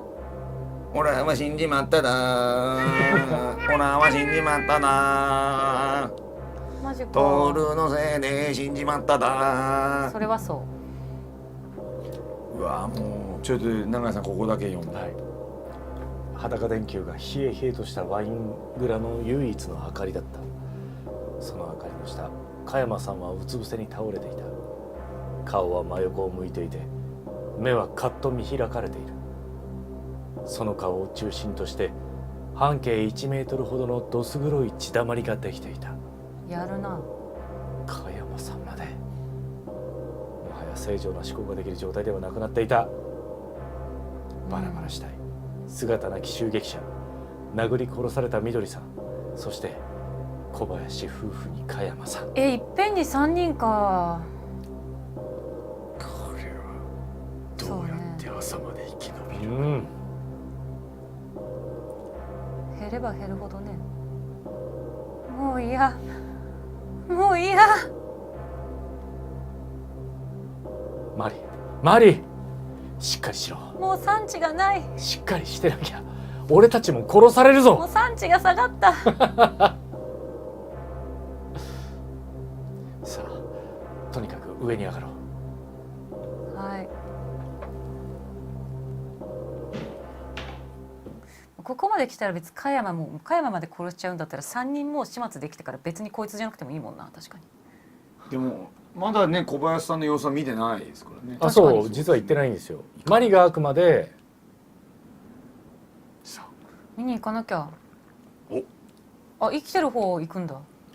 特に奥さんの春子さんには一刻も早く知らせてあげるべきだ、とは言っても春子さんが犯人だったら。なるほどね。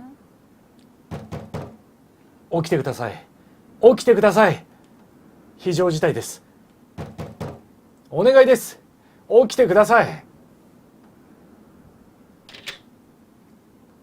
誰？おお。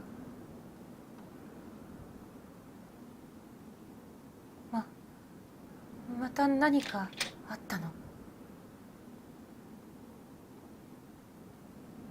奥さん、ご主人が。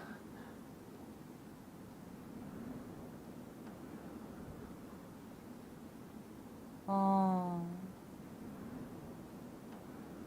あ、これ春子？春子あね。大丈夫、大丈夫です。それで主人はどこで？地下室です。ミッキーこれどこで見てるんだろうね。だから雰囲気で察してんのかな。いや部屋じゃないん部屋にじゃない？聞いてるんだよこうやって部屋からさ。あ、部屋から。あ今気づいたなみたいな。怖怖すぎるわ。マジで悪いやつだねあいつ。悪いけど頭いいよね。頭いいよね。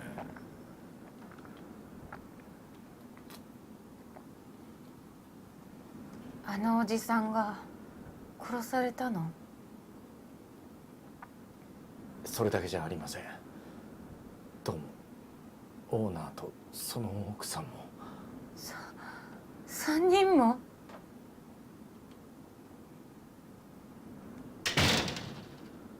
そりゃそうだわ。あなた方3人はずっと起きてたんでしょう。何か物音。バタン。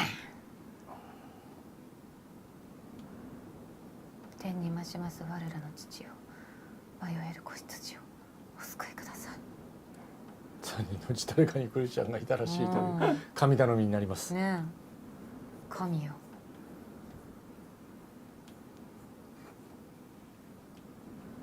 これな本当にぜ出てこ悪いやつよね。聞いてるよ。だからまあ聞いてるのか。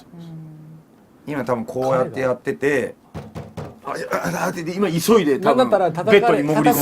そう叩かれた時に耳ピーってやっていたたって言いながら、ヒッつっていかんいかんいかんいかん、ちょっとベッド入ろうベッド入ろうって。来た来た来た来た来た。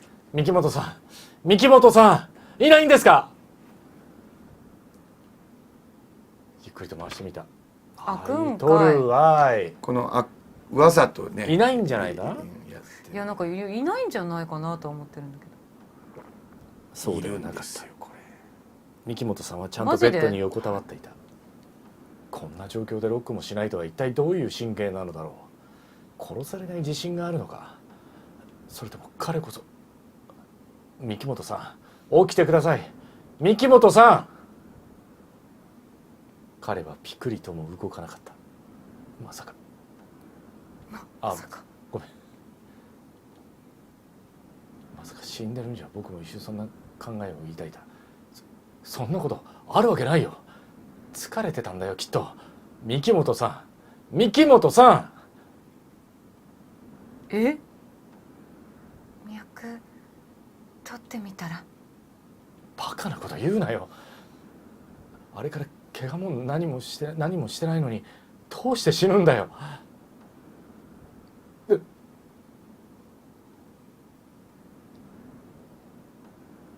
三木本さんまで殺されたのか。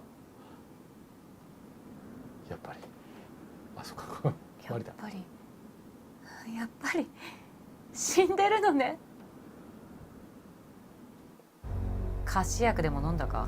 脈は完全に止まってる。嘘だでもね、これも犯人は三木本で間違いないんですけど、脈は止まってるんです。これとわちゃん、もしかしたら俺や中谷さんはうまいやっぱ演者ですから、第3のルートに入った可能性ありますよ。実は他犯人ルートに入った可能性ありますよ。これはそんなのとわちゃん、あるの？皆まで果たして僕たちは皆まで言えないです。でも三木本はここで死んでいる。ということは本当に死んでんな。でも脈止まってますよ。脈ぐらいだって脇にボールとか挟めば止まるでしょ。出た、金田一少年の事件簿でそう学んだやつ。そうそうやっ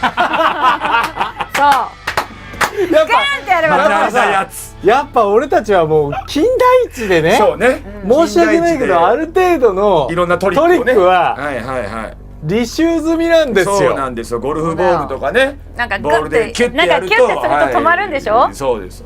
でもミッキーはそんな金田一読んだことないもん。ミッそっキーはか、金田一あれか、そうみか。だって手も冷たいわけですよ。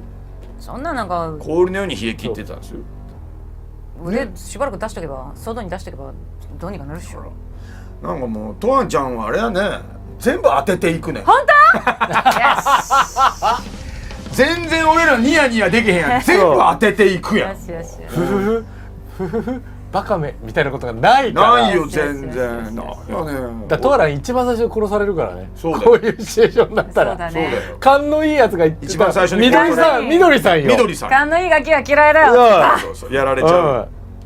おいここでそうあんたかっつっ、そういう風に。いやでもだからこのミッキーはここでもう言っちゃいますけど、賢い脈を止めて手を氷でちょっと冷やしてて、賢いね。死んだふりしてて、この二人がバカなのでもう死んだものとして扱ってしまうんですね。なんであとはやりたい放題ですよ。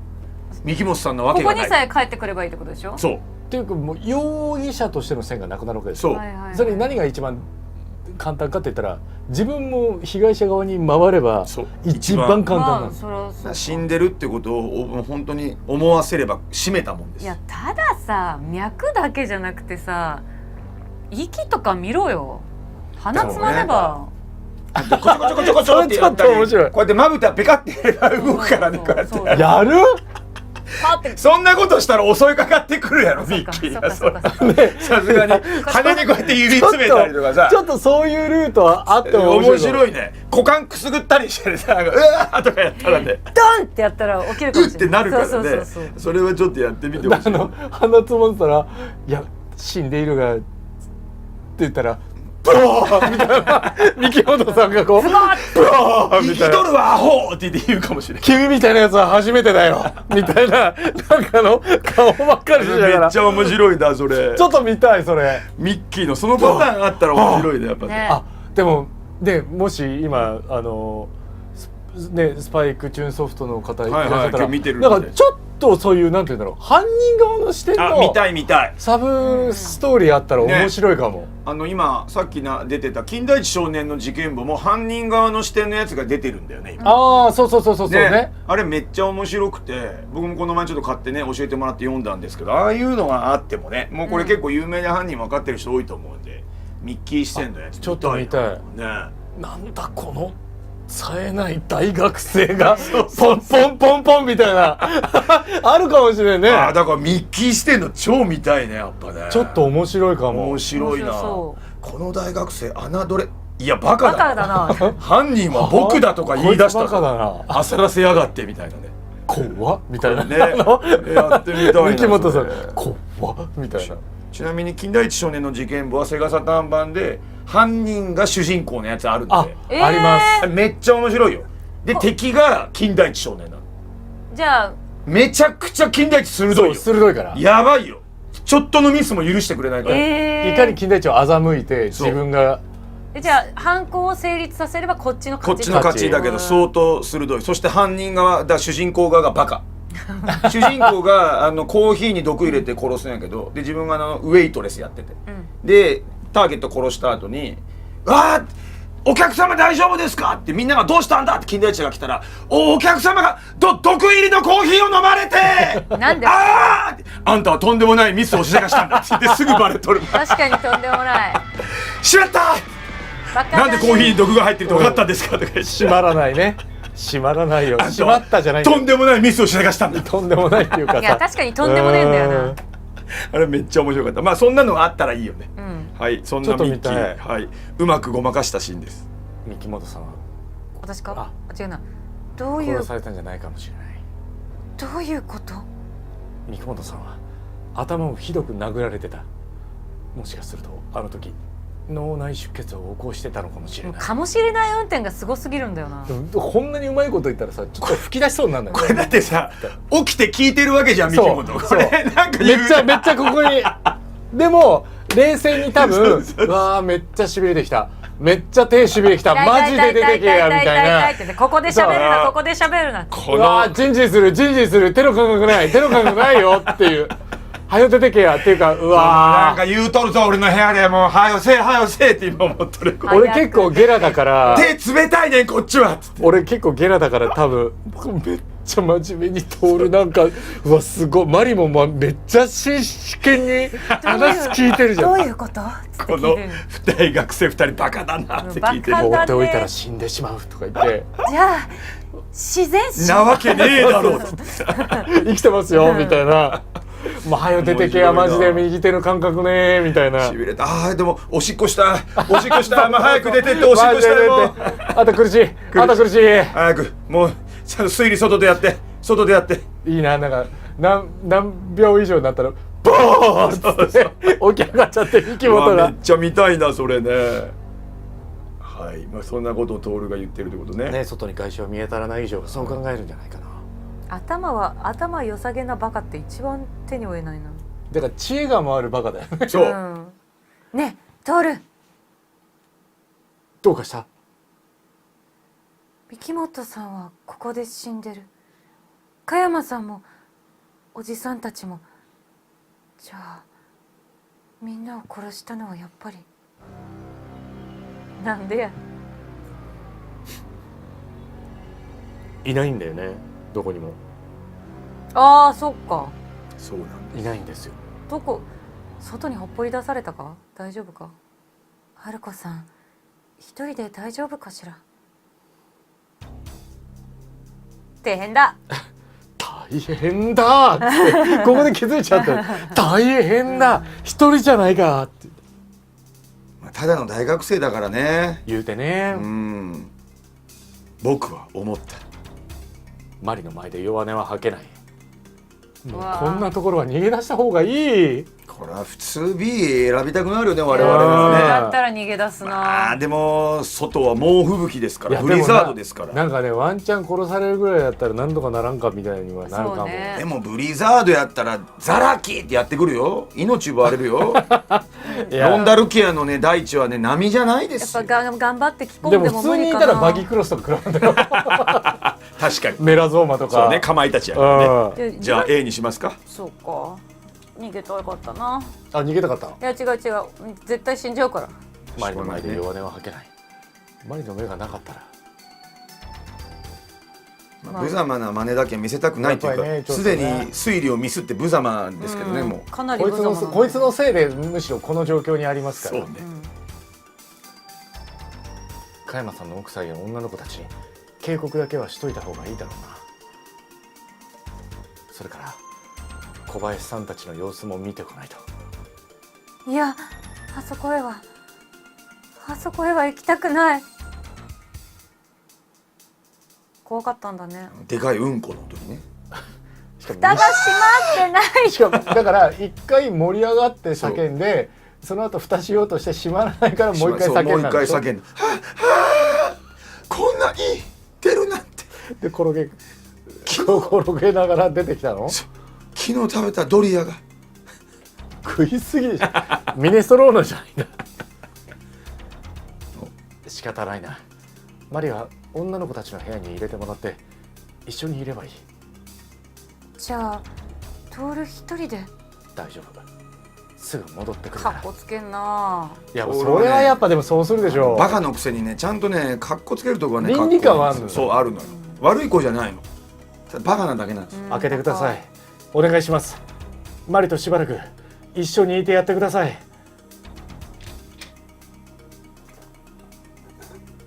マリさんだけ。ええ。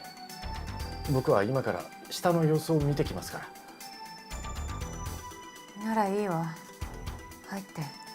これマリちゃんが犯人やったらしてやったりやな。わはははだあと OL3 人が犯人でもね。そうだね、逆にね。敏夫さんが来ても絶対ドアを開けないでください。いいですね。これ怖いくのめっちゃ怖いよこん怖い。な絶対一人で行きたくない。まあでも本当に怖いのはもう2階にいるんですけどね。あ、そうね。下にはもういないんでね。ただめっわかちゃらない。手しびれてるから今。ね。あ、痛かった。もういいいないって今だからさ、もう音聞いてるか隙間から見てるかもしまあでもれないね。この階段の横だ。だからもうだからそう手に取るように分かるわけでしょ。いや、あ、そうか、階段のすぐ横なんだよね。誰か降りてんなっていう。あ、だからわかるんだ。悪いやつだな。怖すぎる。奥さん、春子さんいますか。生きてた。おお、地下行ったんだ、ちゃんと。あ、奥さん無事でしたか。一人じゃ危ないですよ。2階で女の子たちと一緒にいてください。かわいそう春子さん。あ何にも悪くないよね。ねら。ね。初めて旦那とね5歳でうん旅行旅来たら行に来て旦那殺最され悪だよて。ねマジで。本来なきゃよ当。かったのに。わけわからん自称探偵の大学生に会ったせいで、ねえそ鳩怖すぎるわ。 4時25分。う1時間経った。あ、1時間も経って30分ぐらいか。これなんで25分でなるの？うわ、もうこのなんかスーパーファミコンよりマジでリアルで俺怖っ。あ生々しいあ。よね。よければねぜひペンションクヌルプさんには行っていただいて。いや俺行きたい俺もちょっと行きたい。行きたい。怖い。それこそこれスーパーファミコン版だと攻略本があって、はい。でそれで巻末にインタビューとかがあるはいはいはいはい制作者サイドしたらマジでのめり込んだ人たちが行っただけじゃ飽き足らず劇団の人たちが夜中にやっちゃうんだよねうるせえなっつってオーナーの人起きてきたらやってたって、食堂まあやでりたくなるよね。何してんですかっつってかまいたちごっこを勝手にやってたんだって。小林さんが何をしているのかとわめきたて僕たちはそれを無視しさらに続けたとそうそうそうそう。まあやりたくなるいけどやー、それはやりたいよね。だってでいきなり置いてきて小林さんどうしたんですか。もううちねそれよくみんなやるんです迷惑なんでやめてくださいって言って本当のオーナーにや寝てくださいみんな寝てる人もいるんです。寝てくださいっつって。小林さんはわけのわからないことを言ってわめきたてた。何を言ってるんですか。あなた小林さんでしょ。田中さんが死んでるんですよ。一番厄介なやつね。もううちねそれやられるから勘弁してもらっていいですか。いやでもまたですか一生やられてるよな。またですか。小林さんは怪げな顔しながらそういうドアの陰に隠れて誰かいるかもしれない。うわこういう部屋あるもん。なんかロッジっぽい。あるあるね怖いね。貸し切りの貸し切りのあーそうそうそうそうそうそうみんなで泊まれるやつね。あれね自分たちで料理してやるやつね。そうそう。小林さんがいた。どうなってんのこれ？何持ってんのこれ？包丁お腹に。なんで？だからエクスカリバーが腹から出てきてる途中にこうかやられたから。そうだからエクスカリバーを今この抜く瞬間かもね。そうだから代々伝説の代々だからマリの実家で受け継がれてるエクスカリバーを抜いて倒そうと思ったら、その抜いてる最中にやられてしまったっていう。大きい画面で見て怖っ。あ、これ怖っやだわ。でかい画面しかもで見るとさ怖っ。こうじゃん。俺この角度すげえ嫌。いやすあ、面白い色に見える。ちょっと変な五感がね変な色に見える。めっちゃ嫌。ここで見るとまあみんな見にくいと思うけど怖っ。もうやだ。これさスーパーファミコンだと一瞬カラーになってから白黒なんだよね。そうそれがまた怖いの、で印しかも象的で。血の部分だけが赤かったりとか、そういうねちょっとコントラストがあるんですよ。多分ねもうこのトリプルになってからは今のコンプラに合わせて作られて当るんで、然ちょっとマイルドにね。マイルドになってるんです。ダメになっちゃったんだね。まあやっぱりね表現がやっぱね、あとはまあスイッチがねやっぱりあ、そっか、そうだよね。そうだよね。当たり前ですが。十分怖いけどね。十分怖い。だってまあそうか、お腹からマスターソードを抜こうとしてる時ね、そうこうテレレレレ間に合わなかったシュピンってなるところ。間に合わなかった。どうやってこれ殺したんだろう、こうやって。解像度が本当にすごい。いやー俺もういかん、なんか本当にこれ怖いわ。切腹でもしたみたいに両手で包丁を使う、ねえ、よくだから刺されちゃってから抜こうと思ったところで事切れたんだろうね。か、もう殺した後に持たせたかカモフラか。カモフラ？だからこれが見られる可能性もあるから。はいはいはい。例えばこういうシチュエーションで大体あるのが、最終的に小林さんが全てを引っかぶって自殺に見せかけるとしたらこれが一番に都合がいいわけ。はいはいはいはいはい。その可能性はあるよね。まあ一人だけゼルダの伝説好きな人がマスターソード抜いたら7年後ですよって一応ボケをしてます。これまあねブレワイやると分かりますけどこの子ゼルダ好きなんで。あ、じゃあ窓の外でねゼルダ姫がずっと飛んでるのかな。ああそうねこうもしかしたらいるかもしれませんね。リンク早くっつってリンクってやつ。そううわもう気持ち悪い。行きますよバスルーム。はい。いや、行くなってバカ。ああ。血まみれのリアル怖っ。わあ。ここは赤なんだね。あ、やっぱトアラン鋭いね。鋭いね。こういうことなんですよ。だから結局これで気づく人もいるわけ。だ最初のね、バラバラじゃない？あ、そうね。要は壁に飛び散ってる血がないのよ。はいはい。バラバラになったとこはね、そうね。でここによって違和感を覚えて2周目とかにあれおかしくねっていう人もいるわけ。そうね。あ、こんだけ汚れるのにってことね。バスタブで最初ね、犯人がわからない人はね、あ、なるほどね。ここであれでバラバラにしたんだったらこれぐらい血出ても当然だよなと思うんだけどね。これがだからだんだんヒントがやっぱ散りばめられてるってことね。はあ、京子さんもみんなコメントでキョンキョンがって言ってる。なんか新しいあだ名が生まれてるのいいですね。そうですよ、やっぱり小泉京子さんです。キョンキョンが。ミッキーキョンキョン。よく2人同時に殺せたな。初めて今日見るっていう人もいるからショック受けてらっしゃる方もね。ね。私も今ショックを受けているよ。そうだよね。今日何気に。そうだよ。もう警戒しながらゆっくり歩くことができなかった。もう反響なんだろうな。そう。ただもう少しでも早くここを離れたかった。そりゃそうだ。おお。ドアノブに血のようなものがついているのがに気がついた。おお。なぜこんなところに。どこ？裏口を通り過ぎるとき。さっきトワちゃんやった時にみんなが外から出てきた時、ミキが殴られて。はいはいはいはい。要は裏口もあんのよ。あいつだ。だからこれを開けたら外がいい。外なわけ。あら、床のあたりに血のようなどす黒い跡があいつ死んどるやん絶対。僕はあげろあげろ。今の状況では取るに足らないことだと判断して無視することにした。なんでだよ。ごくりと唾を飲み込んでドアに近づいた。よろしいですか。絶対あの子死んでんじゃん。ごくりと唾を飲み込んでドアに近づいた。血に触れないようにそっと指でドアノブを掴んで回したが鍵がかかっていてドアは開かなかった。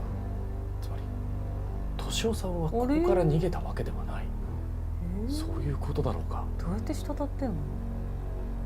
小林夫妻を殺した後ここを通る際ついにノブに触れてしまったということだろうか。しかし、それにしては付着した血の量が多すぎるような気がした。血まみれの手でノブを掴んだ、そういう感じだったのだ。金田一来てくれ、金田一来てくれ、コナン来てくれ。これでマリのことが心配になって僕は再び駆け出した。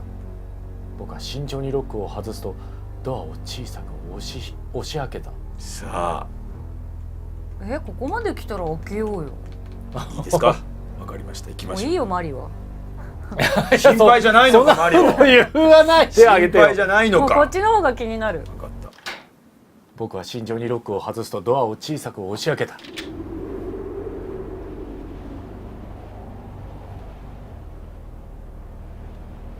血だ。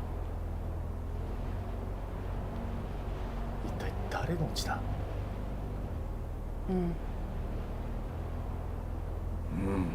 敏夫さんが夫妻を殺したからとすると、死体の様子からしてある程度返り血を浴びただろう。しかしそれがこんな風に流れるわけもない。そうまた誰か別の人間が殺されているのだろうか。トリッキーすぎる。それとも敏夫さん自身が小林さんか誰かを殺す時に死に物狂いの抵抗を受けて怪我をしたのだろうか。僕は意を決して荒れ狂う吹雪の中に足を踏み出した。なんかそろそろマリのとこ戻ろうか。もう一刻も早くマリの元へ戻ろうと思っやた。だ。戻ろうね。一刻も早くマリの元へ戻ろうと思った。だってこんなの行ったら違うクマとかに合いそうじゃないもんね。普通にワーンってヒグマとかに合いそうやもん。ゲー赤かぶとっていう。毛赤かぶと。戻ろうもう。天狼抜刀が天狼抜刀が寒い。ね、ダッシュマリ開けてくれ。ガッチャ寿司三昧。寿司三昧。首絞めてきそうに見えるな。よかった無事でって感じ。怖っ怖っ。ゾンビみたいになってるじゃん。ゾンビそう加山さん。ああ。加山さんの奥さんどっち？あ、これは違うか。加山さんの奥さん来た。来ないけど。そうか。じゃあ自分の部屋に戻ったのかな。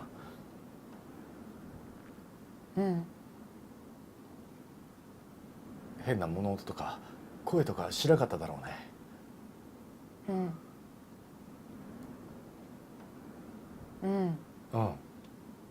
うわーもう4人。もう年男はもう農家なの。あとは女の子4人。いやそうか、加山の嫁っていうのがいたな。あとはめんどくさい自称探偵の坊やだけ。どうやって殺してやるかな。ね、敏夫さんがそして今どうなってるか。そうどうなってんだろうね。てかファンタジスタすぎるだろう。この短時間でよく殺した。俺の手にかかれば全員かっこいい。僕以外全員女性だ。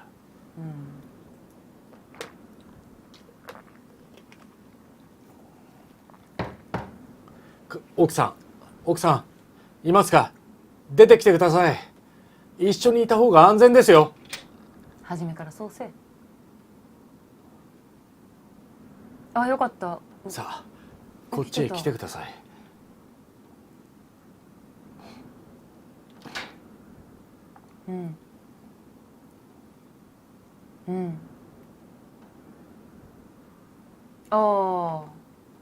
生きてるのは僕たちだけです。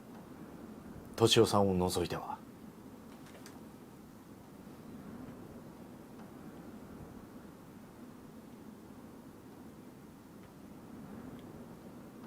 敏夫さんが主人を殺したんですか。そうとしか考えられません。だって他にそんなことのできそうな人は残ってないし、敏夫さんは加山さんを殺しかねない勢いだったでしょう。気づいた？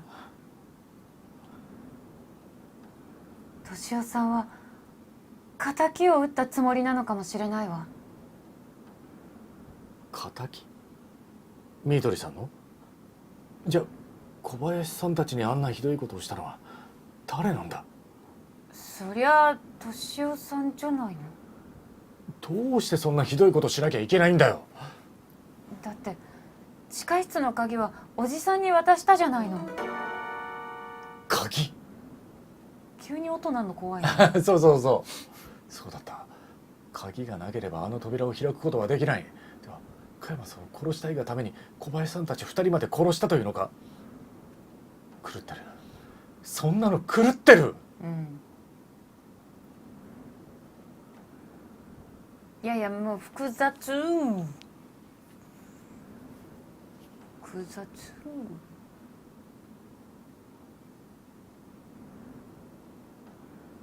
うん。ねえ、血だらけで。ね。これからどうするの？ここで朝まで我慢するんだ。朝になったらどうするの？天気も多少回復するだろうし、電話も通じてるかもしれない。誰か来てくれるかもしれない。かもしれない。全てが希望的観測に過ぎないことが自分で言っていて分かった。この時だけだよね、かもしれないのがダメなのは。そ普通教習所ではかもしれない運転にしなさいそうだよかもしれだないろう運転はダメだって言われるのに、ここだけはかもしれないが良くないんですよね。それによって後手に回るんですよ。かもしれない殺人。よくない。いやもし天気も電話も何も変わってなかったら？天気はいずれ回復するさ。その時に山を降りればいい。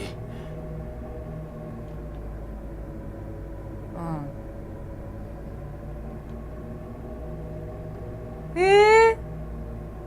ん。やだ。大丈夫、春でさえいれば絶対降りれるから。大丈夫だよ、大丈夫だよとは朝になればかもしれない運転だ。だろう殺人で行こう。だろう殺人だ。年をだろうん。う、他の人は殺人犯じゃなないいだろだろう。そのだろうが地獄を生むことになる。加山さんのように、小林さんのように、あるそいはしてあるいは田中さんのように。敏夫さんの外を自由に歩き回っている。う。隙を見つけて襲いかかってくるんじゃないだろうか。すごいな。どこかに逃げた方が安全なような気がしてくる。全然あさっての方向に行ってんのにちゃんとストーリーが全部あるのがすごい。ああ。がまだ5時。時間経たないんだよね、こういう時ってね。ね。わあ、息がそれに比できないわ。べてうちの配信どうですか。もうね、早すぎる23時20分です。そう、気がついたらもう日付変わりますよ。早彼らはね、もう1分1秒が長くてしょうがないのに。早いよもうすごい時間経つの早いっしょ。い。高速でしょ。頑張ろうもうちょいやから。行こう。2人ともちょっとあかんな、体力ないな。いや、俺全然元気ですよ。もう俺ビンビンだよ。あるある。俺これから早く終わって2やろうかなと思ってるぐらいだ。トアランがね、トアランが元気。いやちょっとわとちゃんが。頭使いすぎたね。お、これは通るかな。トルコさんがガラスを。春子か。春子か。暗くてよくわからないけど相変わらずみたいですね。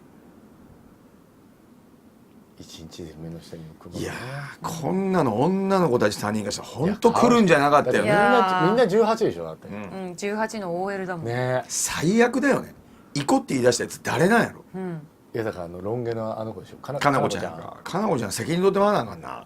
あ、まあこの後責任取ることになるんですけどね。あ、うん。あまあそうよね。どうやって殺されるんだろうな。泣き晴らして腫れぼったくなったまぶた、真っ赤に充血した目、深いクマ、乱れた髪。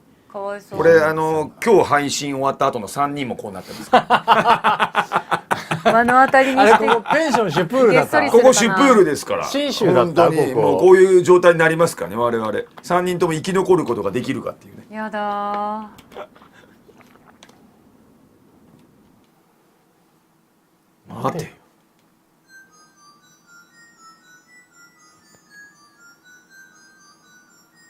はいはい。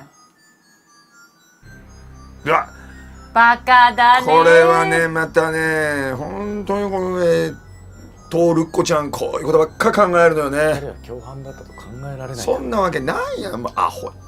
アホがよ。春子さんは敏夫さんが加山さんを殺したように見せかけることで全てをうやむやにしてしまう。敏夫さんが全ての犯人だったとも見えるし、犯人である加山さんに復讐したようにも見える。そう僕がそう考えたよ。そう僕がそう考えている。これあれね金田一少年の事件簿だとこういう展開結構あります。はいはいはいはい。そう。はい、一回なんて刑事が犯人やったことあるもんね。あるのよ。やば。女性の刑事がその回に限ってなんか応援かなんかで来たらその人が昔いろいろあって復讐のために頑張って勉強して刑事になるっていうそれ殺人のためにタブーすぎるな。それできるかとか思いながら読んでたけどね。そうなのよ。その能力あるんだったらもうさ復讐なんかしない方がいいんじゃないと思っちゃうよね。頑張って刑事になれるんだったら、警視ぐらいまでなってたら確かね相当上のランクまでいってたよね。あれ面白かったね。うわあ間違えた。大丈夫だ。やっぱ言わないとねこれ。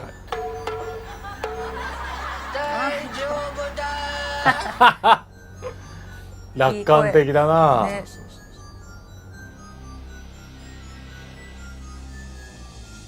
いやーこの考えは良くないわ。なんか本当頭のいいバカだな。ちょっと永井さん呼んでこれ。ああ、もう何もわからない。一体何が起きたのか、誰が犯人だったのか、もう危険はないのか、これからどうするべきなのか。立て続けに見た悪夢のような光景が何が事実で何が想像だったのかすらもわからなくさせていた。おおびっくりした。父さんも今マジのやつ、今マジのやつ。誰か来た。来てない。怖い。耳してるもんね、しかもね。そっか、だから余計にびっくりするんだ。怖いのよこれ。ちょっと音が結構大きい。今本当にこうなったもんね。びっくりした俺。二人ともね。その動きにちょっとびっくりじゃなるよね。ちょっと永井さん軽くストーリーテリングしてちょっと。その時どこからか奇妙な音が聞こえてきた。チャイムのようなピンポーンという電子音だ。なったね。今の何？マリが不安をあらわにして聞くが、もちろん僕に分かるわけもない。なんだかドアのチャイムみたいだったけど。もちろんそんなことはあるわけがない。何の音？この吹雪の中、夜明け前に誰かがこんな山の中のペンションへ来るはずがないし、来れるはずもない。しかしそのチャイムのような音は再び鳴り響いた。何の音？もう一度。いや怖すぎ。そしてさらにもう一度。僕たちは顔を見合わせた。怖すぎ。いやー！恵子ちゃんが大声で叫び、ベッドに突っ伏した。160キロもあろうかというその巨体はベッドを押しつぶした。バウン。1階まで落ちる恵子。迷える子羊をお救いお救い。震えながら祈りの言葉を繰り返している。怖再びチャイムの音が聞こえた。何の音だよ。かなこちゃんはすくっと立ち上がった。誰かが助けに来てくれたのよ。ドアに駆け寄り開けようとする。僕は思った。助けなんか来るはずはない。これは罠だ。よかった。これで助かった。どっちでもいい。どっちでもいい。バカ。もうここまで来たらどっちも怖いです。どっちも怖いね。はい。果たして何が待ち受けているのか。はい。とわんちゃんいいよ選んで。A だな。じゃあどっち行ってもはいいいんだったら A だ A な。に行きます。さすがに B はバカすぎる。助けなんか来るはずはない。これは罠だ。ちょっと待って。誰も来るわけがないでしょう。僕は慌てて彼女の腕を手にかけた。そうだそうだ腕に。手をかけた。だって鳴ってるじゃないの。ほら。確かにチャイムも鳴り続けている。天にまします我らの父よ。恵子ちゃんは幽霊の鳴らしているとでも思っているのか、祈りの声を高めた。髪を振り乱して祈るその姿と声のせいでその場の不気味さが余計に増す。僕はイライラしながらかの子ちゃんに言った。敏夫さんが鳴らしてるのかもしれないでしょう。どうしてそんなことするのよ。知りませんよそんなことを。自分でも混乱して何を言ってるのかわからない。ひどいな。そうだ、僕たちをおびき出すためかもしれない。それはある。いや、もしかすると風で何かが飛んできてそれがインターフォンのところに当たってるのかもしれない。それはないだろう。そんなことは本当に起こりうるのかどうか、僕は思いついたことをただわめき散らすだけだった。そんなこと信じられない。もしみんな黙ってて助けに来た人が帰ってしまったらどうするの。かなこちゃんは恐ろしい力で僕の手を振り払った。私は嫌。もうこんなとこに閉じこもってるのは嫌。ああ、一人になっちゃった。止める間もなくドアから飛び出した。僕は追うべきか、ここに残ったみんなを守るべきか、一瞬悩んだ。やはり彼女一人を放っておくわけにはいかない。彼女を助けに行ってる間に敏夫さんがこの部屋に入ってくるかもしれないと思った。行きましょ行く？う行きましょ行く、う行きましょう。じゃあ行こやはり彼女一人を放っておくわけにはいかない。マリー、僕が戻ってくるまで誰も外へ出すんじゃないぞ。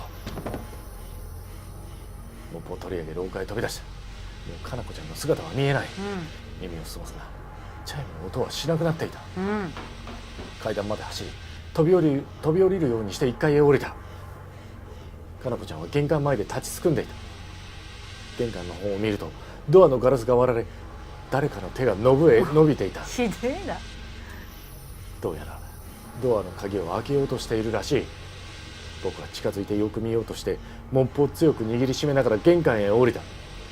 割れたガラスから吹き込む風と雪が外側のドアと内側のドアとの間のスペースで吹き荒れている。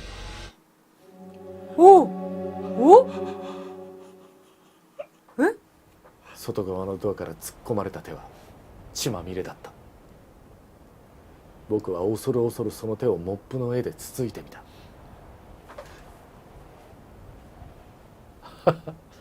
ピクリとも反応しない。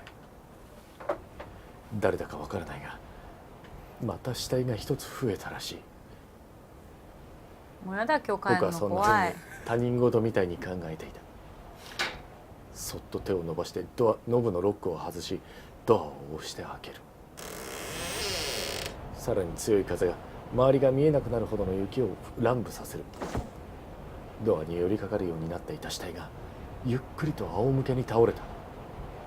雪と血にまみれた顔の真ん中でカッと見開かれた目。その目は間違いなく敏夫さんのものだった。ああ。敏夫さん。僕のつぶやきはすぐに風にかき消された。なぜ敏夫さんがこんなところに。怖っ。わけがわからなかった。一段と強い風が雪を舞い上がらせ、僕は慌ててドアを閉め中へ上がった。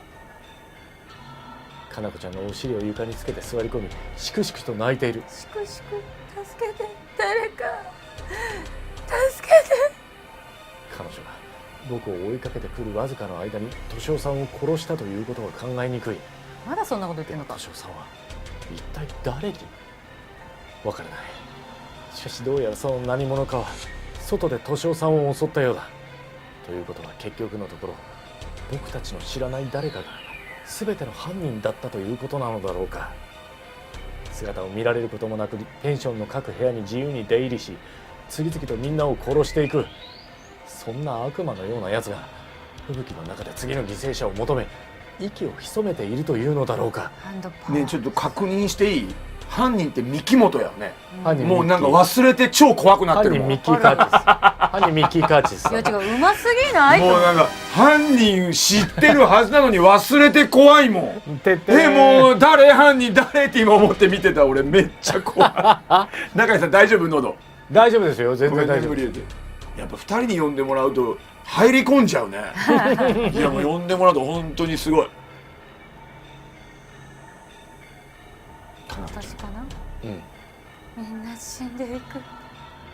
不気味なことなど背筋がゾクッとした。かのこちゃんがほうけたようにあらぬ場所を見つめてつぶやいているのだ。みんな死ぬのよ。みんな死ぬんだわ。誰も助からない。そんなバカなことがあってたまるか。そう否定したかったができなかった。本当にみんな死んでしまうのか。逃れようのない運命なのだろうか。僕もそしてマリもどうすればいいのかわからなかった。悪魔のような相手に対してもはや僕ごときに対抗すべき手段があるとは思えなかった。神に祈りたい気持ちだった。キリスト教でもイスラム教でもいい、仏教でもヒンズー教でも、この悪魔を追い払ってくれさえするならどんな神でもよかった。トールどうしたのよ。突然マリの声が聞こえて僕は顔を上げた。彼女が階段を降りてくるところだった。マリ、なんで外へ出たんだ。危ないじゃないか。だってトールがなかなか戻ってこないから。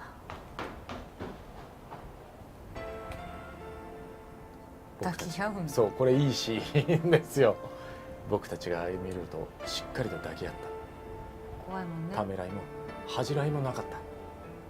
恐怖と絶望の果てに見出したほんの少しの安らぎがあっただけだった。何かあったの？マリが尋ねたので僕は敏夫さんが外で死んでいることを伝えた。敏夫さんが？どうして？わからない。血まみれだから外で誰かにやられたんだと。誰かって一体誰なの？もう私たち以外ここには誰もいないじゃない。マリは叫ぶように言った。もしかしたらここから逃げようとして熊か何かにやられたのかもしれない。僕は言いながら本当にそうだといいのだけどと考えていた。熊？そんな怪我だったの？わからない。よく見てないんだ。調べてみてよ。大事なことじゃない。確かにそうだが僕はあまり気が進まなかった。もし人間がやったのが明白な傷だったら僕はもうどうしたらいいのかわからない。しかし放っておくわけにもいかないだろう。僕は仕方なくもう一度玄関へ降り寒風吹きすさぶポーチへ出て行った。ポーチに仰向けに倒れた敏夫さんの上にはもうすでに1センチ近く雪が積もっていて顔もわからない。手を伸ばし顔に積もった雪を払い落とす。額のあたりに真っ赤な雪がこびりついて残った。額から大量の血を流したようだった。吐き気をこらえながらその真っ赤な雪をこそげ落とすと醜い傷跡が現れた。額や髪の生え際のあたりがぐちゃぐちゃに潰れている。硬いもので何度も殴られたように見えるが素人だからそれ以上のことはどうしてもわからなかった。そしてその傷口をよく見ると中からエンドースケルトンが見え隠れしていた。ターミネーター？これはターミネーター T800 じゃないか。でもおかしい。見た目は全部アーノルド・シュワルツェネッガーのはず。なぜ敏夫さんの見た目をした T800 が来ているというのか。未来から T800 の T は敏夫の T なの。敏夫の T なのか。これは新型の敏夫800じゃないのか。ごめん急に入りたくなっちゃってごめん。入ってくれた方が嬉しかった。ああもう怖くて熊じゃなさそうだけどどこかから落ちて頭を打ったのかもしれない。誰かにやられたんだとは限らないよ。全然信じてもらえない。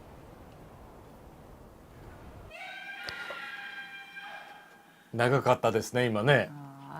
これスーパーファミコン版だとね女性の悲鳴って限られてるんですよ。なんか似たような悲鳴あるんですけどこれはでリメイクでちゃんとね女性の声を使い分けできなってますね。さっきの声と全然違ったね。スーファミ版もね結構ね、いい意味で気持ち悪いんですよ。女性の声にあんまり聞こえないね。そうそれがまた恐怖なんで、怖い。これでもすごい響き渡ったね今。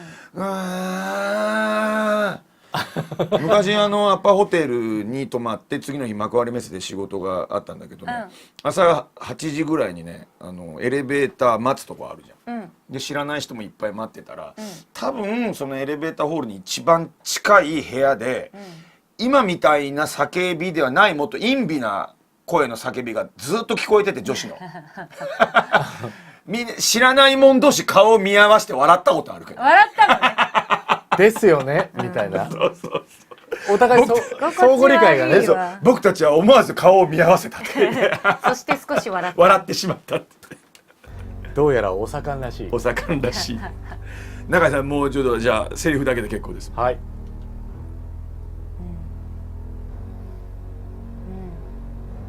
いやミッキーがうますぎるわムーブが。いやムーブうまい。だからミッキー的に言うとよし邪魔な大学生下行った。あ女も2人行った。よっしゃ一匹これ残ってんのはじゃあ女ここ4人ね、3人か、うんうん。 3人ならいけるな。みんな死ぬ。みんな死ぬ。殴りつけて黙らせてるなお前か犯人いやは。追い込まれてるんです。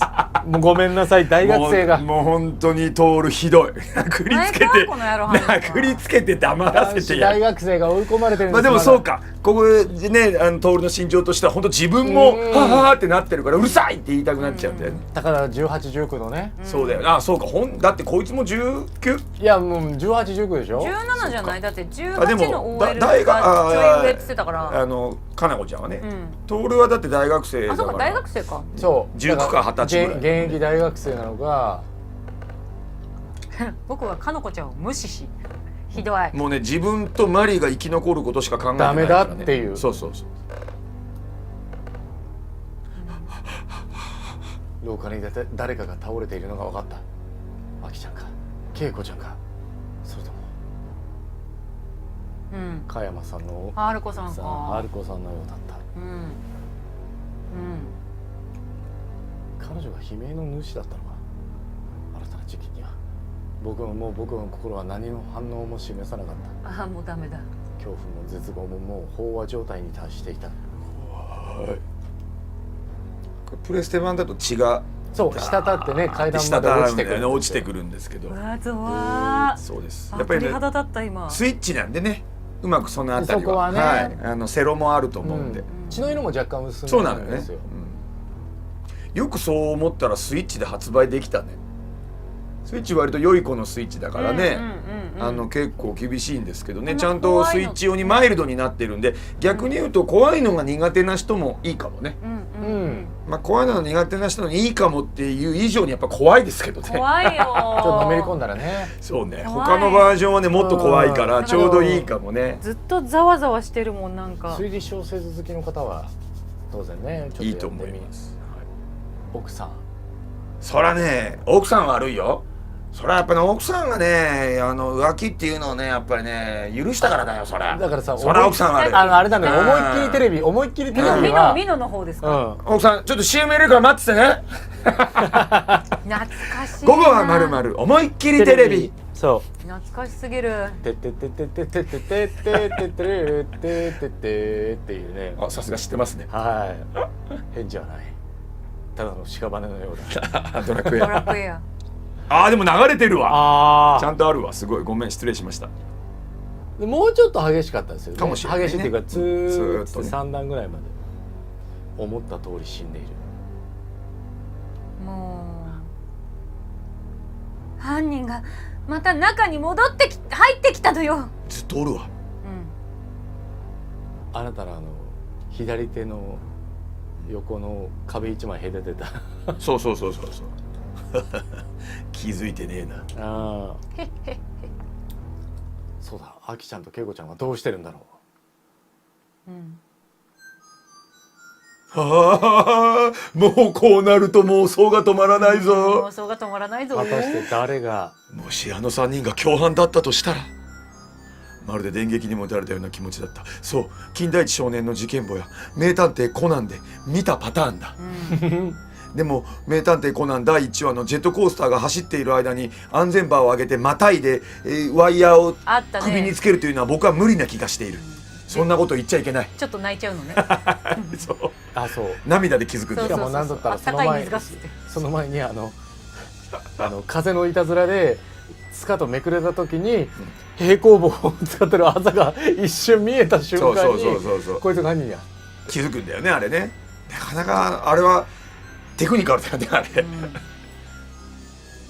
短時間で死体をバラバラにすること、ずっと部屋にいたと言ってアリバイを主張すること、そしてマリが部屋を出るのを見計らい春子さんを殴り殺すこと、ここまで行けばすごいな。気がついた。春子さんが殺され、敏夫さんも殺されてしまった今、ペンションで生きているのは僕とマリ、そしてあの3人だけではないか。僕は完全にパニックに陥った。彼女たち3人が僕たちを殺すために襲いかかってくる、そんな想像は敏夫さんが犯人だと信じていた時よりも数倍何倍にも恐ろしかった。僕は立ち上がり、避難場所を求め辺りを見回した。僕の部屋しかない。マリの腕を引っ張り走り、僕は自分の部屋へ駆け込んだ。手が震えてロックするのもままならない。どうしたのよ。彼女たちの様子見なくていいの？マリが不思議そうに尋ねる。バカ、まだわからないのか。もう残ってるのは俺たちを除けばあいつらだけなんだよ。あいつらメイカス3姉妹だけなんだ。出た。ドグマグラグ。ドグマグラグ。その言葉がマリの頭の中に染み通るには時間がかかったようドだ。グマグラグ。待ってよ。そんなことってないでしょ。だってあんな人たちがそんなバカなことって。マリは絶句した。じゃあマリは俺たち以外の誰かが出たり入ったりしながら誰にも気づかれないでいるって方が信じられるか？僕は恐怖と混乱のせいでマリに怒鳴り散らしていた。でもそんなことって。僕だって驚いたさ。でもそれ以外考えられないじゃないか。誰かが階段をゆっくり上がってくる足音が聞こえた。かなこちゃんだろうか。僕がいなくなったので演技をやめ部屋に戻ることにしたのだろうか。最後に残った僕たちを一体どんな風に始末しようかと相談するのではないか。押し殺した悲鳴が聞こえ、足音は走り出しどこかの部屋に入っていたようだった、やはり彼女だろう。僕とマリは息を殺し、耳をそば立ててじっと待った。何も聞こえない。こいつらバカだな。バラバラになりやがった。あとは一人ずつ締め殺すだけ。ずいぶん聞こえたな。どうするのこれから。マリはささやくように言った。僕は黙って首を横に振った。わかるわけもない、ただ若い女の子たちに過ぎないのだから恐れる必要などないと理性が言っても感情がそれを聞き入れなかった、あいつらがもし北斗神拳伝承者だとしたら、暗殺権を持っているとしたら、ラオウ、トッキー、ケンシロウってこと？しまった。あの時僕も龍拳に習っておくべきだった。なぜ習わなかったのだろう。ジャギなの？僕はショットガンに頼ってしまった。愚帝に負けるはずがないと僕は走り抜けてしまったのだ。普通の人間の所業とは思えない。あんなことがどうしてできるんだろうか。一体何のためにあんなひどいことをしなくてはならないのか。それがまだ理解できる。しかしどんな理由があるというのか、全く理解も想像できないだけに不気味さははやました。でもあの二人がみんな共犯とは限らないんじゃないの？マリがそんなことを言い出した。なんだって？私にはどうしても信じられないの。かなこちゃんのあの様子、あれが演技だっていうの？もしかなこちゃんだけは何も知らなかったとしたら。そんなことは考えられないよ。あの3人はずっと一緒にいたって言ってるんだ。共犯なら3人全部共犯じゃないと。しかしそう言いながらも彼女たちの振る舞いの全てが演技だったとはとても思えないことも認めていた。私確かめてくるわ。そう言ってマリは外に出ようとする。おい待てよ、何言ってるんだ。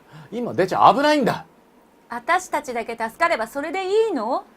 もう人が殺されるのを見るのは嫌。見殺しになんてできない。それは僕も同じ気持ちだ。だからこれまでもできるだけのことはしてきたつもりだ。おかげで全員が死ぬことになったのだが。おかげさまでな。マリだけは何としてもマリだけはあんな目に遭ってほしくなかった。もしあの OL3 人たちが無実だったとしてもマリを危険にさらしたくはなかった、嫌よ、止めないで。マリがドアを開けようとする。分かった、僕が行くからマリはここでじっとしてると約束してくれ。僕がどんなに遅くなっても絶対にここから出ないって。さっきみたいにのこのこ歩き回のこのこ回られたのでは一人で放っておくこともできない。なかなか。マリはしばらく悩んでいたようだったが、提案に従うことにしたようだった。分かった。約束するわ。でも早く帰ってきてね。それから気をつけて。もちろん。僕は再びモップの柄を持つとそっとドアを開けた。そして廊下に誰も、そう、頭から血を流して倒れている春子さん以外誰もいないことを確かめ滑り出た。マリにうなずくとドアは閉まった。ロックボタンを押す音が聞こえる。僕は足音を忍ばせて女の子たちの部屋へ向かった。たかが女の子にビクビクしている自分が情けなかったが、心臓はドキドキ、口はカラカラ。立ち止まると耳にドアを寄せる。中からはすすり泣きが聞こえてくる。やはりマリの言う通り、彼女たちには関係がなかったのだろうか。そうだよ。ジェイソンのような狂った殺人鬼が飛び回っていることになる。僕には分からなかった。ノブを掴んで回した。ロックされていない。なんでよ。最後に入ったかなこちゃんが動転してかけ忘れたのだろうか。なるほど。僕はドアを開け中を覗こうとした。その瞬間、奇怪な叫び声が聞こえた。奇怪な。うわー。うわーってことか。髪を振り乱したかなこちゃんがストックを振りかざして襲いかかってきたのだ。慌てて一歩下がったが右肩に激痛が走った。どうす。ストックが服を貫き肉を突き刺している。引き抜かれたストックの先端が血にまみれていた。僕はその狂気や怪我よりも狂乱した彼女の顔が一番恐ろしかった。恐怖のあまり僕は持っていたモップを闇雲に振りました。ガツンと音がしてこめかみに当たり彼女は一瞬ひるんだ。しかし再び規制を上げると顔を狙ってストックを突き出してくる。怖すぎ。間一髪で後ろへ飛びすさった。かなこちゃん、君がみんなを。言い終える暇はなかった。再び彼女が襲ってきたからだ。後ろに下がろうとして壁にぶち当たった。突き出されたストックを思わず左手で受け止めていた。声にならない叫び声を上げていた。痛かった。手のひらが燃えるように熱い。ぽたりと血が滴り落ちた。殺される。このままでは殺されてしまう。僕はストックの先端を掴んだまま右手のモップをかなこちゃんの額めがけて振り下ろした。鈍い音は。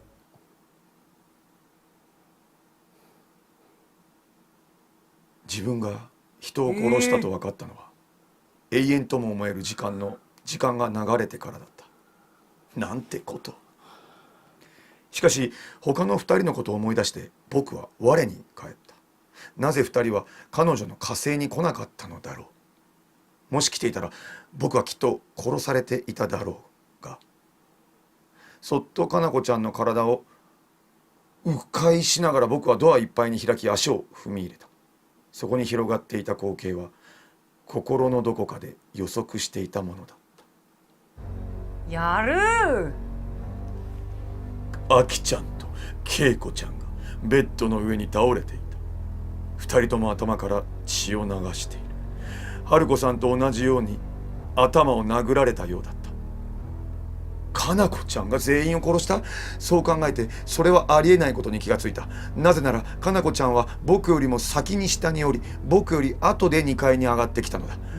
女の子たち2人はともかく春子さんを殺せたはずがない。しかもかなこちゃんが持っていたのはストックだった。突くことはできても殴り殺すことはできないだろう。見回しても他に凶器らしきものは見当たらない。では一体誰が春子さんを殺したのか。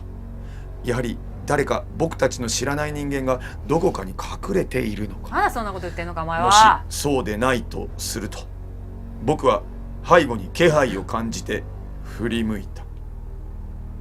血のついたストックを構えたマリが廊下に立っている。マリ？人殺し。憎悪に満ちた表情を浮かべ、マリはストックを突き出した。予想外の行動に僕はなすすべもなかった。喉がうわ喉好かれたんか。焼ける。そしてこのストーリーテリングを中谷和弘に任せるのであった。熱くてたまらない。僕は喉を押さえ、そこから血が溢れ出しているのを知った。マリ、君がみんなを殺したのか。まだそんなこと言ってた。僕が一回降りた後、春子さんとアキちゃんや恵子ちゃんを殺したのか。いや、そんなはずはない。春子さんの悲鳴が聞こえた時、マリは僕と一緒にいた。マリじゃないはずだ。マリじゃない。違うと言ってくれ。マリ。マリは恐怖と憎悪の表情を浮かべたまま僕を睨みつけていた。僕はふっと床が消え失せるのを感じ、沈み込んでいた。わあ。目の前にはただ赤。僕の喉から溢れ出す血の赤。最後に思ったのは、一人残ったマリはどうするのだろうということだった。死体の山の中でただ一人、僕はマリがかわいそうになった。わあ。彼女にストックで。わあ、鳥肌がやばい。はい、ということで、いやー、これ一番みんなが好きなサバイバルというね、はあ。そして大体ね、ドゥグさんもね、はい、さっき言ってましたが、大体初見の人が行き着そうくのがこのストックなんですよ。そうなんですようん、いやー、ちょっと、いやー、ちょっと長谷さん、はい、マリって言って、はい。マリ。人殺し。そう、もうなんか悲しい。スーファミ版とかだとこの人殺しっていう動きになるの。なるほど。カッコンってことね。そう。っていうことがしこの人殺しっていう。で、つってちょっと滑らかになってるのもちょっと怖いね。これさ、やっぱ最後ね、この死体の山で一人残されているのがかわいそうっていうのが、そう。トールちゃんがまたね、いい子なのよ。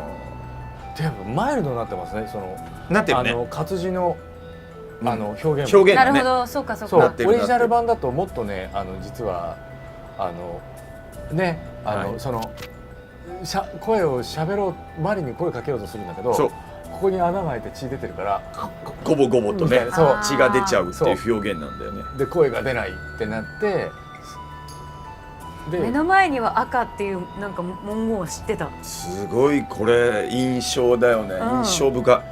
だってこの後っていうかさ、ミッキーすごいね。いや、降りてった間ナイにスプレーすぎるんだよな春子さんガンガンってやって部屋におった2人のアキちゃんといややばすぎる160キロの巨漢の首絞めて殴って、すごいね。全部撲殺でしょ。いやミッキーマジプロだよ、アサシンだよね。ファンタジスタすぎるちょっと。でもみんなアマジでサシンっていうよりかはさ、でも割か悲鳴は上げてんだよね。ね、そまあ、アサシンっていうよりかはもうあれだよね、ウォーリアーみたいそう。なね。いやだから狂気わかんない。みんな頭潰されてんだけど、何で頭潰されてるかは一切表現がないんですよ。なんかもしかしたら描かれてないけど、その持ってんのかな、武器みたいな、手持ちできるドンキみたいな。ドンキみたいな。でも潰されてんだよね、みんなでもね。銃ぐらい銃持ってたから、もうちょっとなんか持ってたのかもね、もしかしたらね。なんかフレイルみたいな、あヒュンヒュンヒュンゴーみたいな。銃で殴ってたのかな。銃よくある銃の絵。絵で殴るストックね、殴ったのか、なんかそういうなんかハンドトールハンマー的な、まあハンマー持ってた。さすがにハンマーないとグーで殺すって相当だよ。大変だと思う。シュワルツェネッガーだ。だからミッキーはもしかしたらターミネーターかもよ。ターミネーター M800 なのかもしれない。ね、未来から送られて未来から来たら可能性あるね。 M800 じゃないと無理だからね。ででんでんででんだから。いやいやー、ということでありがとうございます。グッドエンドとバッドエンドを本日お届けしました。そうですね。ありがとうございました。ある種極端なかまいたちの夜1の極端なエンドを今日は皆さんにお送りできてね。とわちゃんどうでした？後味が悪い。これやっぱり順番は正直逆の方が良かったと思いますけど、まあまあでもこういう楽しみ方もあるんで、はい、当然なねん。かしょんぼりしちゃった。嫌でしょこの終わり方。すごい嫌だ。すごい嫌でしょ。人によってはすごい嫌だ。人によってはその雪山がトラウマになるレベルだか今日帰ったら家でシャンプーできへん。うん。ミッキー見とるかもしれんから。怖っ。いやはい結構なんか何回も背筋がゾゾってした。風呂入ってるぜ、おいやっちゃうかおいこれ、グーでいっちゃうかこれ。ら。でもこの中誰も風呂入ってないんだよね。風呂入って一人もね怖くて入れないから。一人もシャワー入ってないんそうだよね。ね。そうそうそうね。でもそこがまたねバスタブのヒントにもつながってたりといか。やーなんかこれそこれ久しぶりだなこのね夜が怖いってああであもーまさに寝るの怖いって久しぶりかも。子僕らも供の時とかはあるじゃない。あもちろん時々ね。なんか怖いもの見て、うんホラー映画とかそうそうそういや大人になってそれはさすがにあんまなかったけどちょっと怖いな今ああー初めてスーファミやった時に俺寝れなかったよね。ほんと怖くて高校生高1か中3だったけど、マジで怖かったもんね。日もう全然ミッキーって分かんなかったもんバカだから。あわかんないわかんない。本当に分かんなくて、しかもさっき言ったみたいにやり直しするのにスーパーファミコン版は頭からやらないといけなかったかそうら。何を選んでいいかわかんないっていう。そうだから選択肢選ぶ時超考えてやってたもん。やってた。一からスーファミの時はだから消えてもいないってこと？一回選んだ選択肢は。いやならないあんなふうにあなんないなんない。覚えとかないそとどっちだっけいやもうってメモっとかないといけないそうだからめちゃくちゃこれやりやすくなってる、うんうんうんうん。選択肢までこれ戻れるしね、チャートもこうやって出てくるから、あそうね。一回選んだもんねってなるからね。いやーだからね犯人分かっててもたどり着けずに攻略も俺も買ったもんね、うんうんうん。あ買う買う。買った絶対買う。懐かしいな。でまたそのスーファミ版だと全部の項目を選ぶとピンクのしおりっていうはいちょっとねお色気そうのなんですよ。ボーナスはい、そんなんあるんだ。ストーリーがね解放されるんですよ。全エンディングをね、見ると出てきてちょっそれをとエッチなのが出てくる。うーんそれがまた面白いんだよね。そうそれをみんな見たいがためにそ頑張るんだ。そういいのよ。うひょーってなりたいんだね。しかも思春期だからそうそうねもうそういうのがもう娯楽なわけ、はいはいまた改めてこれがねまたねかまいたちの夜2のピンクのシナリオのねみんなねすごいケツが回るシーンが好きなんです。ケツが回る。あんまり言うといけないんですけどね。ねちょっとネタバレになっちゃうまるんでねまるのケツっていうシーンがね2大好きなみんな出たやったったっつってこれまあちょっとスイッチに入ってることは分かんないですけど、ピンクのシーンだからないのかなないんじゃないスイッチはね。ないのかメインストーリーちょっと一瞬お手洗いにすいませんちょっとエンディング前にすぐ戻りますね怖すぎるこれだから皆さんはぜひやっていただきたいなと思いますけどもね。いやでも今日ちょっと心残りは缶が見れなかったことだな。まあ全部でもね最初にやったのはほぼ缶みたいなもんです。どうやったら敏夫は死ななかったんだろうな。敏夫が死なない、あと緑が死なないっていうのもあるので、まあまあでも緑が死なない難しくない？緑が死なない緑が死なないのはね本当に難しくて、一回クリアした人じゃないともう分かってる人じゃないと無理だよね。そうなんですよ。で別に初めてやった人でもそこにたどり着くことはできるんですけど、本当にノーミスでいかないといけないんでなかなかね難しいよね。そうねでもね誰も死なないルートっていうのは誰も死なないし誰も怪我しないっていうのもあるのよ。誰も何にも起こらないっていうのはあるのよ。まあそのバラバラ死体が発見するだけっていうのはあるんですけど、もうそれはもう確定だもんね。それは確定なんだけど、それはね出すのは超むずいし、なかなかなんでこれがあったのって分からずに終わっちゃうから、はいはいはいはいはい。だからね逆にやっぱり1回やった人が行くルートの方がいいかもしれないですね。2周目以降のルートってそうそうそうことだね。がいいと思います。まあでもそうだよね。なんか起きてくれないとうんで終わっちゃう。何怖い怖い怖い怖い怖い。大きな声出さないで怖い怖い。何何。今時間を見てください。は今夜12時誰かが死ぬ。テルレレン。今12時の段階で一人アリバイのない人僕は気がついた。トイレ中谷和弘、中谷さんのアリバイがない。犯人は和弘だ。帰ってきた。こんなにうまくいくと思いませんでしたよ中谷さん。おいちょっとと待ってくれよ。ちょっと待ってただマイクトイレに行っただけだぜ。ちょうど11こんなにうまくいくと思いませんでしたよ中谷さん。あ本当だ。犯人は中谷さんだって、もう人聞き悪いことを皆さなんんだ中谷さん生きてたのか。なんだ僕は思わず安心してしまった。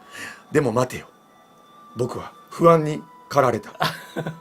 隣に座って笑顔で酒を飲んでいるこの女雪成とは、この雪成とはが実は殺人鬼だったらテレレレレレレレレレレレ始まったレやばいシンキングタイム。まずは人の心を掴んでおいて酒を飲ます。そして酒を飲んで酔わせた後ゆっくりと首を絞める。首を絞めた後も酒を飲みながらゆっくりと会話をする。そう、この女は悪魔だ。そのことを平気でやってしまう。だいたいね、かまいたちやった後ってね、全てのね日常のことをねこういう口調になっちゃうんですよ。説明をやるストーリーテラーやりたくなるのよ。そう考えると僕は2人を送り風呂に入った。あ怖い。目の前のシャンプーに手をかけると後ろに何か人影を感じた。テロリロリーン。僕は焦って後ろを振り返った。誰もいなかった。そして一人で寂しく風呂に入って一人で寝るのだった。噛んあよかった噛んだよかった。何もないや。噛んだよかっ結構やた。っちゃうんですよね。噛んでよかったよ。さっき12時の時にさ急にドグニーがさ気づいてさ「あー!」って言い出してさ、もうその大きい声がもうダメだったの。大きい声出さない怖い怖い怖いってなっちゃった。中谷さんどうでした？今日中谷さんの発案でねやらせてもらいました。ありがとうございます。いや、はいだから正直ねこうかなりの分量だし、どれぐらい体力とかねなんかいろんなこととか、はそう楽しんでもらえるかなっていうのもあったんですけど、なんか思いのほかそのねお送りしてる我々もノリノリになったっていうのすごもい楽しかった。想像以上だったし、セリフ言うの楽しいね。ねで見てくださる。でまさかね鬼のドグマ風見がはい涙を流した泣いてたね。ね2人のせいだもんだって。びっくりしちゃった。いやもう別にさ、もうこんなの俺20回以上やってるから、こんなのってこのゲーム20回以上やってるから知ってるのに、音読で間近で聞いたの初めてだから、その素人同士やって喋ったってことはあるけど、プロにさ2人にやられたらいやさっきも言ったけど脳の刺激がもう5倍にも10倍にもなっちゃって、もう敏夫さんの心情とか語るのうますぎるし、マリちゃんの最後のあのセリフとかもね、心がグーってなっていやだもう勝手に涙がさ、もう涙ポロリポロリ泣きなさいって、まあ何の歌か分からんけど本当に泣いちゃったよ。赤ずきんちゃじゃ赤ずきんちゃじゃないあんなにでもベーって泣いていやる時にはめっちゃ泣いちゃった。初めて見た。だもうね、スパチュンさん今日見てるはずやから、これのフルボイス版出たらやってもらうべきだよ、ここに。なんかねマジ昔ラジオドラマかなんかで一あった回かまいたちの夜はねあったんだ。あったような覚えがあるんですよ。それこそ朗読劇か、はいはいはラジオドラマかでね楽しいよねこれでもローい。いドやもうめちゃくちあった気がゃ今日はもう僕が入っちゃったことでちょっとね申し訳ないところあったんいですけど、や全然そんなことないですプロばっかでやった時のがまた見たいもん、フルボイスで。だからね全部配役決めてやったらまたすごい話になりますけど、ちょっと加山で呼んでその時。加山はドグニーだよ。いやあれやったけど。私どれやるかな。いやこのトアラン中だったらはもう全然マリでしょ。マリかな。マリとトール確定でいいやん。楽しかったな。今度じゃあスタジオ借りてやろうか。ごめん俺が集めれるのあと素人ばっかりやけど。ね隊長が三木本とかでうまいうまいうまいうまいうまいうこれしちゃうぞ。嫌な三木本だな。僕がやっちゃいました。言っちゃうんだ。多分自首すると思う。いや僕じゃないですけど、あ言っちゃった、違った言っちゃったとか言って。あれでしょ入った瞬間にでしょ。そうそう入った瞬間すみません誰かいませんかって言って、そうそう誰がいやいかがでした、よくつきましたって、いや大変でしたよってね飛び降りちゃって、で飛び降りてないです。ちょっとスキーバッグにね死体は入れてないん入れてですけど、ないけど、バカなやつが犯人のパターン面白いね。じゃなくて。じゃなくて、そのね銀行強盗で2億円届いてませんよね。お金とか届いてないですよね。めちゃくちゃバカな犯人って面白いですよ。何か、スープや軽食ならご用意できますか。大丈夫です。さっきミネストローネいろいろパクついてきたんで、いろいろパクついてきたんで。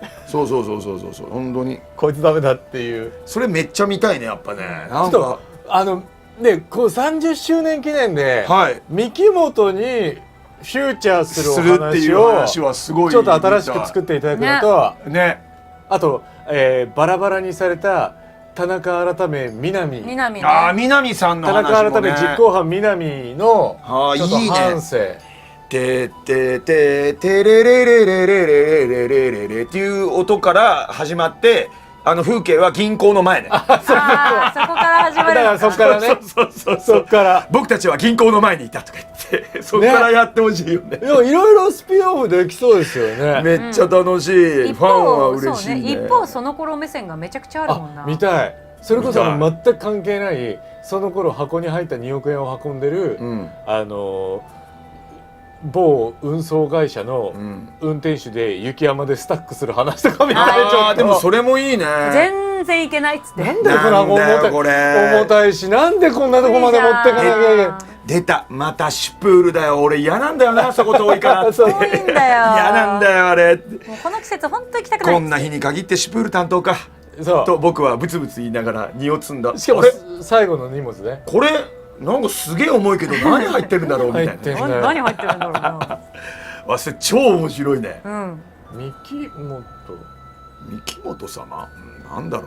東京から何なんだろう俺ね。ちょっと梱包が緩いぞ。僕は中を見てしまあ、やばう。い。お金が入っている。新しい話始まる。いいな。面白いねそっちの古畑さんだったら話梶原善さんとかがやりそうなね配達員ね。でやってるもんね。そうよくねサブキャラクターもも面白いから。うバイプレイヤーですから。だいたい古畑だとそう思い出すのがさこうやって死体を運んでいくやん。で死体を運んでったらさちょっと待ってこれ何あ、そう。あるある。時間止まってるね。止まってるね。今泉くんこれ取っといて、はい必ず死体運ぶときにちょっと待ってってやるやん。あれすごい好き。死体の手が絶対だらんって片方だけだらん。あそうそうだらんってなったりとかねあー死後硬直のそうそうねあれいいんだよね。やっぱ田村さんいいね。いい素敵だった一から任三郎パターンみたいに任三郎の夜。トゥトゥトゥトゥ見たいトゥトゥだ見たいからねその犯人分かってて逆算そうそうそう三木本って分かってて任三郎がたまたまシュプールに宿泊したっていうパターンいいね。あちょっとでも今泉くんと一緒にたまたまちょっとね来ちゃったっていうスピンオフいいね。タラッタうわタラすげえコラボやなそれ。タラッタタラこのミネストローネ美味しいです。でもちょっと塩加減がって塩めっちゃかけるよねあの人こうやって。古畑さん作った人に失礼ですよつってこうおでこバーンうるさいんだよ。吹雪の中泊まられるとかってよかったですね。そうあれでしょ長野県警にそう出張にしてたらこうなってたでしょ。そうそうあるよね。たまたまなんかねそう居合わしちゃうことあるもんね二人でね。いやナビ通り進んだだけなのおかしいなって言ってここついちゃってついでめっちゃ面白い泊まれますすみませんすみませんすいませんちょっと二人いいですか。一人バカなんですけど変なこと言っちゃいけない。あいにくダブルの部屋しかありませんがちょっと困りますけどまあこの際仕方ないですね。面白じゃあお願いしますもしくはあれでしょなりそうって言って「古畑さんいいんですか?」って言って「談話室あるじゃない」言いそう。そう今泉だけ談話室今泉君談話室。いいソファーなんで談話してたんですかってさ寒い寒いって言いながらいい寝心地だと思うよいい寝心地だと思うよってお願いしますよ浦田さん。僕シャワーだけ渡してくださいよ浦田さん。鍵だけ取られちゃってねこれフロントでうわすげえな古畑任三郎コラボいいじゃないですかめっちゃ面白そう三木本さんあなた犯人ですはって言ってめっちゃいいねそういうコラボレーションもね。なんかこれから30周年ということでトリプルも出ましたけどうんまた新かまいたちの夜っていうのもね新だっけあ出てますもんね。ありますあります。はい、またちょっと全く設定が違う、うんね、登場人物も違うというの僕もやりましたけどね、あとサウンドノベルでいうとさっきも話題に出ましたけども音切り草もそうですし、はい渋谷428っていうのもあるしね、はいはいはいはいはい。なんか聞いたことある。街っていう名作もあります。セガサターンで出た。ありますよね、えまだやっぱりスパチューンさんのねすげえそうなんですよ作品いっね。ぱい出てますからもう楽しみですよ本当にね。走りの走りですから。これどうします？今日多分好評だったと思うんで今後よかったらまたこの番組をシリーズにしてやりませんか？お二人ぜひ。ちょっとかまいたちの夜はね、それこそ場合によってはプレステ版にして実はメインストーリーと違うね。サブストーリーも実はある実はねものすごく充実してるんです。はい。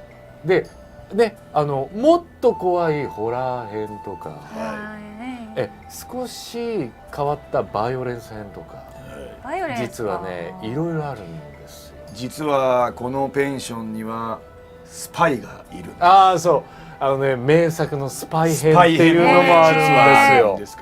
今回のちょっとごめんなさいこのスイッチ版のねトリプルには入ってないんですけどもね、それはまたプレステ版とか他のアーカイブでも入っているので、はいそちらで楽しんで興味があればそうなんです。スイッチ版はね3作品のメインストーリーがね楽しめるっていうところが売りでもあるのでね、はい、そのあたりもぜひ楽しんでいただきたいと。じゃあ、次回はかまいたちの夜2で 2？ 次2か。わかりました。じゃあ今日はもちろんやる時間ないんですけど2のちょっと冒頭だけ見て終わりましょうか。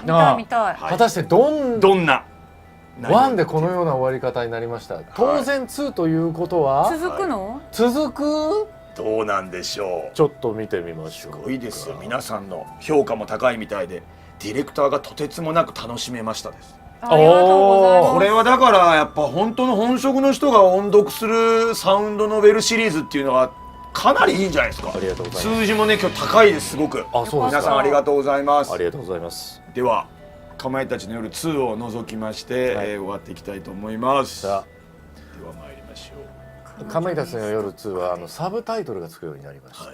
へえ。こちらでございます。すべての音が怖いわ。こっちか。こっちだな。さあじゃあ行きましょうか。初めからで。こちらです。はい。かまいたちの夜2。監獄島のわらべ歌。解説もお願いします。はい。シリーズ第2作のメインストーリー、監獄島に伝わるわらべ歌。そのわらべ歌通りに起こる事件の謎とは、前作と深い関わりを持つため事前にペンションシュプール編のプレイをおすすめします。ってそうだ言ってたわそれは。はい。なんでアカペラで歌えるんだよ歌詞も見ずに。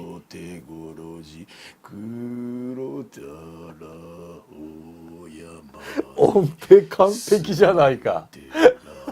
はい、こちらがねキーワードになっております。さあペンションシュプールは雪山でございました。とあら監獄島のわらべ歌編は果たしてどんな舞台なのか。僕は本当に当時出た時おしっこ2回ちびりました。でもね今ドルさんが言ったミミミミミミミミはもうねトラウマになります。もうねすごい言いたい。僕も全部ね3作品とも金のしおりまでやってるんでめちゃくちゃ言いたいけども我慢して終わった後いいよ。じゃあ見ましょう。冒頭だけです。監獄島のわらべ歌編、かまいたちの夜2です。さテレビが古いよ。テレビが4対3だよ。三色コードの時期だよ。4K ってなんだ。地デジってなんだ。でもちゃんとね映ってるのが1の時と違うんですよ。今度はい舞台となるのがね。でもトールはトールなの？見ましょう。果たしてあら。中井さんお願いします。かまいたちの夜というゲームがある。は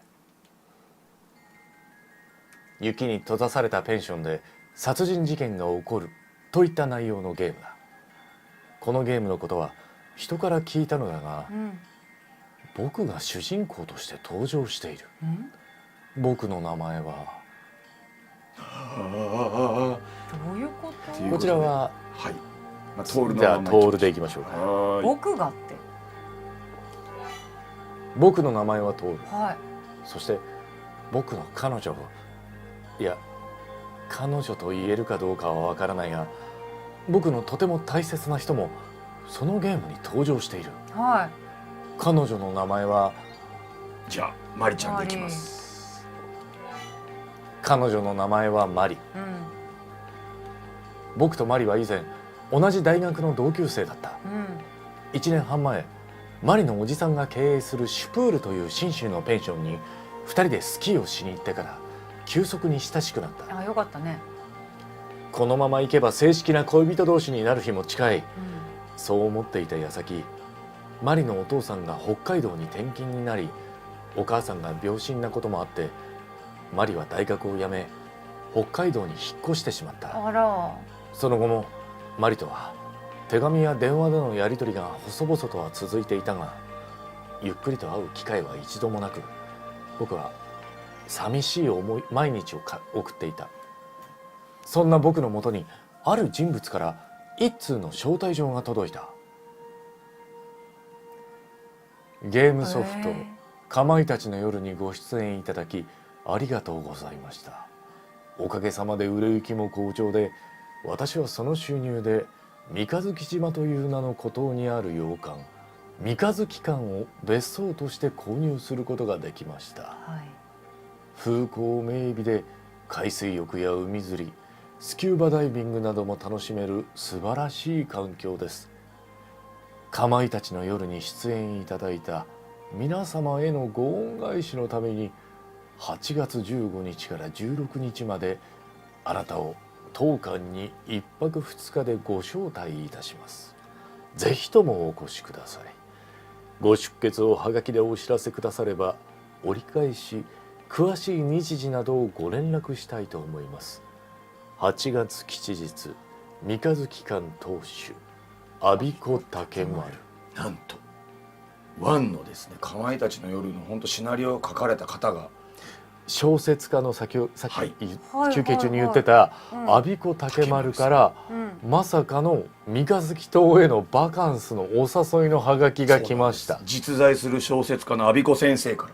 うん。なんでワンのこの現実世界を、まあ、メタ的な感じにして、あれがゲームということで2は始まっていく。はいはいはいはい。要はあくまでもシュプール編はまあフィクションゲームでだしたといういうことなんですが、そこはかまいたちの夜2、これやり込んでいくと1とのミッシングリンクもまたあったり、いろんなシナリオがあるので、ここはね、単純に1をゲームで終わるとちょっとなんだゲームだったのかよっていうがっかりしちゃうのもあるんですけど、そこはねちゃんとやり込むとね、回収しているサブシナリオもあるので。うわー、もうね、考察動画見たい。いやもうやってよ。考察動画見たい。やってよもう。やだ、もう怖いもん。めちゃくちゃだから2は本当にね、いろんなバースの話が入ってるので、超面白いです。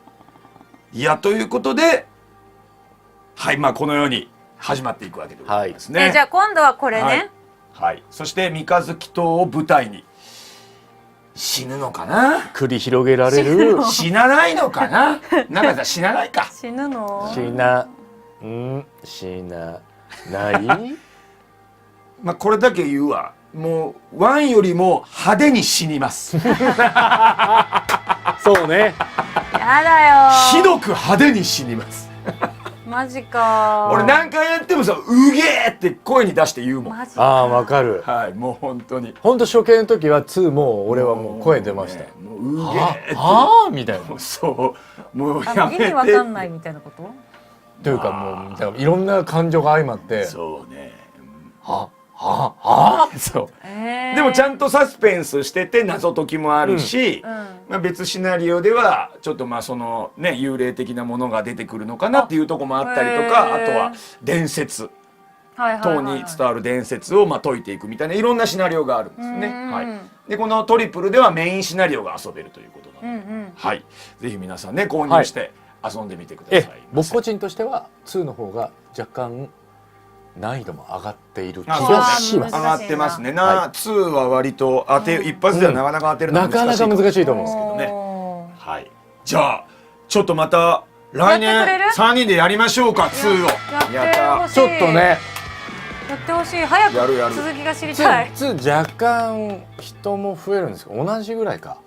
まあやや増えるかな。じゃあね、ちそうょっと誰かもう一人ぐらいこんな部屋にもう一人呼ぶ。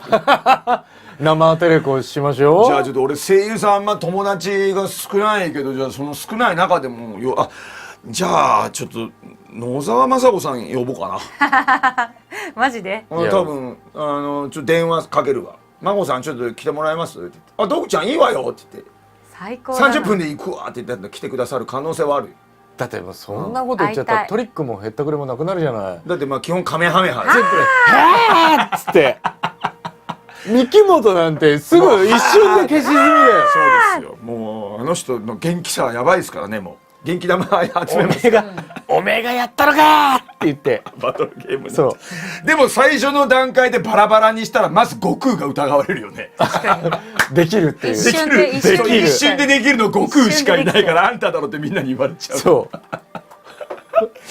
うでもねクリリンの可能性あるな。紀元山の方がなスパッといくからいいなね。はいまあいろいろ言っておりますけども、じゃあ一言ずついただいて終わりましょうか。すいません結局12時過ぎてしまいました。じゃあとわちゃんいかがでしたか。いやー、こういう系のゲーム初めてちゃんとしたかもしんない。そうなの。怖いのはね、基本全部避けてきたから、うん怖いの結構苦手だから。だけど3人とかでワイワイする分にはいいね。そうだね。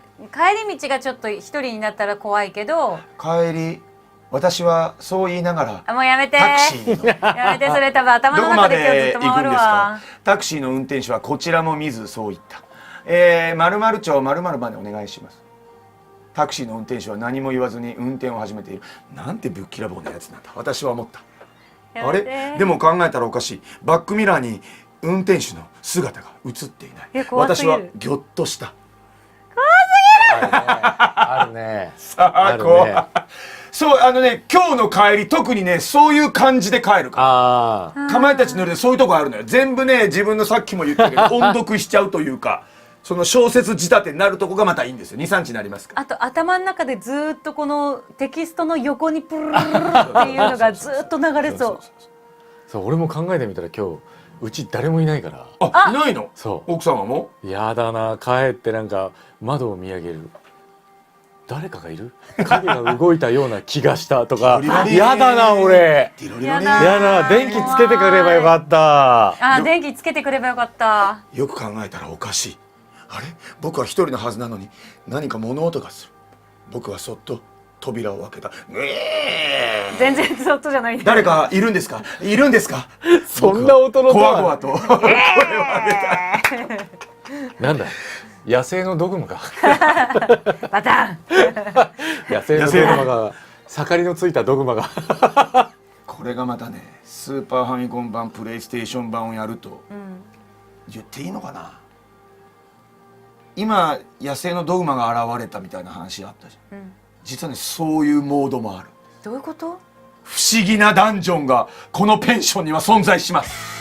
どういうこと？ローグライク的なこと？ペンションシュプールにはあるんです。不思議なダンジ不ョ思議なダンジョンが何？どういうンこと？現れます。本当にあります。やり込むと出てくるんです。あはいまあ、今回のトリプルにはちょっと入ってないんですけども、なるほどねはい、ちゃんとねアーカイブ版とねスーパーファミコン版プレステ版やると出てくる。ぜひまあチューンソフトさんなので不思議なダンジョンシリーズね同じ会社あ、なんで大好きだよ。私試練ずっとやってたもん。ワイングラあったでしょ。ワインの、ワインセラーの奥調べたちゃんと。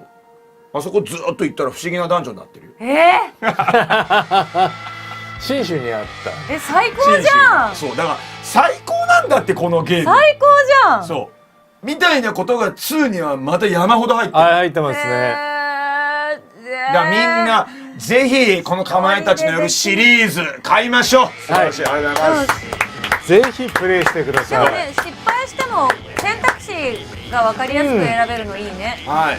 そうやればやるほどビギナーにも安そうか心。ごめんねとわちゃんの感想中だった。あいいよ。もう大丈夫。夫だよ。あ、またねみんな。じゃあということで楽しかったよとわさんありがとうございました。ありがとうまた第2回も来ていただけると思いますので、まありがたやりとうございまします。た。ありがとうございました。そして発案者の中谷さんからも一言お願いします。すいませんそれからもうちょっとこっち来て。恐れ入りますちょっとこっちおいで。ね、長時間配信にもかかわらず、ご覧いただいた皆様、そして最後明るくしようか。ね、よかった明るくしますか？明るくしようほっとしたたくさんね、なんか終わったのになんか暗いとさ、暗いの怖い。まるで全員が死んだ後みたいや。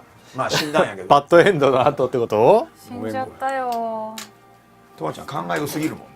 いやでも感良かった。明るい。ああ、全然雰囲気変わりますね。明るいけやっぱねど考えすぎても顔が死んでるな。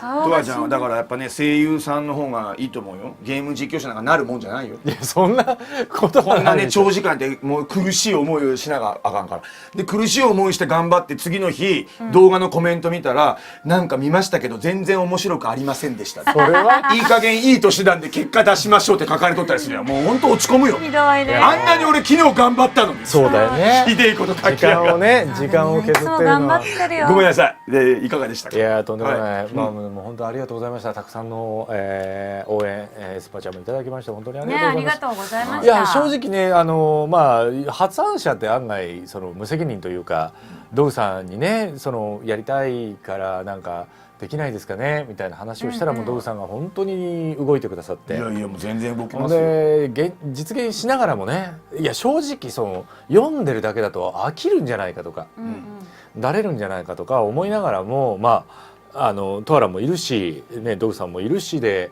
なんとかなるかなんて僕自身無責任に思いながら来ましたけど、はいいやまあ想像以上にこんなにね画面の奥でも皆さん盛り上がってくれて、でみんなどうだった？盛り上がってくれてが本当にありがたいですし、もうね中谷さんもねひどいみんな。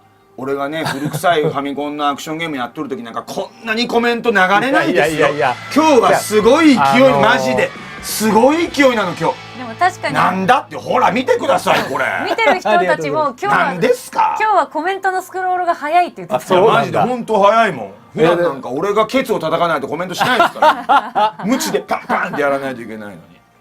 そうなんだ。でもね、そういった中で本当嬉しかったですし、で僕自身もその、やっぱ音読を改めてしてみるとね、こんなにこういうとこ実はミスリードだったんだとか、こねことここかかってたんだとか、またもっともっとかまいたちの夜が好きになるし、30周年やっぱ続くお祝いになるっていう作品って本当すごいんだって。そうね。でそれを取り上げられるドグさんのこのドグ生っていうね、やっぱコンテンツが本当にあってこその話なので、本当に感動したのと同時にやっぱりやりましょう、こうかまいたちの夜、いややりましょう。 2、3、もう僕たちは含めた上でかまいたちゃーになりましょう。かまいたちゃん。だから次回はあれですかまいたちゃんね、音読たちの夜じゃなく風見たちの夜という劇団風見たちの夜そうね。になります。ユニフォームもね T シャツで僕作ろうと思うんで、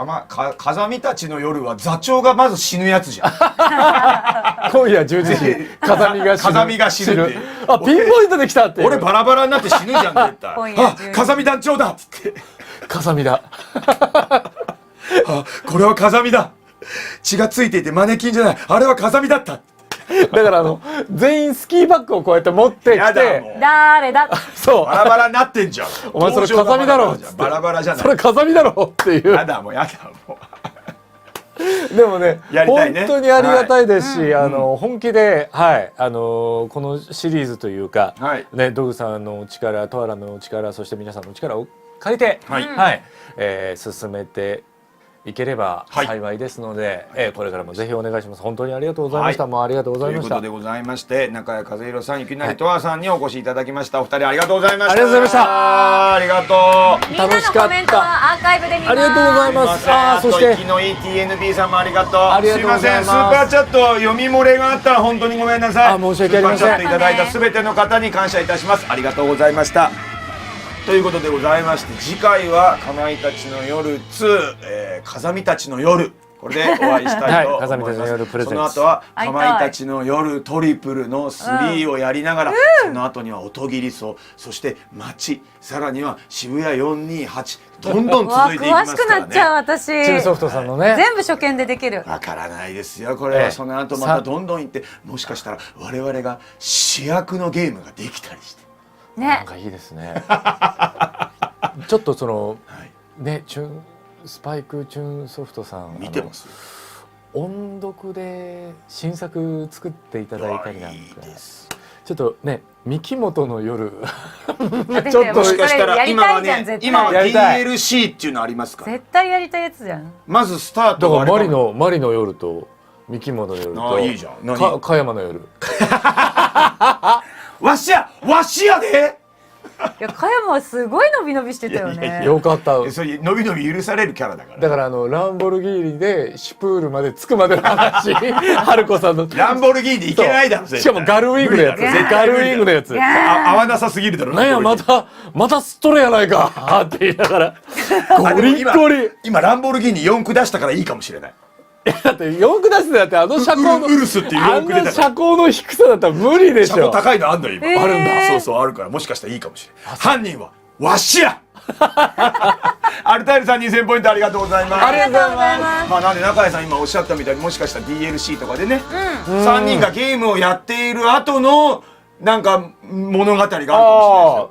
かまいたちの夜というゲームをやっている3人がいるとこから始まるのがあったらね、あちょっと面白い面白いですよ今日ね。はいくらでも続くね。ドグマ風見というYouTube 配信者の番組に呼ばれてきたのだってあいいねそれ言ってスタジオで起こる殺人事件そうですよ。3人しかいなかったら誰かが犯人に決まってますあから。でここでいいね描写があってね、あ横にいるこの男、金髪の男ドグマ風見、こんなに笑っているが実は大量殺人者ではないのだろうか。そうね、2人が怪しい。さっきトイレに立った中や本当にトイレに行ったのかきっとあれはトイレに行っていないな、絶対上で誰かを殺したに違いみたいにね話は尽きないですけど。いいですね。はいということで視聴者の皆さんありがとうございました。ありがとうございましたまた本当に近日かまいたちの夜2やりたいと思いますので、皆さんぜひグッドマークチャンネル登録よろしくお願いいたします。お願いしますということで2人ありがとうございました。ありがとうございましたありがとうございました。ちなみにうちのチャンネルはまた明日ドラクエ3を頑張れ15時からやり僕も見ます。ます僕も見ます倒すんだって。うんしんどい仕事やね。倒すんだって。でも楽しいです。頑張ってね。はい、ありがとうございました。お二人また次回よろしくお願いします。はいよそれではさようなら。さようならバイバイおやすみなさいおやすみなさい。最後 V が流れます。あっちこっちあっちで。じゃあねー。おやすバイバイ。み。良いかまいたちの夜を良いかまいたちの夜を。今夜12時過ぎ、視聴者の家に誰かが行く。やめなさいよ絶対ダメよ怖いよ。バイバイ。じゃあねー。さようなら。じゃあねー。おやすみなおさいやすみ。